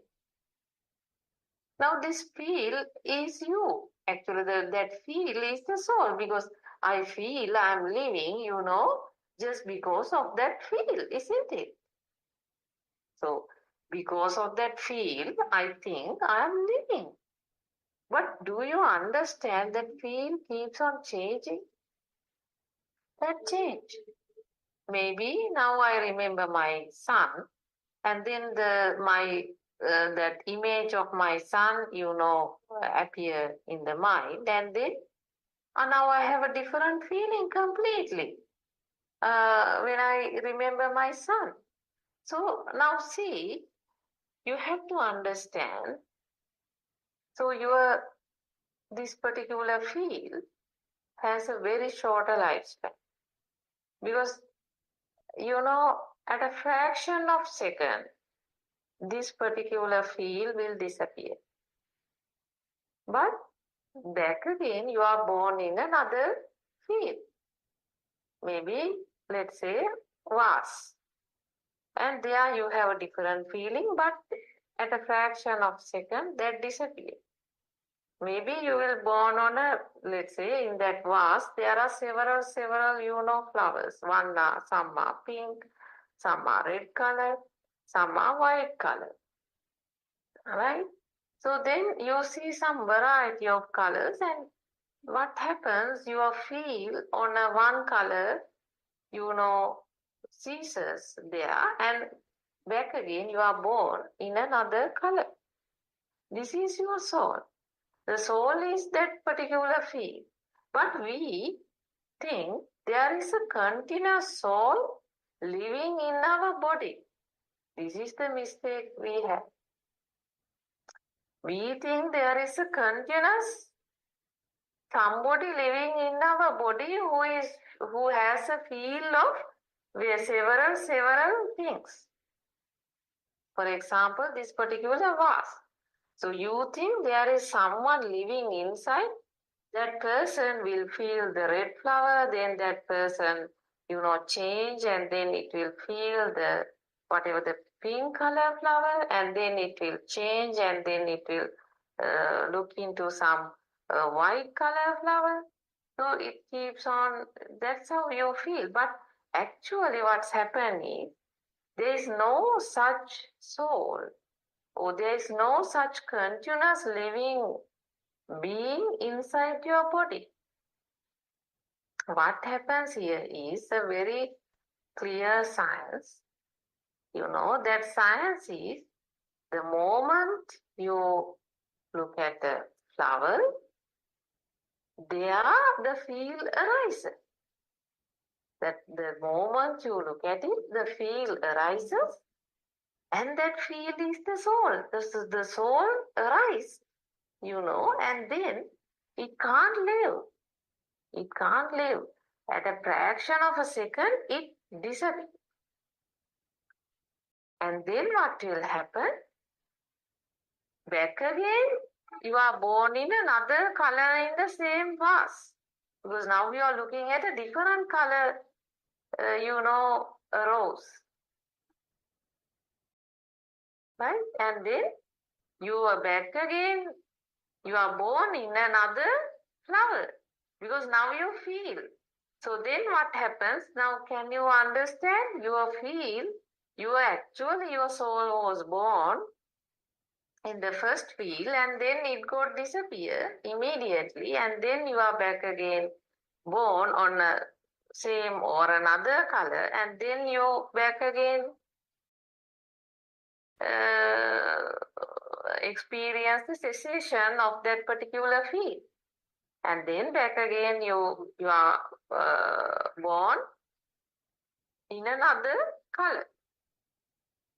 And then maybe, let's say, white color. So can you understand?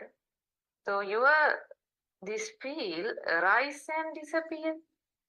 So that soul, otherwise that particular field means what? That soul. Actually what's happening here is that particular soul arises and then it disappears. Because it can't live. It can't live. Then back again another field arises and then disappears. This is how scientifically this happens.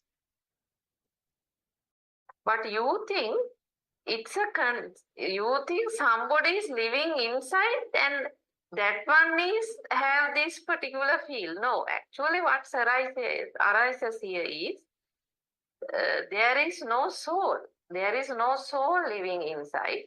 Instead, what you experience is every moment some feel arises and then disappear. But at a faster speed, another feel arises, that also disappear. Then another feel arises, disappear, arises, disappear, arises, disappear. So when this continuously happen, what will happen? You think I am living. No, that's me. I seen the thing. These are my flowers. Look how this beautiful are. Because my eyes also now keep, rotating. Like I'm looking at the red and then the very next moment I'm trying to enjoy a different color. Then I'm trying to enjoy another variety of a color because I can see a couple of, variety of colors here.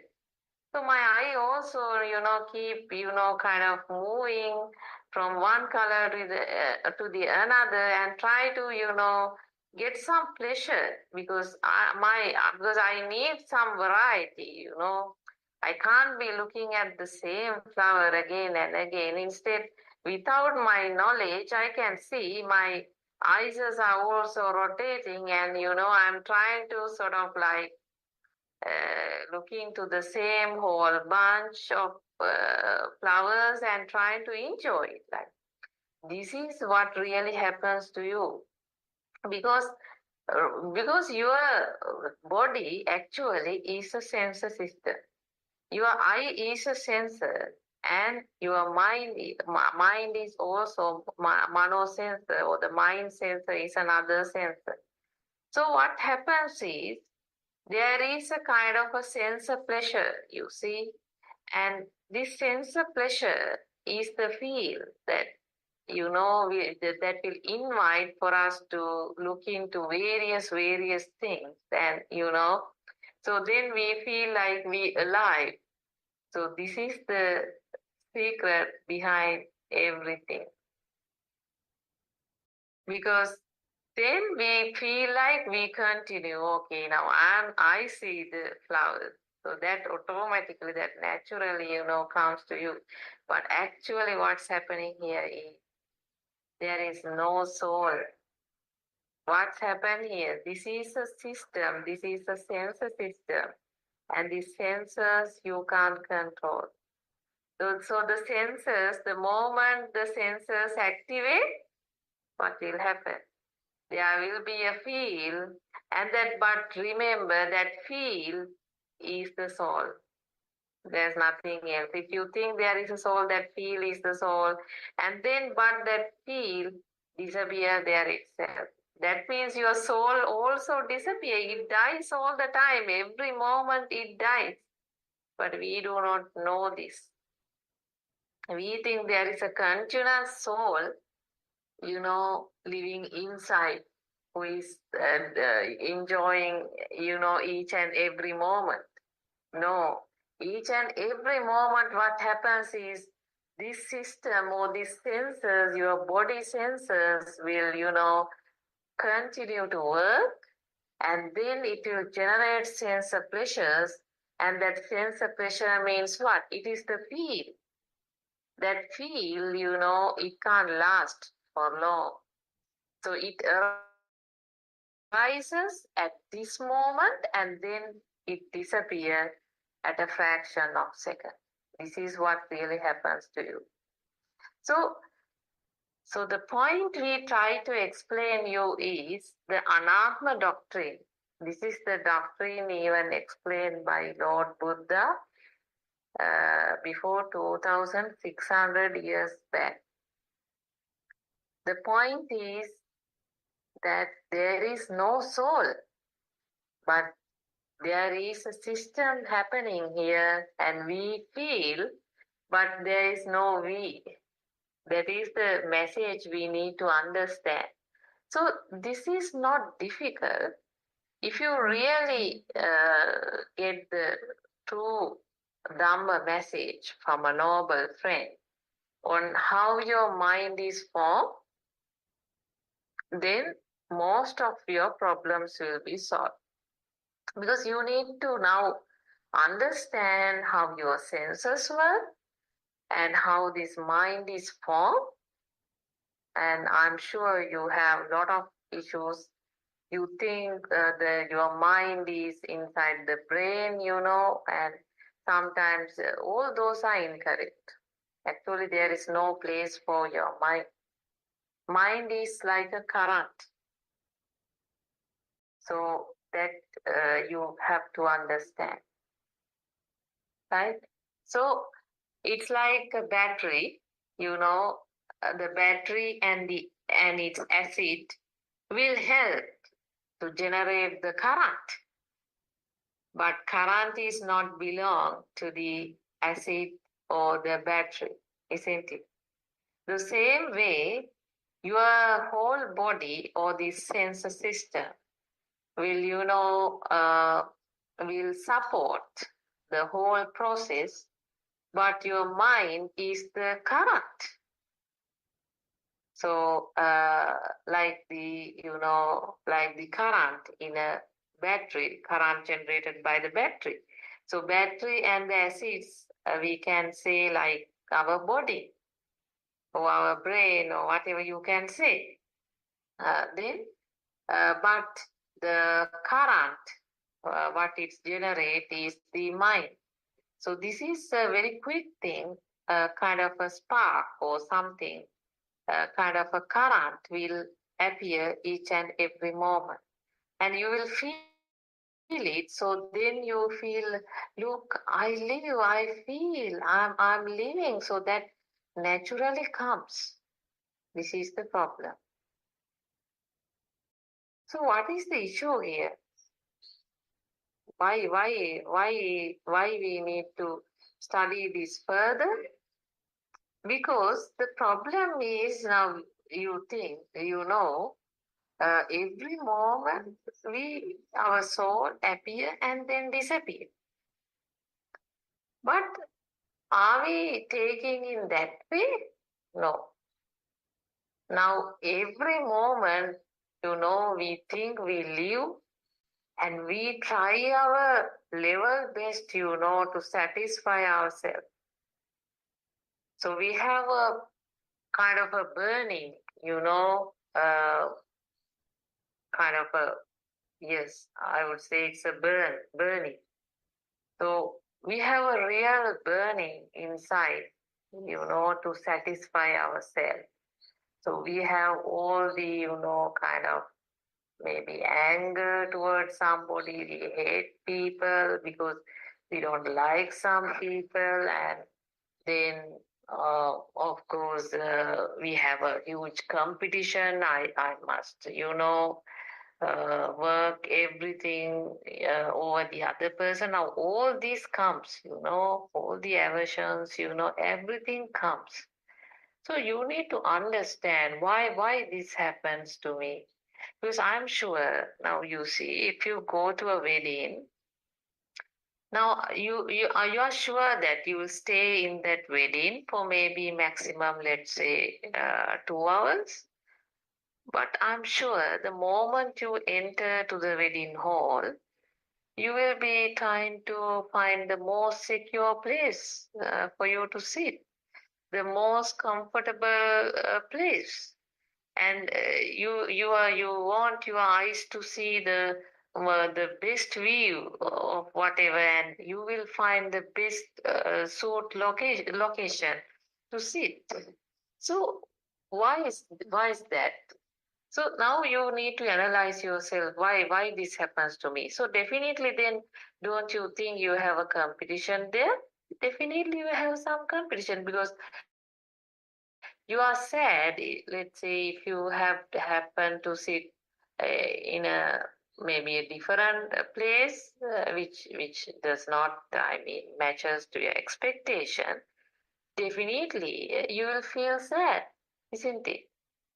So you don't want to sit in that place. The whole 2 hours, you don't want to sit there. So, and now you need to analyze why that happens to you.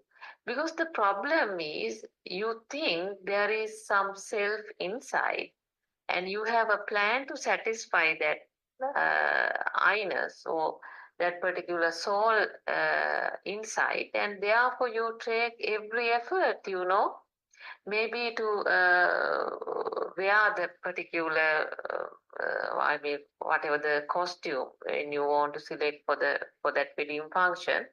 I'm sure you would have gone to several shops, and you may be wanting to select the very unusual or a different kind of a costume. So you want to spend your time and also spend your money. So why this happens? Because you want to satisfy this particular soul inside you, and therefore you have a kind of a pressure, isn't it? You have a kind of a stress feeling to satisfy that particular soul. And sometimes maybe in the same wedding, you will see some different person, maybe wearing a very luxury, kind of a jewelry, and you are sure that you'll never able to get that kind of a jewelry in your whole life. So then what's your thinking? Definitely either you will sad, or maybe you just want to, I mean, even though you want to chat with the person, you keep your eye on that particular jewelry, because you don't want to show to the other person that, kind of, I mean, you want it, or you just look at it, or I mean, so all this why? Because your ego, so ego comes. So you also do not want to second to that person. So so because you want to always maintain your ego, all this happens very naturally. So this is the point, which I'm trying to explain you. Because even though you think that the soul is good, the problem here is to satisfy that particular soul, you really have a burning. So you have all the issues because of this soul, if you really analyze, because you want to satisfy this soul. Sometimes you purchase various things, to satisfy your soul. Just think about your house. How many, luxury things are there in your house? I'm sure one chair would be enough. One simple chair settee would be enough for you. But it's not the case. You are buying several stuffs. Why? Because you are in a burn to satisfy your soul. That comes naturally. So this is the problem you face even at your job, maybe. Maybe at your job, because of that soul, so you are very fear of somebody's action. So that naturally come, and you will do anything to safeguard that particular soul. So, but if you really analyze, is there a soul? Actually, what Lord Buddha says is, there is no soul. And scientifically, we can, understand that once we really analyze these senses and how this body works, how the sense system work and how the mind is formed. Once we analyze that, we are very sure that it's completely we can understand what's happening here. But unnecessarily, we are in a very, anxiety, depression, and a stress to satisfy this soul, thinking or believing that there is a soul. But as per this Anatma doctrine, soullessness, Dhamma, there is no soul here for us to worry. So is that a problem? Not having a soul? No. I mean, you will feel in the things in the same way, but you have no major pressure, to satisfy that particular soul. Because why? That feel is just a feel. I mean, when you look at a flower, or when you look at your child, or when you look at a book, whatever, when you hear something or when you touch something, that feel naturally comes. But we can't retain that feel. That disappears there itself. That is the nature of the feel. But that feel is very natural, but the problem is you incorrectly take I feel. This is the issue, because you think there is a soul living inside. Well, you also tend to believe that because continuously this is happening. The field rises and disappears continuously. When that happens continuously, what will happen? My goodness. You will never feel that there is no one inside. You feel there is someone inside. That is me. Can you remember the day you stand in front of the mirror, the very first day? The very first day you stand in front of the mirror, so you were introduced as so and so. Then you saw your image from the mirror, and then that is the day, I think, you first started to believe that there is a soul. But it is a misconception. That is the wrong view. That is the real trap. You know, that is the real trap, because unnecessarily we are in a hurry to satisfy this soul, but actually there is no that kind of a soul. Your soul is a nature where it appear, disappear all the time. So you are just, now you can experience yourself. Now let's see, now I will say ice cream. Definitely what will happen, now you get an image of ice cream. Now another one would get an image of a vanilla ice cream, but your favorite is, let's say, chocolate ice cream. Now you are getting the image of chocolate ice cream. My goodness. This is the real magic, no? The moment I say ice cream, automatically that particular image comes to you, and now you feel the ice cream. See what's happened to you. You can't control it. Even though you want to now listen Dhamma, you can't stop it. Because now when I say ice cream, now the image of ice cream comes to you. It is not just an image. This is the problem. It's a combined feel you are getting. You get the cool taste, you get the color, you get the shape, and that everything, it comes with all the, whatever your previous sensor, feelings, because you have definitely previously experienced ice cream. So that combined, kind of a feel comes to you. That is not just a word. So this is the thing that we need to understand. This is what really happens to us. So all the time, the moment when I say pineapple, now the pineapple comes to your mind and now you feel.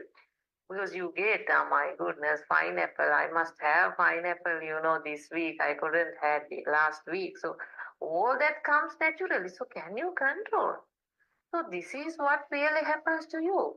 So moment maybe when you hear something or when you look at something, that feel comes.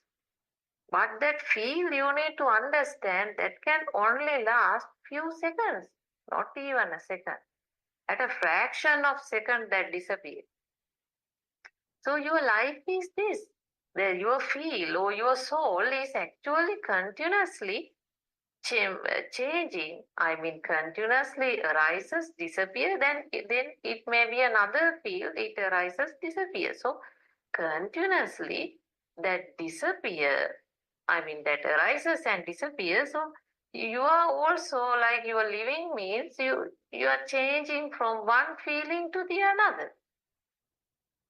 Now, for example, now just imagine, now you are sitting in the living room. So when you sit in the living room, you can see several things, no? So your feel change from one to another. So your soul also is this. That means your soul keeps on changing. But it is not a one soul that continuously looking at the things. Here what really happens is that particular feel or that particular soul arises and then it disappears itself. Then you are in another kind of a thought or another kind of a soul. Actually, this combined feel, we say a thought. We say a thought, or you will say that is my mind. That's how you say, that's my mind. You think I am thinking, but actually you can't stop. I mean, with the moment you open your eyes, but whatever in front of you will, appear in a different form. We'll explain that, and that will come to your mind. You started feeling. Actually, your mind consciousness get a feel. So that process you can't control. That's no one is doing it. So this is the point you need to understand. You are now looking at the flower. So, and the moment you hear a sound, maybe let's say whatever vehicle, sound of a vehicle or something, then now your mind or your mind or your thought is a sound. That particular maybe sound of a vehicle, motor car, let's say. So now your feel is on a motor car. So that feel keeps on changing. That feel is really, you are mistakenly taken as the soul. But that feel is very natural because that feel arises. That nobody can stop. Because when a sound comes, automatically, what's that sound? That particular feel comes. So when you look at a flower vase, automatically the feel comes. So that feel is a kind of a combined feel you get, but that's very strong. So now I'm going to explain you actually how that particular combined feel arises. There is another science, bit of a science you need to learn. So do you think you are seeing the same flower vase twice? No, this is the mistake. Because if you really understand how your senses work, you will not think in that way. Because if you really analyze your sensor, maybe for example, let's say your eye sensor, actually there is a light. Light is created in the sensor. Light is created in the sensor, kind of, lightning, So the whatever,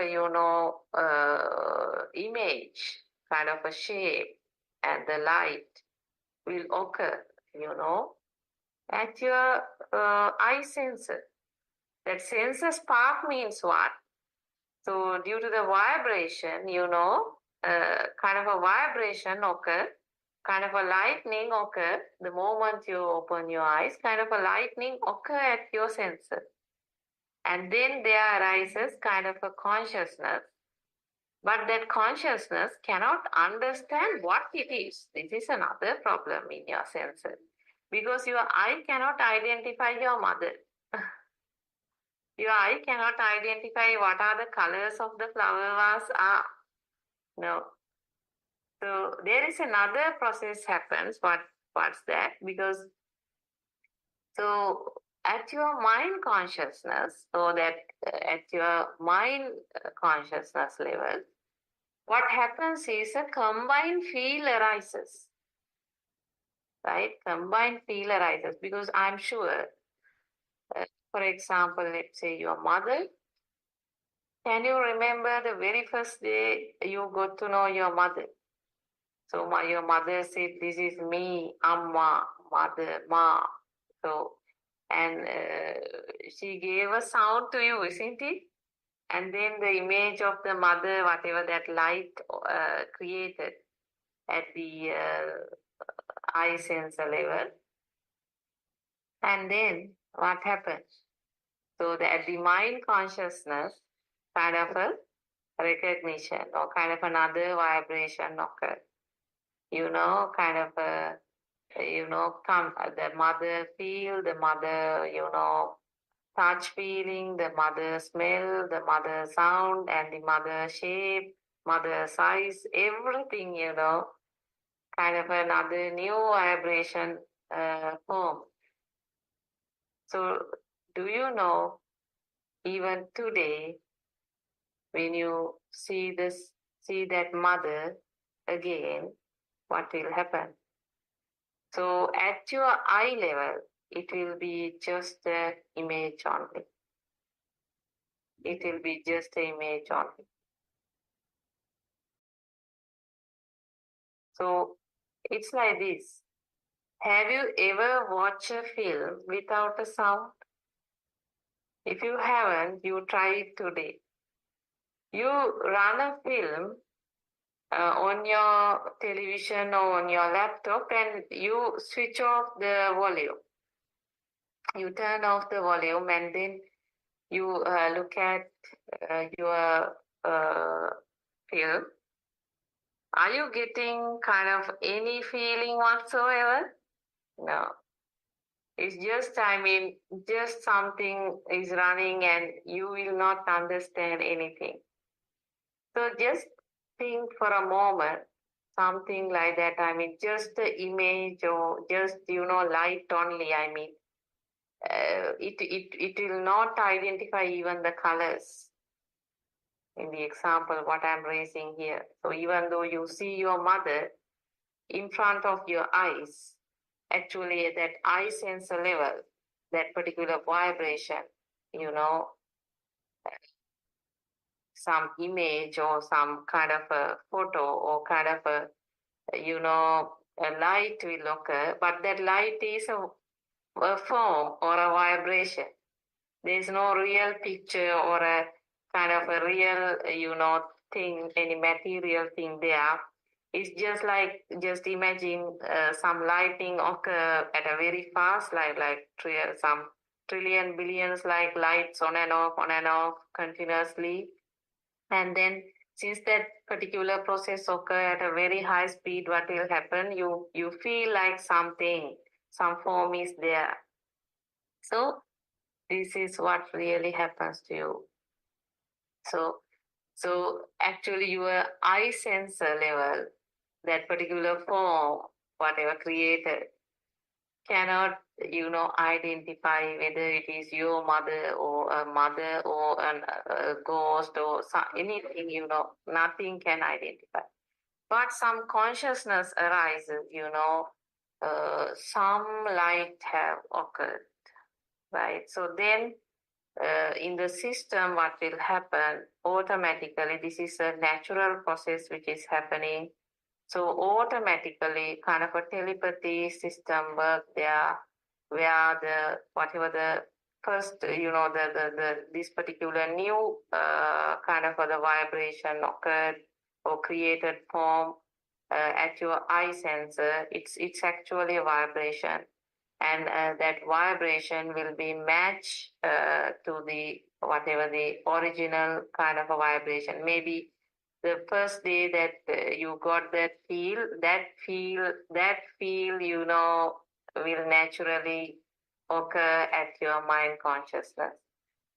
So that's how you recognize your mother.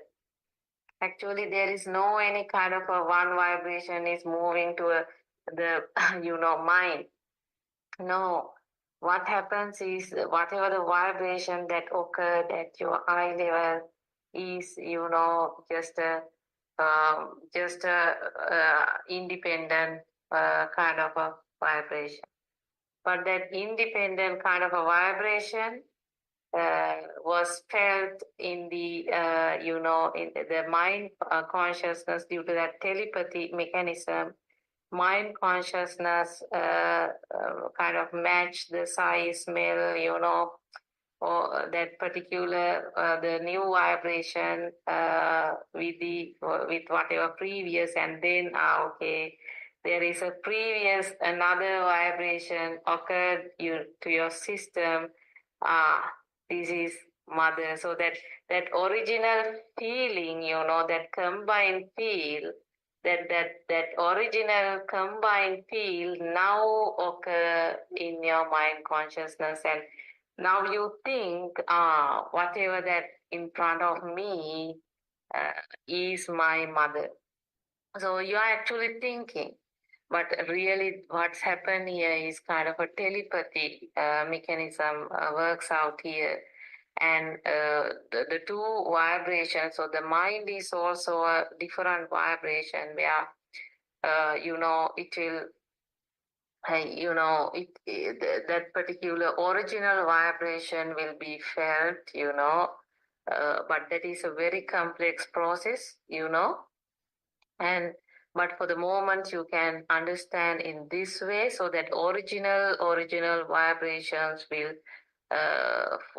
getting together and form a combined kind of a vibration, and then so the mind consciousness level, it's always kind of a feel. So that particular vibration comes as a feel only.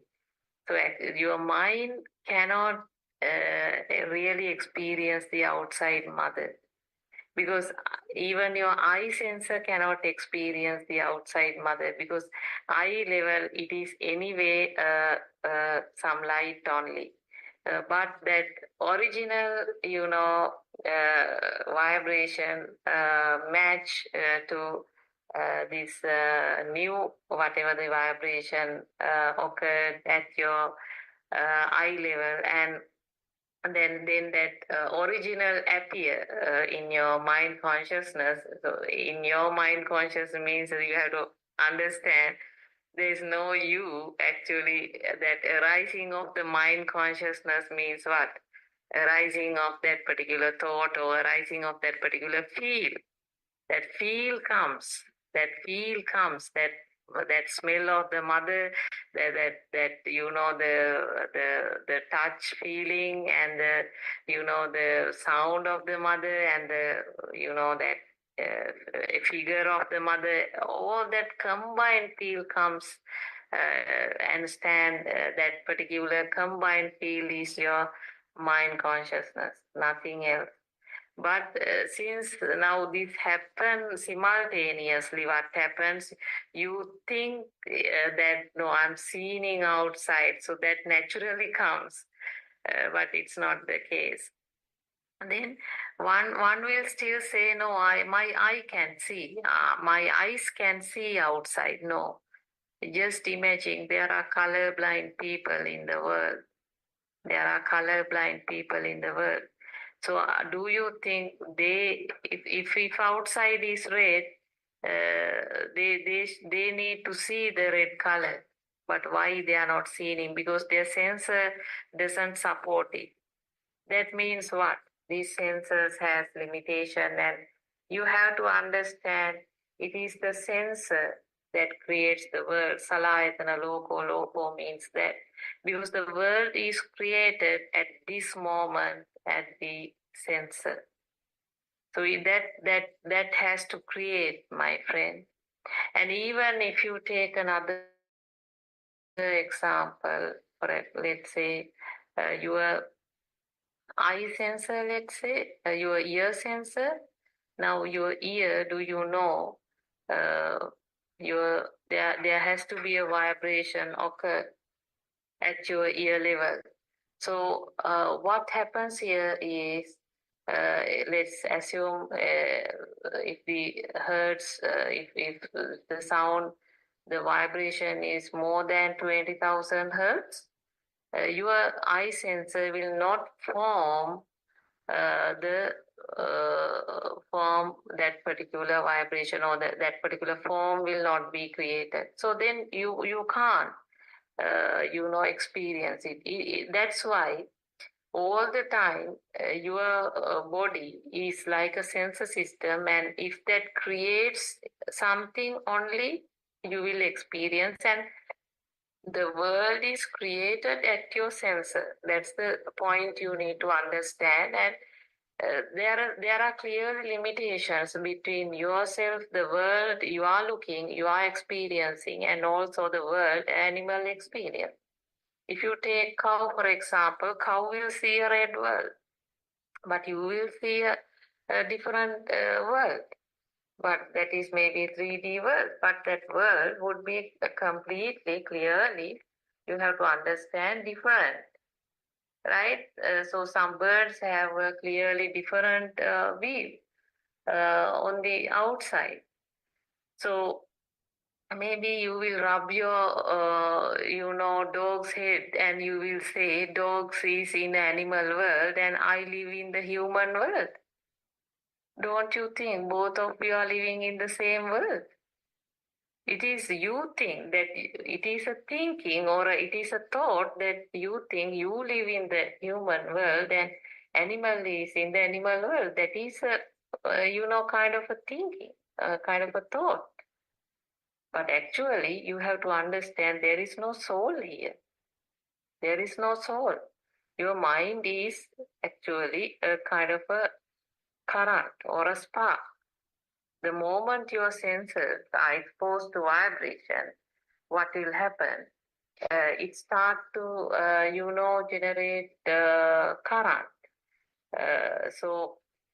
And then you get feel, that combined feel, comes to your mind.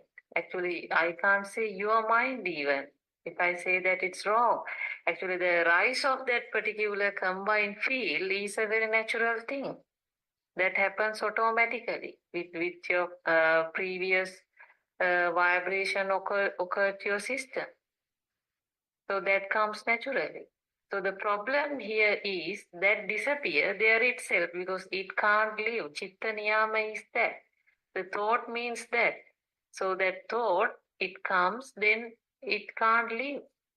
So it disappears at a fraction of a second. But we do not know that.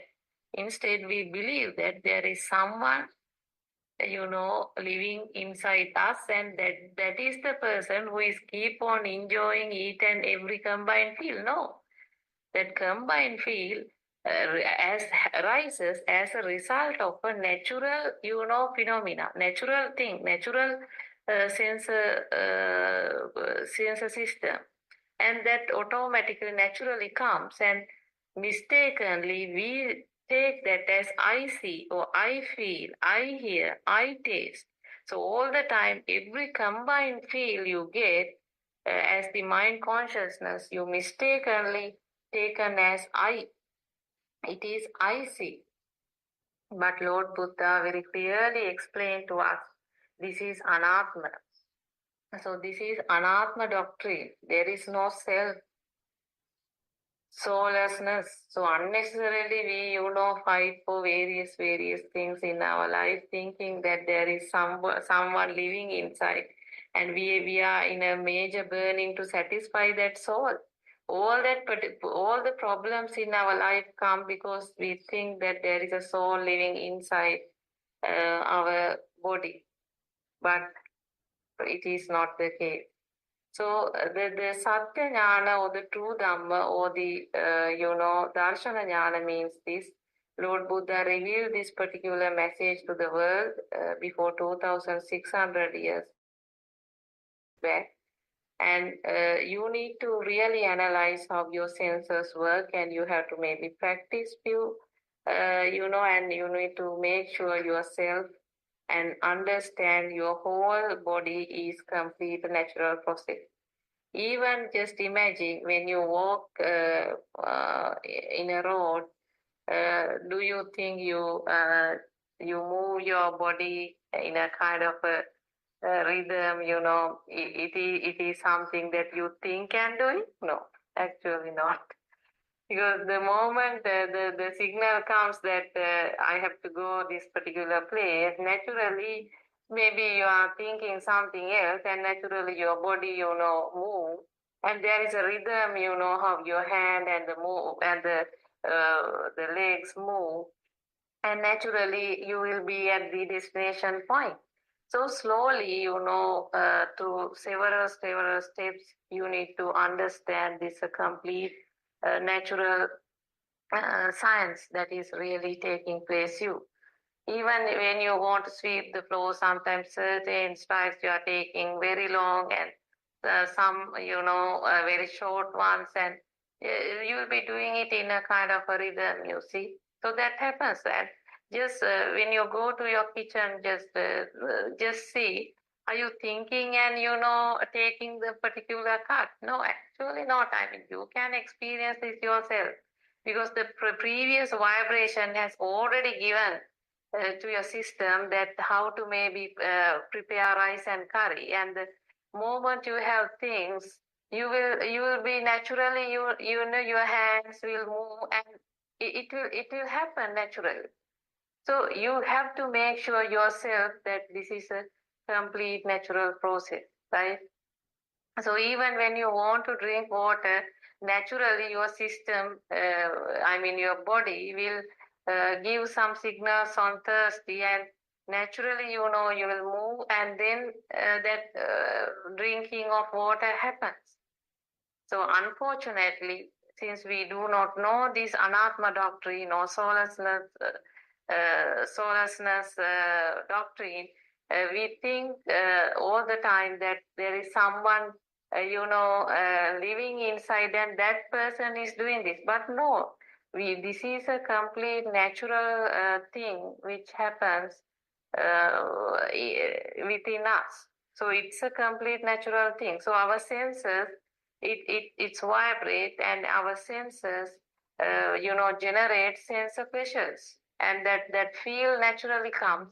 So that feel naturally dies there itself. So it comes, it dies. You can't control. So what to do?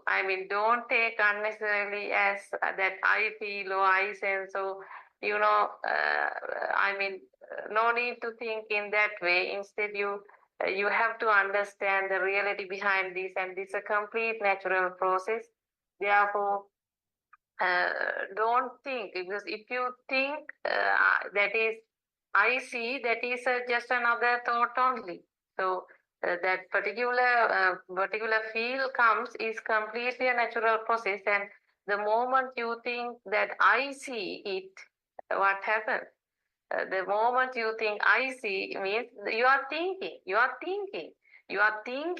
like a soul. You are thinking, that's how your soul is created. Your soul is just a thinking. My friend, you have to understand, you are thinking. I am living, I see that particular thing. You are thinking, but the rest of the things are really a natural process. So this is what we need to understand. I think today the time is over, but I'm sure we can discuss about this a bit more tomorrow. Teruvan Saranai, everyone.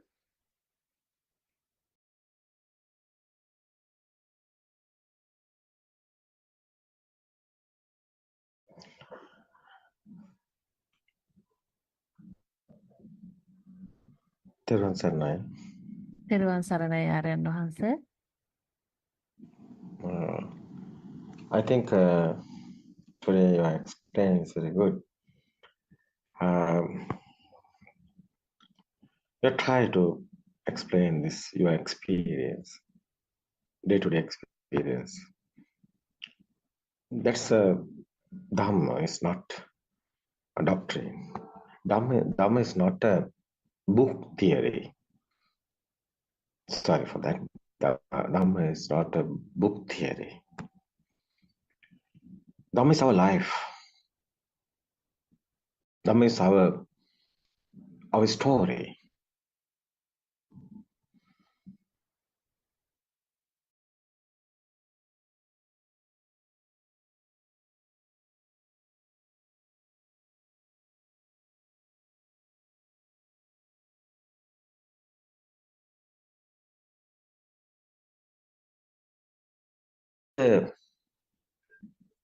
What is the truth here? It's very difficult to understand. That our senses creating. Our world is censoring world. We are living. We are living our sensor, not anywhere. This is like a dream. We are in like a dream.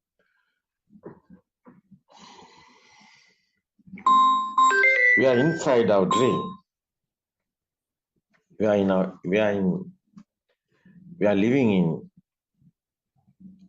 our dream, with our dream.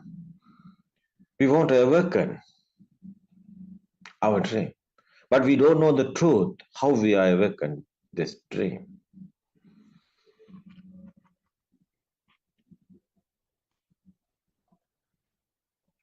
The mind is always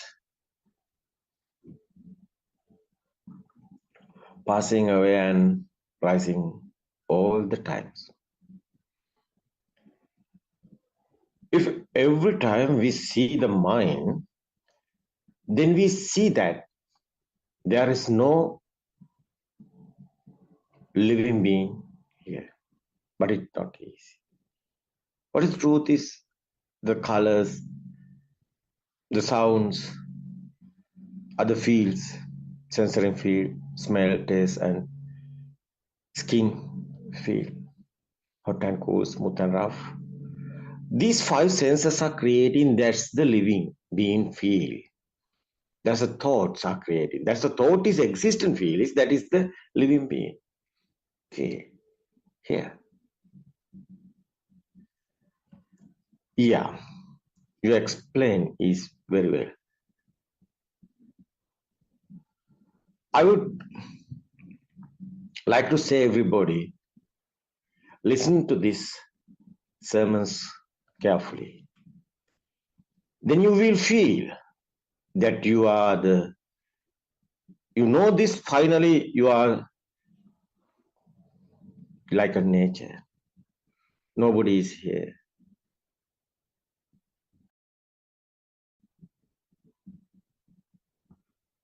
You brush up this Dhamma very well. Buddothpado Dhamma discourses is explaining the truth. This is our experience we are explaining. Otherwise, okay, you realize. Then you will recognize that your mind is cleaner and calm. Then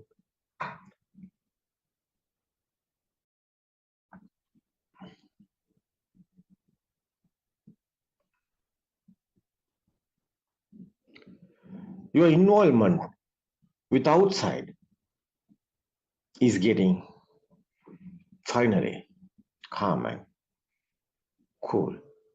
Your mind is less stressful finally. It is the effort, final effort. Because you know the truth. No being, no living being, nothing existed. That is why it's getting calmer. Calm. Your mind is less stressful finally. Because you are in always stress. Because you are in the dream. Is existent, is something there. You are inside pain always. That is we are talking about as attachment and disattachment, ill will and hatred and attachments. So raga, this is Buddha's word, and illusions. There's a defilements. Defilements is coming because existent field is there. But this existent field is coming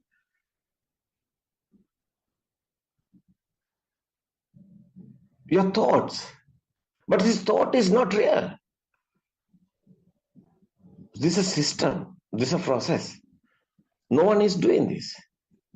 It's happening. That's the like a electric power, like a magnetic power, like this mind power. Finally, what happened to you?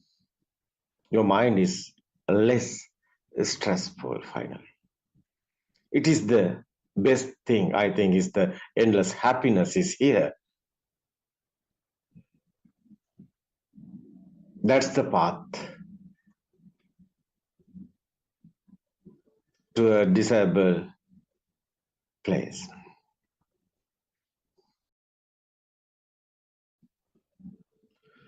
You are finally in the certain path of peacefully. That's the Nibbana. That's the Buddha's super worker. That's the, especially we want to tell you. No war, no fighting.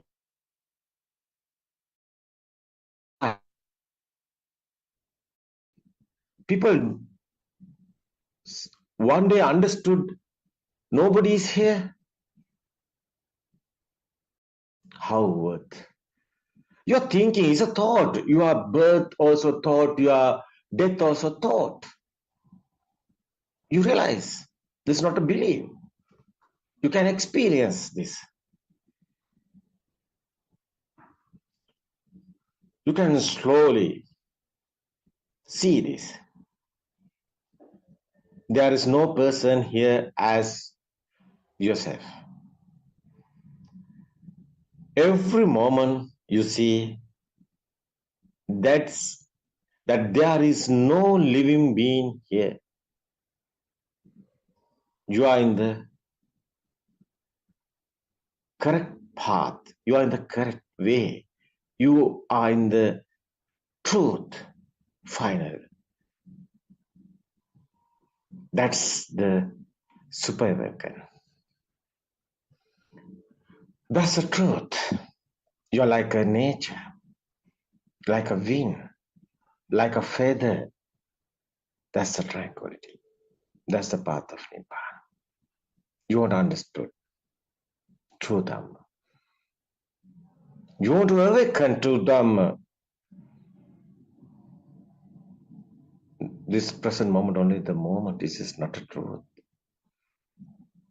Every time you are in like a, how is telling that? That's the Nibbana. That's the, we are talking about. Buddha's explanation is final, no death or no birth, no inside painting or anything. It is the way. It's a good thing all of this world people. You can realize this is okay. Everybody, today's time is gone. It's okay. That's our Dhamma friend is Randima is explains very well. Yeah, that's experience. She is her experience. Introduce everybody. It's okay. It's good. Very nice. Yeah, everybody. We can.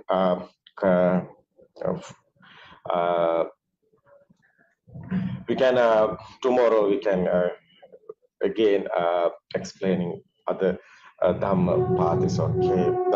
Dhamma explaining. So various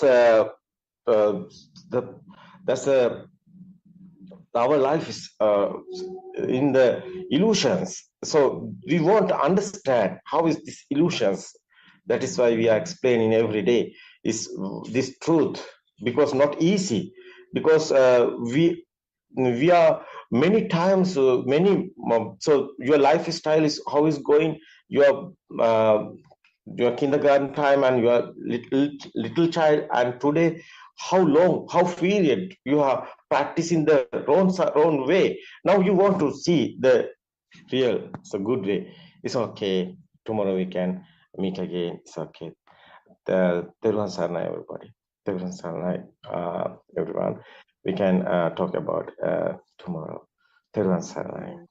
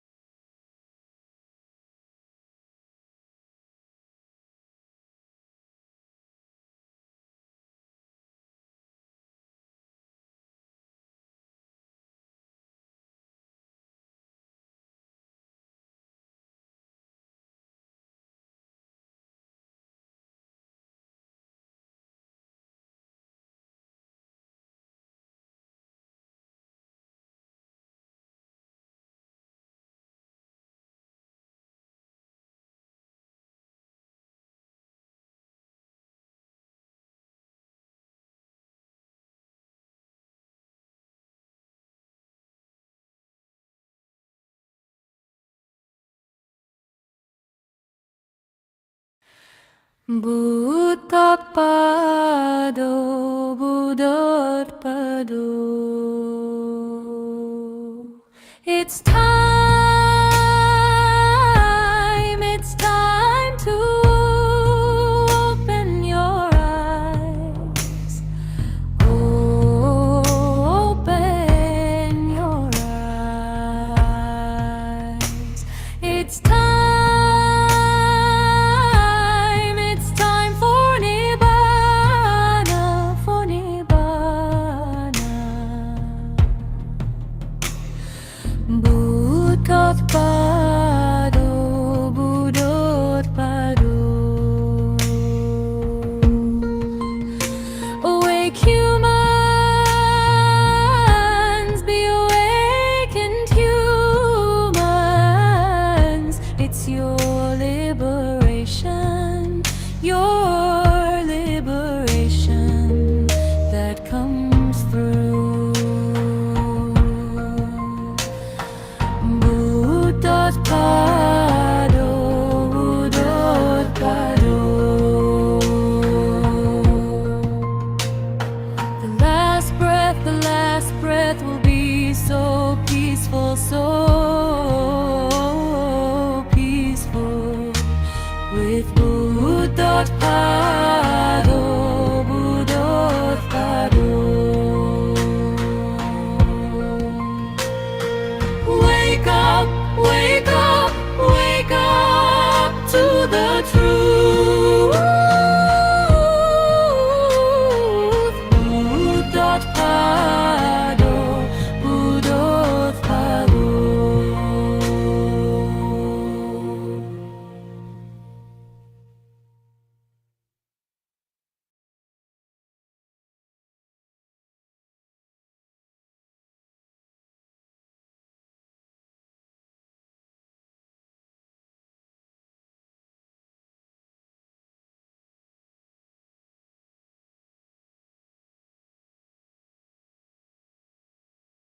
Teruvan Saranai, dear friends of Dhamma, welcome to our English Zoom discussion. First, we would like to pay our Buddha Father, spiritual Dhamma guidance teacher, and we also like to thank you all for attending this Dhamma Zoom talk. Okay, Buddha explain about Dhamma, Tilanate joint us.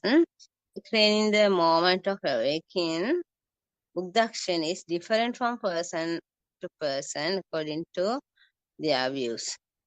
If one considers I am seeing, doing, listening, etc., he takes his whole all scenario in a narrow line.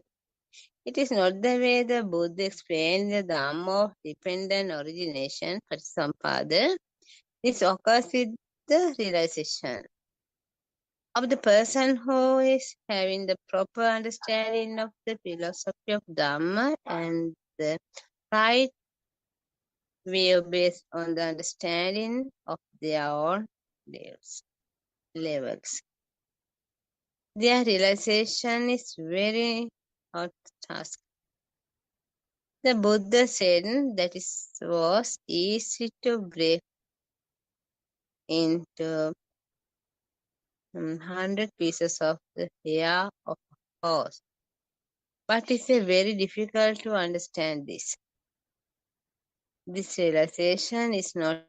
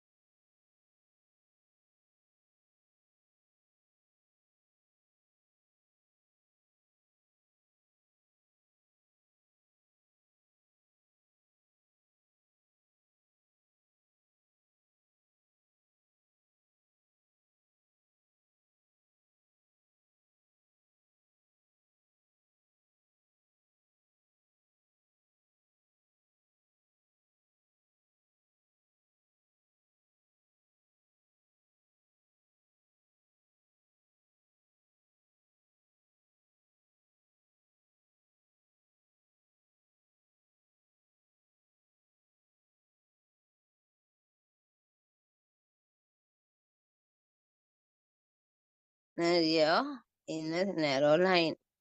It is not the way the Buddha explained the Dhamma of dependent origination, Patisampada.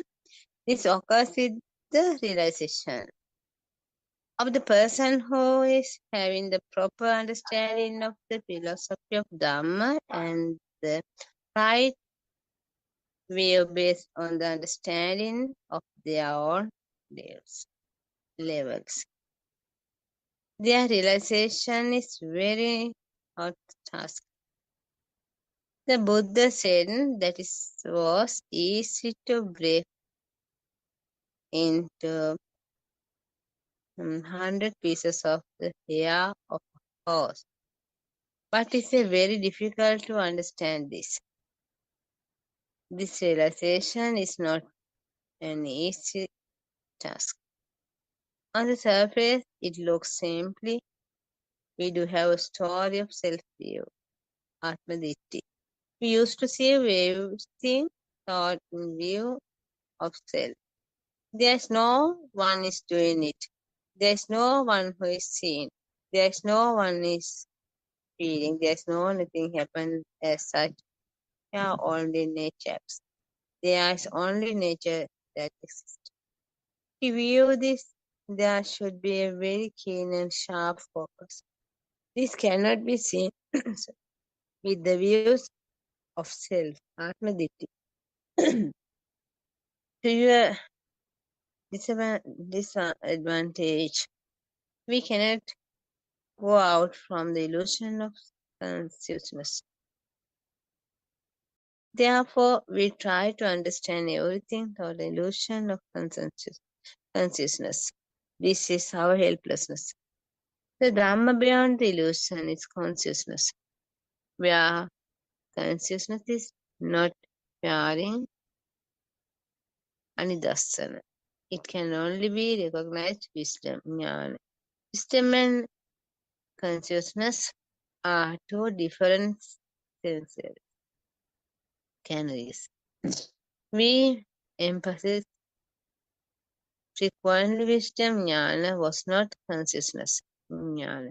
That is why the Buddha told jnanasa adhigamaya, not the vijnanasa adhigamaya. We can understand clearly that all this depends on the wisdom acquired from listening to the noble friend Kalyana and reading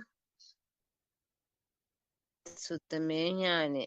Why are this called wisdom jnana? This is very delicate matter. The Buddha could have told some more wisdom jnana, only a word. No, we have told consciousness vijnana, it's also a word. It is not tied anywhere, this consciousness with the eye. And those are the just feelings which we experience through those faculties. This do not really exist, just puts them in place to ourselves. Why we call jnana after everything when we talk about different kinds of wisdom? For example, wisdom of arising and passing away. Dravya jnana, and acquiring wisdom through listening and reading. Suttame jnana, it is the book. It is called knowing specially. This is completely against Dhamma. It is hard to write in words. For an example, nobody can explain the writing to taste of salt. That is why we tell you that this wisdom has to be realized. Actually, wisdom is awareness. After we see an object, we have an awareness that we saw it. It is called Suttame Jnana. When we listen to something, we know that is the truth. Then we try to understand what we thought we correct by this listen and treat the knowledges as wisdom. But What we thought is not wisdom. The Meridian is acquiring knowledge is listening. Then there is a sense of feeling. There are two words called Janato, Pasato, knowing and certainly. Then a decker. These two words take you to the whole journey. We sharpen a knife by scrubbing both sides in a stone. The sharpness is not related to be act on scrubbing the sides, but the sharpness is the realization. It is wisdom. Wisdom is not the knowledge. One forgot what he read or listened. He doesn't remember that sutta, but he knows the whole. It is something like this knife cuts when it is sharpened, but the one who sharpened the knife but the one sharpened the knife doesn't remember which side it was scrubbed. Most of the people say Arinahans. We cannot remember the sutta, but we do not have attachment or aversion with anything. We feel that there is a reduction of defilements. That means it was quashed the wisdom.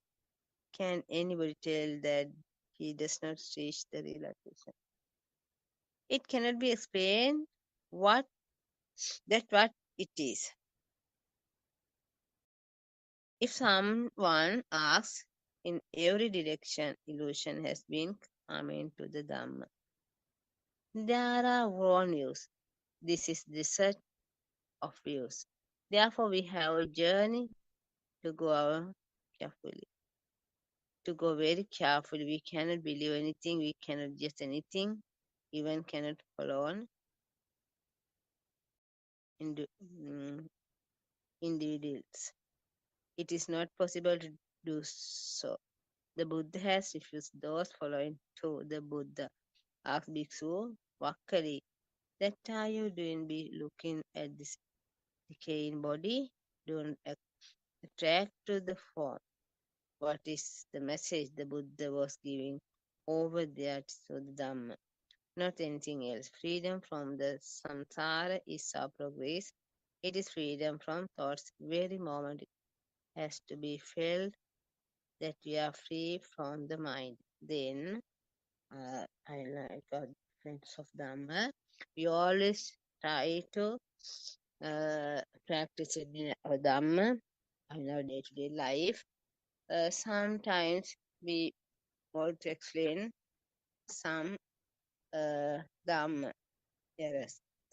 Also, our Buddothpado, the spiritual Dhamma guidance teacher, ready to explain to our correct path and real answers and solutions. So, in our friends, we are with a moment or listen to Dhamma talk, join our Buddothpado Arinahance. Therwan Saran everyone. Therwan Saran.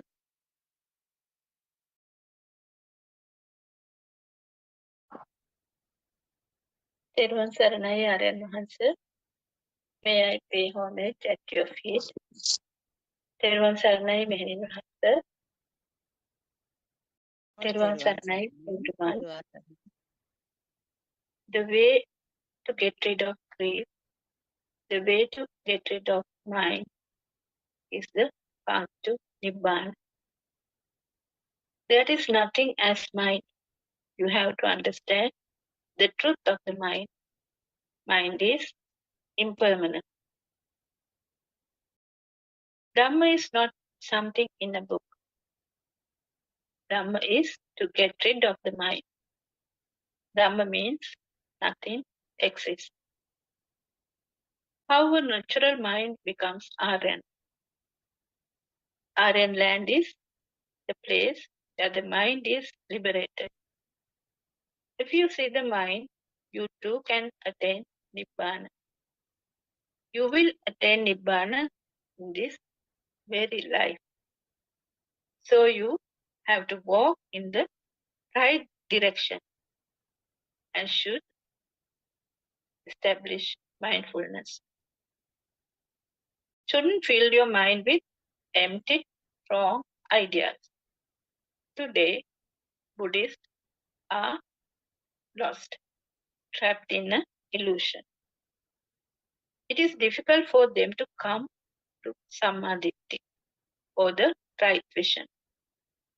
Today, our society is lost in a visual desert. Everyone is helpless. But do you know who sees truth has no death? Death is really a thought. Should anyone be afraid of a thought? Thoughts appear and disappear every moment without a trace. It's an instant death. Every moment a new mind is born. This is samsara. At every moment the mind is born and a mind dies. Chitte niyati loko means the whole world is in our thoughts, but we think it's external. Mostly we live in past thoughts. There is actually no person, no soul, no doer. Do you actually believe in this world of illusion? Do you believe in this lie? Although we are Buddhists by name, we are not Buddhist unless we know the truth. The doctrine of this Dhamma is very rare. How do you know what happens after death? If you don't know the truth, you are blind. Do you want to die like that without knowing the truth? The body we are carrying will fall to the ground at any moment. Dhamma and yourself cannot be two. Everything you see is Dhamma. Dhamma should be preached with direct experience. Once Lord Buddha asked the monks, "Do you preach Dhamma because I told you so?" The monks answered, "No, Bhante. We preach it with our own experiences." So Lord Buddha said, "Sadhu, sadhu. It should be like that. Dhamma is not in a book. Dhamma should be seen in one's own mind. Unless one sees Dhamma in his own mind, he is not in the path to Nibbana." Many people today study books, but Dhamma can never be written in a book. Dhamma is not something which is in a book. You must understand it in your own mind. There's only the message in the book. You get the knowledge from the book, but be practical in Dhamma. You can't find Nibbana in a book. You can get the address from the book, but you have to walk along the path alone. If someone says that the book is Buddhism, it's a delusion. Practical Dhamma cannot be written in a book. The absolute truth is difficult to hear in this time. No one believes that Nibbana can be achieved today. But you too can attain Nibbana, not after death, but in this very life, in this very moment. You will be free from suffering. The absolute truth which was buried in the sands of time. Maybe you don't believe this story, but the truth cannot be hidden. Someday you will understand this. This is a doctrine you have never heard of. Everyone born in this time is very fortunate because it is Buddothpado time. Only by understanding Buddhist philosophy, you could get rid of Mithya Drishti or false views. If not, you will inherit only sorrow. You have to understand that the outside world is not true. It's an illusion. It's a mirage. That world is not real. As long as the world is real, you will inherit only sorrow. It's time to get rid of these misconceptions and false views. You too can get rid of the grief. The only refuge in the mind is to get rid of suffering.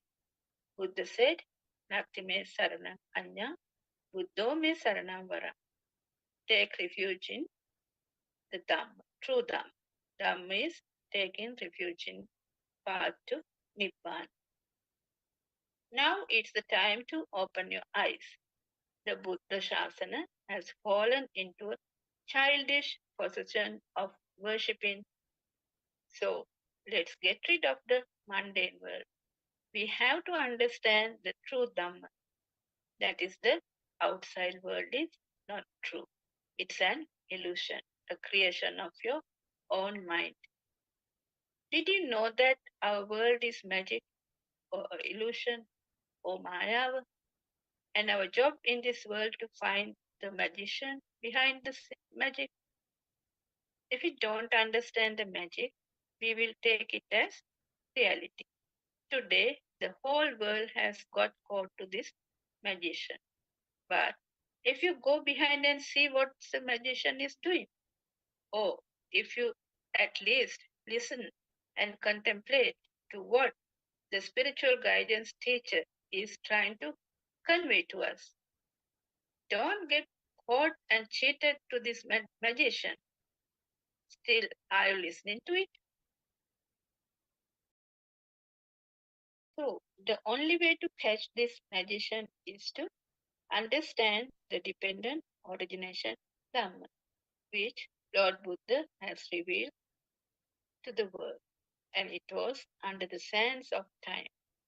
So, if you see how your mind is created, and once you catch the magician behind it, the so-called vijnana, magic won't be magic anymore. It's not easy to do this. It could be only be done by people with great wisdom, not great knowledge. So our spiritual guidance teacher, Buddothpado Aryan Mahanse, who lived in forest monasteries in Sri Lanka for a long time, searching for this pure truth. Actually, one has to achieve great wisdom or jnana.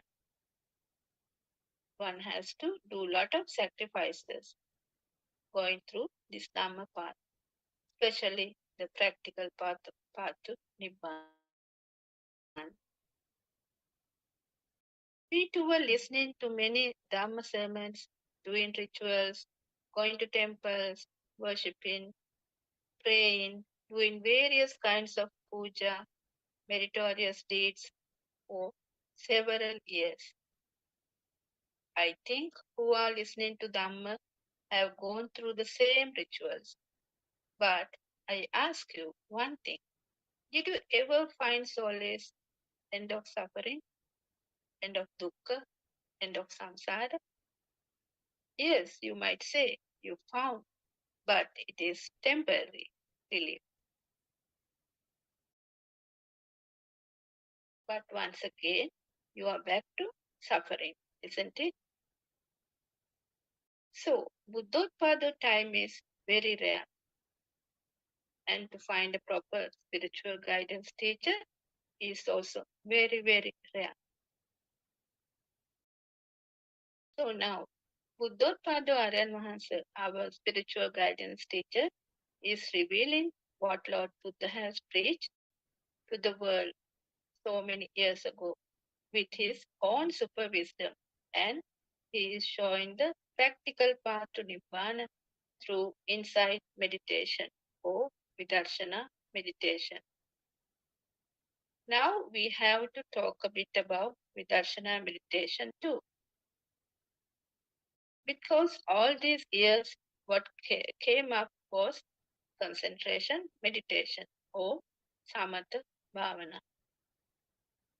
There are various ways to practice concentration meditation, and everybody thought it is the way to Nibbana.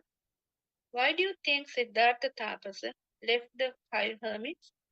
Because Siddhartha Tapasa knew it is not the path to Nibbana. Buddha's philosophy is in Tripitaka, but by reading it you get merely a knowledge. And knowledge is the mind or thoughts.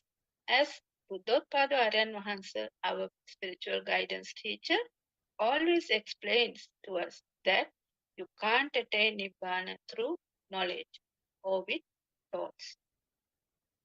So for many decades we thought that we cannot attain Nibbana in this time. That's how we were taught. We have to complete 10 perfections or Dasa Paramita before everything and complete meritorious deeds.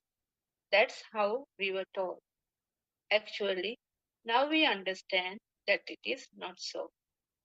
After listening to Buddothpado's sermons, we came to know that we can achieve Nibbana at this time, at this moment.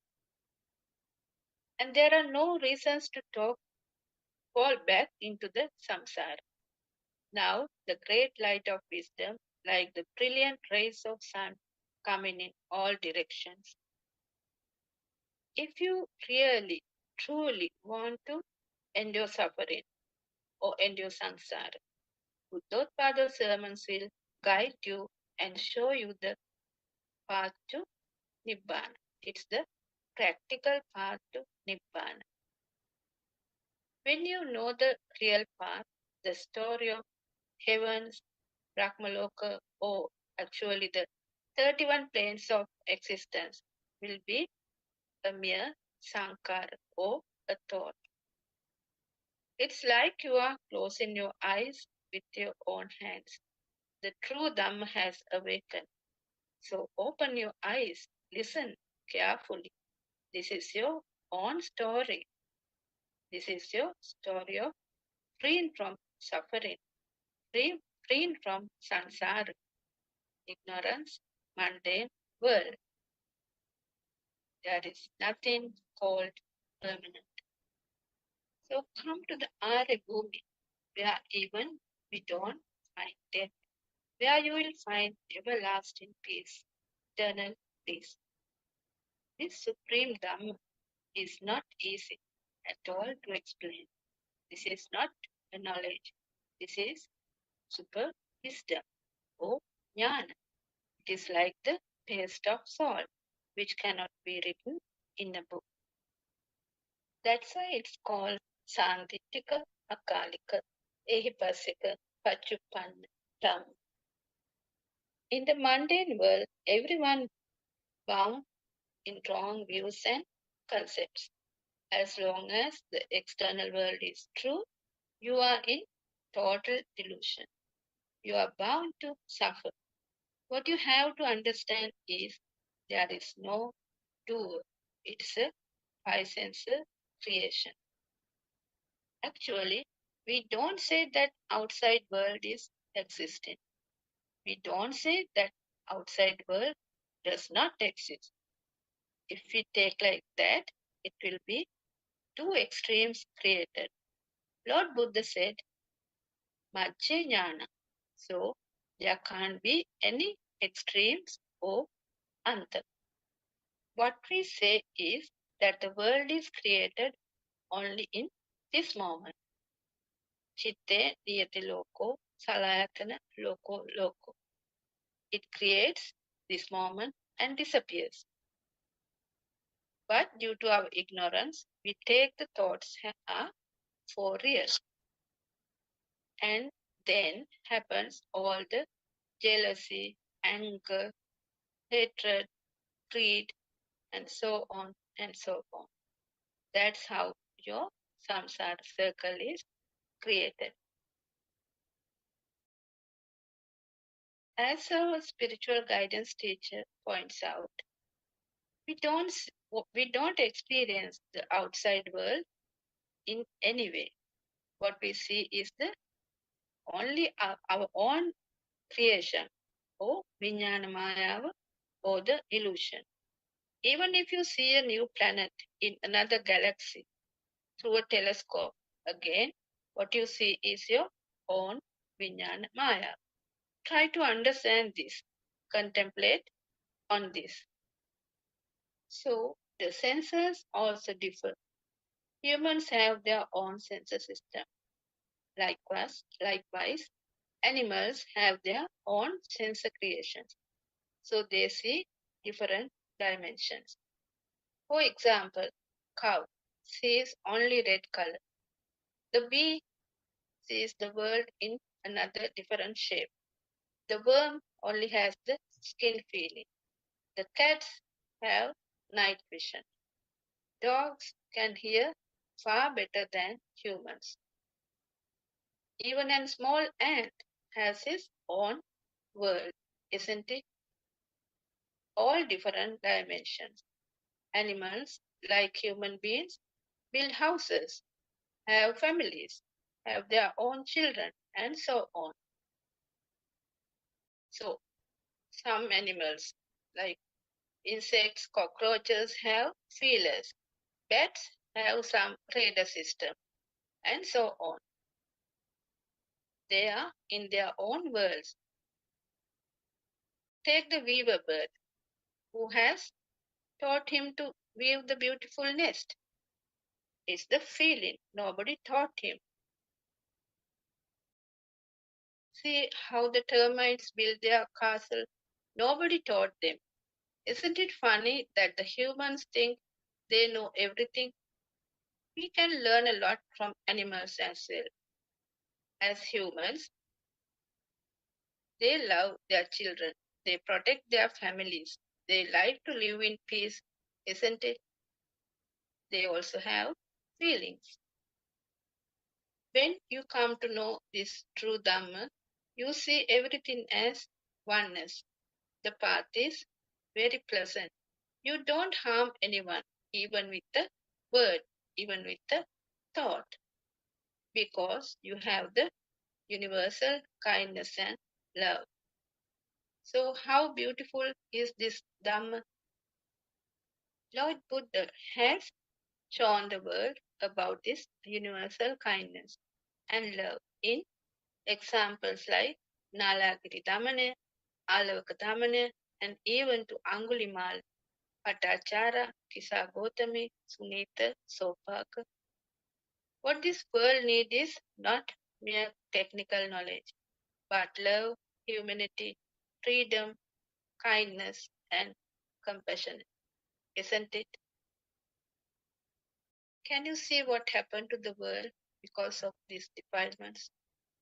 There is hatred, jealousy, greed, because of that wars between countries. For what?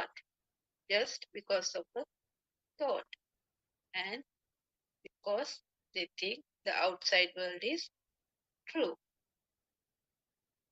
Actually, if people worldwide listen to Buddothpado's sermons and understand that there are only thoughts and there's nothing outside to fight for or to suffer for, there's no one to kill outside.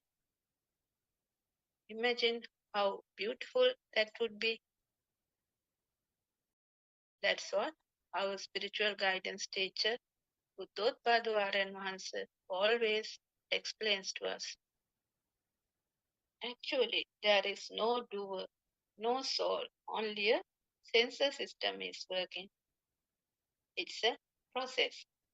The listeners of Buddothpado's sermons know this truth. So they understand that it's only a system working and their defilements starts to fade and they feel peaceful and calm. In the mundane world, there is always fire. Now we feel that the fire is slowly diminishing. It does not happen overnight.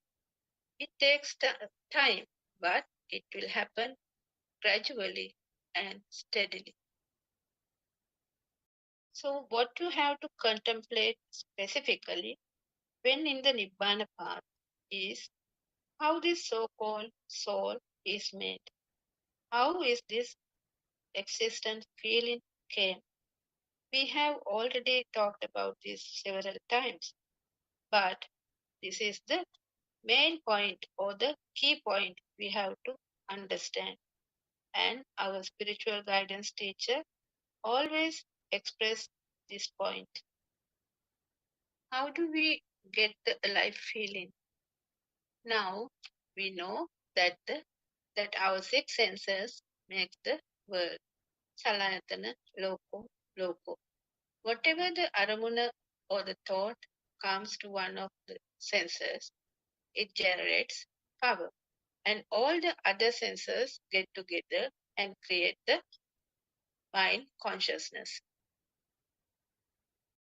The vibrations, the sparks or the waves happens very fast, and the illusionary chair, tree, mother, father, everything is created.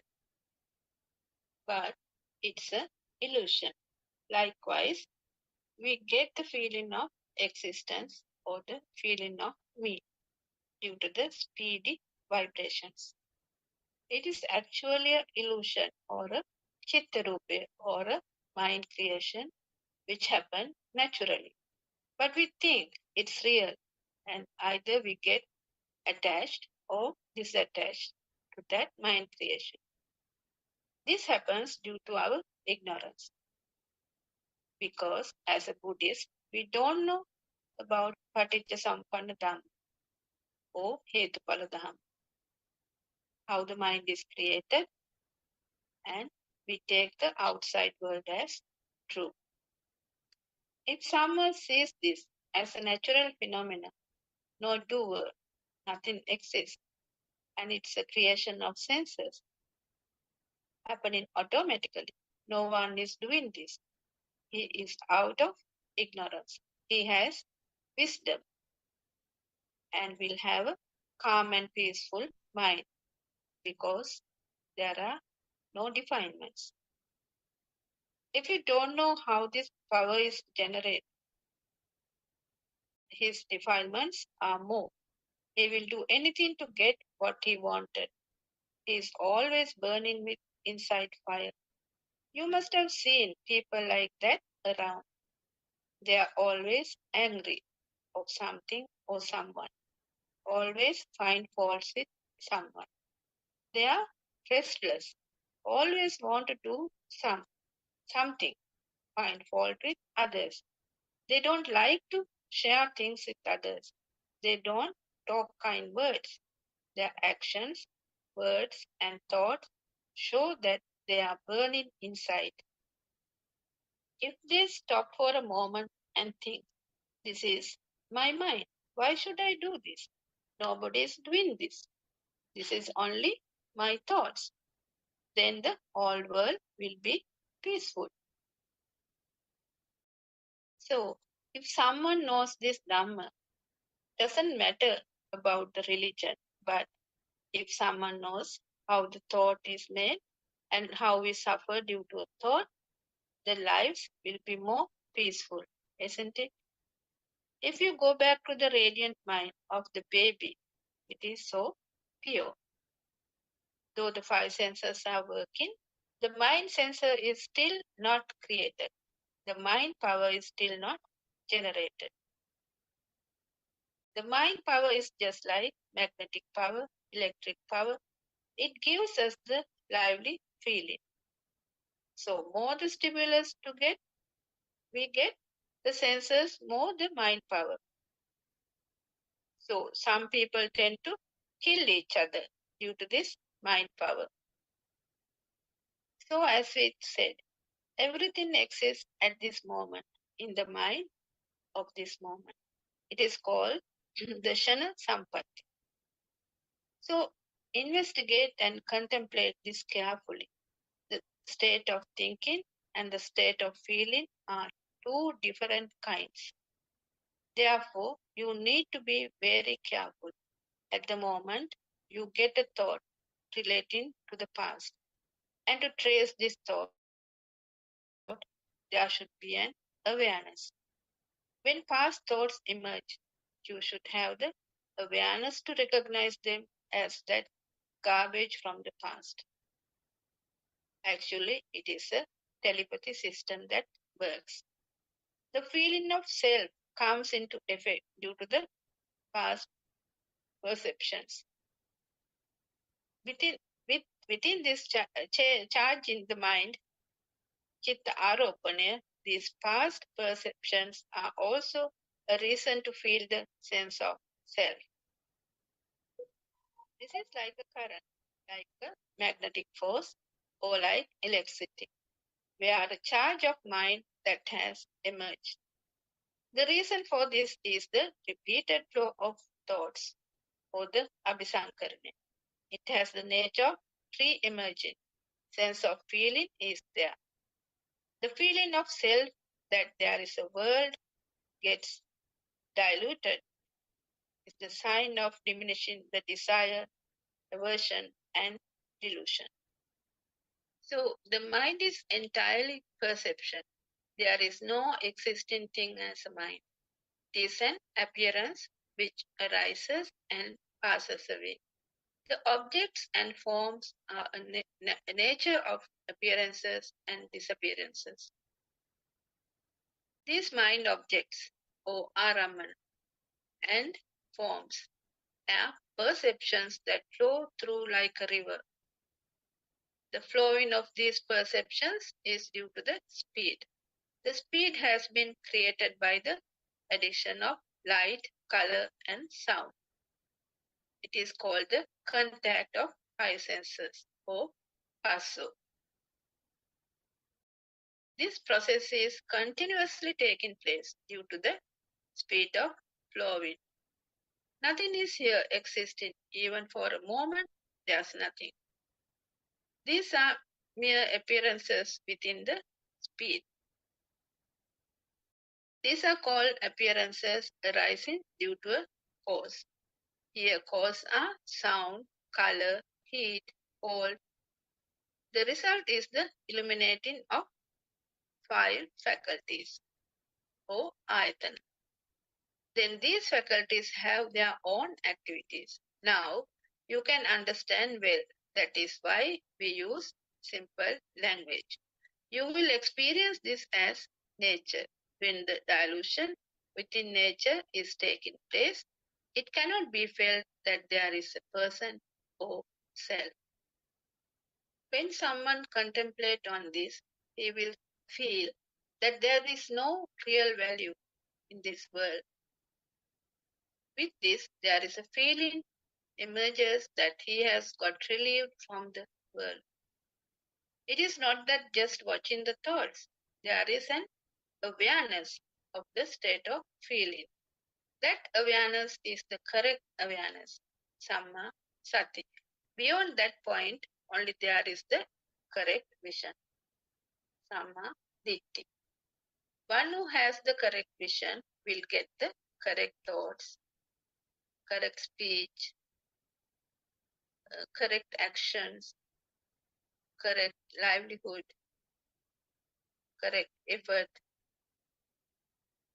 correct mindfulness, and correct concentration. This is Noble Eightfold Path. This will not be met by the one who lives in the material world or the mundane world.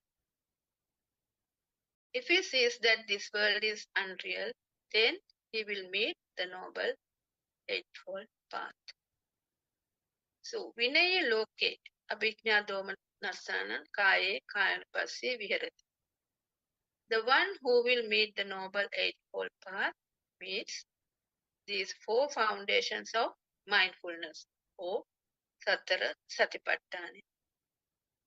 The meeting Noble Eightfold Path is the meeting of the four foundations of mindfulness, or Sattara Satipatthana. Then he knows that this world is not true. To see this, he practices the contemplation of the body, or Kayanupassana.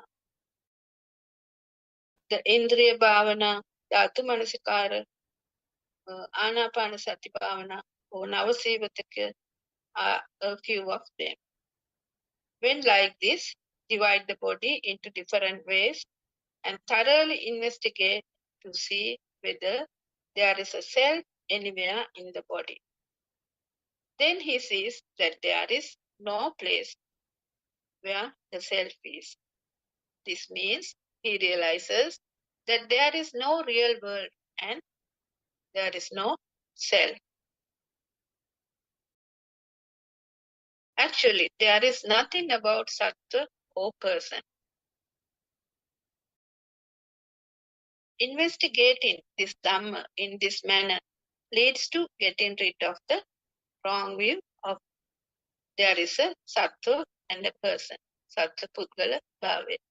When you look out and if you feel that there is a thing, then there is also the feeling of self coming into force. If it is taken as a book, table, or bed, then there is I or self. So what you have to do is to see the truth in one thought, only one thought. When an object arises and is taken as a book, means that it has already become a thing. Then the self is also there with the thing. If there is a thing there, there is a I here. Here I am is the book. I am is the book. The book is I am. The book is there, meaning I am there. However, when we practice this practically, the chair, the table, and the book are all we see as usual. Nothing is lost. Can be seen everything as usual. Not blind. Can be heard in all sounds. Not deaf. But it is coming to the point of seen as mere seen. Ditte, ditte mattan. Though it is seen as before, there is a state of which that not belong to anybody. No any value like before.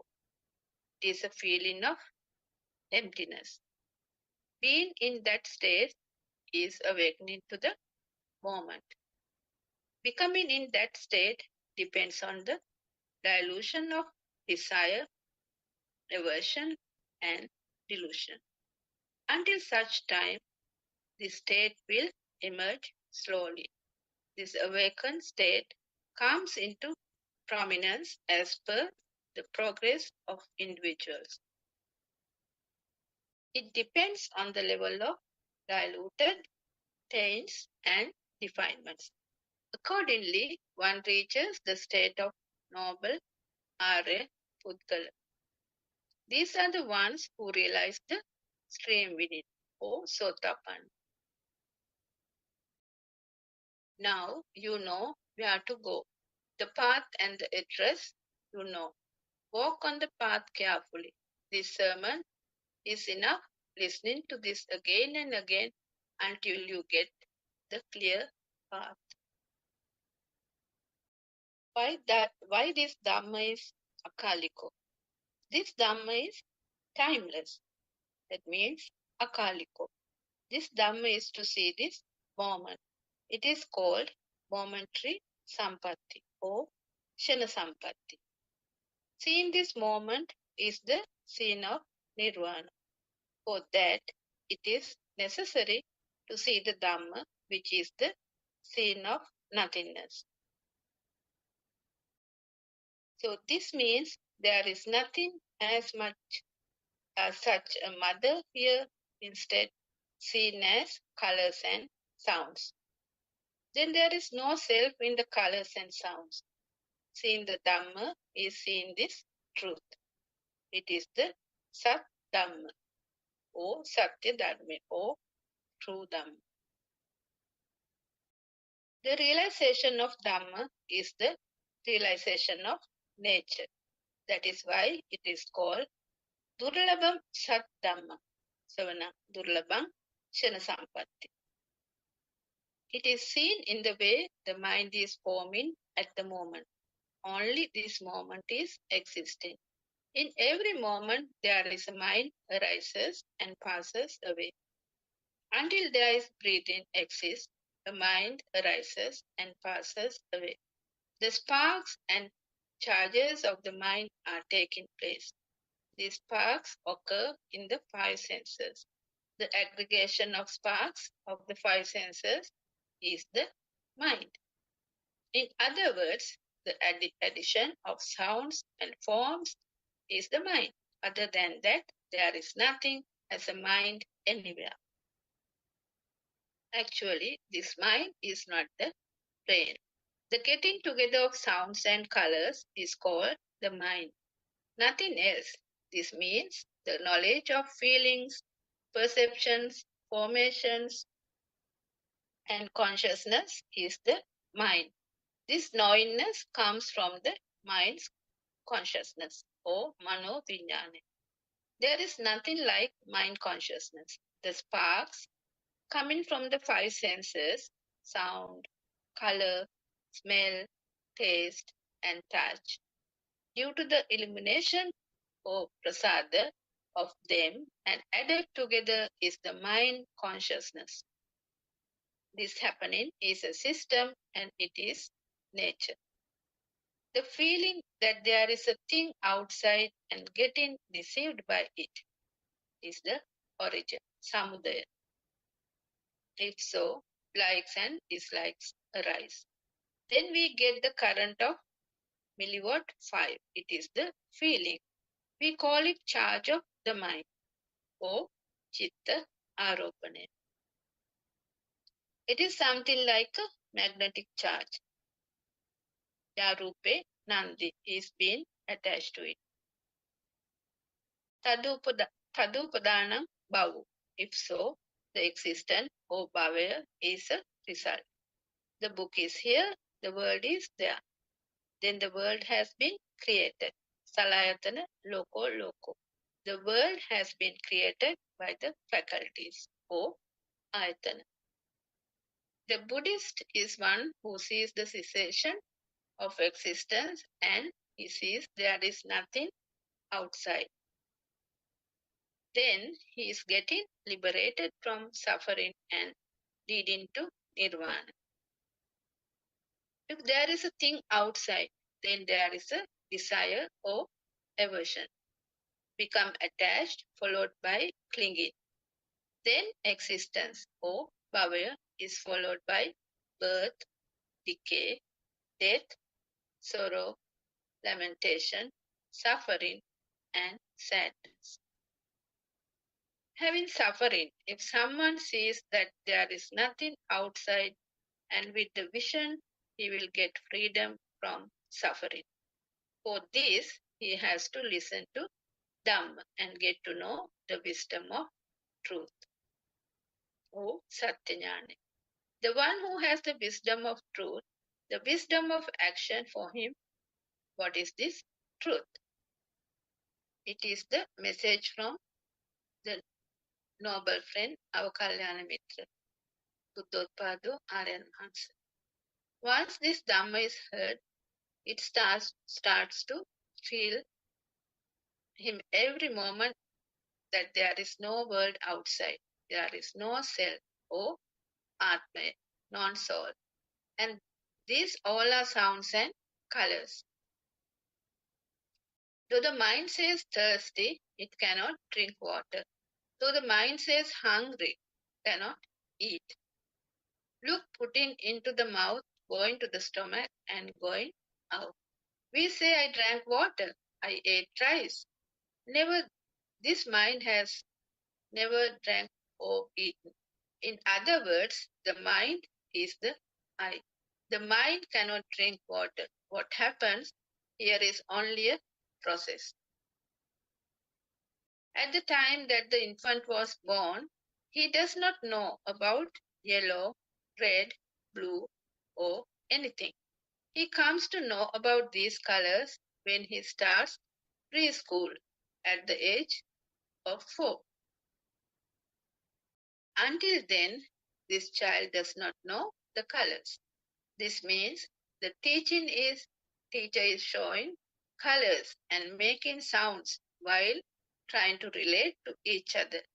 For example, after drawing a picture A on the blackboard and showing it to the child while making the sound A. If you say A to an English national in Sinhala, he doesn't know it. Even this is the same for Chinese national because he does not have a picture or form for that sound. Likewise, the picture or the form gets added to the sound is called the mind or the chitta. The thought that everything is there that we came to know due to the above process is the reason for such deception for a long time, or the anusote. Within this, we had a burning, we went through lots of suffering. We saw externally that everything exists. The mango tree does not say that it is a mango tree. We say it is a mango tree. If some other national comes, he does not call it the mango tree. He uses a word that he knows from his own language. So this example shows us that there is no external things as we think. Here we associate with only our thoughts. We never have gone out from the thoughts. The mind is a wave or a taranga, which is the combination of a wave of sound and a wave of color. In other words, it's a frequency system. In this wave of the mind, there is nothing as thing. There is nothing about the self. If this is realized, then it comes to ditte ditta mattan, sute sutta mattan, mute muta mattan, vinyate vinyata mattan. There is nothing to be seen. Nobody is seen. Then the seen is only a seen, nothing else. If the sound is added, then there is a thing. Now, what do you have in front of you? Say we have a table. So, a wall, a bed or chair. Now, without those sounds, look at them. If those sounds are erased, what would happen? They become just merely pictures. When the sounds are added, then there are things. If sounds are not added, it is just a scene. There may be enough colors and many forms, but to become something, it has to have a sound. If there is no sound, then there is nothing. Then we see the sound is not true. If one sees the truth, he feels no value in them. He knows the reality that the thing is only an addition of sound and color. Therefore, he doesn't have any value in it. If it is taken as a thing, then suffering is inevitable. Now you need to listen to these sermons one by one very carefully.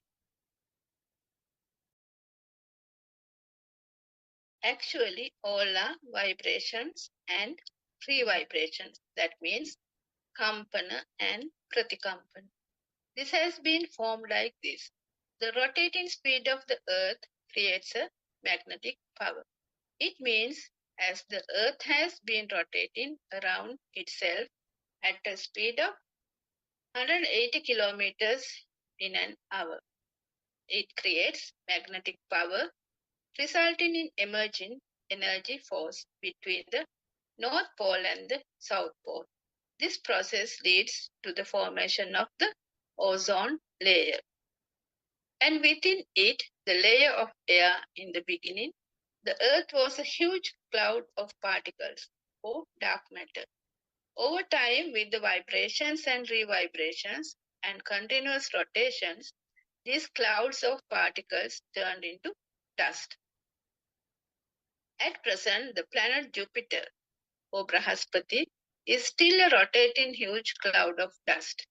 As such, those clouds of dust vibrating and rotating together, and with the effect of heat and cold generated from the layers of ozone and air, started slowly getting thicker, forming the Earth's surface. Then the water and life on Earth all were the making of this process. Though the Earth and its surroundings were products of the dark matter in the universe, the nature of the Earth is different. All these are natural phenomena. The nature of consciousness or vijnana also showing us everything there constantly. Therefore, when we see outside, we can see everything outside. Though we see everything outside in the real sense, we see our own minds. Even though we see the tables, chairs, beds, trees, whatever, it is the mind.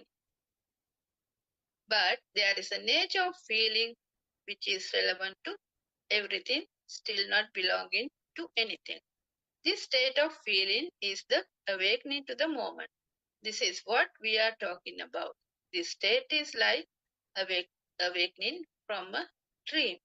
The clouds pass through, and in the same way, thoughts also passes through. There is no single moment without a thought. It is a non-stop process because until the inhale and exhale continues, the mind also arises and passes away. Though the clouds continuously pass in the sky is beyond the clouds. Likewise, the awakening state is beyond the thoughts, though the thoughts are continuously passed through. This state of awakening cannot be taken by thinking. It can be experienced only if you get into that state. It is something like one gets the experience of the taste of salt. He can feel the taste of salt, but it is unlikely to explain to another the feel and feel the same experience. Within this state of awareness, realization will emerge. This cannot be taken merely by thinking. If it is a thought, then it would be an illusion of consciousness or vijnana. Becoming in the state of awakening is the result of a practical process. This is the product of realization of the Dhamma, which can be achieved through wisdom. To achieve this state, there should be a great wisdom.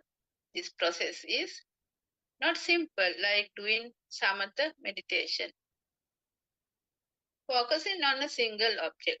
We also did the samatha meditation for some time, but ended nowhere. After all, we realized that it was not the correct way to find the truth and started practicing vidarshana or insight meditation.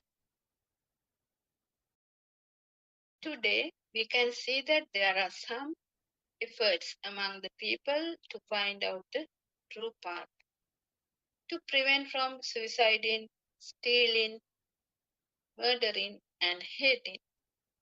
A child to be born tomorrow and turn towards great kindness. It is the need to express true Dhamma. Now you have a work to do. If you see the mind, it comes one after another continuously. This happens within a certain speed. You can find this explained by the Buddha in Kalchaniya Sutra. Also in there are a lot of sutras which explains this. The Buddha has said, Rupantiko also Rupam Vaditi. It means the form or Rupa is being formed due to the collision, the spark or light flashes of five senses. Due to a very sparking speed. This spark happens in the five senses and it creates a feeling that there is something. The world is appearing when the eyes open and the same time disappearing when the eyes close. This reveals that there is no existing world. This is a feeling of self within the speed of sparks in the senses. We are trapped within these friction flashes or are open. It's just like we are trapped in the magnetic force of the globe. Magnetic power is created due to the rotating speed of the earth. The thrown stone comes back to the ground due to this magnetic force. The earth with the ozone layer and air cover has been created due to the circulating speed, and as a result, it generated magnetic force. The moment this speed stops, everything scatters all over the universe. Likewise, with the inhale and exhale, and also the rotating speed of the globe, there are continuous sparks within the sensors. The day inhalation and exhalation stops, the speed is also going to be stopped while throwing out to the space. The mind and the mind-made self going to be seized at that time. So I think it's enough for today. Buddothpado and answer, Teruvan Saranai. Do you want to add something? Teruvan Saranai.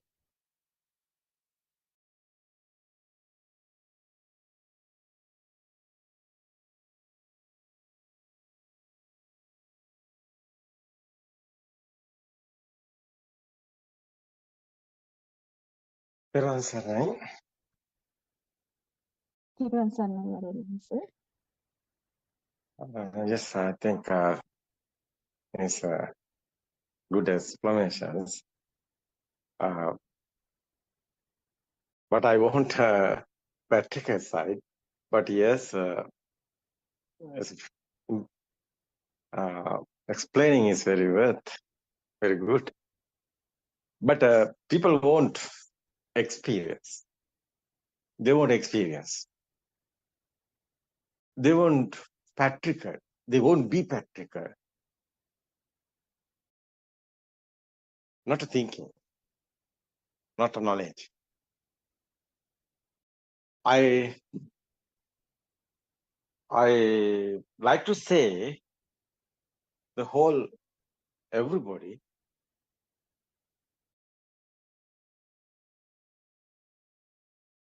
you listen this time first what we are saying, but after you realize what is our life, what's happened here, why I was sometimes suffering, why I was sadness, why I was thinking about the death. Actually, what happened? Most people talking about after the death, they are going somewhere. They are thinking they are going heaven or heaven. That's what you think. Ask yourself, your mind, what's the happen? It's true. It's happening. What is Buddha explaining? Buddha explained this mind is process. It's a system. What is dependent origination Dhamma? Buddha explained whole world is our mind creation. We are thinking. Everything is sound and forms together. That's the thoughts. These are thoughts. You are in thinking world. You are in mindful world. It is not real. But you have existent field. You have a life field. Yes. But you can't see this with your eyes. But you can see this. You're inside. Wisdom. Nobody is here. No one is. It's your mind. Mind consciousness is the world. Is creating the world. You're talking about chair, table, mother, father. But Sinhalese are talking Amma, Tata, Givalda. What is this sounds? Chinese are talking Chan, Chin, Chu. What is this sounds? Sound is, yes, sound is the word. What? Yeah. Sounds became your mind to picture. That's the word. Sound and firms together. That's the important, that sound and firms. The mainly sound and firms are coming together. That's but inside their field. Skin, sensor, and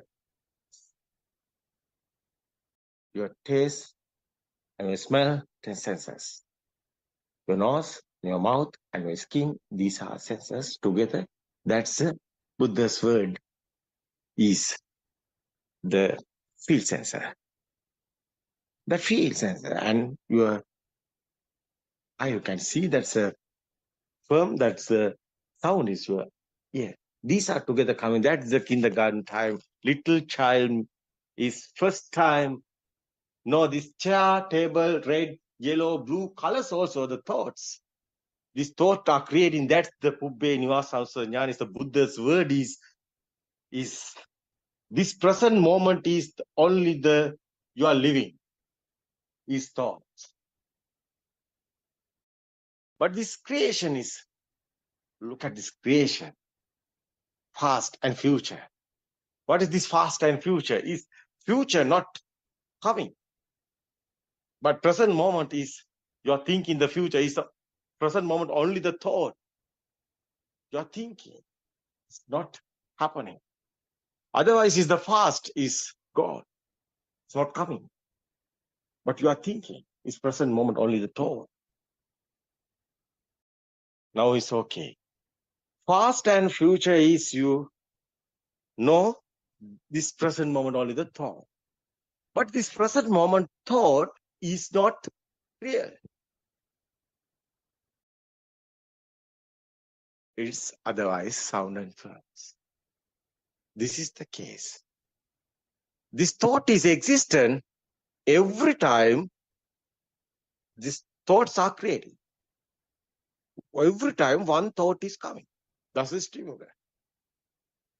But it is not real. It's illusion.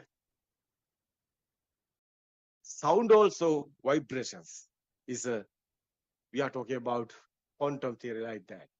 Vibrations, waves. Says, you know, that's colors also, lights also, waves. Red, yellow, blue. These colors are waves. These sounds are waves.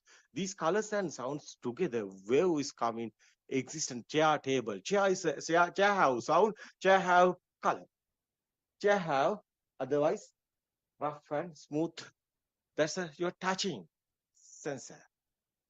These senses are creating this existent world, is thinking world is coming. There's a thoughtful world, is mind world is creating. That's not real.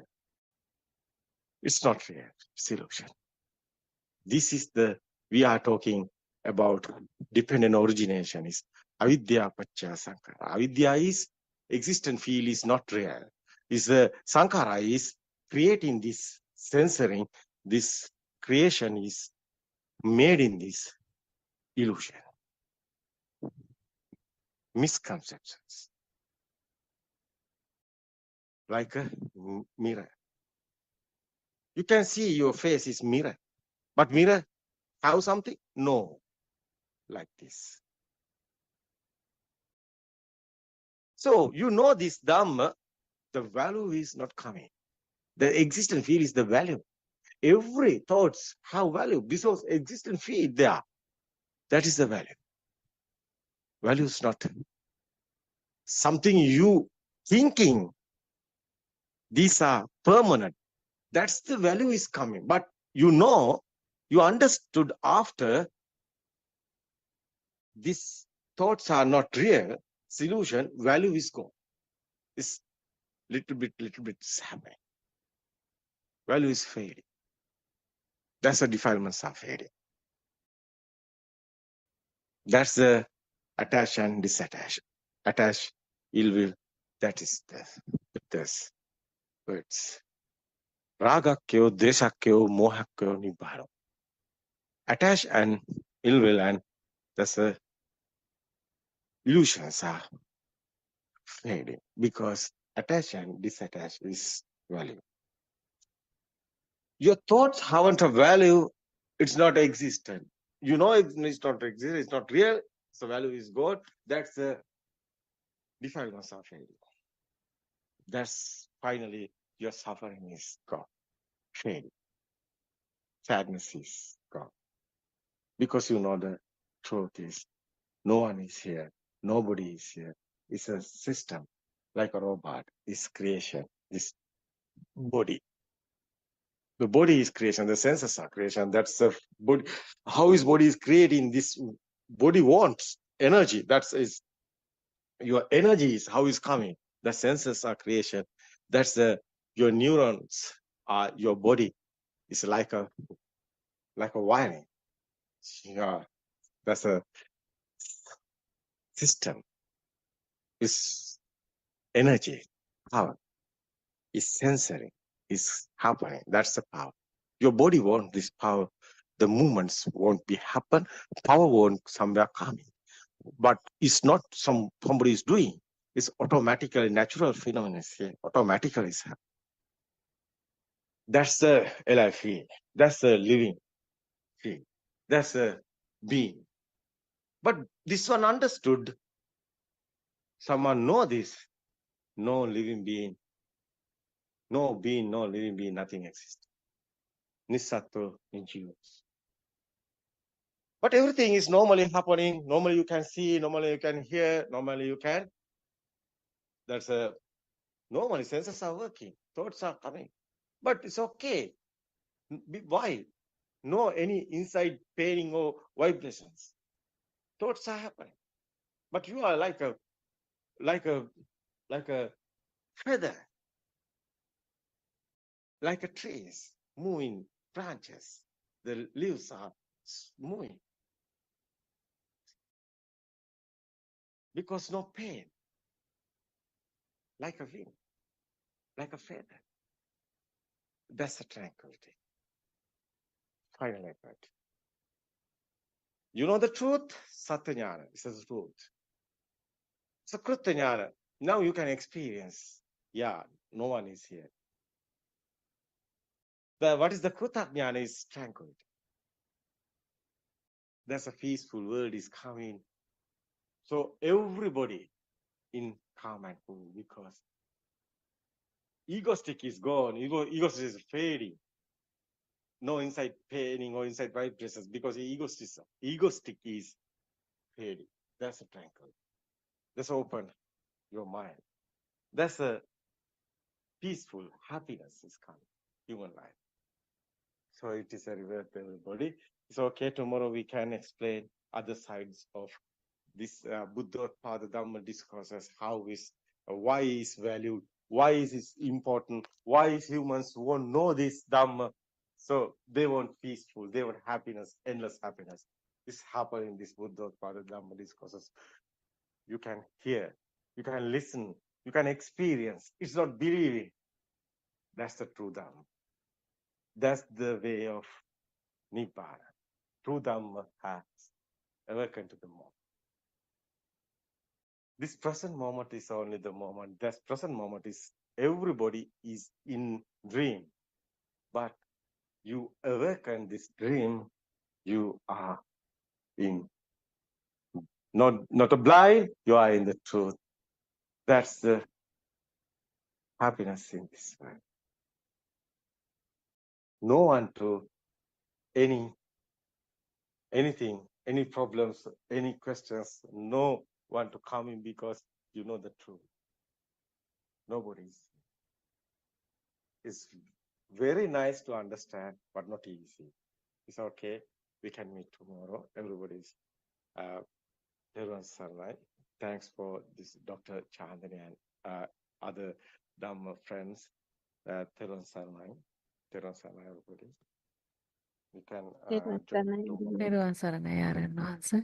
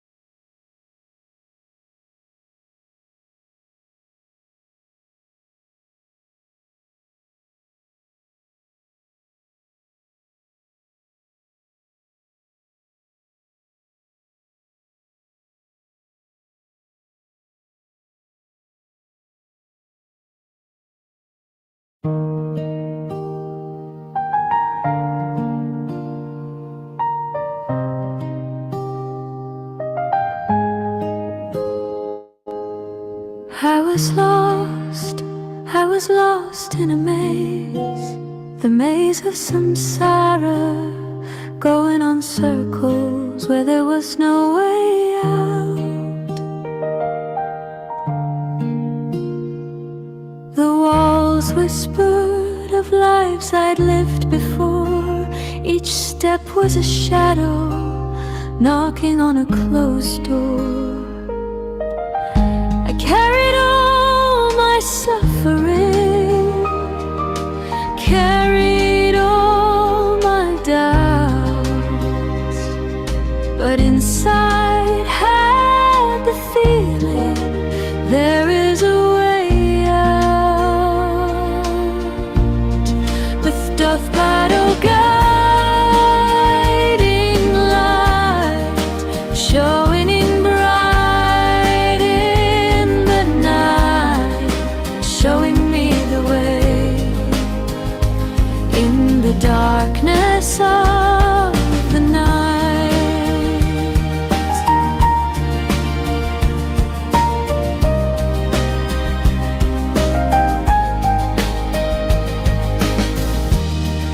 Wipe away the tears cried before with fear. Every step brings happiness as the path is true and clear.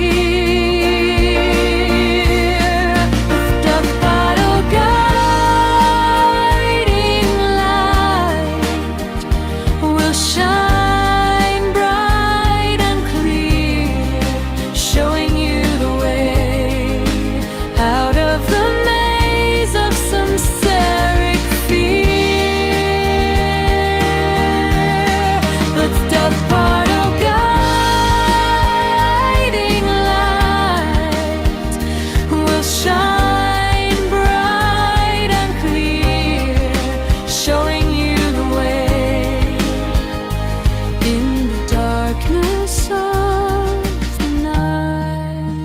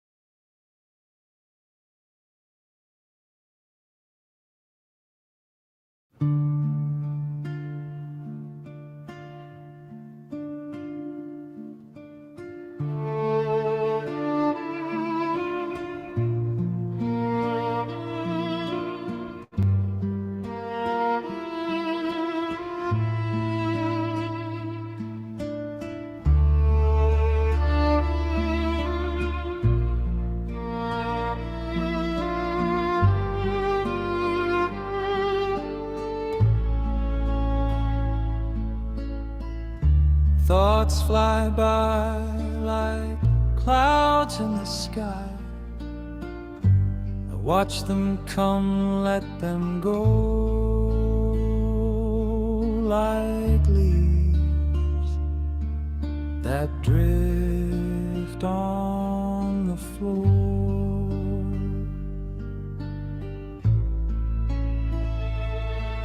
I try to escape from the cage, to run wide, to be free, but the door is locked, there's no escape.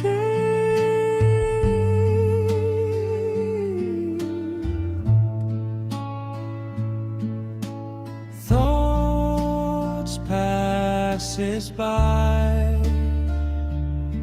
like storms in the sky. I see a bright light calling from outside. The cage is open, you are free.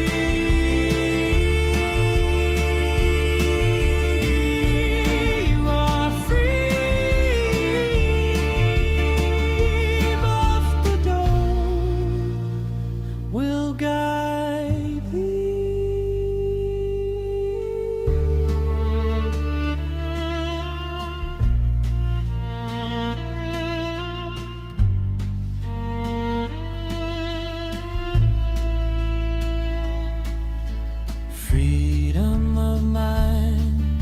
Once you see the truth, the door was always open. You didn't see the illusion. Freedom of mind, where compassion starts to flow. From that stillness, mind starts to flow. Not freedom from world outside, but freedom in the rising tide. Freedom from mind.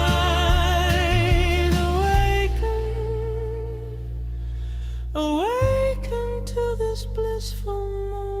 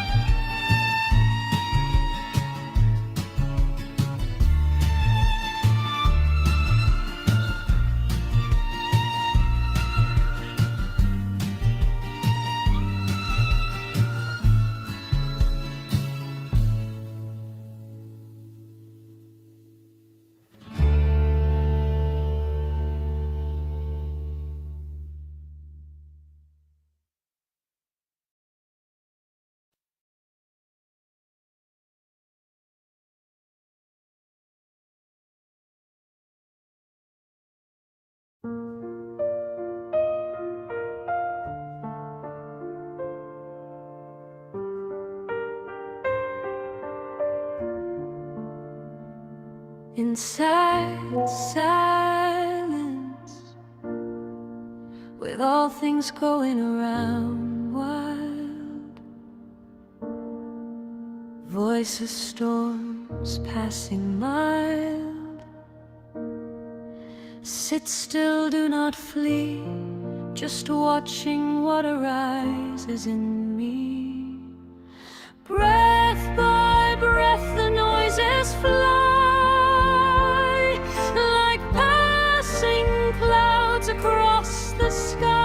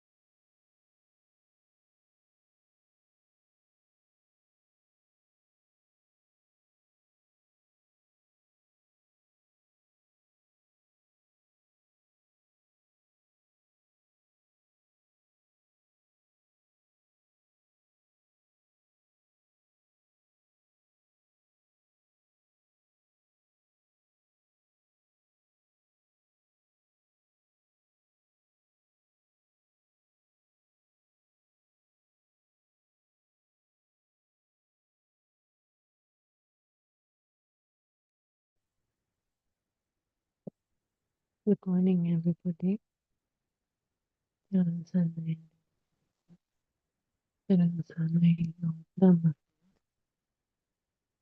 So, start our morning Dhamma discourse. Well, we'll observe something quietly, even right now, before any effort to observe. The mind is already constructing, creating.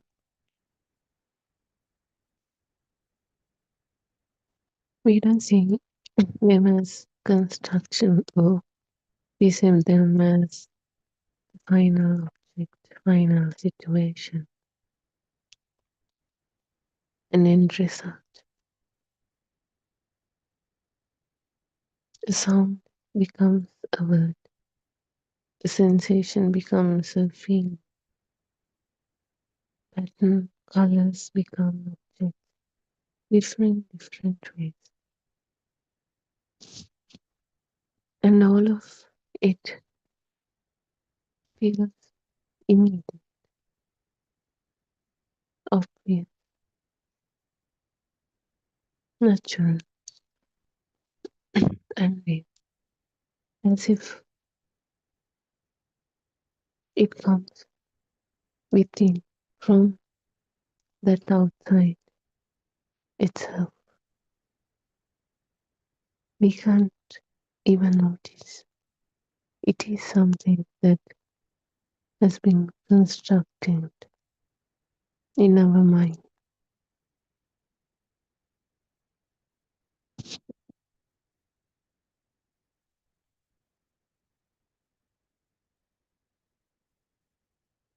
So, what if this reality is not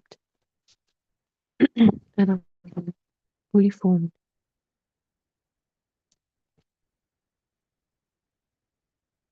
What if it is being assembled right now, moment by moment?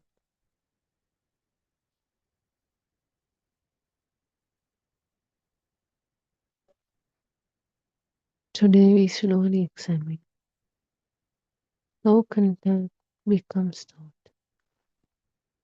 how thought becomes world, and how there is a self also in this world.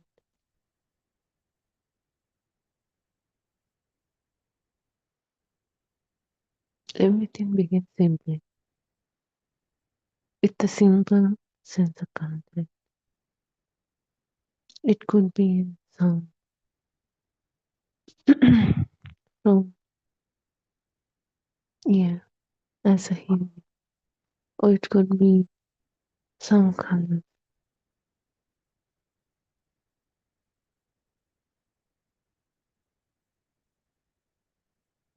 as seen and vision.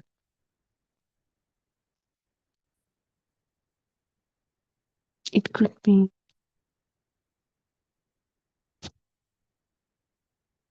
a touch, a sensation, a pressure. It can come as smell, taste.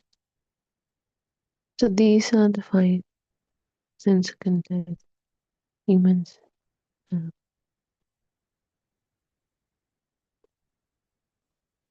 So at first, there's no object yet.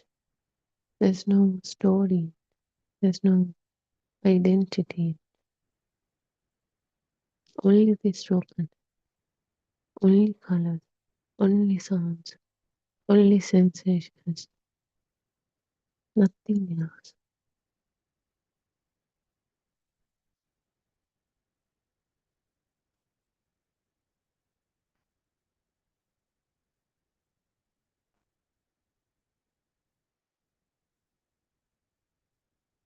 No, just some fragments from one of the sensitive.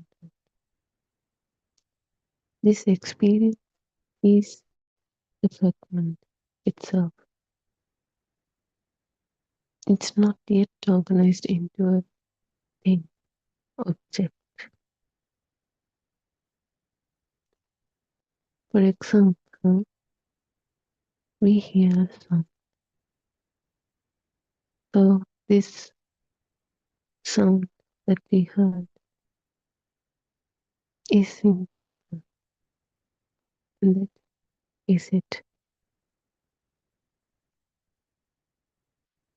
Before it becomes thought, before it becomes an interpretation, it is only a vibration, a sound wave,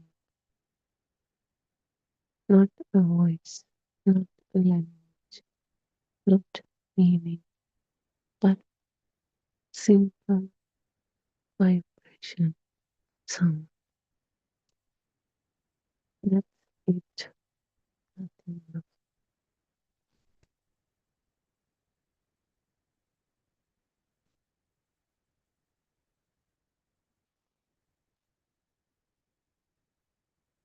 Then something subtle happens. This sense contact is the vibration.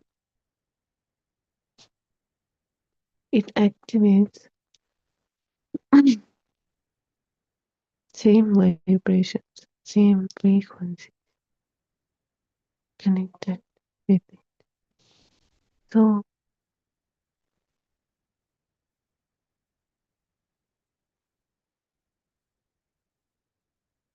this vibration is sound vibration activates same single sound vibration. Like just like tuning forks vibrating. Just one vibration needed. One tuning fork is it. And we don't even have to touch the other. It automatically starts to vibrate. But it has to be in a similar frequency. Likewise, when one sound vibration happens, similar sounds starts to vibrate. Many linked vibrations every. But the thing is,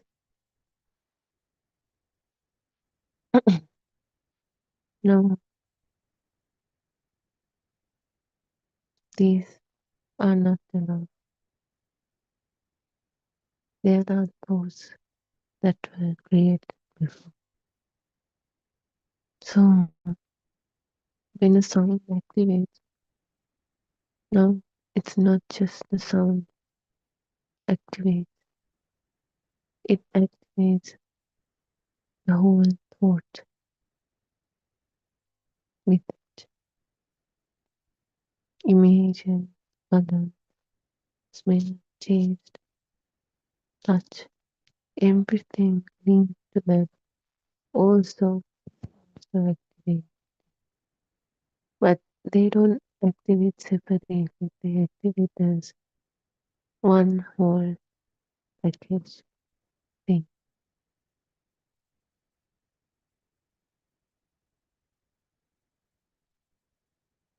So that's how thought appears.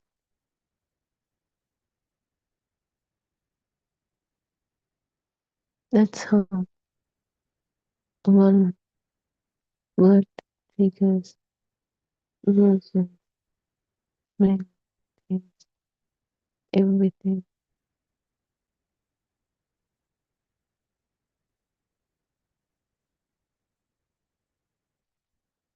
Now the whole thought was activated. So we are unable to see this process because it happens very fast.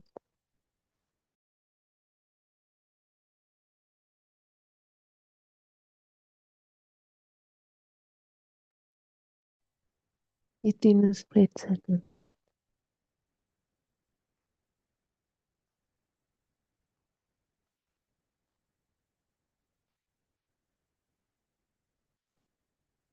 A word triggers images. A smell then triggers situations, people. A sensation triggers many more words, emotions, thoughts, different things. That's how what we call these thoughts appears with resonance, but it happens so fast within a split second. So it's not just one thought, many more lot of thoughts appear. That's why we are able to see this process.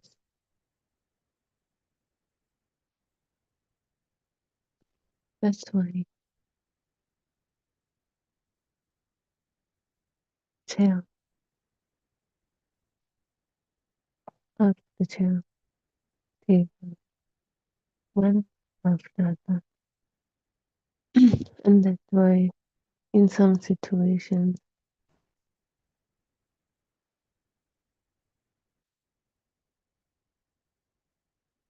we remind of people, smell.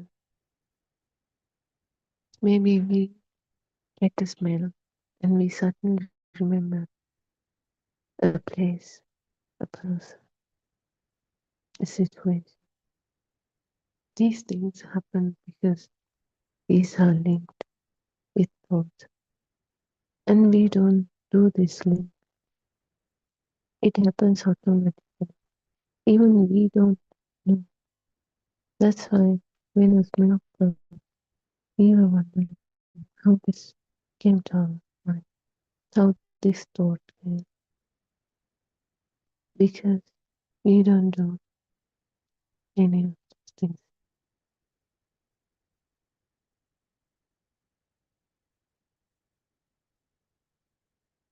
So suddenly, not just one, but many sensor content fragments become active,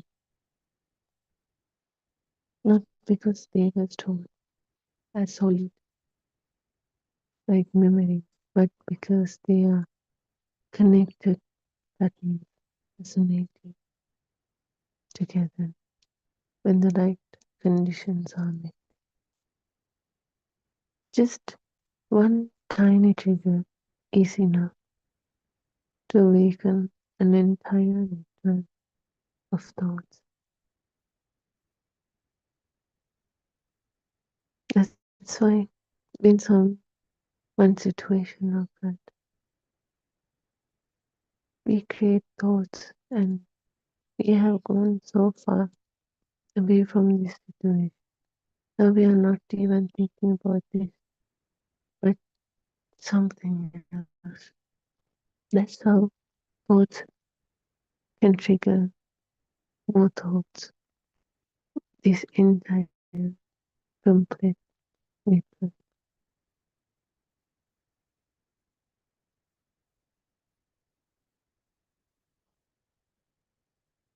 Thought was created.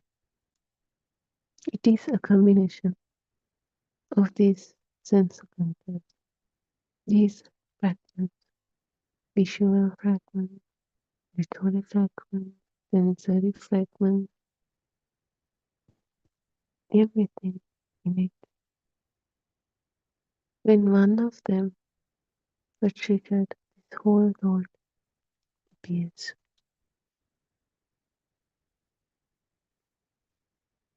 Then suddenly a thought appears. We don't see thought as a thought. We see an object, a thing. We don't see, we don't aware. We see a thought of there. This is a thought of book. This is a thought of table. We then know we see them as chair, book, table. We are unable to see these objects, but we feel them are thoughts, not real. We feel them as they are outside, existing on its own. But that's not the truth. That's not how it works. These are thoughts, mental formations, mental construction, not the real. And even though we feel as if they exist on its own, it's not. That's also the way this mind interprets it, the way this mind believes it. It's not someone said it, it's that this mind is thinking, believing, interpreting in that way. So now thoughts appears. We don't see a thought as a thought. We see it as an object. So something becomes known. Because when we keep creating the same thoughts again and again, we get used to it. We feel like we know this now. Because this mind has the ability to create it, resonate with it immediately. It becomes natural.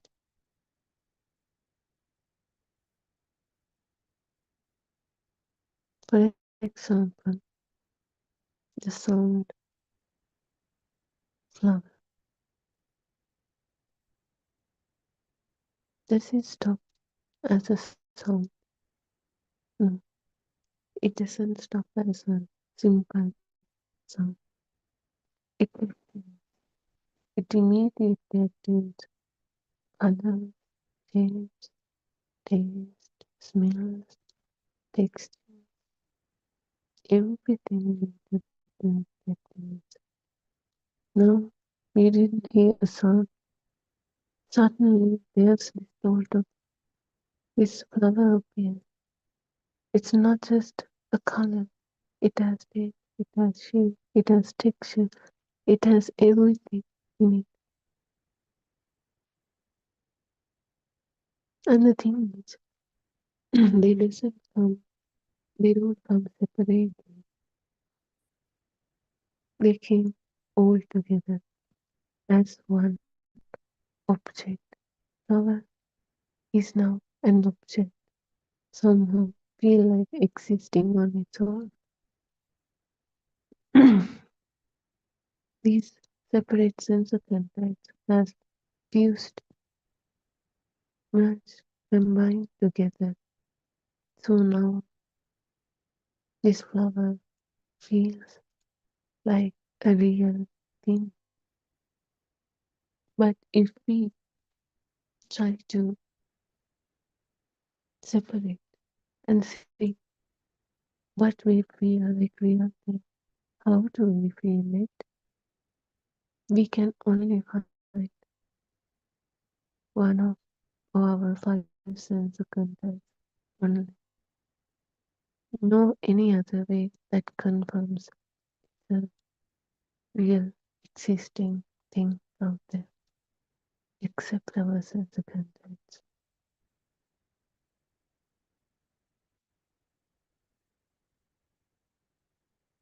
So this flower, it feels like the real thing now.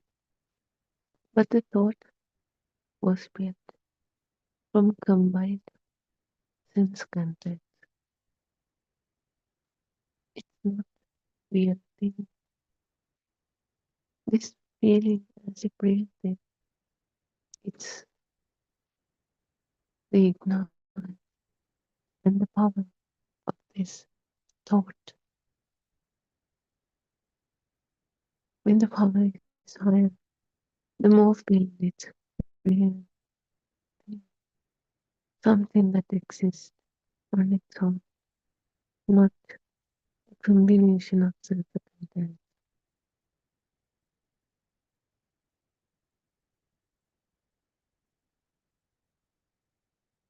So let's dive more deeply into how this thought feels real. So these thoughts, this flower, it no longer feels as a process, as a symbol. It feels as one whole. It feels independently real, solid, stable, existing on its own. But why? Because there are several reasons. One, this fusion, this merging hides this process, this construction. And also that happens so fast within a split second because now we are used to that. That's the way we create thoughts, each and every thought in this whole life. So it happens automatically, fast. We are used to it.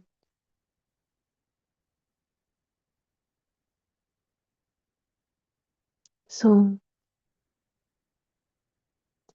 and also when we keep using the same thought, when you keep interacting that thought, it becomes, it appears again and again, which makes it feel like it's there, existing.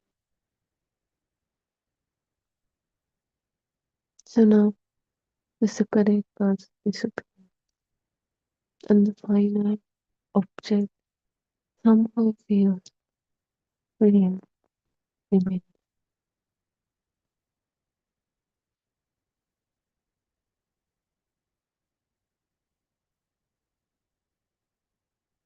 So the mind experience not the truth, not the process, but that thought as the reality.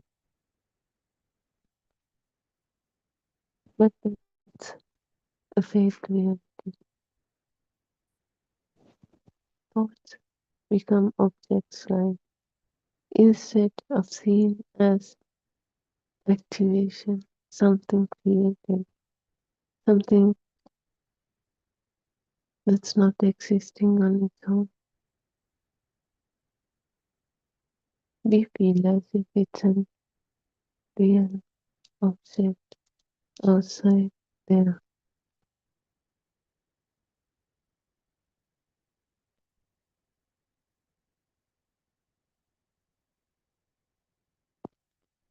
And when we keep using these thoughts again and again, these thoughts becomes the meaning,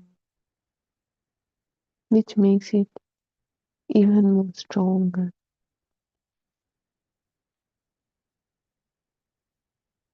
which makes it even more stable. That's why we feel certain, we have confidence, there's a clarity in it. When we see, when this thought appears again and again, we are sure this is the same thing, this is the continuous thing.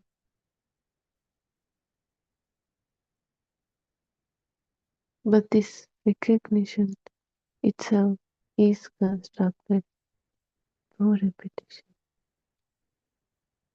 Repeated thoughts, repeated activations strengthen the thoughts, the pattern, make it easy to recognize again, makes it faster to appear again and again. Because of this familiarity, it becomes the truth. Not because something is absolute, but because it repeats constantly. We naturally becomes good at it, used to it. So it becomes natural and real.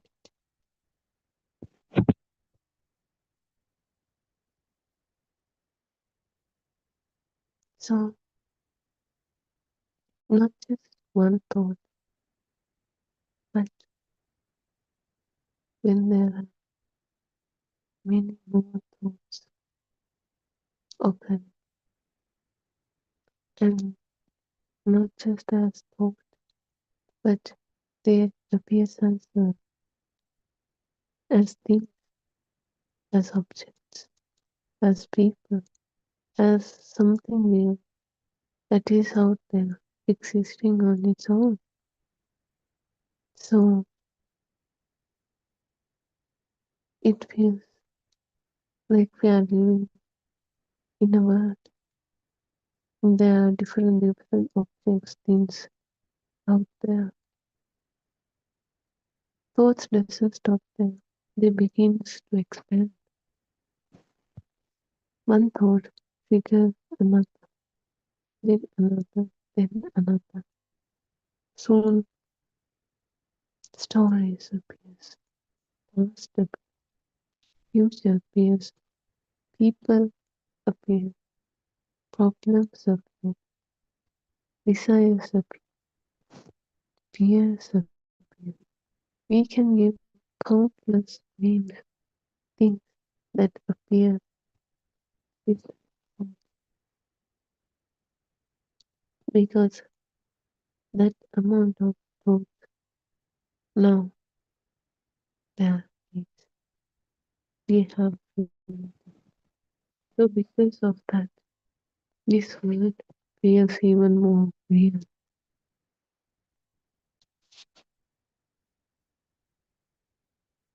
Because there are a lot of things there. How can we say there is not a real world? Or else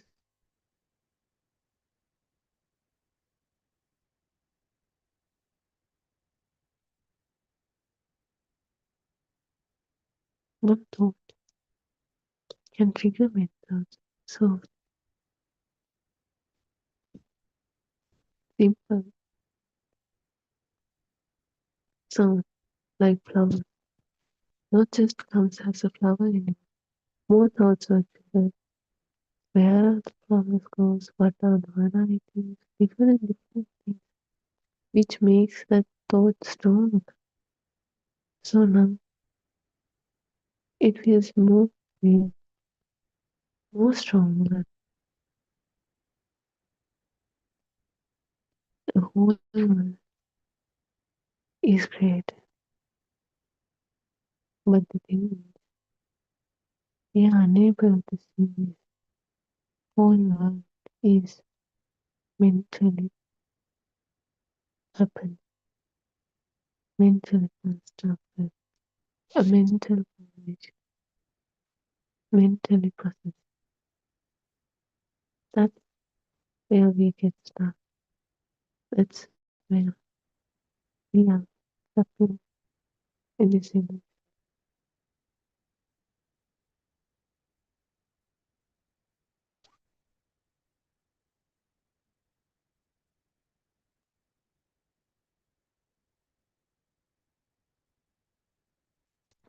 Imagine when one thought appears and it creates many more thoughts, not just one. Each and every thought can trigger many more thoughts. And it doesn't stop. It happens continuously each and every. Because of that, there is a feeling that world is ongoing, external, and real. But this fake reality is caused by this mind, by its illusions. It creates and keep using it again and again. And in the end, it feels it comes natural. And now we blindly taken it as the reality, as the truth. They have given it power, a value. Now it feels like it's existing on its own. Not that our mind created, but something solid that exists on its own.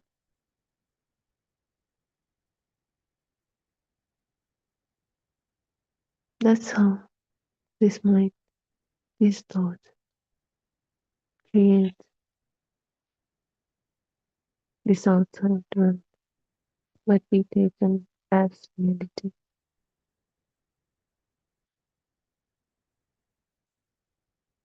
So it doesn't stop there.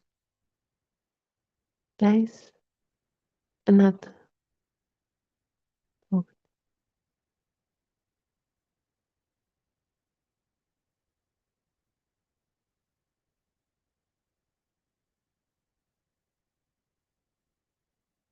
So with each and every thought, there is a self.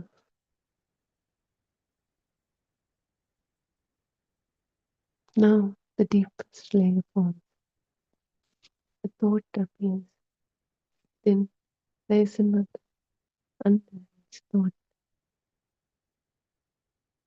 There is this self. I am the one who is experiencing. I am the one who is thinking. Now there is an owner.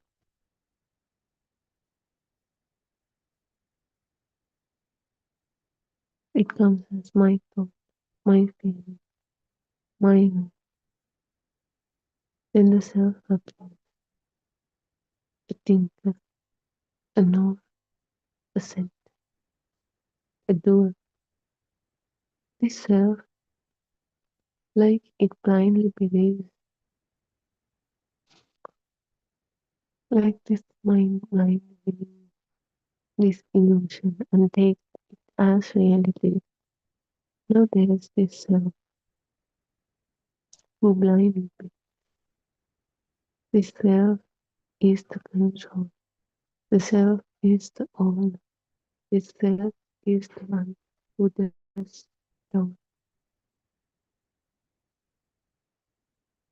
Another addition for this illusion.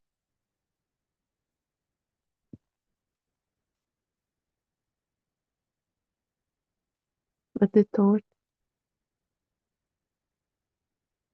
it came with this sound, this self.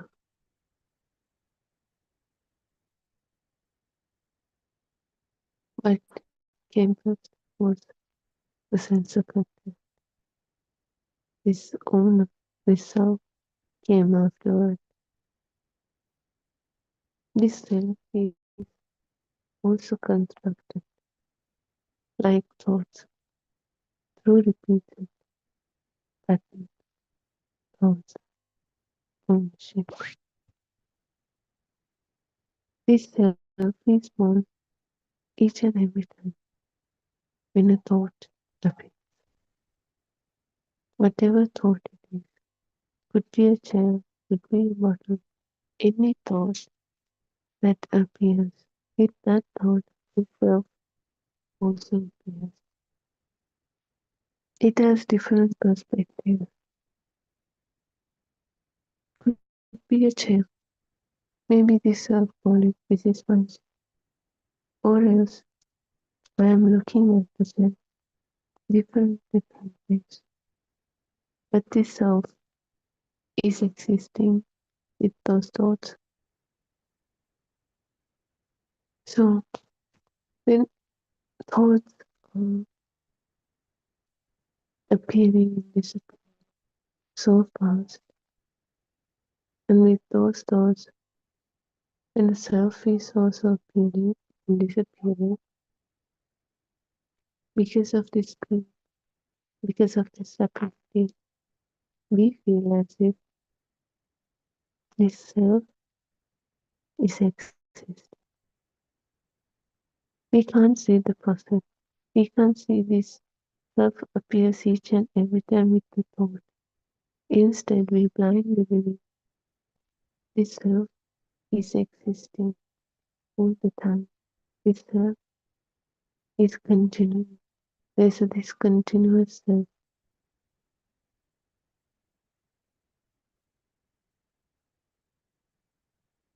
As we said, repetition created this continuity. When this whole process thoughts repeat endlessly, thoughts repeat, recognition repeats. With that, this self, this sound also repeats. So this continuity appears. Now, because of that continuity, we feel birth is real and there is this self who is real, continuous, experiencing a continuous life. That's how this self and this outside world feels real, solid, and continuous. But each moment is reconstructed newly, freshly, through new contact, through new activation, new resonance, new thought. Even the self is recreated, reconstructed at this new fresh moment. It's not the same self that came from past, but because we are used to this self thought again and again, it appears easily. These frequencies get resonate easily because it frequently happens. It's easy to resonate with it again. So this self thought appears immediately, easily, and somehow we blindly believe it is the same thought, like we are experiencing the same continuous self. This is the illusion of permanence. It comes from rapid repetition. But once you see this rebuild, reconstruction, this is not an existing world, but it is the mind created world. Each and every time it is created again and again. Thoughts are created again and self is created again and nothing is existing, but everything is created. Each and every time. You cannot see it from your sense of contact, from your mind sense. You have to see it through deep knowledge, the deep understanding, the deep awareness. Because the way these sensors work, it doesn't change. But we have to change our perception, the way we interpret things, that wrong perception. So this truth can only be seen through deep understanding. wisdom. Once you see this as a construction, not the real, something starts to shift.